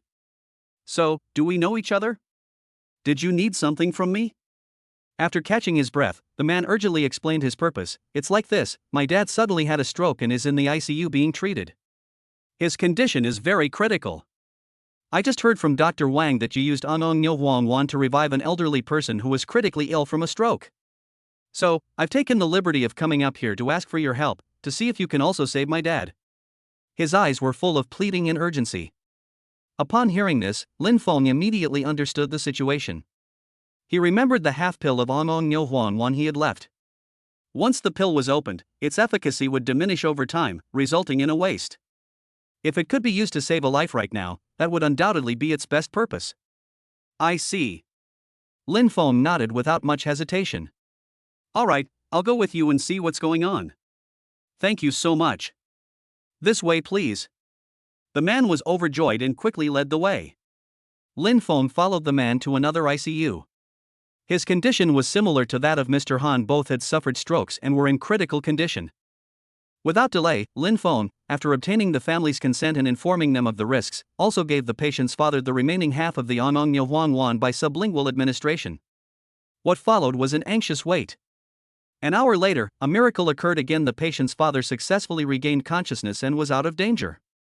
Inside and outside the emergency room, medical staff and family members breathed a sigh of relief, their faces filled with joy. The patient's family surrounded Lin Feng, expressing their gratitude repeatedly. Lin Feng responded politely. Seeing that the pleasantries were over, the bespectacled man pulled Lin Feng aside and said solemnly, "Young brother, I won't bother with formalities. I don't need to say thank you for such a great favor, but I must express my gratitude. Please give me your bank card number so I can show my appreciation, otherwise, my whole family will feel guilty." Upon hearing this, Lin Feng immediately understood what the other party meant. His intention in saving the person was not for money, but upon reflection, he realized that he had indeed done a tremendous favor, and it was only natural for the other party to want to settle the debt of gratitude and find peace of mind in this way. If you insist on refusing, it will seem pretentious and leave the other party with a debt of gratitude that is difficult to repay, making both parties feel awkward. After a moment's thought, Lin Feng readily agreed and gave the other party his bank card number. The operation was completed quickly. Less than 2 minutes after Lin Feng gave his card number, his phone received a text message from the bank. He casually opened it and was immediately stunned. Bank card deposit, 10 million yuan. 10 million. Even though Lin Feng was mentally prepared and knew that the other party was wealthy and that the reward would not be a small amount, His heart still skipped a beat when he saw the number. I really didn't expect the other party to be so extravagant, spending tens of millions of dollars in one go. He looked up in surprise, about to say something, when he saw that the man had already brought his family and nodded to him from a distance before hurriedly turning and leaving, seemingly afraid that Lin Feng would refuse. Lin Feng shook his head and smiled helplessly. Fine, since the other party expressed their gratitude in this way, he would accept it. From now on, they would be even, and neither would owe the other anything. As soon as I stepped out of the hospital, a gentle breeze brushed my face, and my phone rang. I took it out and saw it was Su Yuqing calling. Lin Feng answered the phone and said naturally, "Hello, Yuqing." Su Yuqing's teasing voice came from the other end of the phone. "Boss Lin, what are you busy with? We haven't heard from you all day." Lin Feng smiled and teased back, replying to Boss Su, "I just came from the hospital." Hospital? Su Yuqing's voice rose instantly, filled with worry. "Lin Feng, why did you go to the hospital? Are you all right?" Lin Feng pondered for a moment. This matter cannot be explained in a sentence or two. I will explain it to you slowly tonight. He changed the subject. "How's it going? Things were pretty good at the gallery, weren't they? Now that you're the boss, how's it going?" Su Yuqing's voice became smug. "Of course. It feels great. He. She continued, "Hey, come find me at the gallery now, let's have dinner together tonight, and then go shopping." Sure, Lin Feng readily agreed, then asked with some curiosity, "Why are you thinking of going to the mall? Want to buy new clothes?" "I have plenty of clothes," Su Yuqing said playfully. "I wanted to buy you some new clothes. Your status is different now than before, and you're exposed to a wider range of people, so your clothing style needs to be more sophisticated too. We can't be as casual as before, lest we be looked down upon again." Upon hearing this, Lin Feng immediately understood. Su Yuqing still remembered the incident at the art gallery where Sun Yan mistook him for a handyman. She was thoughtful and didn't want to cause him any more misunderstandings or disdain based on his appearance. This consideration and protection warmed Lin Feng's heart. "All right, you're very thoughtful," Lin Feng said gently. "Then I'll come find you now." After hanging up the phone, Lin Feng hailed a taxi and headed straight for the Yunqi Art Gallery. After picking up Su Yuqing, the two strolled to the nearby Yida Plaza. With a clear goal in mind, Su Yuqing pulled Lin Feng straight into a men's clothing store called Brunello Cucinelli. The store is decorated in a minimalist Italian style, with soft lighting, clothes racks arranged in a neat and orderly manner, and a faint woody aroma in the air. The sales assistants wore well-fitting uniforms, wore professional smiles, and maintained a polite yet distant demeanor. They weren't overly enthusiastic, but they were always there when you needed them. Lin Feng walked around inside, his eyes sweeping over the styles with strong design and prominent logos, but in the end he picked out a few shirts and casual pants that looked classic and understated in color, and only an expert would be able to tell what brand they were. Su Yuqing followed beside him, watching his choice, her beautiful brows furrowing slightly, quite puzzled. Judging from her discerning eye for fashion, the pieces Lin Feng chose, while made of excellent fabrics, were too ordinary in design, even appearing somewhat old-fashioned. "Lin Feng, why did you choose these pieces? I think the gray-blue one or the one with the subtle pattern over there looks better." Lin Feng picked up the clothes he had chosen and explained with a smile, "I don't want to dress too flashy. Sometimes, overly conspicuous logos and designs can attract unnecessary attention or even trouble. And don't forget, my business is related to antiques, which requires me to come into contact with all sorts of people. If I dress too luxuriously, I'll attract attention. What if some clueless thief sets his sights on me? Wouldn't that be asking for trouble? Being more low-key is actually safer, and it also suits the style I want." After listening, Su Yuqing suddenly realized and teased, TSK, I didn't expect you to be so shrewd, considering everything so thoroughly." Lin Feng chuckled self-deprecatingly, his tone carrying a hint of detached understanding. "There's no other way. Society is complex, and people's hearts are unpredictable. You have to learn to protect yourself." After buying the clothes, the two returned home. Lin Feng personally cooked several exquisite zhejiang dishes, and his skill level improved considerably without him even realizing it. After dinner, the two snuggled on the sofa and chatted, sharing their experiences of the day. Afterwards, Su Yuqing scrolled through short videos about drawing, while Lin Feng watched various martial arts techniques, which greatly improved his proficiency. Around 11 p.m., the two went back to their bedroom to rest. The moonlight outside the window was gentle, and the room was warm and peaceful, bringing a fulfilling day to a close. Chapter 58, Uncle Joe gets trouble after transferring 2 million yuan to his mother for a new house. The next morning, sunlight streamed into the living room through the windows, and Lin Feng and Su Yuqing enjoyed breakfast together. After dinner, Su Yuqing went to the art gallery with great enthusiasm to pursue her beloved career. Lin Feng planned to sell the antiques he had and then try his luck at the antique street. He arrived at Yungu Zhai with a pen holder, large coins, landscape paintings, and a jewelry box, seemingly familiar with the place. When the boss, Zhao Dezhu, saw Lin Feng, he greeted him with a smile. These items were all genuine antiques from the same period, and in excellent condition. After some haggling, the two parties finally agreed on a price of 1.15 million. Lin Feng's bank account received another substantial sum of money. He went straight to the antique street, his eyes sharp as he scanned each stall. Perhaps because of the bargain I found a few days ago, I spent more than half an hour browsing around but still couldn't find a suitable target. Just as he was about to leave and come back another day, his cell phone suddenly rang in his pocket. Lin Feng took it out and saw that it was his mother calling. A warm smile appeared on his face, and he quickly pressed the answer button. "Hey, Mom," Lin Feng said affectionately. "What are you busy with, son?" Zhou Fang's voice came from the other end of the phone, her tone high and filled with undisguised excitement. "Just finished up, took a stroll around the antique street for a bit, what about you?" Zhou Fang's voice was filled with joy. "Your dad and I just went to the forest store and bought a new car. It's the latest Volkswagen La Vida, the top-of-the-line model, and it cost 168,000 yuan. Oh my, your dad loves it. He just picked the car up from the shop and is driving it around town right now. He's beaming from ear to ear." Lin Feng couldn't help but laugh, genuinely happy for them. "Really? That's great. The La Vida is a good car, fuel-efficient, durable, and spacious enough for family use. My dad's been driving this old car for over 10 years. It's time he got a comfortable one and could enjoy life. Anyway, whatever you like. I love it. Of course I love it," Zhou Feng said happily. "Your dad even said that when he has time this weekend, he'll drive me to a hot spring in a neighboring county." Hearing the happiness in his mother's words, Lin Feng felt a warmth in his heart. He suddenly remembered something. "Oh right, Mom, didn't a batch of fully furnished apartments have been built in the new district of our county? If you and Dad have some free time, go take a look and pick one you like. We shouldn't live in that old, run-down place anymore. It's time to improve our living conditions." Zhou Feng was clearly taken aback. "Huh? A house in the new district? I heard the cheapest one costs at least 600,000. That's not something you can just buy on a whim." Although she knew her son had recently earned some money, Zhou Feng still considered hundreds of thousands or even millions of yuan to be a huge sum. Lin Feng said casually, "You don't need to worry about the money. I'll transfer 2 million to your card in a little while. You and Dad can go look around without worry. We'll buy the best floor in the complex. We'll definitely have enough money." 2 million. Zhou Feng's voice instantly rose 8 octaves. "Really?" Lin Feng quickly replied, "Of course it's true.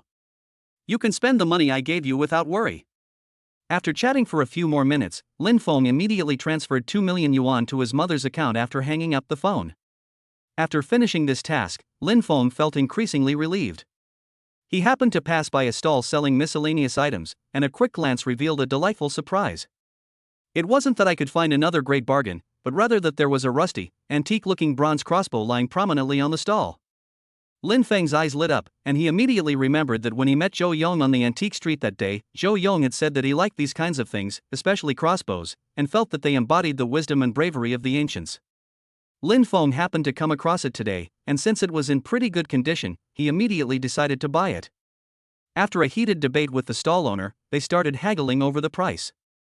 Ultimately, this highly collectible bronze crossbow was sold for 520,000 yuan. The shopkeeper carefully wrapped the crossbow in a soft cloth, put it in a cardboard box, and handed it to Lin Feng. Lin Feng took the box, turned around, and left the stall. He thought Zhou Yong would be very happy to know, so he couldn't wait to take out his phone, find Zhou Yong's number, and dial it. "Hey, Uncle Zhou." Lin Feng greeted him warmly as the call connected. "Lin Feng." Zhou Yong's voice came from the other end of the phone, but it sounded somewhat low and even a little irritable, completely unlike his usual cheerful and bold manner. Lin Feng sensed something was amiss, but he didn't rush to ask further questions. Instead, he first explained his intentions. "Uncle Zhou, I found a nice bronze crossbow in the antique market. It's in very good condition. I remember you mentioned last time that you particularly like these kinds of things. Where are you now? I'll bring it over for you to take a look. Oh, now? Zhou Yong sounded somewhat hesitant. This. Lin Feng was puzzled and asked, "What's wrong, Uncle Zhou? Are you not available right now?" Zhou Yong on the other end of the phone was silent for a moment before saying, "Okay, then bring it over. I'm at Yunbutang Martial Arts School." "Okay, I'll be right there." Lin Feng hung up the phone, but a sense of doubt lingered in his mind. 40 minutes later, Lin Feng took a taxi to Yunbutang Martial Arts School. This is a courtyard with a traditional style. Above the gate hangs a plaque with the words Yunbutang in gold on a black background. There is a stone lion on each side of the gate, which makes it look solemn and grand. However, before Lin Feng could get close, he could hear a fierce argument coming from inside the martial arts school. He quickened his pace and walked to the open gate of the martial arts school. The sight before him made him frown. In the center of the courtyard, Zhou Yong was standing face to face with a middle-aged man in a black training uniform with a strong build. Both of them looked rather grim, clearly arguing about something. Zhou Yong had his back to the door, focused entirely on the person in front of him, and did not notice Lin Feng's arrival. Looking into the courtyard, the atmosphere was quite tense. Besides Zhou Yong and the black-clad martial artist who were facing off, there were quite a few other people standing around. Some of them, dressed in uniform training clothes, were probably disciples of Yunbutang, their faces showing resentment and indignation. Meanwhile, another group of people, dressed in various clothes, surrounded several middle-aged men with a composed demeanor and sharp eyes. They appeared to be martial arts practitioners as well, and their arrogant expressions gave off a sense that they were up to no good. The air was thick with the smell of gunpowder. Although no action had been taken yet, the tense atmosphere made it seem as if a single spark could ignite the entire scene. Lin Feng instantly understood that this situation was like a challenge. He also understood why Zhou Yong's tone on the phone earlier had been so low and troubled. He composed himself, ignoring the stares coming from the courtyard, and called out loudly, "Uncle Zhou." Chapter 59. I also know a little martial arts, who wants to go first? Upon hearing the voice, Zhou Yong turned around to look at Lin Feng, forcing a smile on his face. "You've come, Lin Feng." Lin Feng smiled and nodded, then walked towards Zhou Yong. Zhou Yong said to the middle-aged martial arts master in an annoyed tone, "A friend of mine is here and brought me some things. We can talk about our business later." The middle-aged martial arts instructor sneered, his tone sarcastic, "Master Zhou, you can run away, but you can't hide. Don't blame me for not warning you. If you break the rules, you have to give an explanation." Zhou Yong's face darkened, and he retorted, "I, Zhou Yong, have never been afraid of anyone. Why would I run away? You underestimate me, Zhou Yong." "Humph." After saying that, he ignored the other person and walked towards Lin Feng. The two walked to a spot, and Lin Feng said, "Uncle Zhou, I brought the bronze crossbow with me. Take a look, it's in excellent condition." As he spoke, he was about to open the box. Zhou Yong was in a bad mood and raised his hand to stop him. "No need to look, Lin Feng, I trust your judgment. Let me deal with this mess first." Lin Feng then asked, "Uncle Zhou, what's going on? Something seems off to me." Zhou Yong sighed, just about to explain. The middle-aged martial artist in black grew impatient and interrupted, raising his voice, "Hey! Have you two finished talking? If you want to catch up, do it another day." A few voices of agreement and impatient urging came from the crowd. Zhou Yong looked helpless and said to Lin Feng, "Sigh, these people are ganging up on me." Zhou Yong's simple explanation, coupled with the others' chatter, allowed Lin Feng to understand the root of the conflict. Zhou Yong is from the north and has only been running his Yunbutang martial arts school in Shanghai for a month. When he first arrived, he followed the rules of the martial arts world and took the initiative to visit the heads of several large martial arts schools in the vicinity.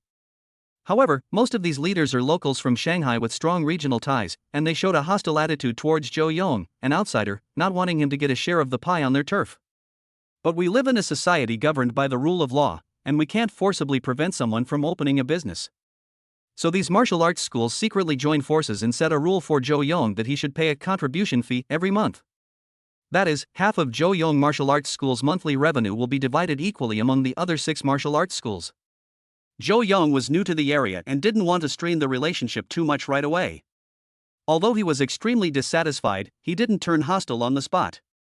He just said he needed to think about it and didn't give a clear answer. Now, a month has passed, and seeing that Zhou Yong has made no response, the heads of these martial arts schools have come to his door today to put pressure on him on the grounds that he broke the rules. Zhou Yong, being a man of principle, naturally refused to yield, which led to the argument between the two. The other side had a large number of people and was outnumbered. Zhou Yong was alone and at a disadvantage in the verbal argument. He felt frustrated and even considered calling the police if things got really bad. However, he had learned privately that the heads of these martial arts schools all had some local connections. Even if the police were called, it would probably only temporarily quell the situation, and there would be more trouble later on, making it difficult to truly solve the problem. Lin Feng understood the reason behind it, and a look of understanding flashed in his eyes. Such disputes in the martial arts world are often only addressed by reasoning or calling the police, which only treat the symptoms, not the root cause. To get these 6 martial arts schools to give up completely, we need to put them on the defensive. Since everyone here practices martial arts, resolving this through a martial arts contest is undoubtedly the most appropriate course of action. Thinking of this, Lin Feng remained calm, took a step forward, and said loudly to the people from the 6 martial arts schools. Everyone, Master Zhou is my good friend. I cannot stand idly by as you all gang up on him like this, for both moral and legal reasons. I also know a little about martial arts. Here's the deal, if any one of your 6 martial arts schools can defeat me, then we'll admit defeat regarding Master Zhou's matter. But if no one can beat me, then from now on, please don't bother Master Zhou anymore. How about that? These words caused an uproar in the courtyard, and everyone was shocked. Zhou Yong turned his head sharply, staring wide-eyed at Lin Feng, and hurriedly lowered his voice to dissuade him. Lin Feng. What are you doing? They're no pushovers, they're all skilled fighters. You don't need to get involved in this mess for me. After a brief moment of astonishment, the group opposite reacted in various ways. Ha ha ha. Where did this brat come from, talking big already? You're really ignorant and arrogant. With a build like yours, you dare to come out and play the hero? Zhou Yong, do you have no one else to use? You're just finding some hothead to take the blame? Kid, fists and kicks have no eyes. Don't come crying to your mother if you get beaten up later. Any disciple from any of our 6 martial arts schools could handle you. Why would we need our master's help? The courtyard was filled with mocking, contemptuous, and disdainful comments. Almost no one paid any attention to Lin Feng, who appeared to be well-proportioned and handsome. After the noise subsided slightly, Lin Feng turned his head and gave Zhou Yong, who looked anxious, a reassuring look, and whispered, "Don't worry, Uncle Zhou, I know what I'm doing and won't do anything reckless." Lin Feng dared to say that not out of momentary impulse or youthful arrogance, but because of his confidence in his own abilities. These days, whenever he has free time, he uses the system to improve his proficiency in various martial arts techniques. Now, many of his martial arts techniques have been elevated to advanced levels. More importantly, he has also mastered the golden bell cover and iron shirt techniques, which enhance defense and reduce damage. Furthermore, with his physique being strengthened once again, his physical abilities are now more than 3 times that of an ordinary person.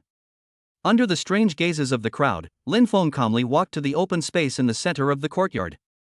His gaze swept over the 6 leading masters opposite him, and he said in a calm tone, "Masters, who would like to offer their guidance first?" "Humph.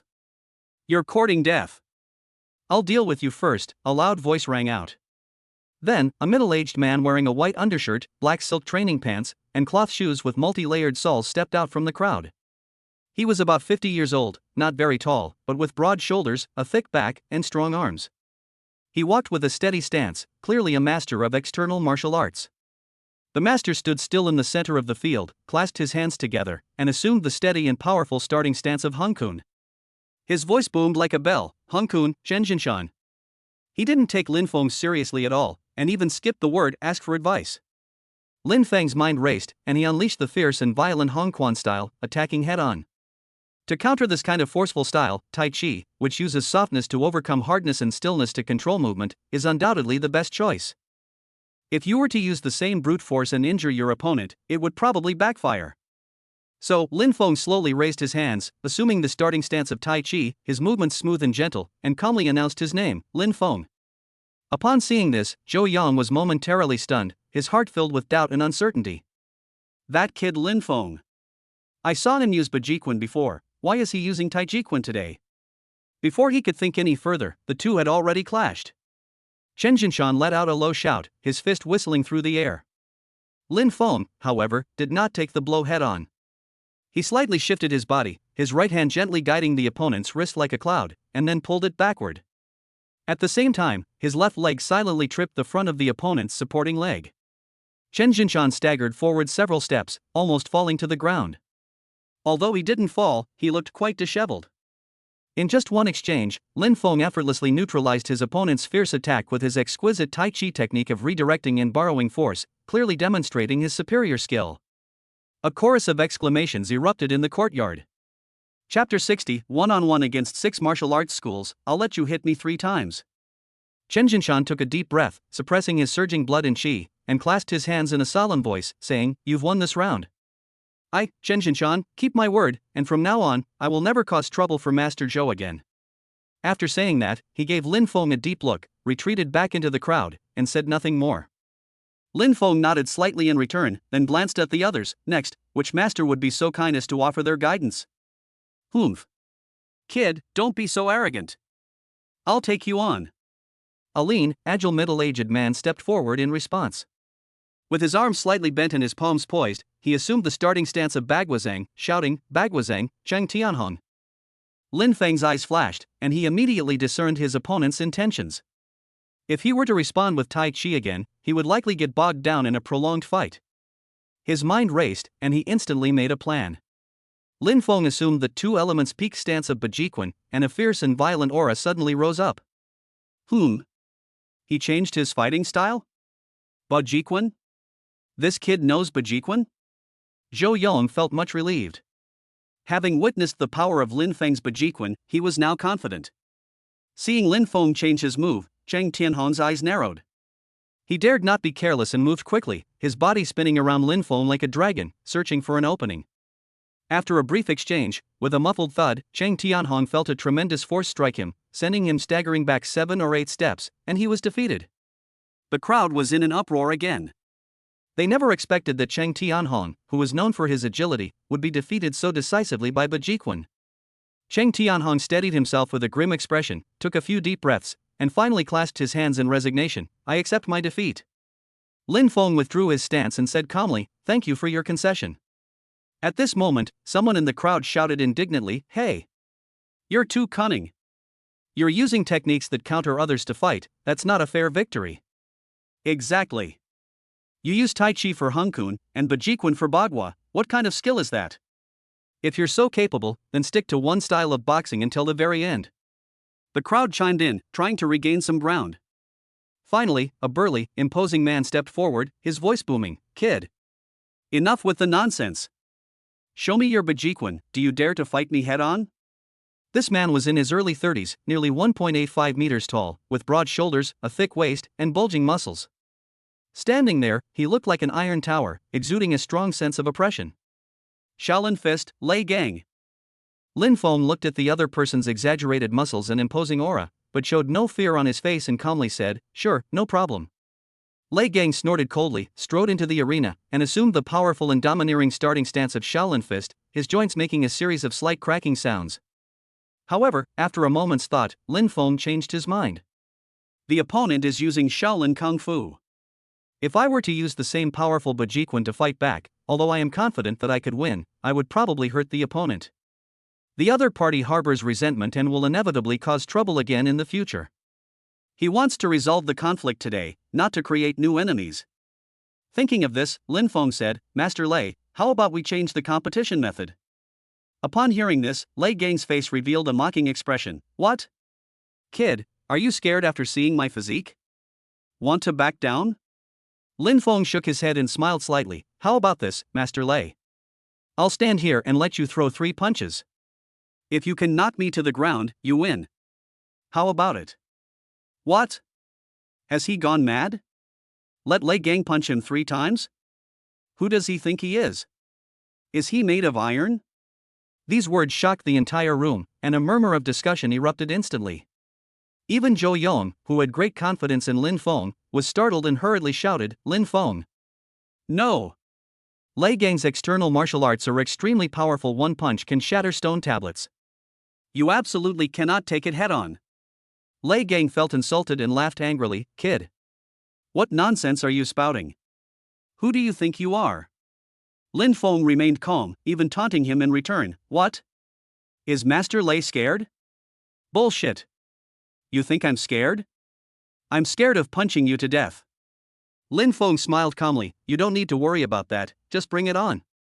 You brat. You're courting death. Lei Gang was completely enraged. He roared and kicked off the ground. His huge body charged towards Lin Feng like a cannonball. His fist, as big as a bull, whistled through the air and went straight for Lin Feng's chest. Lin Feng had already secretly channeled his inner energy to unleash his golden bell shield. He spread his feet apart, lowered his center of gravity, and forcefully took the punch with his chest. Bang! Lin Feng swayed, took 2 steps back, and then stood still. His expression remained unchanged, he didn't even frown. He patted his chest as if he had only been gently pushed. Hiss! A collective gasp filled the courtyard. Everyone was stunned. They were well aware of the power of Lei Gang's punch.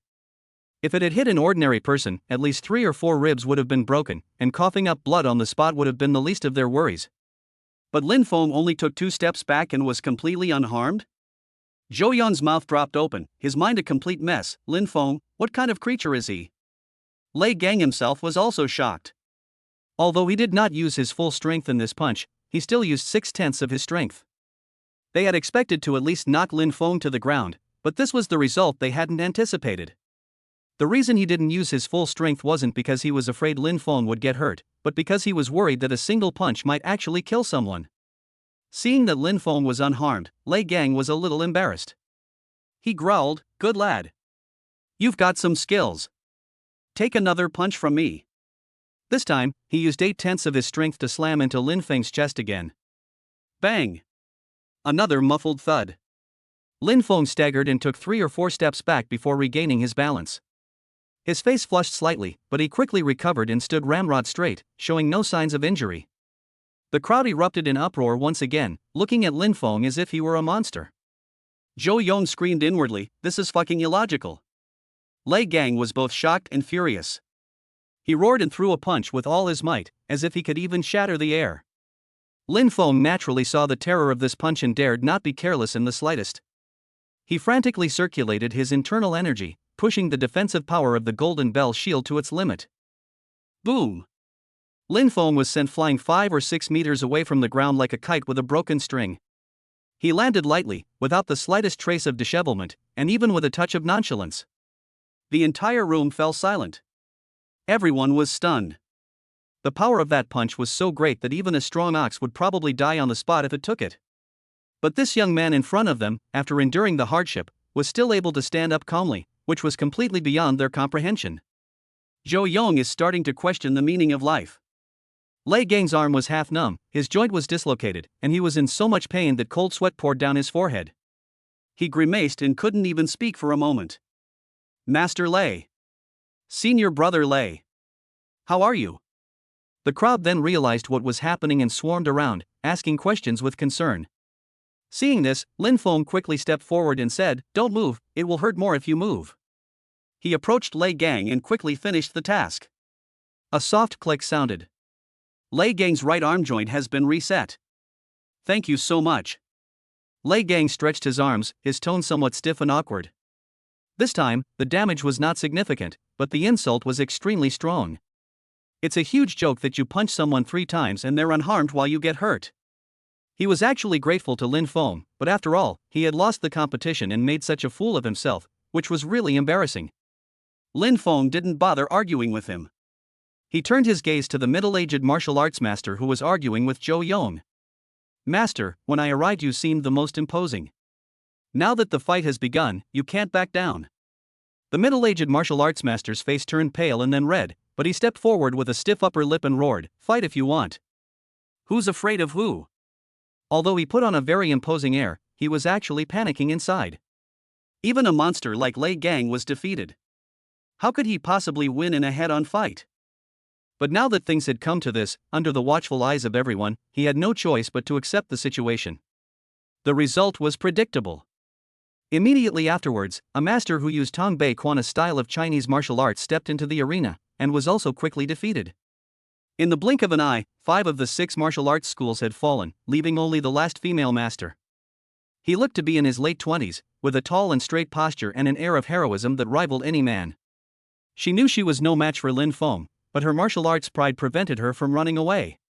She took a deep breath, walked to the center of the arena, spread her hands, and assumed the starting stance of Wing Chun. Wing Chun, Yip Suet. A hint of surprise flashed in Lin Feng's eyes, and then he adopted an almost identical Wing Chun starting stance, smiling and saying, "What a coincidence, Master Yi, I happen to know a little about Wing Chun as well." In just 7 or 8 rounds, Lin Feng used a precise pillow hand to deflect Yi Shue's attack, while his other hand pointing finger had already touched a spot about an inch in front of her throat before suddenly stopping. After several battles, Lin Feng's proficiency in various martial arts techniques has improved significantly. Yi Shue froze, stopped her stance, and stepped back. "Alright, I lost. I'll keep my promise." Lin Feng withdrew his hand and said sincerely, "Master Yi lost today mainly because he was not feeling well, which affected his performance."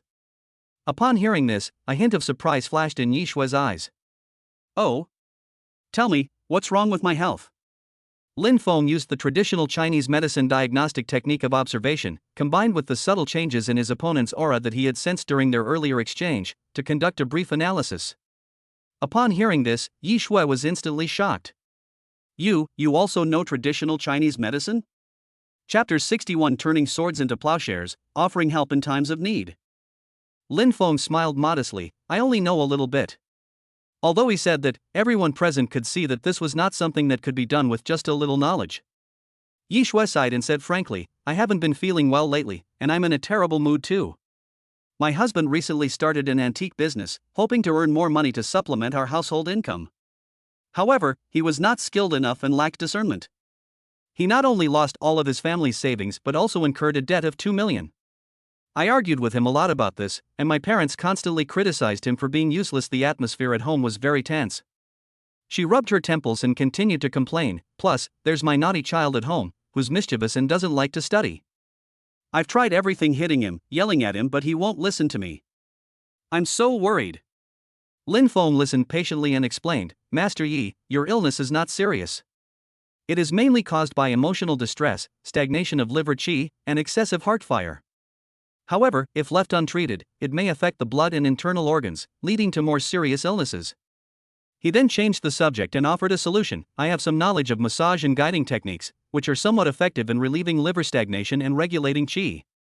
If Master Yi doesn't mind, I can treat you now. After the treatment, you'll feel much better, and the tightness in your chest will lessen." Yi Shue's eyes lit up, and she immediately nodded, "That's great. I'll have to trouble Master Lin."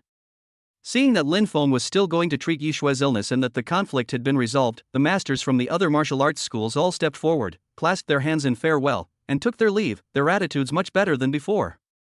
Zhou Yong breathed a sigh of relief, finally calming down the storm. Yi Shue and Lin Feng followed Zhou Yong to a room inside the martial arts school. Zhou Yong pushed open the door and said, "This is the restroom for my apprentices. It's quite quiet. Master Yi, please take this bed. This is the bed that one of my female apprentices usually uses. It's fairly clean." Yi Shue smiled and said apologetically, "Thank you, Master Zhou. I apologize for any offense I may have caused you before." Zhou Yong laughed heartily and waved his hand generously, "Hey, Master Yi, you're too kind. Now that the conflict has been resolved, we're all friends from now on. Let's just let bygones be bygones. We are all martial arts practitioners and make a living on the same street, so we should look out for each other. I'm Zhou Yong, and I'm new to Shanghai. There are many places I'm not familiar with yet. I might need to ask Master Yi for help later. I hope you won't find it troublesome." Seeing Zhou Yong's straightforwardness, Yi Shue felt relieved and readily replied, "Master Zhou is right. If there's anything I, Yi Shue, need in the future, please don't hesitate to ask." Zhou Yong smiled and nodded, then stepped aside. Yi Shue then did as instructed and lay face down on the bed. Lin Feng stood beside the bed, holding his breath. He moved his fingers swiftly, with penetrating yet gentle force, first using soothing kneading and pushing techniques to relax the tense muscles in Yi Shue's back. Then, use your fingertips to precisely press the back shu points such as liver shu, gallbladder shu, and heart shu to soothe the liver and regulate qi. Ding! Host detected performing traditional Chinese medicine massage. Proficiency +100, +200, +300 inch. As Lin Feng massaged her, Yishue's chest tightness and irritability gradually disappeared, and she felt a great sense of relief. Even her breathing became exceptionally smooth. After about 15 minutes, Lin Feng finished his practice and said softly, "All right, Master Yi." Upon hearing this, Yishue slowly sat up, stretched her shoulders and neck, and let out a long sigh of relief with a relaxed smile on her face. Lin Feng asked with a smile, "How are you, Master Yi? Do you feel better than before?" Yishue stood up, her voice filled with surprise and gratitude. "It's more than just a little better. It's so comfortable. Lin Feng, your massage technique is amazing. Thank you so much."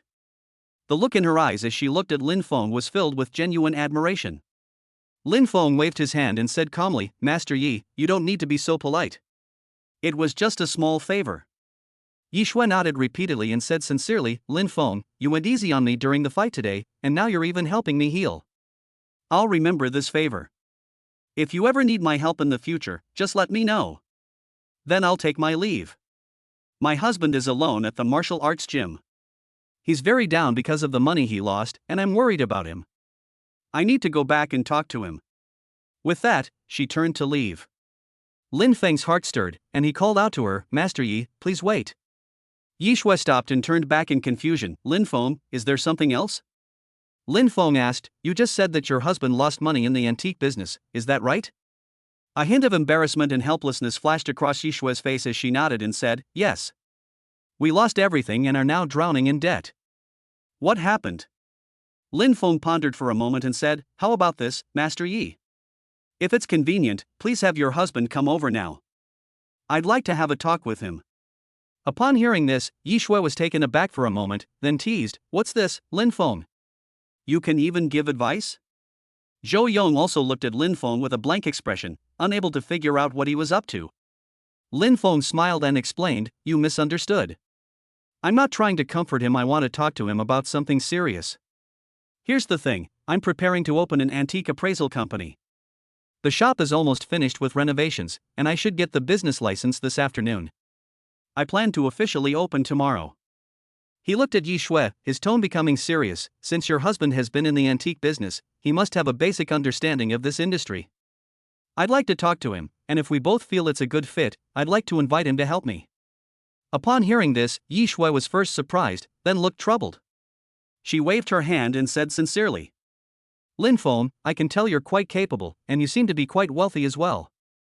I know you mean well and want to help us out, and I appreciate your kindness. But I think we should forget about it. I know my husband's skills all too well. He's definitely a jack of all trades, master of none, and lacks both insight and experience. If I send him to see you, and he makes a mistake and causes you trouble, ruining your reputation, I'll feel terrible. I can't let you take that risk." Lin Feng could sense Yishue's sincerity and concern for him. His smile remained unchanged, but his tone was firm. "Master Yi, I understand all of this, but it's okay, I can teach him. With me overseeing things and taking responsibility, he won't make any mistakes. I believe that as long as he is willing to learn and work diligently, he will definitely achieve something here with me." Looking into Lin Feng's sincere eyes, Yishue's concerns were largely dispelled, and she asked, You're telling the truth?" Lin Feng nodded, "Of course it's true. Do I look like I'm joking? This is wonderful. This is really..." Yishue was overjoyed and so excited that she was almost incoherent. This was undoubtedly a godsend for their family, who were already in dire straits. "All right. Lin Feng, you wait here for me, I'll go back and get him." After saying that, she hurriedly ran outside. Chapter 62 begins recruitment, including the identification of Zhao Chang and bodyguard Ding Peng. At this moment, Zhou Yong asked, "Lin Feng, are you going to open an antique appraisal company?" Lin Feng nodded, "Yes, Uncle Zhou. I'll need your help in the future.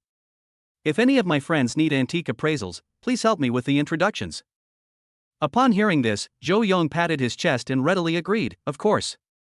Don't worry."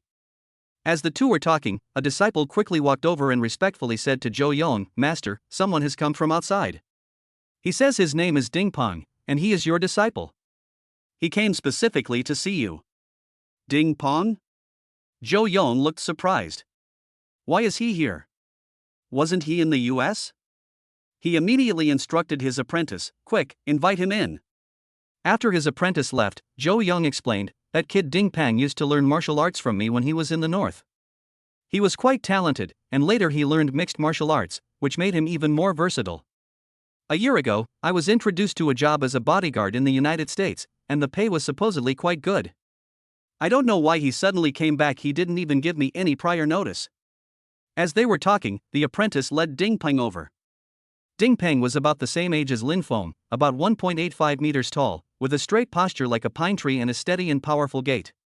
Wearing a black tactical t-shirt, dark cargo pants, and tactical boots, he exuded a sharp and capable aura.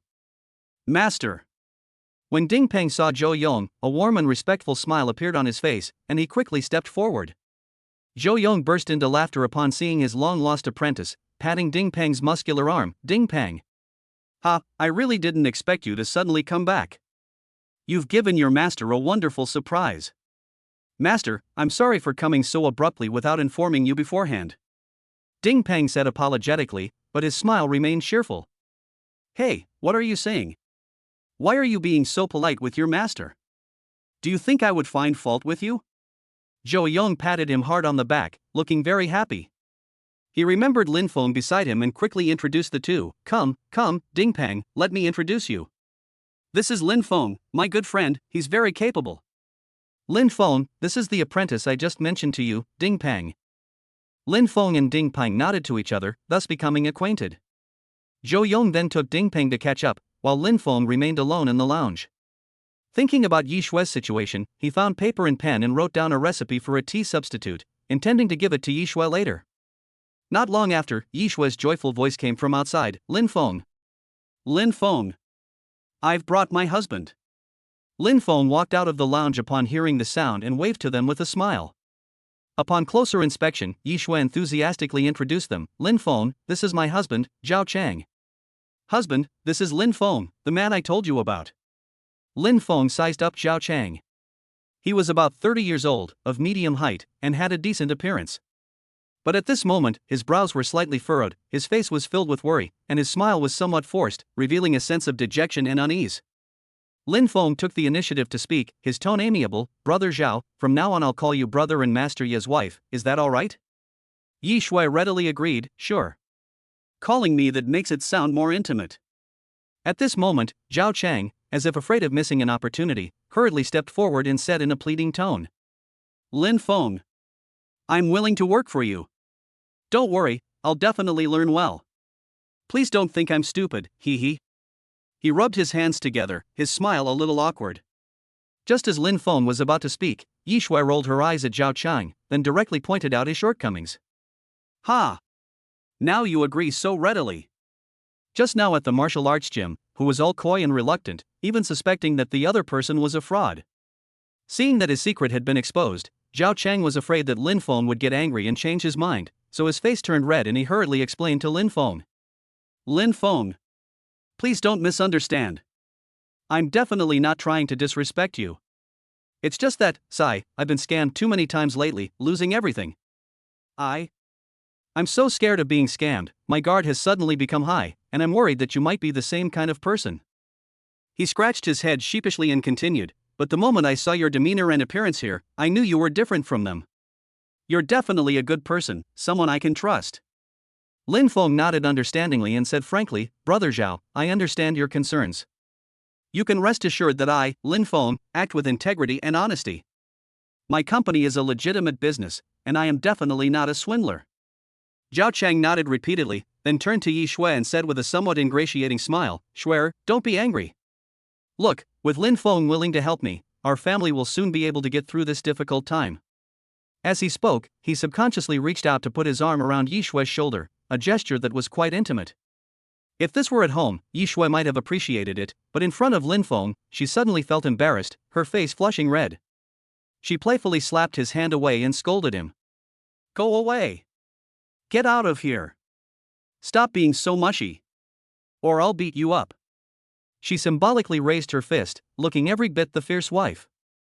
Lin Feng couldn't help but smile as he watched from the side. Her family status was quite obvious. After laughing, Lin Feng's expression turned serious again, and he said to Zhao Chang, Brother Zhao, I really want to help you, and I also feel that I need someone trustworthy to help me. However, let me make this clear from the start. Since you've decided to work for me, you must abide by my rules and follow my instructions. Otherwise, don't blame me for being ruthless. Upon hearing this, Zhao Cheng immediately straightened his back and assured him, don't worry. Lin Feng, you can rest assured. You've been so good to me, if I didn't follow the rules and work hard, would I still be human? Although I, Zhao Cheng, am not very capable, I still have this much conscience. Yi Shui quickly chimed in, Lin Feng, although my husband isn't good at business, he's an absolutely upright person and knows how to be grateful. Otherwise, she said, a hint of smugness appearing on her face, among the men who pursued me back then, there were plenty who were more outstanding and richer than him. I ultimately chose him because he's honest, kind-hearted, and makes me feel at ease. Seeing his wife praising him, Zhao Cheng quickly echoed her, saying gratefully, yes, Shuer is right. There were indeed many people who liked her back then. It's truly a blessing I've accumulated over several lifetimes to be able to marry Shuer. Seeing the couple's attitude, Lin Feng felt more at ease and smiled, alright, since that's the case, it's settled then. Come to Yunqi Shi Gallery to find me before 8 o'clock tomorrow morning. Yunqi Gallery? Yi Shui and Zhao Cheng were both taken aback, their faces showing confusion. Wasn't it an antique appraisal company? Lin Feng explained briefly, and the other party understood. After seeing Yi Shui and her husband off, Lin Feng, remembering that the matter of the bronze crossbow was not yet finished, went to find Zhou Yong. After the transaction was completed, Zhou Yong suddenly remembered something. Lin Feng, among the people you know, is there anyone who needs a bodyguard? Lin Feng immediately understood Zhou Yong's intention and asked, Uncle Zhou, you want to help Dingpeng find a job, right? Is there some kind of problem with him in the US? Zhou Yong glanced at Dingpeng beside him, and seeing him nod, he briefly explained the reason. Sigh, it's just bad luck. His former American employer offended someone in business and was killed by a gunman sent by his rival. There were 7 people on the other side, and Dingpeng was alone, so naturally he couldn't win. He himself was shot twice, but luckily he was wearing a bulletproof vest, and thanks to his quick reflexes and agility, he managed to escape and survive. He paused, then continued, the salary they offer is indeed high, but the risk level is equally high. Moreover, the gunman remembered his face. If he continued to stay in the United States, he might be targeted and killed at any time. After much deliberation, Dingpeng decided that it was safer to stay in China, so he completed the necessary procedures and returned home as quickly as possible. You might earn less in China, but at least it's stable and your life is safer, since guns are prohibited here. Lin Feng understood after listening. After a moment's thought, he realized that none of the people he knew had ever heard of hiring bodyguards. But then I thought about it again. My business will definitely grow bigger and bigger in the future. Although I don't need protection, important people in the company, or my family members in the future, will inevitably need reliable security. Moreover, Dingpeng is worldly wise and highly skilled. Keeping him by my side would definitely be of great use, not just in terms of bodyguard duties. Having thought this through, Lin Feng had already made up his mind. How about this? I happen to be looking to hire someone to handle security. If Dingpeng doesn't mind, he can work for me. What do you guys think? Upon hearing this, Zhou Yong asked with some doubt, with your abilities, do you still need bodyguards? After Lin Feng explained briefly, Zhou Yong understood. If that's the case, that would be wonderful. Dingpeng's face lit up with joy, and he readily agreed, Lin Feng, I'm willing. He has traveled all over the country and met many people, and he believes he has a fairly accurate eye for people. Although Lin Feng is young, he has a calm demeanor and clear, open eyes. Moreover, he is highly praised by his master Zhou Yong, so his abilities must be extraordinary. He felt that working with Lin Feng would definitely lead to a bright future, and it was much more stable than risking his life to make money abroad. Lin Feng was pleased to see that Dingpeng agreed so readily. Alright, we'll discuss the details tomorrow. Come to Yunqi Shi Gallery to find me before 8 a.m. tomorrow. Dingpeng and Zhou Yong looked puzzled, so Lin Feng explained again. Alright, see you tomorrow. Seeing that everything was settled, Lin Feng got up to leave, as he still needed to go to the regulatory bureau to pick up the necessary paperwork. Chapter 63, Company Opening, Starting to Hire Staff. The next morning, Lin Feng and Su Yuqing arrived at Yunqi Shi Gallery before 7:40. The first floor was already quite lively. Zhao Cheng and Dingpeng had arrived long ago and were chatting with Nana. The two cherished the opportunity given to them by Lin Feng and hoped to integrate into the new environment as quickly as possible. Nana is a cheerful person, and she chatted and laughed with them. Seeing this, Lin Feng couldn't help but feel a bit more favorably disposed towards him. After a while, Lin Feng gathered everyone on the first floor for a brief morning meeting. He officially announced the opening of Dingxin Antique Appraisal today and then assigned tasks. After the meeting, everyone busied themselves with great enthusiasm. Some went to buy flower baskets, some to buy firecrackers, some to buy big red flowers, and some to hang up plaques. With everyone's combined efforts, everything was quickly ready. At the entrance, 2 rows of brightly colored flower baskets stand on either side, and a large roll of bright red firecrackers has been laid out. The plaque covered with red cloth is also steadily hung in a prominent position on the gate. Lin Feng stood at the door, gazing at the Dingxin Antique Appraisal plaque covered by red silk, his heart filled with mixed emotions. In just a few days, his own business finally set sail. This is not only a means of making a living, but also the foundation upon which he establishes himself in Shanghai and realizes his value. Su Yuqing stood beside him, smiling radiantly, her eyes filled with pride and support. She gently touched Lin Feng's arm, signaling that he could begin. Lin Feng took a deep breath and took the scissors tied with a big red flower from Nana. Amidst the gaze and applause of the crowd, he deftly cut the red silk that lay across the doorway. For a time, the sound of gongs and drums filled the air, firecrackers crackled, and colorful flags fluttered in the breeze, creating a lively scene. Seeing the lively scene, Su Yuqing clapped her hands with joy, her cheeks flushed with excitement. Zhao Chang, Ding Peng, Nana, and all the other employees were all beaming with joy, immersed in the excitement of the opening. From this moment forward, Dingxin Antique Appraisal is officially open for business. After the lively ribbon-cutting ceremony, the onlookers gradually dispersed. Su Yuqing led the artists upstairs to continue their artistic creation. Lin Feng then began his work as the boss, first calling Zhao Chang to his office. The two sat down by the rosewood tea tray, and Lin Feng personally boiled water to brew tea, creating a serious yet harmonious atmosphere. Lin Feng spoke first, his tone serious. Brother Zhao, based on your current level of expertise and experience in antique appraisal, I've tentatively determined it as follows. The basic monthly salary is 10,000 yuan worth of dragon banknotes, plus 30% of the authentication fees as commission. He paused, then continued to explain the benefits in detail. The company will pay for your 5 social insurances and 1 housing fund, and you will enjoy national statutory holidays. You get 6 days off per month. With no fixed days off, you can adjust the schedule flexibly according to your work and family circumstances. If you need to give me advance notice, my salary won't be deducted. In addition, there will be bonuses based on your individual performance. Looking at Zhao Chang's somewhat excited face, Lin Feng emphasized, these are just preliminary details. As your abilities improve, your salary will increase accordingly. In short, Brother Zhao, as long as you are hardworking and diligent, and learn with your heart, I, Lin Feng, will never treat you unfairly. Upon hearing this, Zhao Chang's face lit up with surprise. A monthly salary of 10,000 yuan is not considered a high salary in Shanghai, but he knows his own capabilities very well. He had lost everything trying to work alone before, but now Lin Feng was not only willing to take him in and teach him, but also provided him with basic security, commission incentives, benefits, and such a humane attendance policy, which far exceeded his expectations. He was so excited he almost stood up, nodding vigorously, his voice trembling slightly. Okay? No problem. Thank you so much, boss. This treatment. I have no complaints, I'll definitely work hard. Lin Feng smiled and nodded, his tone softening as he said, then it's settled. If you have any thoughts, feel free to communicate with me anytime, don't hesitate. Okay. Zhao Chang agreed repeatedly, his heart filled with enthusiasm and gratitude. After discussing Zhao Chang's matter, Lin Feng called Ding Peng in and got straight to the point. Ding Peng, how much was your salary when you worked as a bodyguard in the United States? Ding Peng replied, the monthly salary is about 40,000 US dollars, which is roughly 280,000 renminbi. Lin Feng nodded and said frankly, I can't offer you such a high salary right now.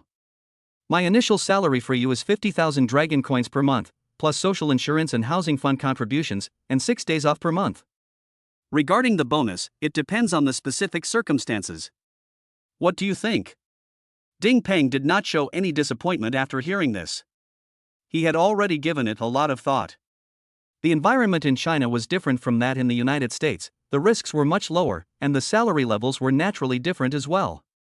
A monthly salary of 50,000 dragon coins isn't high in the bodyguard industry, but it's definitely high, far exceeding that of ordinary workers, and the work environment is obviously safer and provides a greater sense of belonging. Okay, no problem, Ding Peng replied crisply. Then it's settled. If you have any complaints or ideas in the future, you can talk to me anytime. Ding Pang nodded without further ado, understood, boss. He then got up and left the office. After handling the onboarding of the two new employees, Lin Feng leaned back in his chair and let out a soft breath. The company has finally taken its first step, with initial staff in place. But now, the most important issue is right in front of us: customer sourcing. He pondered for a moment, thinking about the network of contacts he had built up recently. It was time to call for help. He picked up his phone, found Shen Moxuan's number in his contacts, and dialed it. The call was quickly answered, and Shen Moxuan's cheerful voice came through. Hello? Lin Feng. What brings you to call me? Lin Feng smiled and, after exchanging a few pleasantries, got straight to the point. Mo Shen, my antique appraisal company is officially open for business today. If you have any friends in Shanghai who are interested in antiques, or have items you'd like appraised or valued, please recommend them to me. Shen Moxuan sounded slightly surprised on the other end of the phone. Wow. You're quick. You just asked me for help the day before yesterday, and you're already open for business today? That's quite efficient. Lin Feng laughed and said, the preparations are almost done, so I'm thinking of striking while the iron is hot. We want to open for business as soon as possible and get things on track quickly. Shen Moxuan asked, what's the company's name? What's the address? I need to tell my friends. Dingxin Antique Appraisal is located at number 178 Biyun Road. Okay, I've got it. Shen Moxuan repeated himself and readily agreed, I happen to be free right now, so I'll ask for you. Chapter 64. With everyone's help, Lei Gang asks President Ho. After hanging up the phone, Lin Feng found Feng Jianya's number and dialed it again. Hello, Mr. Feng. Lin Feng answered the phone with a respectful tone. Lin Feng. Feng Jianya's cheerful voice came from the other end of the phone. Are you free today and thinking of coming to my place for a tailored measurement? I'm really looking forward to it. Lin Feng explained with a smile, Boss Feng, it will take another 2 days to make the close. The antique appraisal company I mentioned before opened today at number 178 Biyun Road. If Boss Wang knows anyone who wants to do antique appraisal, you can introduce them to me. Upon hearing this, Feng Jianya immediately understood Lin Feng's meaning. Far from finding it troublesome, he happily agreed. Oh? It's open for business? Great. No problem at all. You young man are so decisive and efficient, you get right to work. The opening was much faster than I expected. Lin Feng responded modestly, Mr. Feng, you flatter me. We've almost finished preparations and are just looking forward to opening our doors to customers as soon as possible. Feng Jianya said confidently, don't worry, Lin Feng. If I have any suitable connections, I'll definitely recommend them to you. Thank you, Boss Feng. After hanging up the phone, Lin Feng thought of Li Mingyuan again, but hesitated, wondering whether he should call him. After all, the Li family's business includes the antique industry, and they naturally have no shortage of experienced people like Zhao Dizhu. Asking them to introduce people to their side would be asking too much. But if he doesn't tell Li Mingyuan will find out sooner or later that he runs an antique appraisal company. When that happens, he'll be at a disadvantage and it will make him seem insincere and not like he's treating Li Mingyuan as a friend. After a moment's thought, Lin Feng decided to call Li Mingyuan, but he would change his words. The call was answered quickly. Hey, Uncle Li. Hey Lin Feng. What brings you here today to call me? Lin Feng first asked with concern, how is the old man recovering? Is he all right now? Li Mingyuan replied with relief, he's recovering very well and basically doesn't need anyone to take care of him anymore. But given his age, it's better for him to rest for a while longer. Lin Feng was relieved, that's good. The old man is a lucky man with a good constitution. He will definitely recover completely if he rests and recuperates. Immediately, Li Mingyuan asked, Lin Feng, you called me today, did you find some good treasures again? Show them to me. Lin Feng smiled and explained, there were no new discoveries this time.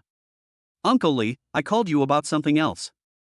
I opened an antique appraisal company at number 178 Biyun Road, and it officially opened for business today. Since we're in the same profession, and I'll inevitably need to consult with you in the future, I thought I'd let you know. Upon hearing this, Li Mingyuan's tone held a hint of surprise, which quickly turned into a hearty laugh. Wow! You've started your own company. Ha, good lad. I was wondering why you declined our generous offer to join the Li family. Turns out you had your own plans all along, wanting to make your own way in the world. Lin Feng said sincerely, Uncle Li, please don't take offense. When we were chatting before, the idea of starting a company was just a preliminary concept. Later, I realized that finding bargains wasn't a long-term, stable solution. I needed my own platform and career, so I started working on it. Lee Mingyuan didn't blame him. Instead, he encouraged him, saying, "Hey, what's so strange about that? It's a good thing that young people have ideas and drive. I support you." He then changed the subject. However, Lin Feng, the company has just opened, and the profits may not be ideal in the initial stage. We also need to gradually accumulate customers. You must keep a calm mindset, don't be too anxious, and take things one step at a time. Well then, our Lee family has been in the antique business for so many years, and we know quite a few people in the field. I'll ask around in a bit and help you promote it and liven things up. Lin Feng could sense that Li Mingyuan's words were sincere and not just polite. But the Li family also had an antique business, and he didn't want to force them to do something they didn't want to do. Let's forget it, Uncle Li. Your Li family also has its own antique business, so it's probably not appropriate for you to introduce me to someone. Besides, this is your Li family's property, not just yours alone. If you do this, others probably won't agree. Li Mingyuan laughed and said, "You little rascal, you're quite considerate of others. You've earned your wealth honestly, and I knew I hadn't misjudged you. Don't worry, I have my own plan. It's settled then, so don't refuse anymore." Seeing that he had made up his mind, Lin Feng felt a warm current welling up in his heart and stopped being coy. "Thank you so much, Uncle Li." Li Mingyuan said generously, "We're friends, no need for such formalities. If we're talking about thanks, you saved the old man's life, and our Li family hasn't properly thanked you yet. This little favor is nothing." "Alright, then I won't say any more, I'll go and make the arrangements for you right away." In the office on the second floor, Su Yuqing was also on the phone. "Hello? Xiao Man." "Yuqing." A lively voice came from the other end of the phone. "Why did you call me today? Weren't you spending time with your Lin Feng?" Su Yuqing laughed and scolded, "Get lost. You're so indecent, all you ever think about is that kind of thing." Wang Xiaoman chuckled on the other end of the phone. "Oh dear, I'm just concerned about your happy life." Su Yuqing said seriously, Xiaoman. Lin Feng opened an antique appraisal company today. The address is 178, Biyun Road. If you have any friends who want their things appraised, please recommend Lin Feng to them." Upon hearing this, Wang Xiaoman's tone immediately became excited. "Wow! Lin Feng is amazing. He started the company without making a sound. Okay, leave it to me." The two chatted for a few more minutes before hanging up. Su Yuqing then called Li Siki and several other friends from well-off families who might have connections in the art collecting circle. Meanwhile, at the Yunbutang Martial Arts School, Zhou Yong gathered all his disciples in the training ground to help promote Lin Feng. At the Wing Chun Martial Arts School, Yi Shui gathered her disciples together and told them about Lin Feng. The disciples all readily agreed. Yi Shui took this matter very seriously. Lin Feng had helped their family a lot, so naturally she wanted to help Lin Feng, not to mention that her husband worked there. After finishing her explanation, Yi Shui thought she should also inform the other martial arts masters, so she first dialed Lei Gang's number. "Hey, Master Lei, Lin Feng, who sparred with us yesterday, has opened an antique appraisal company at number 178 Biyun Road. Can you talk to your apprentice and other acquaintances and help Lin Feng make some connections?" Lei Gang retorted irritably, "Isn't he supposed to be very skilled in martial arts? Why doesn't he run a martial arts school? Why does he open a bone appraisal company? Isn't that neglecting his proper business?" Yi Shui was both amused and exasperated, and retorted, "Master Lei, what are you saying? Just because someone is good at kung fu doesn't mean they can't run an antique company?" She paused, then said with a hint of teasing, "Master Lei, you're not holding a grudge, are you?" Lei Gang said urgently, "What are you saying? I'm not that petty. I have something to do, I'll hang up now." Yi Shui shook her head helplessly. Lei had just hung up the phone and was thinking that he had to help Lin Feng with this. Although he lost to Lin Feng yesterday, he respects the strong, and Lin Feng even helped heal his arm yesterday. Furthermore, he truly admired Lin Feng's kung fu and defensive abilities. If he could build a good relationship with Lin Feng, he might have the opportunity to learn from him. Immediately, he picked up the phone and dialed, "Hello, Mr. Ho, how's your foreign language learning going? I have a friend." Chapter 65 Teaching Zhao Chang yielded unexpected gains. Half an hour later, Dingxin Appraisal welcomed its first customer. A middle-aged man in his 50s hesitated for a moment at the door, but still pushed the door open and walked in. Ding Peng, who was near the front desk, immediately stepped forward with a smile. "Hello, sir, welcome to Dingxin Appraisal." The man glanced at Ding Peng, a hint of doubt flashing in his eyes. He had been to other appraisal companies before, and the receptionists were all pretty young ladies. This sharp young man in front of him was truly special. The company had just opened and hadn't yet hired a dedicated receptionist, so his bodyguard, having nothing else to do, had to temporarily fill in as a receptionist. He himself found it a bit ridiculous. How did I end up as a doorman and security guard, and even do the work of a receptionist on the side? The man nodded. "Yes, I have an old item here that I'd like to have appraised to see if it's real or fake, and to get an estimate." Ding Peng stepped aside to lead the way, gesturing for him to enter. "Yes, sir, what is your surname?" "My surname is Su," the man replied. "Mr. Su, please come in. Our testing room is this way." Upon arriving at the entrance of the testing room, Ding Peng said, "Boss, this Mr. Su is here for an appraisal." Lin Feng looked up at the sound, a warm smile on his face. "Okay, go ahead and get busy." Ding Peng nodded and turned to leave. Lin Feng stood up to greet him, and Zhao Cheng quickly followed suit. Lin Feng cut to the chase and asked, "Mr. Su, hello. What item would you like to have appraised? Please take it out and let me see." Su Jiangwo placed the wooden box on the appraisal table, took out a jade pot spring bottle about 30 centimeters tall from it, and gently placed it on the table.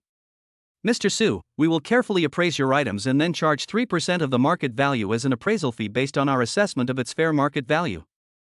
After the appraisal is completed, we will issue you a detailed appraisal certificate and relevant supporting documents, which have a certain degree of authority and industry recognition. If you agree to this fee schedule, we can begin now." Su Jiangwo thought for a moment and then nodded, saying, "Okay, no problem.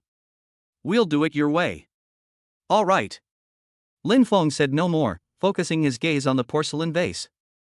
Almost as soon as he concentrated, the eye of detection displayed the following information. Item, blue and white porcelain Yuhucheng vase with lotus scroll design. Era, Qianlong period of the Qing dynasty. Material, kaolin, cobalt. Craftsmanship, official kiln style, smooth painting, lustrous glaze. Condition, well preserved, slight signs of use, and a very minor crack at the bottle opening requires magnification to observe. Market valuation, 280,000 320,000 dragon banknotes. Having understood the information, Lin Feng did not immediately state his conclusion. He first bent down and carefully observed the shape, glaze, and blue and white color of the porcelain vase from different angles with the naked eye. Then, while operating the vase, he explained it to Zhao Chang, who was watching intently beside him. "Brother Zhao, look, the shape of this Yuhucheng vase is very beautiful and smooth, a typical feature of the Qianlong period. Let's use a powerful flashlight to provide some side lighting. Finally, use a magnifying glass." Lin Feng's explanation was both insightful and easy to understand, highlighting the key identification points and explaining the underlying principles. Zhao Chang nodded repeatedly as he listened, trying his best to digest this knowledge. To Lin Feng's surprise, just as he was patiently explaining the key points of appraisal to Zhao Chang, the system notification sounded again. Ding! Detected that the host is patiently imparting professional knowledge, triggering special conditions and unlocking the auxiliary skill mind control. Proficiency plus 100. Plus 200. Plus 300. Lin Feng was overjoyed. Although the specific function of mind control is not clear at the moment, since he awakened it while teaching others, it must be related to communication, teaching, or influence, and it must be a very useful auxiliary skill. He remained calm and said to Su Jiangwo, "Mr. Su. Based on comprehensive assessment, the current fair market valuation is approximately 300,000 dragon banknotes." Upon hearing this, Su Jiangwo's face instantly lit up with surprise. 300,000? You mean it? Lin Feng replied confidently, "Mr. Su, of course. Since I opened this antique appraisal company, this is my livelihood, and I rely on my expertise and reputation.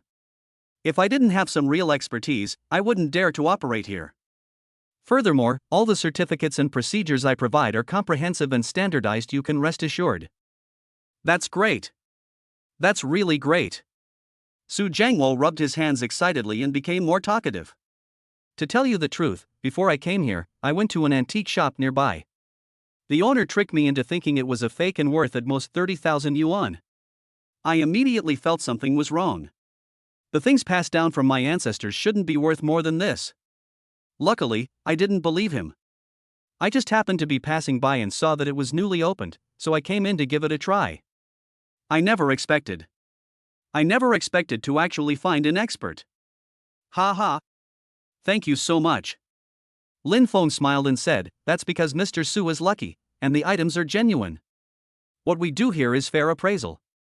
The truth cannot be hidden, and the false cannot be made true. I will definitely tell you the truth about its value. However, I need to remind you that the 300,000 I mentioned is a market valuation. If you sell it for cash, the actual transaction price will differ.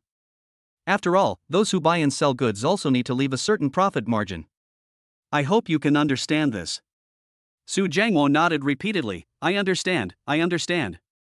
Of course I understand. I'm in business myself, so I know this principle. Lin Feng nodded. Alright, since you have no objections, I will now issue the official appraisal certificate and relevant documents. Okay. Thank you for your help. Su Jiangwo readily agreed. After seeing off the first customer, the appraisal room fell silent for a moment. Lin Feng looked at Zhao Chang and asked, Brother Zhao, how much of the whole process I just analyzed, and those key points of the appraisal, did you understand? Zhao Chang scratched his head, looking a little embarrassed. Boss, I can tell you're genuinely trying to teach me. I can't lie to you. To be honest, I listened carefully to everything you said, and I think I understood about 70%. Lin Feng comforted him, it's alright. The antique business requires a long period of accumulation and practice. As long as you are willing to learn diligently and put in the effort, your improvement speed will definitely be fast. In your spare time, you can read the professional books I gave you to increase your knowledge base. Feel free to ask me anything you don't understand. Zhao Chang nodded vigorously and assured, Boss, don't worry. I will definitely work hard to learn. I will absolutely not let you down. His tone was full of determination. Lin Feng nodded in satisfaction. Okay, I believe you. Zhao Chang said no more, immediately picked up Fundamentals of Porcelain Appraisal, sat down on the chair next to him, and began to carefully read through it. Taking advantage of his free time, Lin Feng thought about studying the art of mind control. He silently asked in his mind, System, what exactly is the effective mind control technique? Please explain in detail. Yes, host. Chapter 66 The Powerful Effects of Mind Control. Mind control is an ancient, lost secret technique. Its function is to enhance the efficiency of communication with the target and to enhance the target's ability to understand the host's words. It can also increase the user's understanding and memory of the object. In addition, this skill has a passive effect. It increases the trust level with the host. The trust level can be viewed at any time. Lin Feng's heart skipped a beat, and he turned his gaze to Zhao Chang. Sure enough, a pale blue virtual number, visible only to him, appeared above Zhao Chang's head. Trust level, 70%. Lin Feng raised an eyebrow slightly. He had only known Zhao Chang for 2 days, and his trust level was already 70%, which was quite good. He then asked the system, what will happen if the trust level reaches 100%? If the level of trust reaches 100%, that is, the state of absolute trust is achieved. Therefore, this person can be completely trusted and would not betray the host. In special circumstances, even at the cost of its own life, it will consider the host's well-being. Lin Feng was secretly amazed. The effect was somewhat beyond his expectations. This mind-controlling technique, it sounds really amazing. However, he never thought about anyone sacrificing anything for him. He was very satisfied as long as the people around him were reliable, wouldn't betray him, and could work together in critical moments. How can we increase trust? Lin Feng asked the most practical question. The host's extensive knowledge contains ancient books and methods that can strengthen one's thoughts and firm one's beliefs. When a host consciously uses these techniques to communicate with a target, they can quickly increase trust. After listening, Lin Feng felt enlightened. To put it bluntly, this mind-controlling technique is more like an enhanced version of communication, persuasion, and leadership charisma skills, which can subtly deepen others' trust in you. This thing is almost like brainwashing. If it falls into the hands of bad people, it could really become a menace. But I won't be a bad person. I'll only make better use of mind control techniques to serve myself. Lin Feng decided to give it a try. He asked, Brother Zhao, how's the book going? Are there any parts that you find particularly difficult to understand, or that you're stuck on? Zhao Chang looked up at the sound and pointed to a page he had just looked at repeatedly. There really is one. I've looked at this page several times, but I still don't quite understand it. Lin Feng smiled and said, how about this, Brother Zhao? We don't have any customers right now, so I'll teach you. You'll be able to learn faster. Upon hearing this, Zhao Cheng's face lit up with joy. Great! That's wonderful! The two sat down at the table, and Lin Feng began to explain in detail. He explained things in a simple and easy to understand way, not only explaining the terminology, but also focusing on teaching a way of thinking and observation logic for identification. As Lin Feng explained, he subtly observed Zhao Cheng's expression and reaction. He vaguely sensed that when he concentrated and intentionally conveyed knowledge, an indescribable spiritual fluctuation seemed to emanate from his words. Zhao Cheng's reaction was quite obvious. He listened intently, his eyes grew brighter, and his previously furrowed brows gradually relaxed. The originally obscure and difficult content, after Lin Feng's explanation, seemed to be infused with a peculiar power, imprinted in his mind, and became exceptionally easy to understand. His admiration for Lin Feng grew even stronger. Lin Feng is truly amazing. He explained something so difficult, and I understood it immediately. The explanation lasted for more than an hour, covering several key knowledge points, and my proficiency in mind control techniques increased significantly. Lin Feng stopped, took a sip of water, and asked with a smile, "How's it going, Brother Zhao? How does it feel? Is it more efficient and helps you understand things more deeply than if you were burying yourself in your books by yourself?" Zhao Cheng nodded vigorously, his face beaming with excitement. "After your explanation, all those jumbled bits of knowledge in my head have suddenly become clear and much more organized. I feel a really deep impression of it now. It's truly amazing." Lin Feng was secretly delighted. It seemed that this mind-controlling technique was indeed powerful. Lin Feng nodded in satisfaction, then changed the subject. "Brother Zhao, we've been studying for over an hour now, and it's quite mentally taxing. Let's take a break and chat a bit." "Okay, all done." Lin Feng started by making small talk to ease the tension. He then used the methods from ancient texts on strengthening beliefs and cultivating loyalty found in extensive learning and strong knowledge, combined with principles of conduct and the importance of teamwork, to explain them in a natural and unpretentious manner. He discussed the value of integrity, emphasized the gratitude for being recognized and the significance of working together, subtly guiding Zhao Cheng's thinking in a more positive and cohesive direction. This process lasted about 20 minutes. As Lin Feng spoke, he kept an eye on Zhao Cheng's trust level. From the initial 70%, under his guidance, it gradually rose to 72%. Lin Feng understood, and a sense of control welled up within him. Just then, Ding Peng arrived, followed by a well-dressed middle-aged woman carrying a brocade box. "Boss, this lady has a piece of porcelain that needs to be appraised." Lin Feng and Zhao Cheng stood up to greet them. After a brief greeting, the lady carefully placed the brocade box on the table, opened the lid, and took out a delicately shaped celadon bowl. Lin Feng's gaze swept over the area, and the information from the eye of discrimination instantly surfaced in his mind. Item: small Longquan celadon bowl. Era: late Qing dynasty. Estimated value: 48,000 52,000 dragon banknotes. It is genuine, but not very valuable. It is a common item from a folk kiln and is relatively easy to authenticate. Lin Feng's heart stirred, and an idea came to him. He looked at Zhao Cheng beside him and said with a smile, "Brother Zhao, you can appraise this porcelain piece. I'm a little thirsty, I'll rest for a bit and have some water." He gave Zhao Cheng an encouraging look.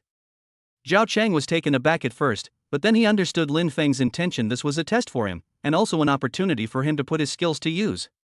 A feeling of being valued and trusted welled up in his heart. He took a deep breath and nodded solemnly, "Understood, boss."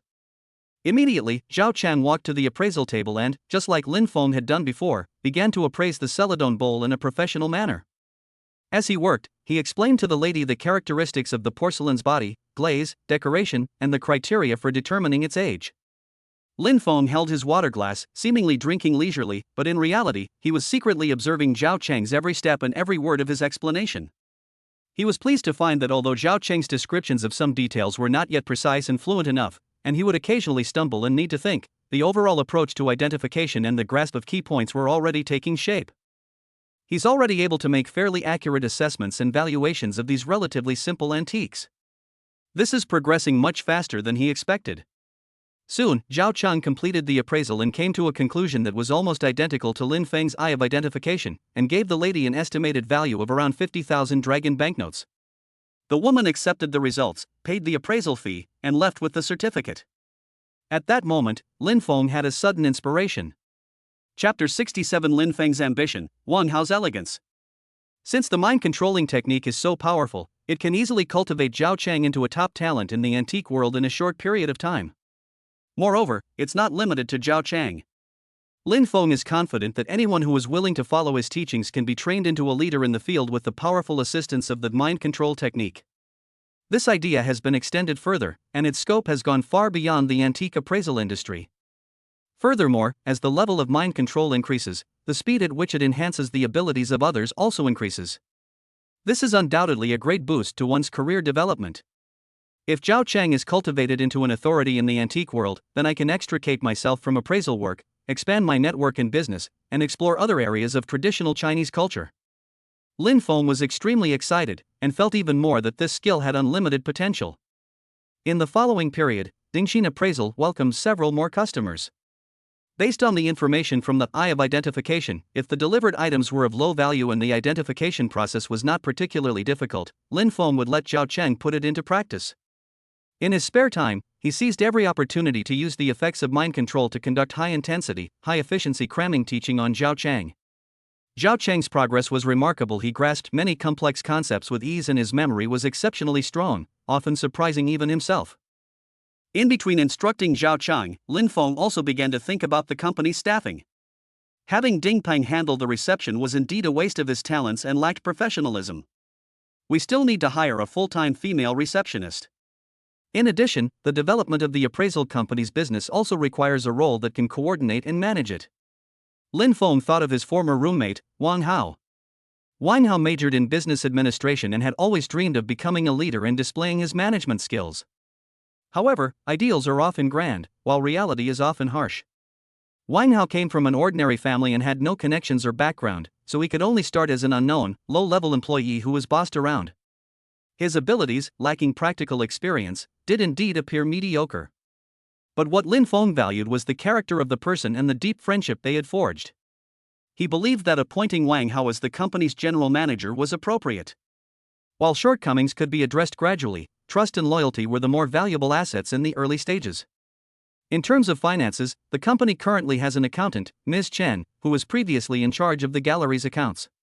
Now that the antique appraisal business has been added, the income and expenditure items and tax treatment involved will be more complicated, requiring her to learn and adapt additionally. However, Sister Chen has formal training and experience, so she should have no problem adapting. We can then increase her salary accordingly. Having clarified his thoughts, Lin Feng began to make arrangements. Brother Zhao, take a moment to process this yourself. I have some other things to take care of. Okay, boss. Lin Feng then got up and went to the second floor, to Su Yuqing's office. Yuqing.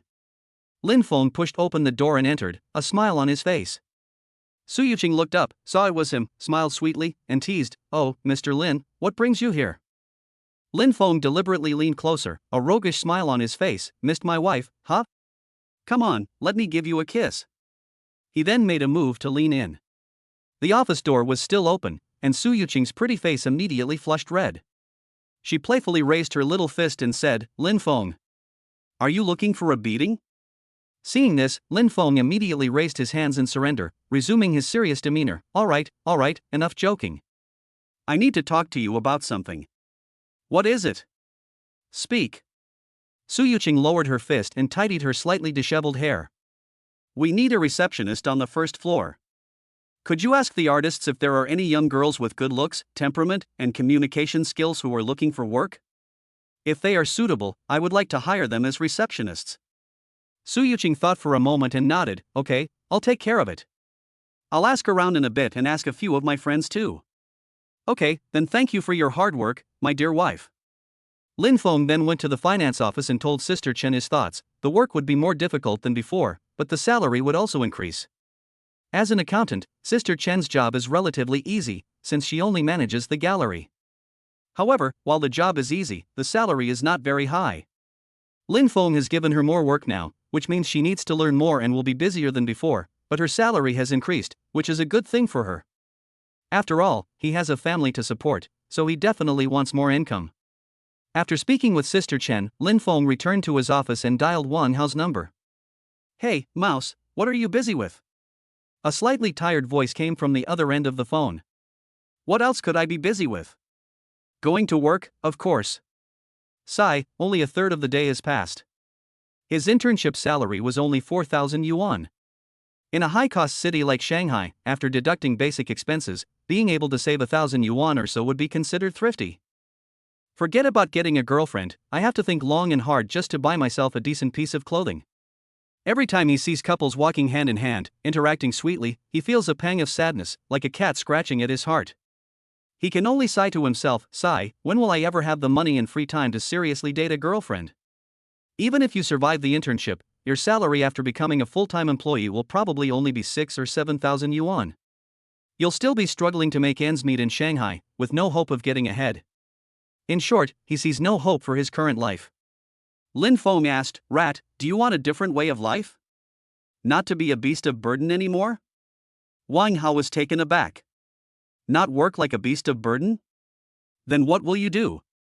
Lin Feng's tone was enticing. Want to be a manager of cattle and horses? Manager? Wang Hao's voice rose 8 octaves. Damn. Fengzi.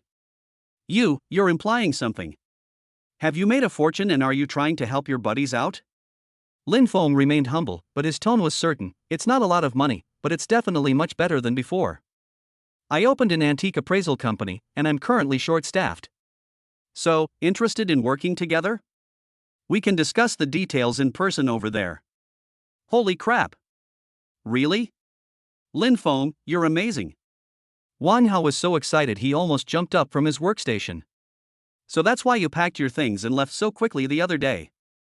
Turns out you were secretly doing something big. Awesome. Where are you now? Send me your address. The company is called Dingxin Antique Appraisal, and the address is number 178 Biyun Road. I'm right here, you can just come over, Lin Feng said. Okay, I'll be right there. Wang Hao shouted anxiously. After hanging up the phone, Wang Hao suddenly stood up from his workstation, his face flushed with barely suppressed excitement, a stark contrast to his previous dejected state. His colleagues were startled by his sudden action and looked at him with surprise. The supervisor, who was on his rounds, saw him, frowned, and scolded, Wang Hao. Why aren't you doing your job properly? What's wrong with you again? Normally, Wang Hao would have obediently sat down. But at this moment, thinking of Lin Feng's invitation, a surge of pride welled up in his heart. He straightened his back, a hint of defiance on his face, and shouted at his supervisor, I quit. I'm going to do something big. This crappy shift, whoever wants it can take it. After saying that, he tossed his head with a flourish and strode away. Chapter 68, Appoint Wang Hao as manager to help Zhao Chang repay his loan. Half an hour later, Wang Hao rushed to the company. Upon entering, he was immediately struck by the elegant decor. Lin Feng welcomed him into his office, and the two sat down by the tea table. Lin Feng personally brewed tea and then gave Wang Hao a detailed explanation of the company's current situation. Wang Hao put aside his usual carefree attitude and listened very attentively, showing how much he valued this opportunity. After gathering the basic information, Lin Feng formally extended the invitation. Mouse, this is roughly the situation. The company is just starting out, and everything needs to be developed. We need a trustworthy person to help me with overall management. If you're interested and willing to join me and work hard together, then the position of general manager of the company is yours. Great. Absolutely amazing. Wang Hao's eyes shone, his face flushed with excitement. Lin Feng, I'll do it. I'll definitely do my best. The management position he had always dreamed of had suddenly and vividly appeared before him in this way, and in his good friend's company no less. How could he not be excited? Lin Feng smiled as he watched his excited expression. This reaction was exactly what he had expected. Regarding salary, it is initially set at 20,000 yuan per month, with 5 social insurances and 1 housing fund, and normal holiday benefits. This is just the beginning. As your skills improve and the company grows, your salary will definitely increase accordingly. 20,000 a month. This is an enormous sum for a recent graduate who has only been interning for a short time and whose monthly salary was originally only 4,000. As Wang Hao listened, his nose suddenly felt a little sore. He blinked hard, looked at Lin Feng, and his voice choked with emotion. Lin Feng, you truly are my good brother. I really don't know what to say, thank you. Thank you so much.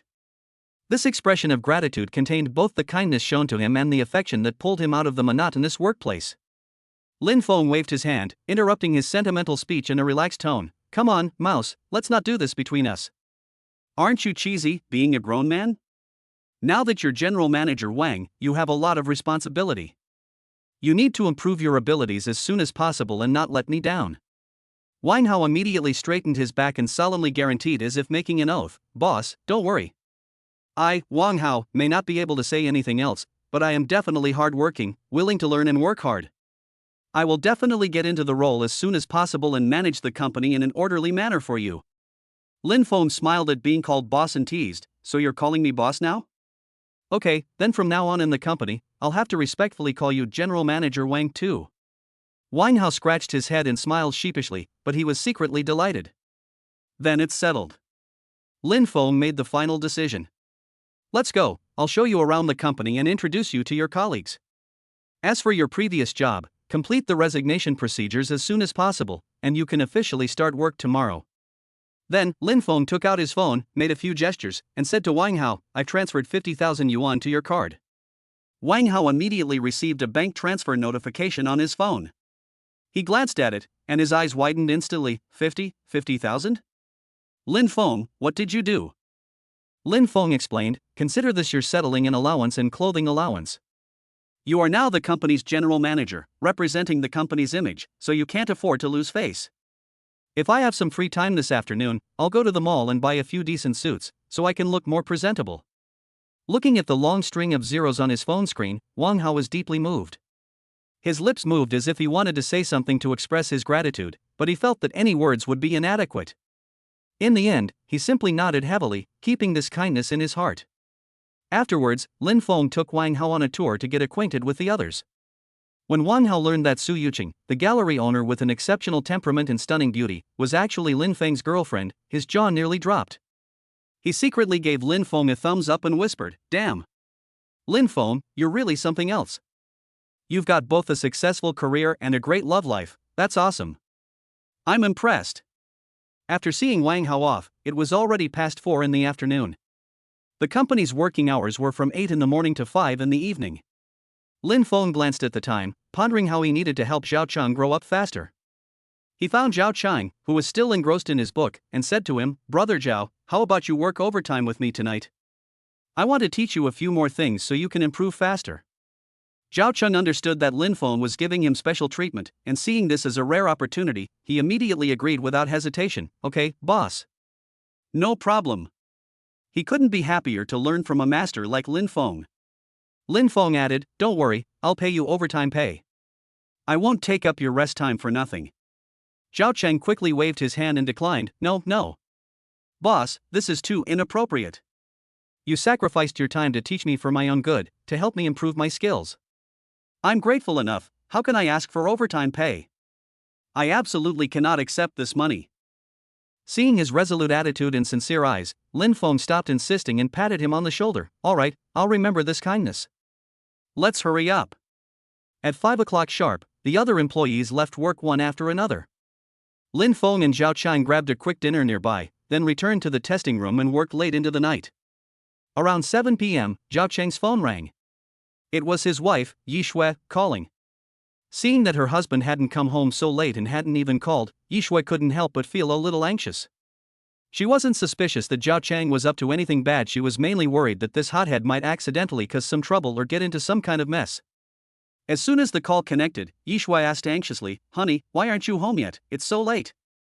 Zhao Cheng quickly explained, "Honey, I'm fine, don't worry. I'm working overtime with my boss at the company. He's teaching me a lot of things and wants me to improve my professional skills as soon as possible." Yi Shui sounded doubtful on the other end of the phone. "Studying overtime? Really? You're not kidding me, are you? Don't tell me you're just causing trouble for others and are too embarrassed to say it." Zhao Cheng, somewhat helpless, handed the phone to Lin Feng's ear. "Boss, why don't you say a few words to my wife?" Lin Feng smiled at the phone and said, "Sister-in-law, it's me, Lin Feng. Don't worry, Brother Zhao didn't lie to you, we really are working overtime to study. I think Brother Zhao has potential, and I want to mentor him more so he can become independent as soon as possible. I might be going home a little late today." Hearing Lin Feng's voice, Yi Shui felt relieved and her tone became lighter. "Oh, okay then, you guys are busy. I won't bother you anymore." After saying that, she hung up the phone with peace of mind. Lin Feng and Zhao Cheng exchanged a smile and continued teaching. Even at 9:30 p.m., Zhao Chang was still persevering, but the bloodshot eyes and the occasional uncontrollable yawns clearly revealed his exhaustion. Lin Feng possessed 3 times the physical strength of an ordinary person and was full of energy. He momentarily overlooked Zhao Chang's condition until he glanced at the time and realized it. He said apologetically, "Wow, it's already 9:30. Time flies. It's a bit late today. Are you tired, Brother Zhao?" Although Zhao Chang was exhausted, his enthusiasm for learning remained undiminished. He forced himself to stay awake and said, "It's okay, boss, I can hold on for a little while longer." Lin Feng shook his head. "Forget it, let's stop here for today. Learning is a long-term process, you can't become an expert overnight. Besides, you have to go to work tomorrow. If you exhaust yourself and it affects your work performance tomorrow, it will be counterproductive. A balance between work and rest is very important." Seeing Lin Feng's response, Zhao Chang went along with it, saying, "All right then. I'll listen to you." As Lin Feng packed his things to leave, he asked casually, "Brother Zhao, I heard your wife mention that 2 million in debt before, are they pressing us hard for it lately?" Zhao Chang's smile froze for a moment, then he forced a smile. It's all right, I can handle it." But the fleeting pressure and embarrassment in his eyes did not escape Lin Feng's notice. Lin Feng could guess that some creditors were pressing him hard, and the feeling of being chased around for debts was definitely not pleasant. After a day of getting to know and observing him, he felt that Zhao Chang was a down-to-earth, grateful, hard-working person who could be trusted and relied upon. So Lin Feng stopped and looked at Zhao Chang, saying seriously, "Brother Zhao, I'll transfer 500,000 to you." 500,000? Zhao Chang suddenly raised his head, his eyes wide open, thinking he had misheard. Lin Feng repeated himself, his tone resolute, "Take this first and use it to shut down those creditors who are pressing for the most money and charging the highest interest rates. This will reduce the pressure on you and allow you to focus more on your work and studies." Confirming that he hadn't misheard, Zhao Chang was overwhelmed with joy and gratitude, which instantly broke down his defenses.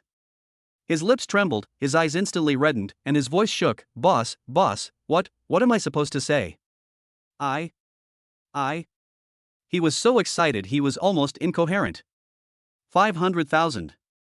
This is not just about money, but also about the kindness of helping someone in need. Lin Feng patted him on the shoulder and reassured him, "Don't get agitated, Brother Zhao. You're now with my company, you're my brother. If you're in trouble, of course I'll help. Consider this money alone, it can be deducted from your salary gradually over time, no rush." "Boss, thank you. Thank you so much." Zhao Chang wiped his eyes hard, his voice choked with emotion, and bowed deeply to Lin Feng. "I will definitely follow you and work hard, learn from you and make something of myself, and I will never let you down." At this moment, Lin Feng's status in his heart had surpassed that of a boss, rising to the level of benefactor and wise ruler. The trust level value above his head, which only Lin Feng could see, suddenly jumped from 72 to 80. Lin Feng could sense the sincerity in his words and nodded with satisfaction. "All right, stop bowing. We don't do that between us. Let's go home and get some rest. We still have to keep fighting tomorrow." "Yes." "Good." Zhao Chang nodded vigorously, his voice loud and clear, as if all his previous fatigue had vanished. Lin Feng immediately transferred 500,000 yuan to Zhao Chang via mobile banking. Looking at the payment notification on his phone, Zhao Chang's hands trembled slightly. He carefully put the phone away, as if holding some priceless treasure. The two then locked the company gates and left into the night. Chapter 69 Staffing Improvement. Wang Hao gets a secretary. The next morning, when Lin Feng and Su Yuqing arrived at the company, Wang Hao, Ding Peng, and Zhao Chang were already there. Wang Hao changed into a presentable dark blue suit. Although it wasn't a top-tier brand, the tailoring was perfect, making him look much more capable than yesterday. Seeing this, Lin Feng was satisfied and immediately gathered everyone on the first floor for a brief morning meeting. He stood before the crowd, his gaze sweeping over each face, and solemnly announced, "Good morning, everyone. After careful consideration, I have decided to officially appoint Mr. Wang Hao as the general manager of our Dingxin Antique Appraisal Company, Limited. From now on, Mr. Wang will be fully responsible for the company's daily administration, personnel coordination, and basic operations. We hope everyone will actively cooperate with Mr. Wang's work." As soon as he finished speaking, the crowd erupted in polite applause. Lin Feng gestured for Wang Hao to step forward and say a few words. Wang Hao took a deep breath, trying to suppress his excitement and a hint of nervousness, and walked forward. He straightened the collar of his brand new suit, and although he still looked a bit green, he tried his best to imitate the composure of a manager. "Hello everyone, I'm Wang Hao. Thank you very much, President Lin, for your trust in giving me this opportunity."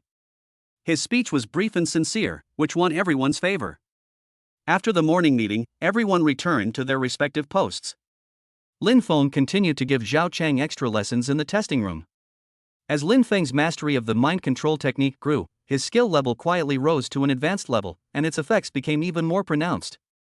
Zhao Chang felt that he was learning things faster and faster, and his thinking was exceptionally clear, grasping many complex identification points and subtle differences.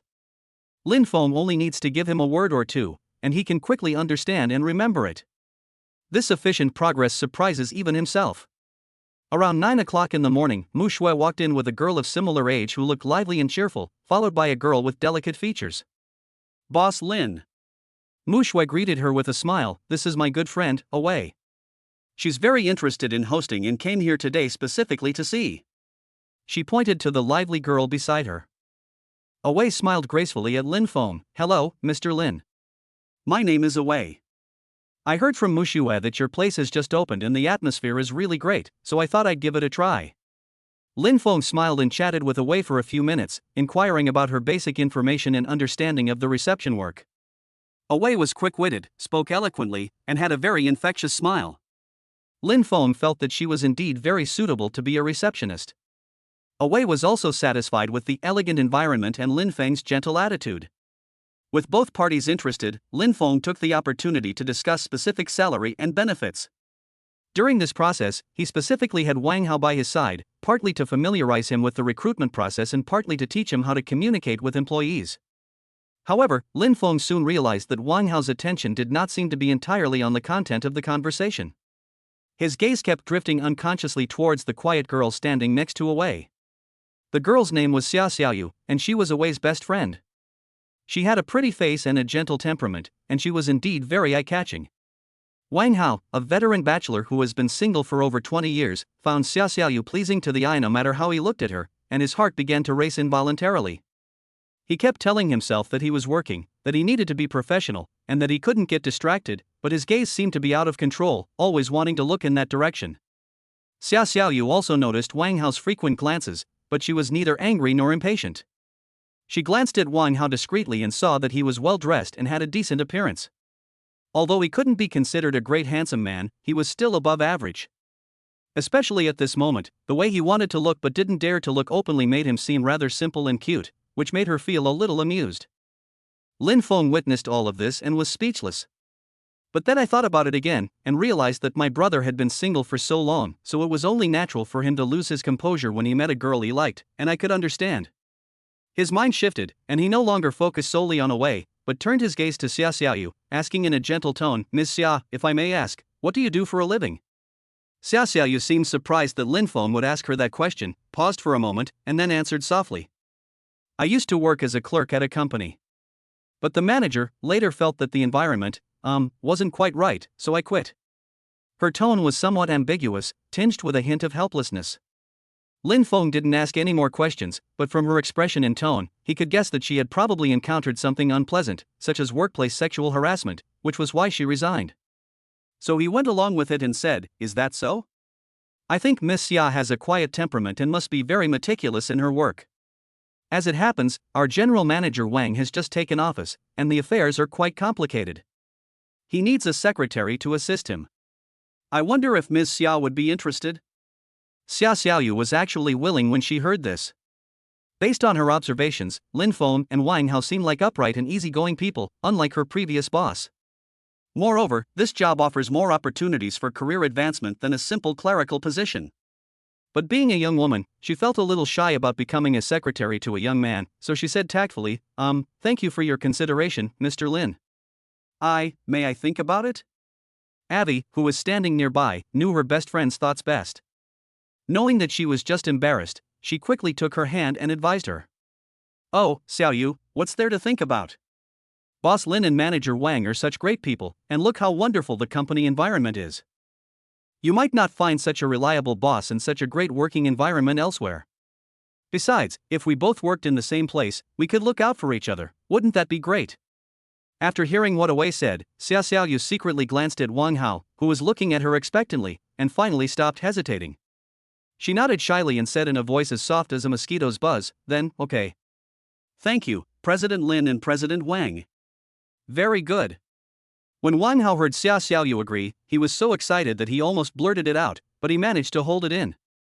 He tried to maintain his composure as a general manager, but the corners of his mouth couldn't help but turn up. He coughed lightly and said, "Welcome, Ms. Xia. Don't worry, I'll teach you everything about the job gradually, and we'll work together to get things done." Lin Feng found it amusing to look at Wang Hao's smug yet forced composure, but he was also happy for him. Next, he and Wang Hao negotiated the salary and benefits with Wei and Xia Xiaoyu, and then Wang Hao took them to complete the onboarding procedures. After finishing the recruitment work, Lin Feng went to the appraisal room. Zhao Chang was talking to a customer, holding a bronze artifact in his hand, and methodically analyzing its age, craftsmanship, and characteristics. Lin Feng didn't disturb him. After listening for a while, he found that although Zhao Chang wasn't quite adept at using some professional terms, his overall thinking was clear, and he grasped the key points very accurately, so his performance was quite good. He was very pleased. In the following time, Lin Feng continued to guide Zhao Chang. When customers came in, as long as the items weren't too obscure or complicated, he would let Zhao Chang appraise them. Zhao Chang did not disappoint Lin Feng, successfully completing tasks time and time again and winning the customer's approval. Even Zhao Chang himself was secretly amazed. How strange. I'm clearly only a mediocre person, but in just over a day, it feels like I've been reborn. My judgment is more accurate now, and I have more confidence in myself. He then looked at Lin Feng, who was calm and composed to the side, and suddenly realized, oh no. It's not that I'm amazing, it's that Lin Feng is too amazing. What he taught me is like it's imprinted in my brain, I can't forget it even if I want to. Boss is really no ordinary person. The sun was shining brightly in the afternoon. Lin Feng had a new plan in mind. Taking a taxi to and from get off work every day is really inconvenient. Moreover, as a company owner, always taking taxis is somewhat inconsistent with my status and business needs. It's time to get a car. He found Zhao Chang and instructed him, "Brother Zhao, I have to go out this afternoon. I'll leave the company to you and General Manager Wang. I'm quite relieved that you can handle the authentication business now. But if you encounter something you're unsure about, or something of extremely high value, don't jump to conclusions. Wait for me to return and handle it." Zhao Chang was now much more confident and nodded in agreement. "Okay, boss, don't worry, I know what I'm doing." Lin Feng then found Wang Hao and told him that he was going out in the afternoon and that he and Zhao Chang would be in charge of looking after the company. Wang Hao had just happily acquired a secretary and was in high spirits, patting his chest to assure her that there would be no problem. After making the arrangements, Lin Feng took Su Yuqing with him and also called Ding Pang. After all, buying a car is a big deal, and Ding Pang, being knowledgeable and experienced, could offer some advice if he went alone. The three of them left the company together and headed straight for a large car dealership in Shanghai. Chapter 70 Audi, BMW, Porsche 911, enemies meet on a narrow road. Hello sir and madam, welcome to Chaofan Auto Dealership. What kind of car are you looking for? I'm Sonia, your sales consultant, and it's a pleasure to serve you. A pretty saleswoman quickly approached, her gaze sweeping over Lin Feng and his companions with a warm and welcoming demeanor. Lin Feng stated his budget and preferences. Hello. I'd like to look at cars around $1,000,000, something understated, suitable for a man to drive. Sonia's smile grew even sweeter. A client with millions in assets was a highly valued client. Okay, sir. May I ask your surname? My name is Lin Feng, and this is my girlfriend, Su Yuqing. Hello Mr. Lin, hello Ms. Su. Sonia smiled politely at Su Yuqing and Ding Pang, who was following behind, and then stepped aside to lead the way. This way, please. We have a few nice models that meet your requirements. Let me show you. Then, Sonia led the three of them to look at cars. She was very professional and her explanations were clear and organized. Mr. Lin, you can take a look at this Audi A8L Premium Edition. The final price is around 1.1 million.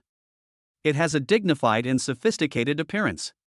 This is the BMW 740Li leading luxury package, priced similarly to the Audi A8L. And there's this Mercedes-Benz S400L Business Edition. The Mercedes-Benz S-Class is renowned for its comfort. Lin Feng didn't know much about cars, so he asked Su Yuqing in a low voice, "Yuqing, what do you think?" Su Yuqing knows a little more about cars than Lin Feng, but she's not an expert. She looked at a few cars and said softly, "They're all pretty good looking, and the brands are reputable. It mainly depends on what style and driving feel you like."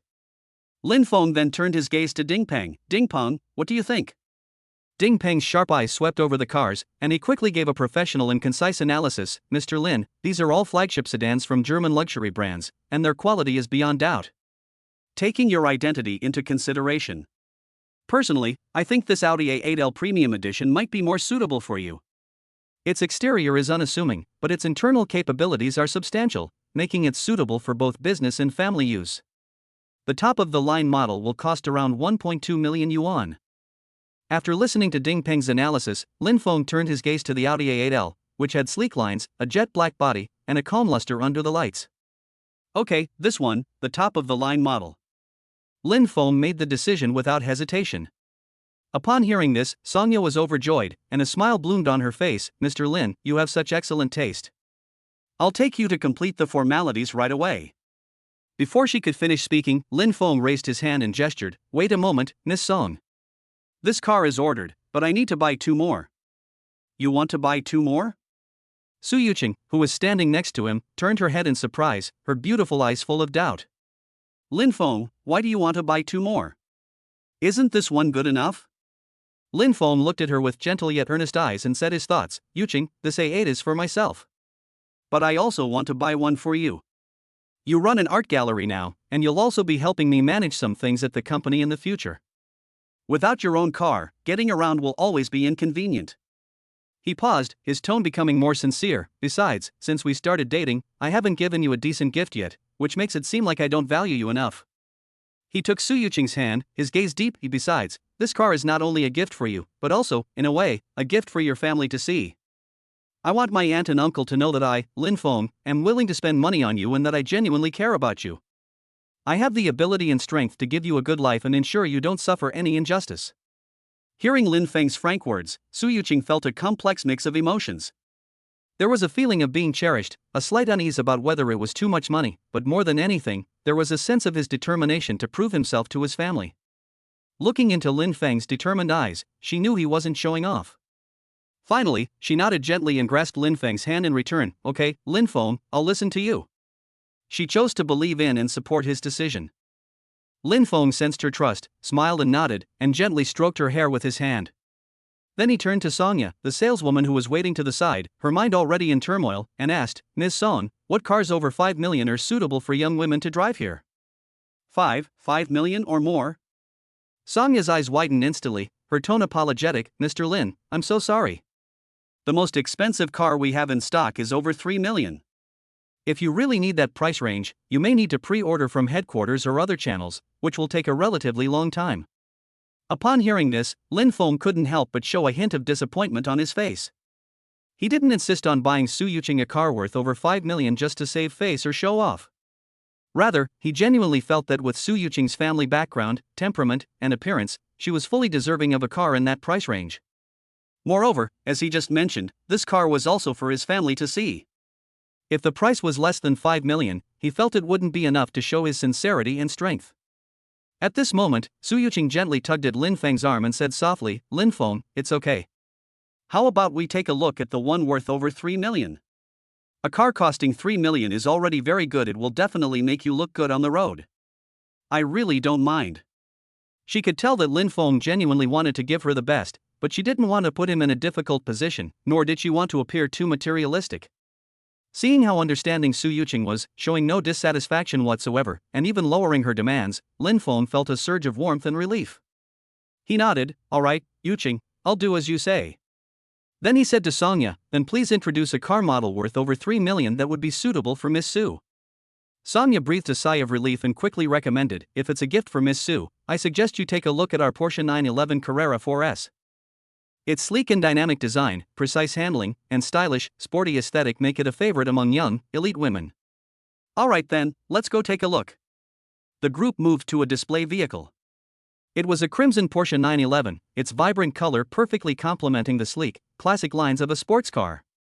Shining brightly under the exhibition hall lights, it was very eye-catching and perfectly matched Su Yuqing's youthful and beautiful temperament. Songya briefly introduced the car's performance parameters and special features. Lin Feng asked, "How is it, Yuqing? Do you like the color and style? If you don't like it, don't force yourself. We can go to other car dealerships to take a look." Su Yuqing is essentially a girl who loves painting and art, and she doesn't have any particular obsession or pickiness about external things like cars and jewelry. Looking at the Porsche 911 in front of her, with its beautiful lines and vibrant colors, she thought it was indeed very beautiful, and its appearance and style matched her well. So she nodded and smiled. "Yes, I like it. I'll take this one." Sonia felt a huge weight lifted off her shoulders, and her face lit up with a smile. "That's wonderful. Miss Su, you have excellent taste. This crimson red 911 is a rare find, and it perfectly complements your style.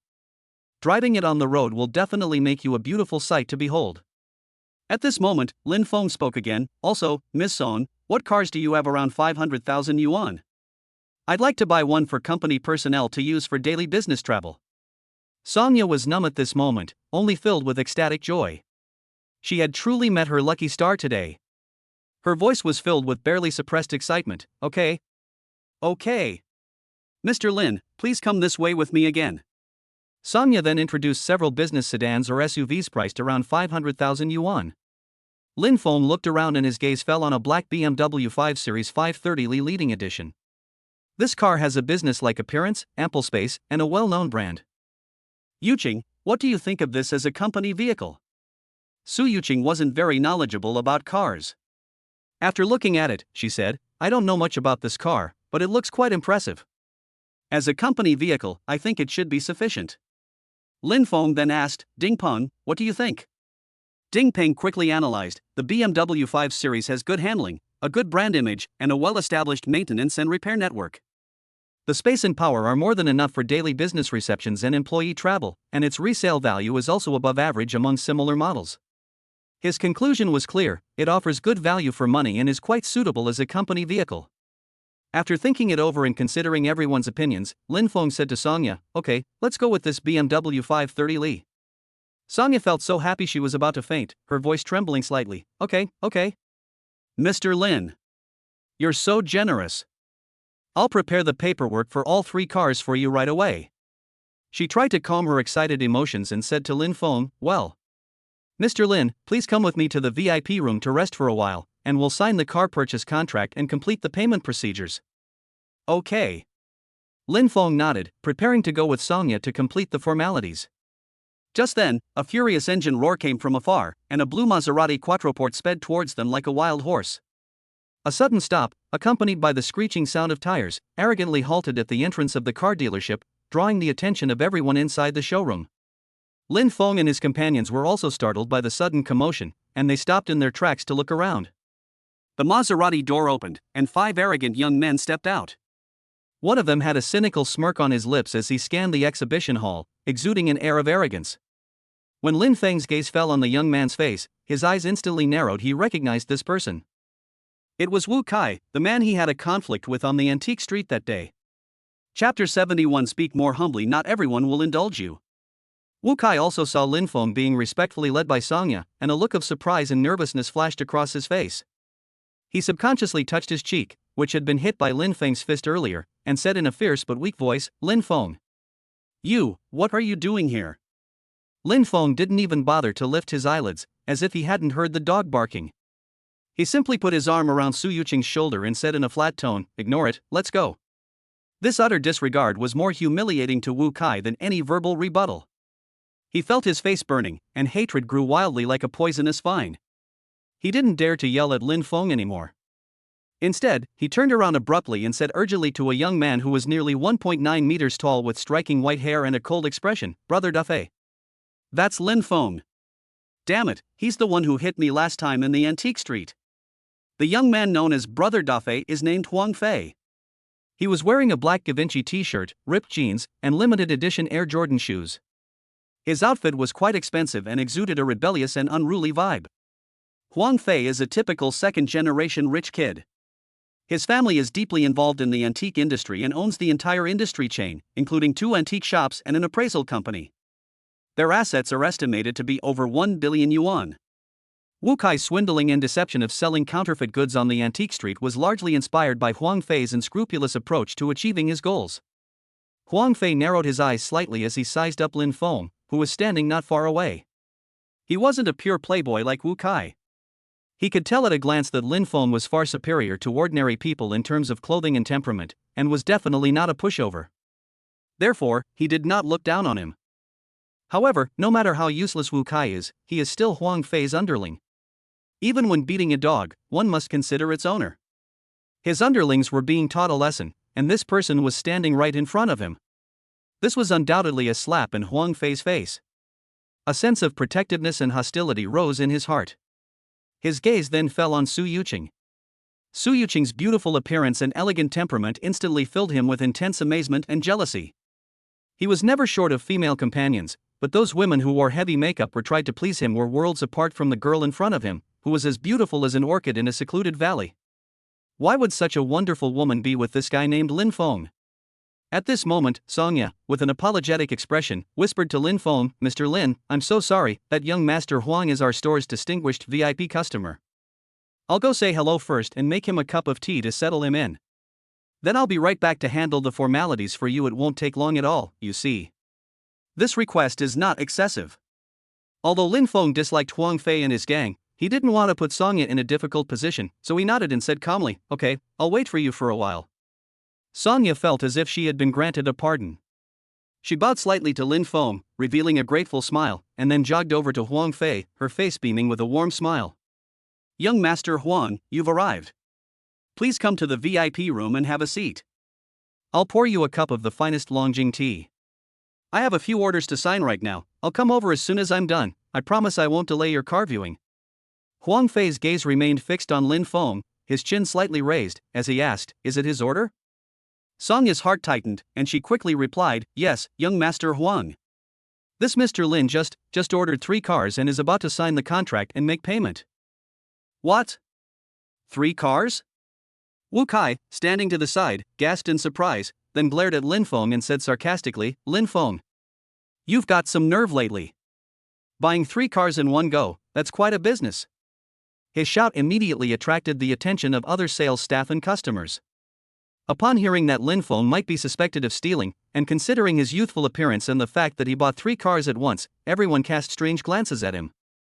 Lin Feng's brows furrowed instantly, and a surge of anger welled up in his heart.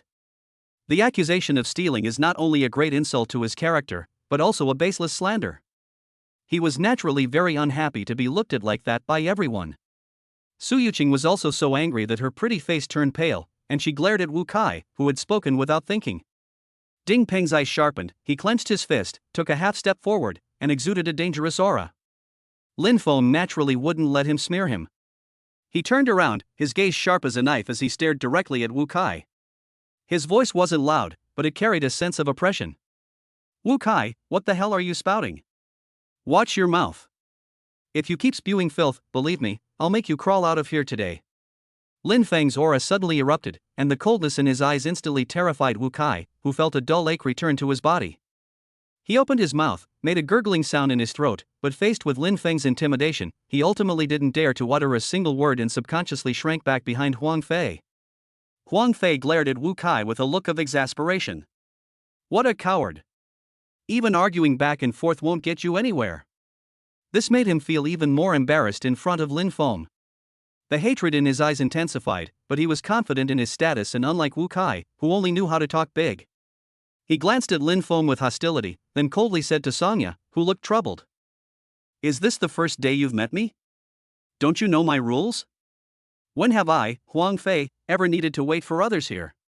Songya's face turned deathly pale, and she inwardly groaned in despair. Huang Fei was right. In the past, whenever he came here, no matter who Songya was receiving, she had to put everything else aside and prioritize serving him. After all, Huang Fei is one of the store's super VIPs, and the commission earned from him is far greater than that from ordinary customers.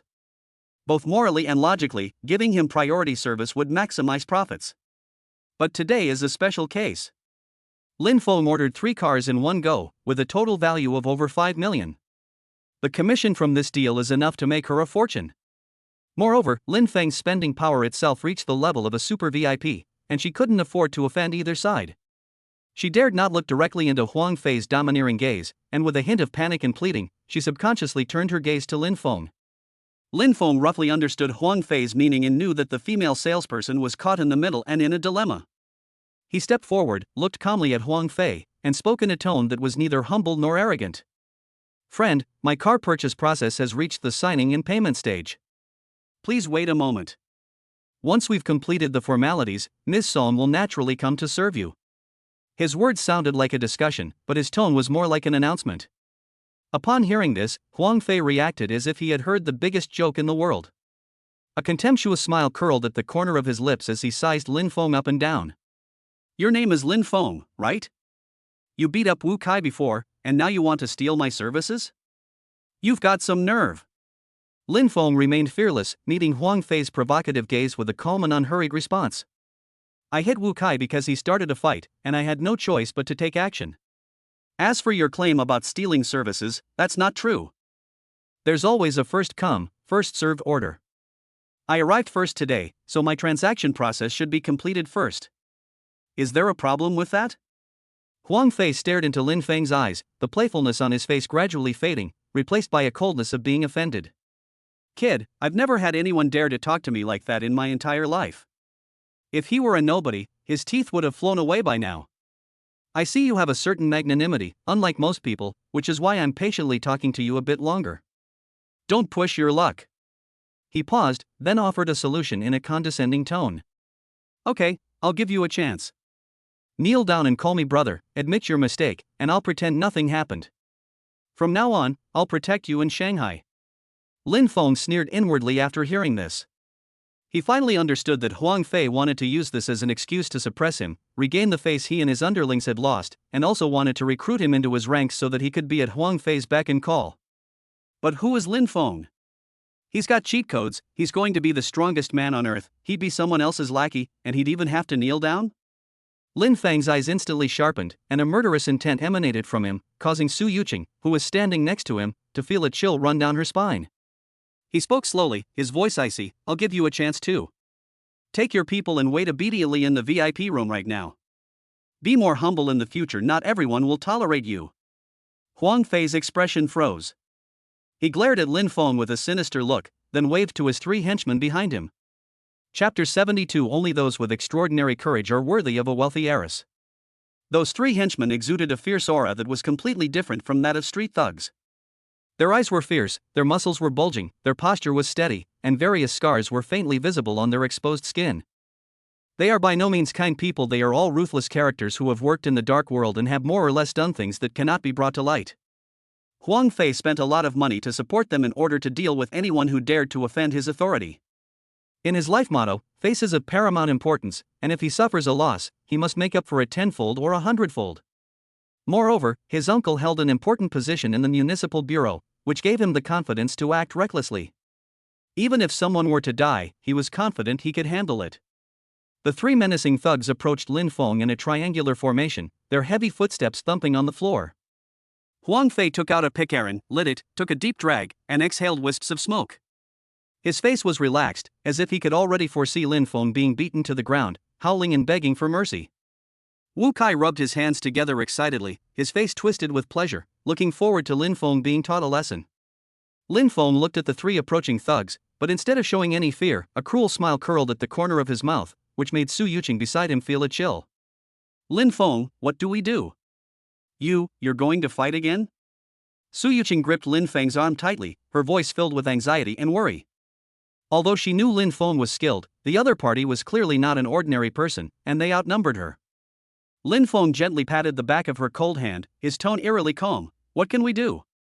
We have to force it." At this moment, Ding Peng stepped forward and asked, "Boss, what should we say?" He was confirming the extent of the damage. Lin Feng didn't even lift his eyelids, and said casually, "Go ahead and do it, just don't kill anyone." "Understood." Ding Peng responded in a deep voice, without the slightest hesitation. He turned around abruptly, like a sleeping beast suddenly awakening. He took the initiative to meet the three henchmen, his steps steady and powerful. Almost at the same time Ding Peng set off, Lin Feng completely ignored the impending conflict and said to Songya, whose face was pale, "Miss Song, what are you standing there for? Come here." The voice was authoritative and oppressive, making Songya tremble. These words seemed to possess a magical power, drawing Songya's legs toward Lin Feng. At that moment, she seemed to have forgotten Huang Fei beside her. Huang Fei looked at Sonia's retreating figure with disdain, as if she were a pile of walking garbage.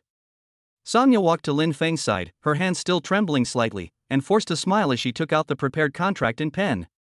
Lin Feng, on the other hand, seemed to be in another quiet space. He calmly took the contract and carefully read through it under the hood of a car on display next to him. His expression was focused and calm, as if all the noise around him had nothing to do with him. Just as Lin Feng looked down at the contract, he heard a dull thud of flesh hitting flesh, a suppressed groan of pain, and a cracking sound of bones dislocating behind him. The sound was short and sharp, accompanied by the crashing sound of objects being knocked over. Su Yuqing's palms were sweaty with nervousness. She couldn't help but want to turn around and look, but Lin Feng gently stopped her with a look. Sonia was so frightened that her face turned pale and her body trembled slightly. She could barely stand and could only force herself to focus her attention on the contract in Lin Feng's hand. But the terrifying sounds that kept coming were like heavy hammer blows striking her nerves. Lin Feng seemed not to hear him. He pointed to a clause in the contract and said to Sonia in a calm tone, "Here, the insurance terms need to clarify the designated beneficiary. Also, the temporary license plate needs to be expedited. I need to pick up the car today." His voice sounded exceptionally clear and calm amidst the chaotic background noise. Su Yuqing was quite surprised to see Lin Feng's calm demeanor in the face of imminent danger, and couldn't help but ask, "Lin Feng, how can you be so calm?" Upon hearing this, Lin Feng looked up from the contract and met her eyes. The hard lines on his face softened instantly, and he gave her a reassuring, slightly roguish, tender smile. "Silly girl, if I didn't even have this much courage, I really wouldn't be worthy of a rich heiress like you." Looking into his confident eyes, Su Yuqing felt much calmer. A warm feeling welled up in her heart, and she softly hummed in agreement, saying nothing more, but simply standing a little closer to him. In just 2 or 3 minutes, Lin Feng had already signed his name and pressed his fingerprint on several contracts. The moment he put down his pen, the sounds of fighting behind him abruptly ceased, and silence fell. Lin Feng then calmly straightened up and looked in the direction where the fight had just taken place. The 3 menacing henchmen were now all lying on the ground, incapacitated. Some had veins bulging on their foreheads and were groaning in pain. Others were curled up on the ground, clutching their abdomens with their hands, their faces pale and blood oozing from the corners of their mouths. Even groaning seemed difficult. There was another one who had fainted and was motionless, with only the slight rise and fall of his chest proving that he was still alive. Ding Peng strolled out from this wounded situation, his breathing slightly more rapid than usual and fine beads of sweat on his forehead, but his face was almost expressionless. He walked up to Lin Feng and bowed slightly. "Boss, it's done." Lin Feng nodded in satisfaction. "Well done, bonus of 100,000. "Thank you, boss." Ding Peng bowed slightly, a smile appearing on his face. Looking at the smile on Ding Peng's face, Lin Feng was also deeply moved. Just a few days ago, he encountered trouble and had to take action himself. Now, he only needs to say a few words and someone will clear the obstacles for him. This sense of control secretly pleased him. He straightened his collar and strode toward Huang Fei. At this moment, Huang Fei's arrogant expression had vanished, replaced by utter shock. His mouth was slightly open, his fingers holding the cigarette frozen in mid-air, oblivious to the ash falling down. He never expected that the 3 tough guys he had been supporting at great expense, who were usually invincible, would be so vulnerable in front of that seemingly taciturn bodyguard, and would be completely dealt with in just a few minutes. Wu Kai was so frightened that he was terrified, his face turned ashen, and he almost buried his head in his crotch, not daring to look Lin Feng in the eye. Lin Feng walked up to Huang Fei, stared into his eyes, and slowly said, "My formalities are complete. Now it's my turn to serve you." At this point, although Huang Fei was shocked, he still did not show any fear. He slammed the cigarette butt on the ground, crushed it out with his foot, exhaled a cloud of smoke, and gritted his teeth, saying, "Service? I don't need it anymore. But this isn't over yet." As he spoke, he took out his phone, found that familiar number, and dialed it. "Hey, uncle. My guy got beaten up at the supercar dealership." Chapter 73. Overwhelming strength, like an ant trying to shake a tree. Half an hour later, a black police SUV and a Maserati pulled up one after the other in the city police station's parking lot. The car door opened, and Lin Feng, Ding Peng, Su Yuqing, and others got out of the car one by one. Ding Peng injured 3 of Huang Fei's henchmen, which constitutes a criminal offense. He was taken directly to the detention room by 2 police officers to await further investigation and possible sentencing. Watching Ding Peng being taken away, Lin Feng said in a deep voice, "Don't worry, I won't let anything happen to you." Ding Peng nodded, I believe you, and then walked away with the police officer. Su Yuqing was taken to the reception room to rest by a policewoman. As they parted, Lin Feng held her hand and comforted her, don't worry, Yuqing, we're in the right. Don't be afraid. We'll resolve this soon. Su Yuqing looked at Lin Feng, trying to suppress her unease, and mustered her courage to reply, Lin Feng, don't worry, I will definitely not let anything happen to you. She had already made up her mind that if Lin Feng really got into trouble, she would set aside her pride and beg her parents to use the family's connections in Shanghai to rescue him safely. The atmosphere inside the mediation room was heavy. Huang Fei, his uncle Wang Jintao, the captain of the city's criminal investigation team, and Lin Feng sat at the table. Wang Jintao was in his 40s and held some real power. He was considered a prominent figure within the system. However, the position of team leader has its limits. Although the salary and benefits are stable and generous, it doesn't make you rich. Huang Fei's sister was wealthy, and he often sent her good cigarettes and alcohol to maintain their relationship. Now that his nephew has suffered a loss and is asking him for help, he has to stand up and protect him. Wang Jintao slammed his hand on the table, trying to intimidate Lin Feng with his imposing manner, and shouted sternly, Lin Feng, I'm giving you one last chance. Immediately, sincerely apologize to Xiao Fei and compensate for all medical expenses. If you behave well, I might consider treating you and your bodyguard leniently. Otherwise, the charge of intentional assault alone will be enough to get you into serious trouble. Huang Fei crossed his legs, leisurely smoking a picnic, exhaling a series of smoke rings, his face full of smugness and contempt, as if he were looking at an insect about to be crushed. Lin Feng was fully aware of their relationship and wasn't surprised by Captain Wang's favoritism. But getting him to admit his mistake? Absolutely not. He showed no fear, even adjusting his posture to be more comfortable, and began to speak slowly and deliberately. Admit a mistake? Captain Wang, I think you've got something wrong. I haven't done anything wrong, so why should I admit it? Everyone present can testify that Huang Fei ordered his 3 men to attack me first, and my bodyguard Ding Peng was forced to retaliate in order to protect me. Legally, this should be considered legitimate self-defense. What's wrong with that? He looked directly at Wang Jintao, his tone laced with sarcasm. Does Captain Wang mean that when thugs throw punches at us, we should just stand still and let them beat us up, and that's what it means to obey the law and to be right? He paused, then his tone suddenly became somewhat meaningful. I would like to advise Captain Wang that as a law enforcement officer, you should uphold justice and distinguish right from wrong. Don't ruin your career of many years by being confused for a moment in order to protect certain people. But upon hearing this, Huang Fei couldn't help but burst out laughing, as if he were watching a hilarious comedy. Wang Jintao couldn't help but laugh in exasperation, shaking his head and looking at Lin Feng with the eyes of someone looking at an idiot. Ha! Thanks a lot. You actually tried to give me advice? Ha! He suddenly raised his voice. Do you know where you are? Do you know who I am? You're threatening a public official, do you know that? I have the right to detain you right now. Faced with his rage, Lin Feng simply smiled and calmly retorted, power is given by the people and is used to uphold justice and order, not as a tool to settle personal scores or vent personal grievances. Captain Wang, if you continue to act indiscriminately, you will only sink deeper and deeper down this wrong path, until you can never turn back. Also, let me remind you again.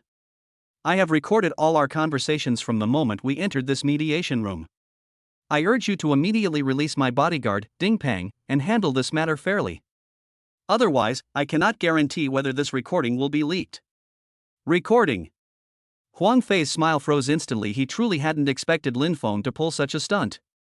Wang Jintao was also shocked, and his face instantly darkened. As a public official, he knew all too well how devastating the recording would be to his career if it were leaked.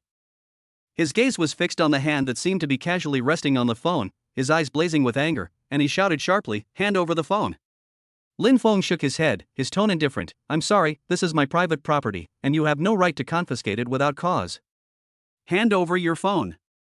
Wang Jintao roared again, his voice even more ferocious and filled with a strong sense of oppression, trying to use his imposing manner to force Lin Feng to submit. Lin Feng's smile remained unchanged, even carrying a hint of mockery. "Sorry, Captain Wang, those 2 sentences you just said were also recorded." Wang Jintao was completely enraged, his reason burned away by anger. He suddenly stood up, went around the table, grabbed Lin Feng's fingers that were pressing on the phone, and tried to pry them off and snatch the phone away. However, he immediately sensed something was wrong. Lin Feng's fingers didn't seem like flesh and blood, but rather like steel bars cast into the tabletop. No matter how hard he tried, those fingers didn't budge, firmly protecting the phone below. Wang Jintao was utterly shocked. He has undergone professional physical training, and his arm strength and grip strength far exceed those of ordinary people. He usually has few opponents in the team when arm wrestling. But at this moment, in front of this seemingly thin young man, he felt as weak as an infant, and all his strength seemed to vanish into thin air. He was unaware that Lin Feng possessed 3 times the physical strength of an ordinary person, and his power far exceeded his imagination. Seeing that he couldn't pry Lin Feng's fingers open, Wang Jintao became enraged and gave up trying to take the phone. He then swung his other fist and, with all his might, smashed it down hard on the back of Lin Feng's hand that was protecting the phone. He thought to himself, even if your fingers are strange, the back of your hand is still made of flesh. A muffled thud. Ugh! What followed was Wang Jintao's suppressed cry of pain. He felt as if his fist was hitting a sheet of iron, not flesh and blood. A piercing pain made his whole body convulse, and cold sweat instantly broke out.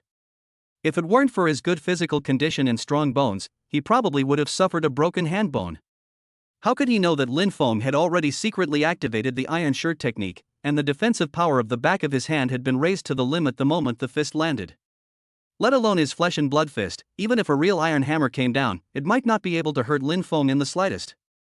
Wang Jintao clutched his swollen right hand, wincing in pain, his eyes filled with fear as he looked at Lin Feng.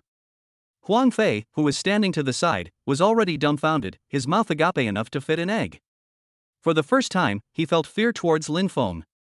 This guy wasn't even human. Lin Feng ignored them and leisurely put his phone away. He stood up and said calmly, "Captain Wang, I did not lay a hand on anyone. I was only passively defending myself and cooperating with the investigation from beginning to end. You have no right to restrict my personal freedom. The mediation is over, and I'm leaving now." He glanced at Wang Jintao and continued, "It's fine if you don't release my bodyguards. I will hire a lawyer to handle this matter. Also, I'll remind you one last time that I will keep this recording safe." After saying that, Lin Feng shrugged and turned to walk towards the door of the mediation room. "Stop. You stop right there." Wang Jintao was both shocked and furious. Despite the excruciating pain in his right hand, he grabbed Lin Feng's arm with his left hand, trying to stop him from leaving. Lin Feng simply ignored it and continued walking forward. Wang Jintao's pulling force was like an ant trying to shake a tree to him, practically negligible. Moreover, he did not retaliate at all, a fact clearly recorded by the surveillance cameras in the mediation room. So, under Huang Fei's astonished gaze, Lin Feng dragged Wang Jintao along and walked steadily for 4 or 5 meters toward the door. Huang Fei was already terrified. His body trembled, the cigarette burned out, and the butt burned his finger. Just as the atmosphere was incredibly tense, Lin Feng's phone suddenly rang. Chapter 74 Dong Qingyu calls, Shi Yun steps in to save him. Lin Feng took out his phone and was somewhat surprised to see that it was Dong Qingyu calling. Dong Qingyu works in a regulatory department and holds a high position. When he was handling procedures such as obtaining a company business license, he had dealt with his uncle Dong through Shen Mashuan's connections. The other party had a good impression of him and provided him with convenience. Why is he calling at this time? Lin Feng couldn't figure it out for a moment.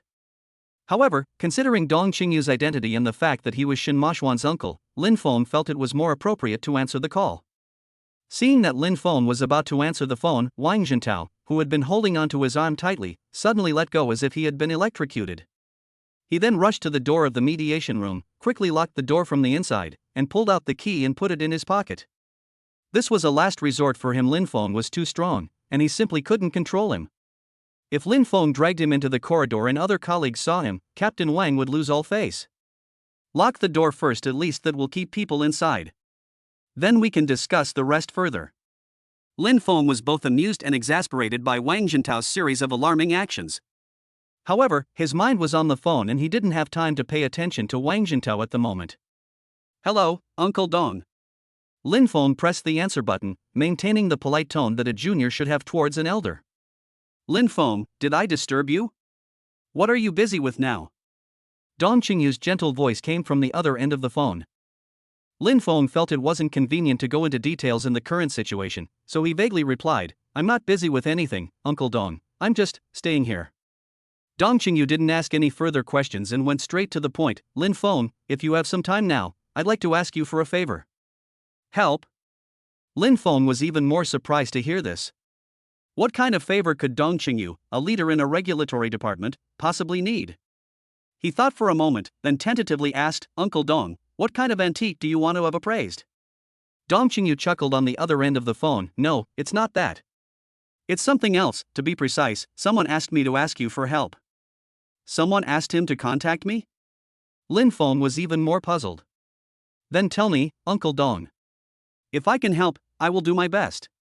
Dong Qingyu said, it's like this, an old classmate of mine, Chi Yun, who works at the Municipal Public Security Bureau, has encountered a tricky case and wants you to come and help him out. He added, oh, right, it was the case involving a large number of high-quality counterfeit antiques that he called me when you came to my place on business last time. The craftsmanship of those counterfeit antiques was so high that they were almost indistinguishable from the real thing. Although the Municipal Bureau also sought assistance from industry experts in the identification process, some items proved extremely difficult to authenticate, leading to significant disputes. Dong Qingyu's tone carried a hint of helplessness. As a result, many key pieces of evidence cannot be clearly identified, which directly affects the determination of the case and the conviction and sentencing of the criminals. This has really worried my old classmate. He just called me again, asking if I knew any experts with excellent eyesight in this field, and you were the first person I thought of. Last time you mentioned you were preparing to open an antique appraisal company, right? I'm sure your professional skills are top-notch, so I'd like to ask you to help them overcome this technical challenge. Lin Feng understood now. It turned out that the Municipal Bureau had a case that required technical support in antique appraisal. This was something he could have helped with within his area of expertise, but now. He said somewhat awkwardly, Uncle Dong, I'm really sorry. I've run into some trouble. I'm currently at the Municipal Bureau, and I'm in a mediation room, and I can't get out for the time being. Trouble? What kind of trouble? Dong Qingyu's voice immediately became more serious, filled with concern and confusion. Based on his understanding of Lin Feng, he felt that the boy was calm and upright, and did not seem like the kind of person who would actively cause trouble. Lin Feng then gave a brief and objective account of what had happened. After listening, Dong Qingyu remained silent for a few seconds, then said with certainty, Lin Feng, don't be afraid, and don't act impulsively. From your description, the other party was in the wrong first, and your bodyguard was acting in legitimate self-defense. Wait here, I'll call Chi Yun right now and have him come find you. Remember, do not make a move before my classmate arrives. Once you do, the situation changes, understand? Okay, Uncle Dong, I understand. Thank you. Lin Feng replied, and then the two ended the call. After hanging up the phone, Lin Feng still felt somewhat uncertain. He was not clear about the specific situation at the moment, only knowing that Dong Qingyu would ask an old classmate from the Municipal Bureau named Chi Yun for help. But Wang Jintao is the captain of the criminal police team, and it remains to be seen whether Chi Yun can keep Wang Jintao in check. However, since Dong Qingyu had said so, he decided to wait patiently. Furthermore, the door to the mediation room had been locked by Wang Jintao. If he tried to force his way out, he would probably have to break down the door, which would only escalate the conflict and bring him unnecessary trouble and negative consequences. Thinking of this, Lin Feng simply turned around, calmly walked back to his seat, sat down again, and even leisurely crossed his legs. His actions left Huang Fei completely bewildered, wondering to himself, what does this mean? He answered a phone call, didn't rush out, and instead sat back down? Did he give up? Or, is he preparing some big move? Wang Jintao was also full of doubts, staring at Lin Feng with a furrowed brow. This kid was all set to force his way in just a moment ago. How come he backed down after taking a phone call? Could it be that they're calling for reinforcements? Daring to cause trouble at the Municipal Public Security Bureau? Who gave them the guts? In this wait filled with everyone's own thoughts and a subtle atmosphere, about 15 minutes passed. Thump thump thump. Thump thump thump. The door to the mediation room was suddenly knocked on, and the knocking was forceful and frequent. Wang Jintao was already in a bad mood when he heard the rude knocking on the door, and his temper flared up instantly. Who is this blind fool who dares to cause trouble in the mediation room of the criminal investigation captain? He shook his neck, seething with anger, and strode aggressively toward the door, yelling angrily as he went, What are you banging for? Are you in such a hurry to be reborn? Are you a mad dog, banging like that? He walked to the door, cursing, took out his key, clicked the lock open, and yanked the door open. When Wang Jintao saw who was standing outside the door, he was struck as if by lightning. He froze on the spot, and the anger on his face was instantly replaced by extreme astonishment. He was so frightened that he shuddered. Standing outside the door was a middle-aged man in his 40s, with a tall and straight figure, wearing a crisp police uniform, and the rank insignia on his shoulder straps indicated his higher position. His face was serious, his eyes sharp as an eagle's, and he exuded an air of authority without anger. His brows carried a calm demeanor and sense of authority cultivated from long-term high-ranking positions. Just standing there gives people an invisible sense of oppression. Chapter 75. Qi Ju loses his temper. Wang Jintao and Huang Fei apologize. Wang Jintao felt his tongue was tied in knots, his voice trembling with awe. Director Qi. Director Qi? You, why are you here? Qi Ju? When Huang Fei heard this title, his mind went blank. The bureau chief? This Qi Yun is the bureau chief? Lin Feng, who was sitting inside, was also taken aback.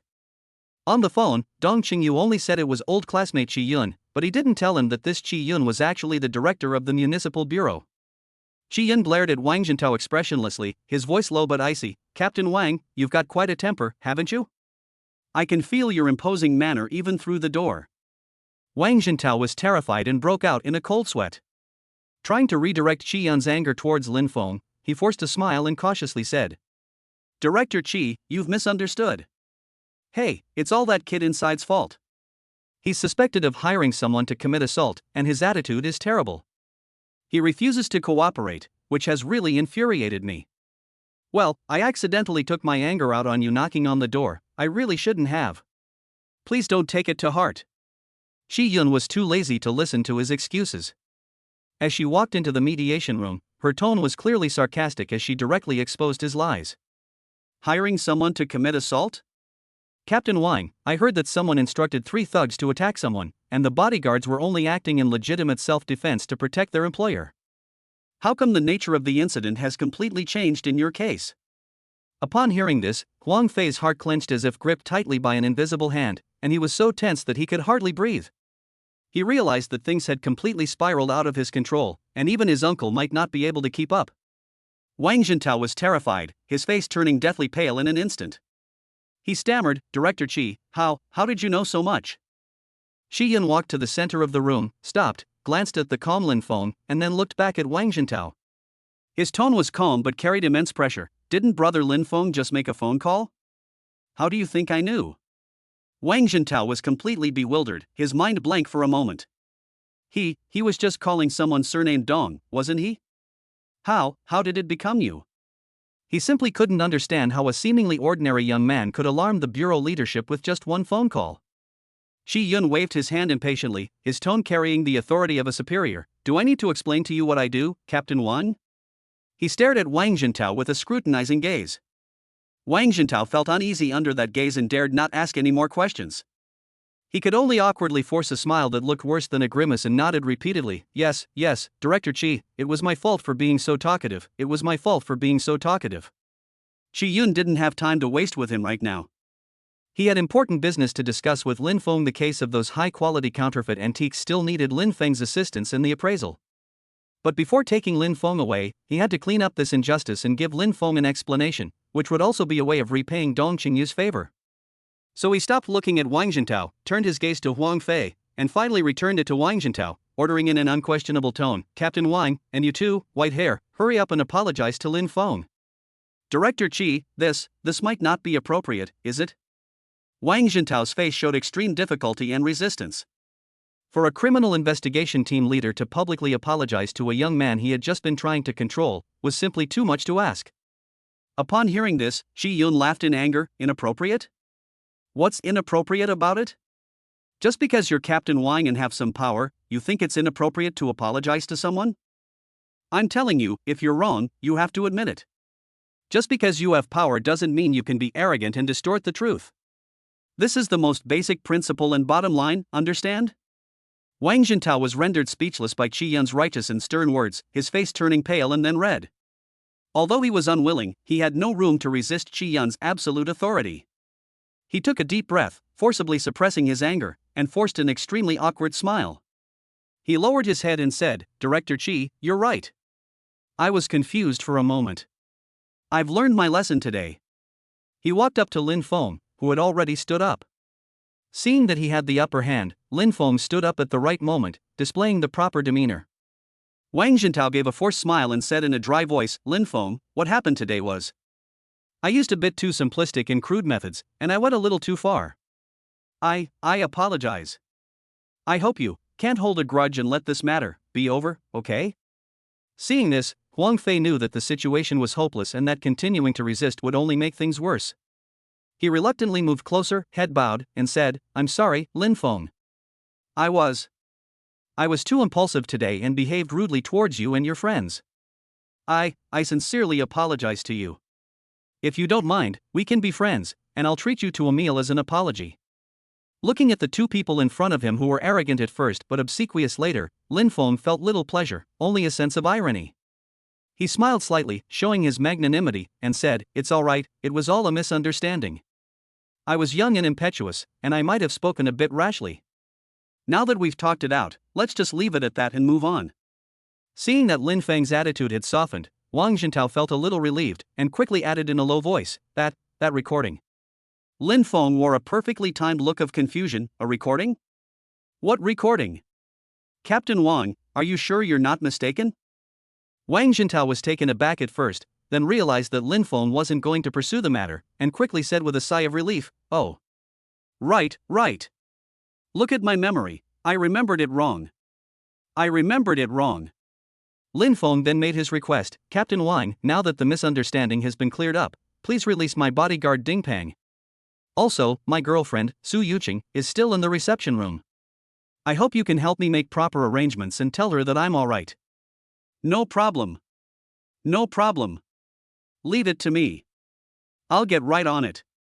Wang Jintao was eager to get rid of this big shot as soon as possible, and readily agreed, showing great cooperation.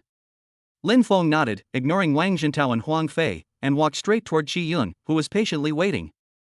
He approached Qi Yun with a respectful yet principled demeanor, and sincerely said, Director Qi, thank you so much for today. I'm so sorry to have troubled you. Qi Yun looked at the young man in front of him, who was neither arrogant nor humble in the face of power and who handled matters with composure and moderation, and a hint of admiration flashed in his eyes. He waved his hand, his tone softening considerably, No need to be so polite with me, Lin Feng. Actually, I'm the one who should be asking you for help. Let's go. Let them handle things here. We'll find another place to discuss that antique case in detail. Chapter 76 Qin Ming admires the speed in identifying fake bone toys. Qi Yun led Lin Feng to the evidence room. The room was brightly lit, with various antiques displayed on the shelves, and several police officers were busy at work.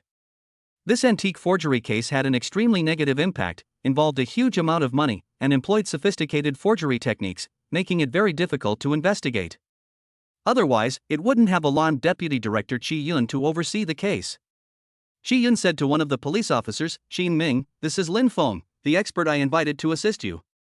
He then turned to Lin Feng and introduced him, Lin Feng, this is Qin Ming, the head of our city's major crime unit. He is mainly in charge of this case. Qin Ming was about 34 or 35 years old. He was lean and fit, with a buzz cut, sharp and bright eyes, and strong facial features. Wearing a dark jacket, standing tall and straight, she exuded a capable and efficient aura. Hello, Team Leader Qin. Lin Feng extended his hand proactively. Hello, Lin Feng. Qin Ming also extended his hand and shook hands with Lin Feng. Qi Yun patted Qin Ming on the shoulder and said solemnly, Qin Ming, I've really brought in some experts for you this time. You two need to cooperate well, identify these pieces of evidence as soon as possible, find a breakthrough, and strive to wipe out this criminal gang as soon as possible. Yes, Director Qi. Don't worry. Qin Ming straightened his back and replied confidently. All right, you can begin. I have a meeting, so I'll be leaving now. Qi Yun nodded to Lin Feng and then turned and left the evidence room. Qin Ming turned his gaze to Lin Feng and said with a solemn expression, Lin Feng, to be honest, the level of simulation in this batch of counterfeit antiques is extremely high. The experienced craftsmen we consulted before all found it very difficult. This time, you'll probably have to put in a lot more effort.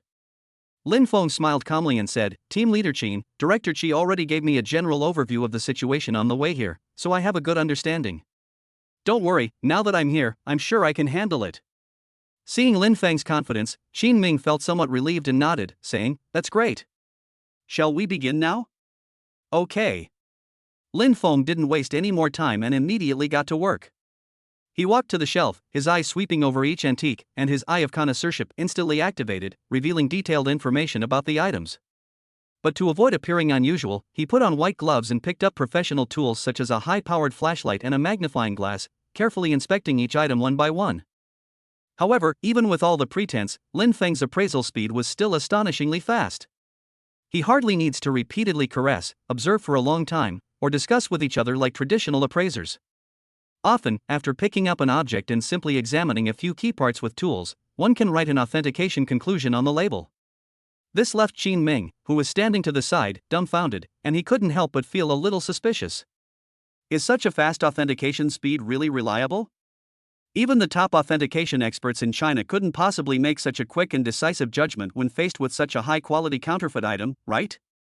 But then he thought again, this person was personally invited by Deputy Director Qi, and he trusted Director Qi's judgment, so he shouldn't be so careless. He suppressed his doubts and decided not to say anything for now, but to wait until Lin Feng had finished his appraisal and heard his specific explanation before making a judgment.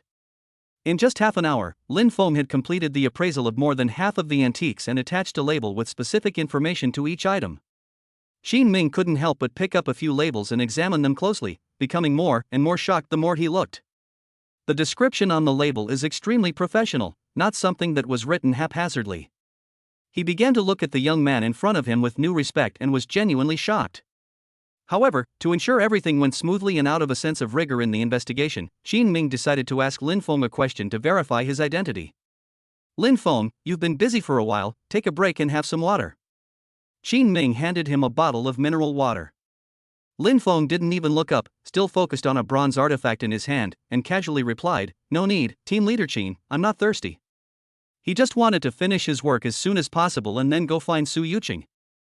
Although Wang Jintao promised to settle her in, there had been a conflict before, and Wang Jintao's concession was entirely due to pressure from Qi Yun. Qin Ming was surprised by Lin Feng's dedication and efficiency. It felt like Lin Feng was working for his own family rather than helping out, which made Qin Ming find it amusing and also made him feel more favorably towards Lin Feng. He persisted, asking, Lin Feng, could you pause for a moment? I don't know much about antiques. Could you pick one or two pieces and tell me about them? Upon hearing this, Lin Feng immediately understood Qin Ming's intention. He wanted to test his skills. He fully understood that meticulousness was essential in handling cases. So he put down the bronze artifacts he was holding, walked to the shelf next to him, picked up a blue and white porcelain vase that had been identified as a fake, and began to explain. Team Leader Qin, look at this porcelain vase. At first glance, the glaze appears warm and lustrous, and the blue and white glaze seems subdued. But Qin Ming listened intently and found that Lin Feng's explanation was insightful yet easy to understand, well organized, and delivered with great certainty. Although the previous experts were able to point out the problems, their words always carried a hint of hesitation and uncertainty. The points Lin Feng pointed out were indeed ones that the experts had not mentioned before. Then, Lin Feng picked up two other counterfeit items of different types and pointed out their fatal flaws in a concise and clear manner. Qin Ming was increasingly shocked and impressed as he listened. He realized that the young man's appraisal skills probably far surpassed those of all the experts they had previously invited. He was completely convinced by Lin Feng and had no more doubts. About half an hour later, Lin Feng put the last piece of jade on a tag and breathed a sigh of relief. Team Leader Qin, all the evidence has been examined. Lin Feng clapped his hands and said confidently, don't worry, my conclusion will definitely not be wrong. It is important to ensure that these labels match the correct items and not get them mixed up. Oh, okay. Thank you for reminding me. I will definitely make them pay attention. Qin Ming replied quickly, now completely convinced of Lin Feng's abilities. Lin Feng checked the time and said, now that the appraisal is complete, Team Leader Qin, I'll take my leave. Okay, I'll see you out. Qin Ming's attitude became much warmer, and he personally accompanied Lin Feng out of the evidence room. The two walked side by side down the corridor. Lin Feng casually said, now that the evidence has been identified, the chain of evidence will be more complete, and we should be able to convict the suspects we've arrested soon. Team Leader Qin, you've done a great job this time. Upon hearing this, Qin Ming's face showed a hint of helplessness. He shook his head and said, sigh, it's not as simple as you think. He sighed and explained, although we have caught a few so far, the interrogation is not going smoothly. They either know nothing when we ask them questions or they just make up stories. Most importantly, we have yet to find the core counterfeit production site. This case cannot be considered truly solved until this den is dismantled and its core members are apprehended. It will probably take some time to completely dismantle this gang. Lin Feng frowned. If that's the case, won't they continue to make fakes and harm people before the den is shut down? Won't even more collectors be deceived? Qin Ming nodded gravely. Yes, that's our biggest headache. But there really isn't a better way right now. We can only intensify interrogations and investigations. Sigh. Lin Feng suddenly stopped, turned to Qin Ming, and said confidently, Team Leader Qin, since the interrogation is proving difficult, why don't you let me give it a try? Qin Ming suddenly stopped in his tracks, turned to look at Lin Feng, his eyes wide open. Lin Feng, you can interrogate people?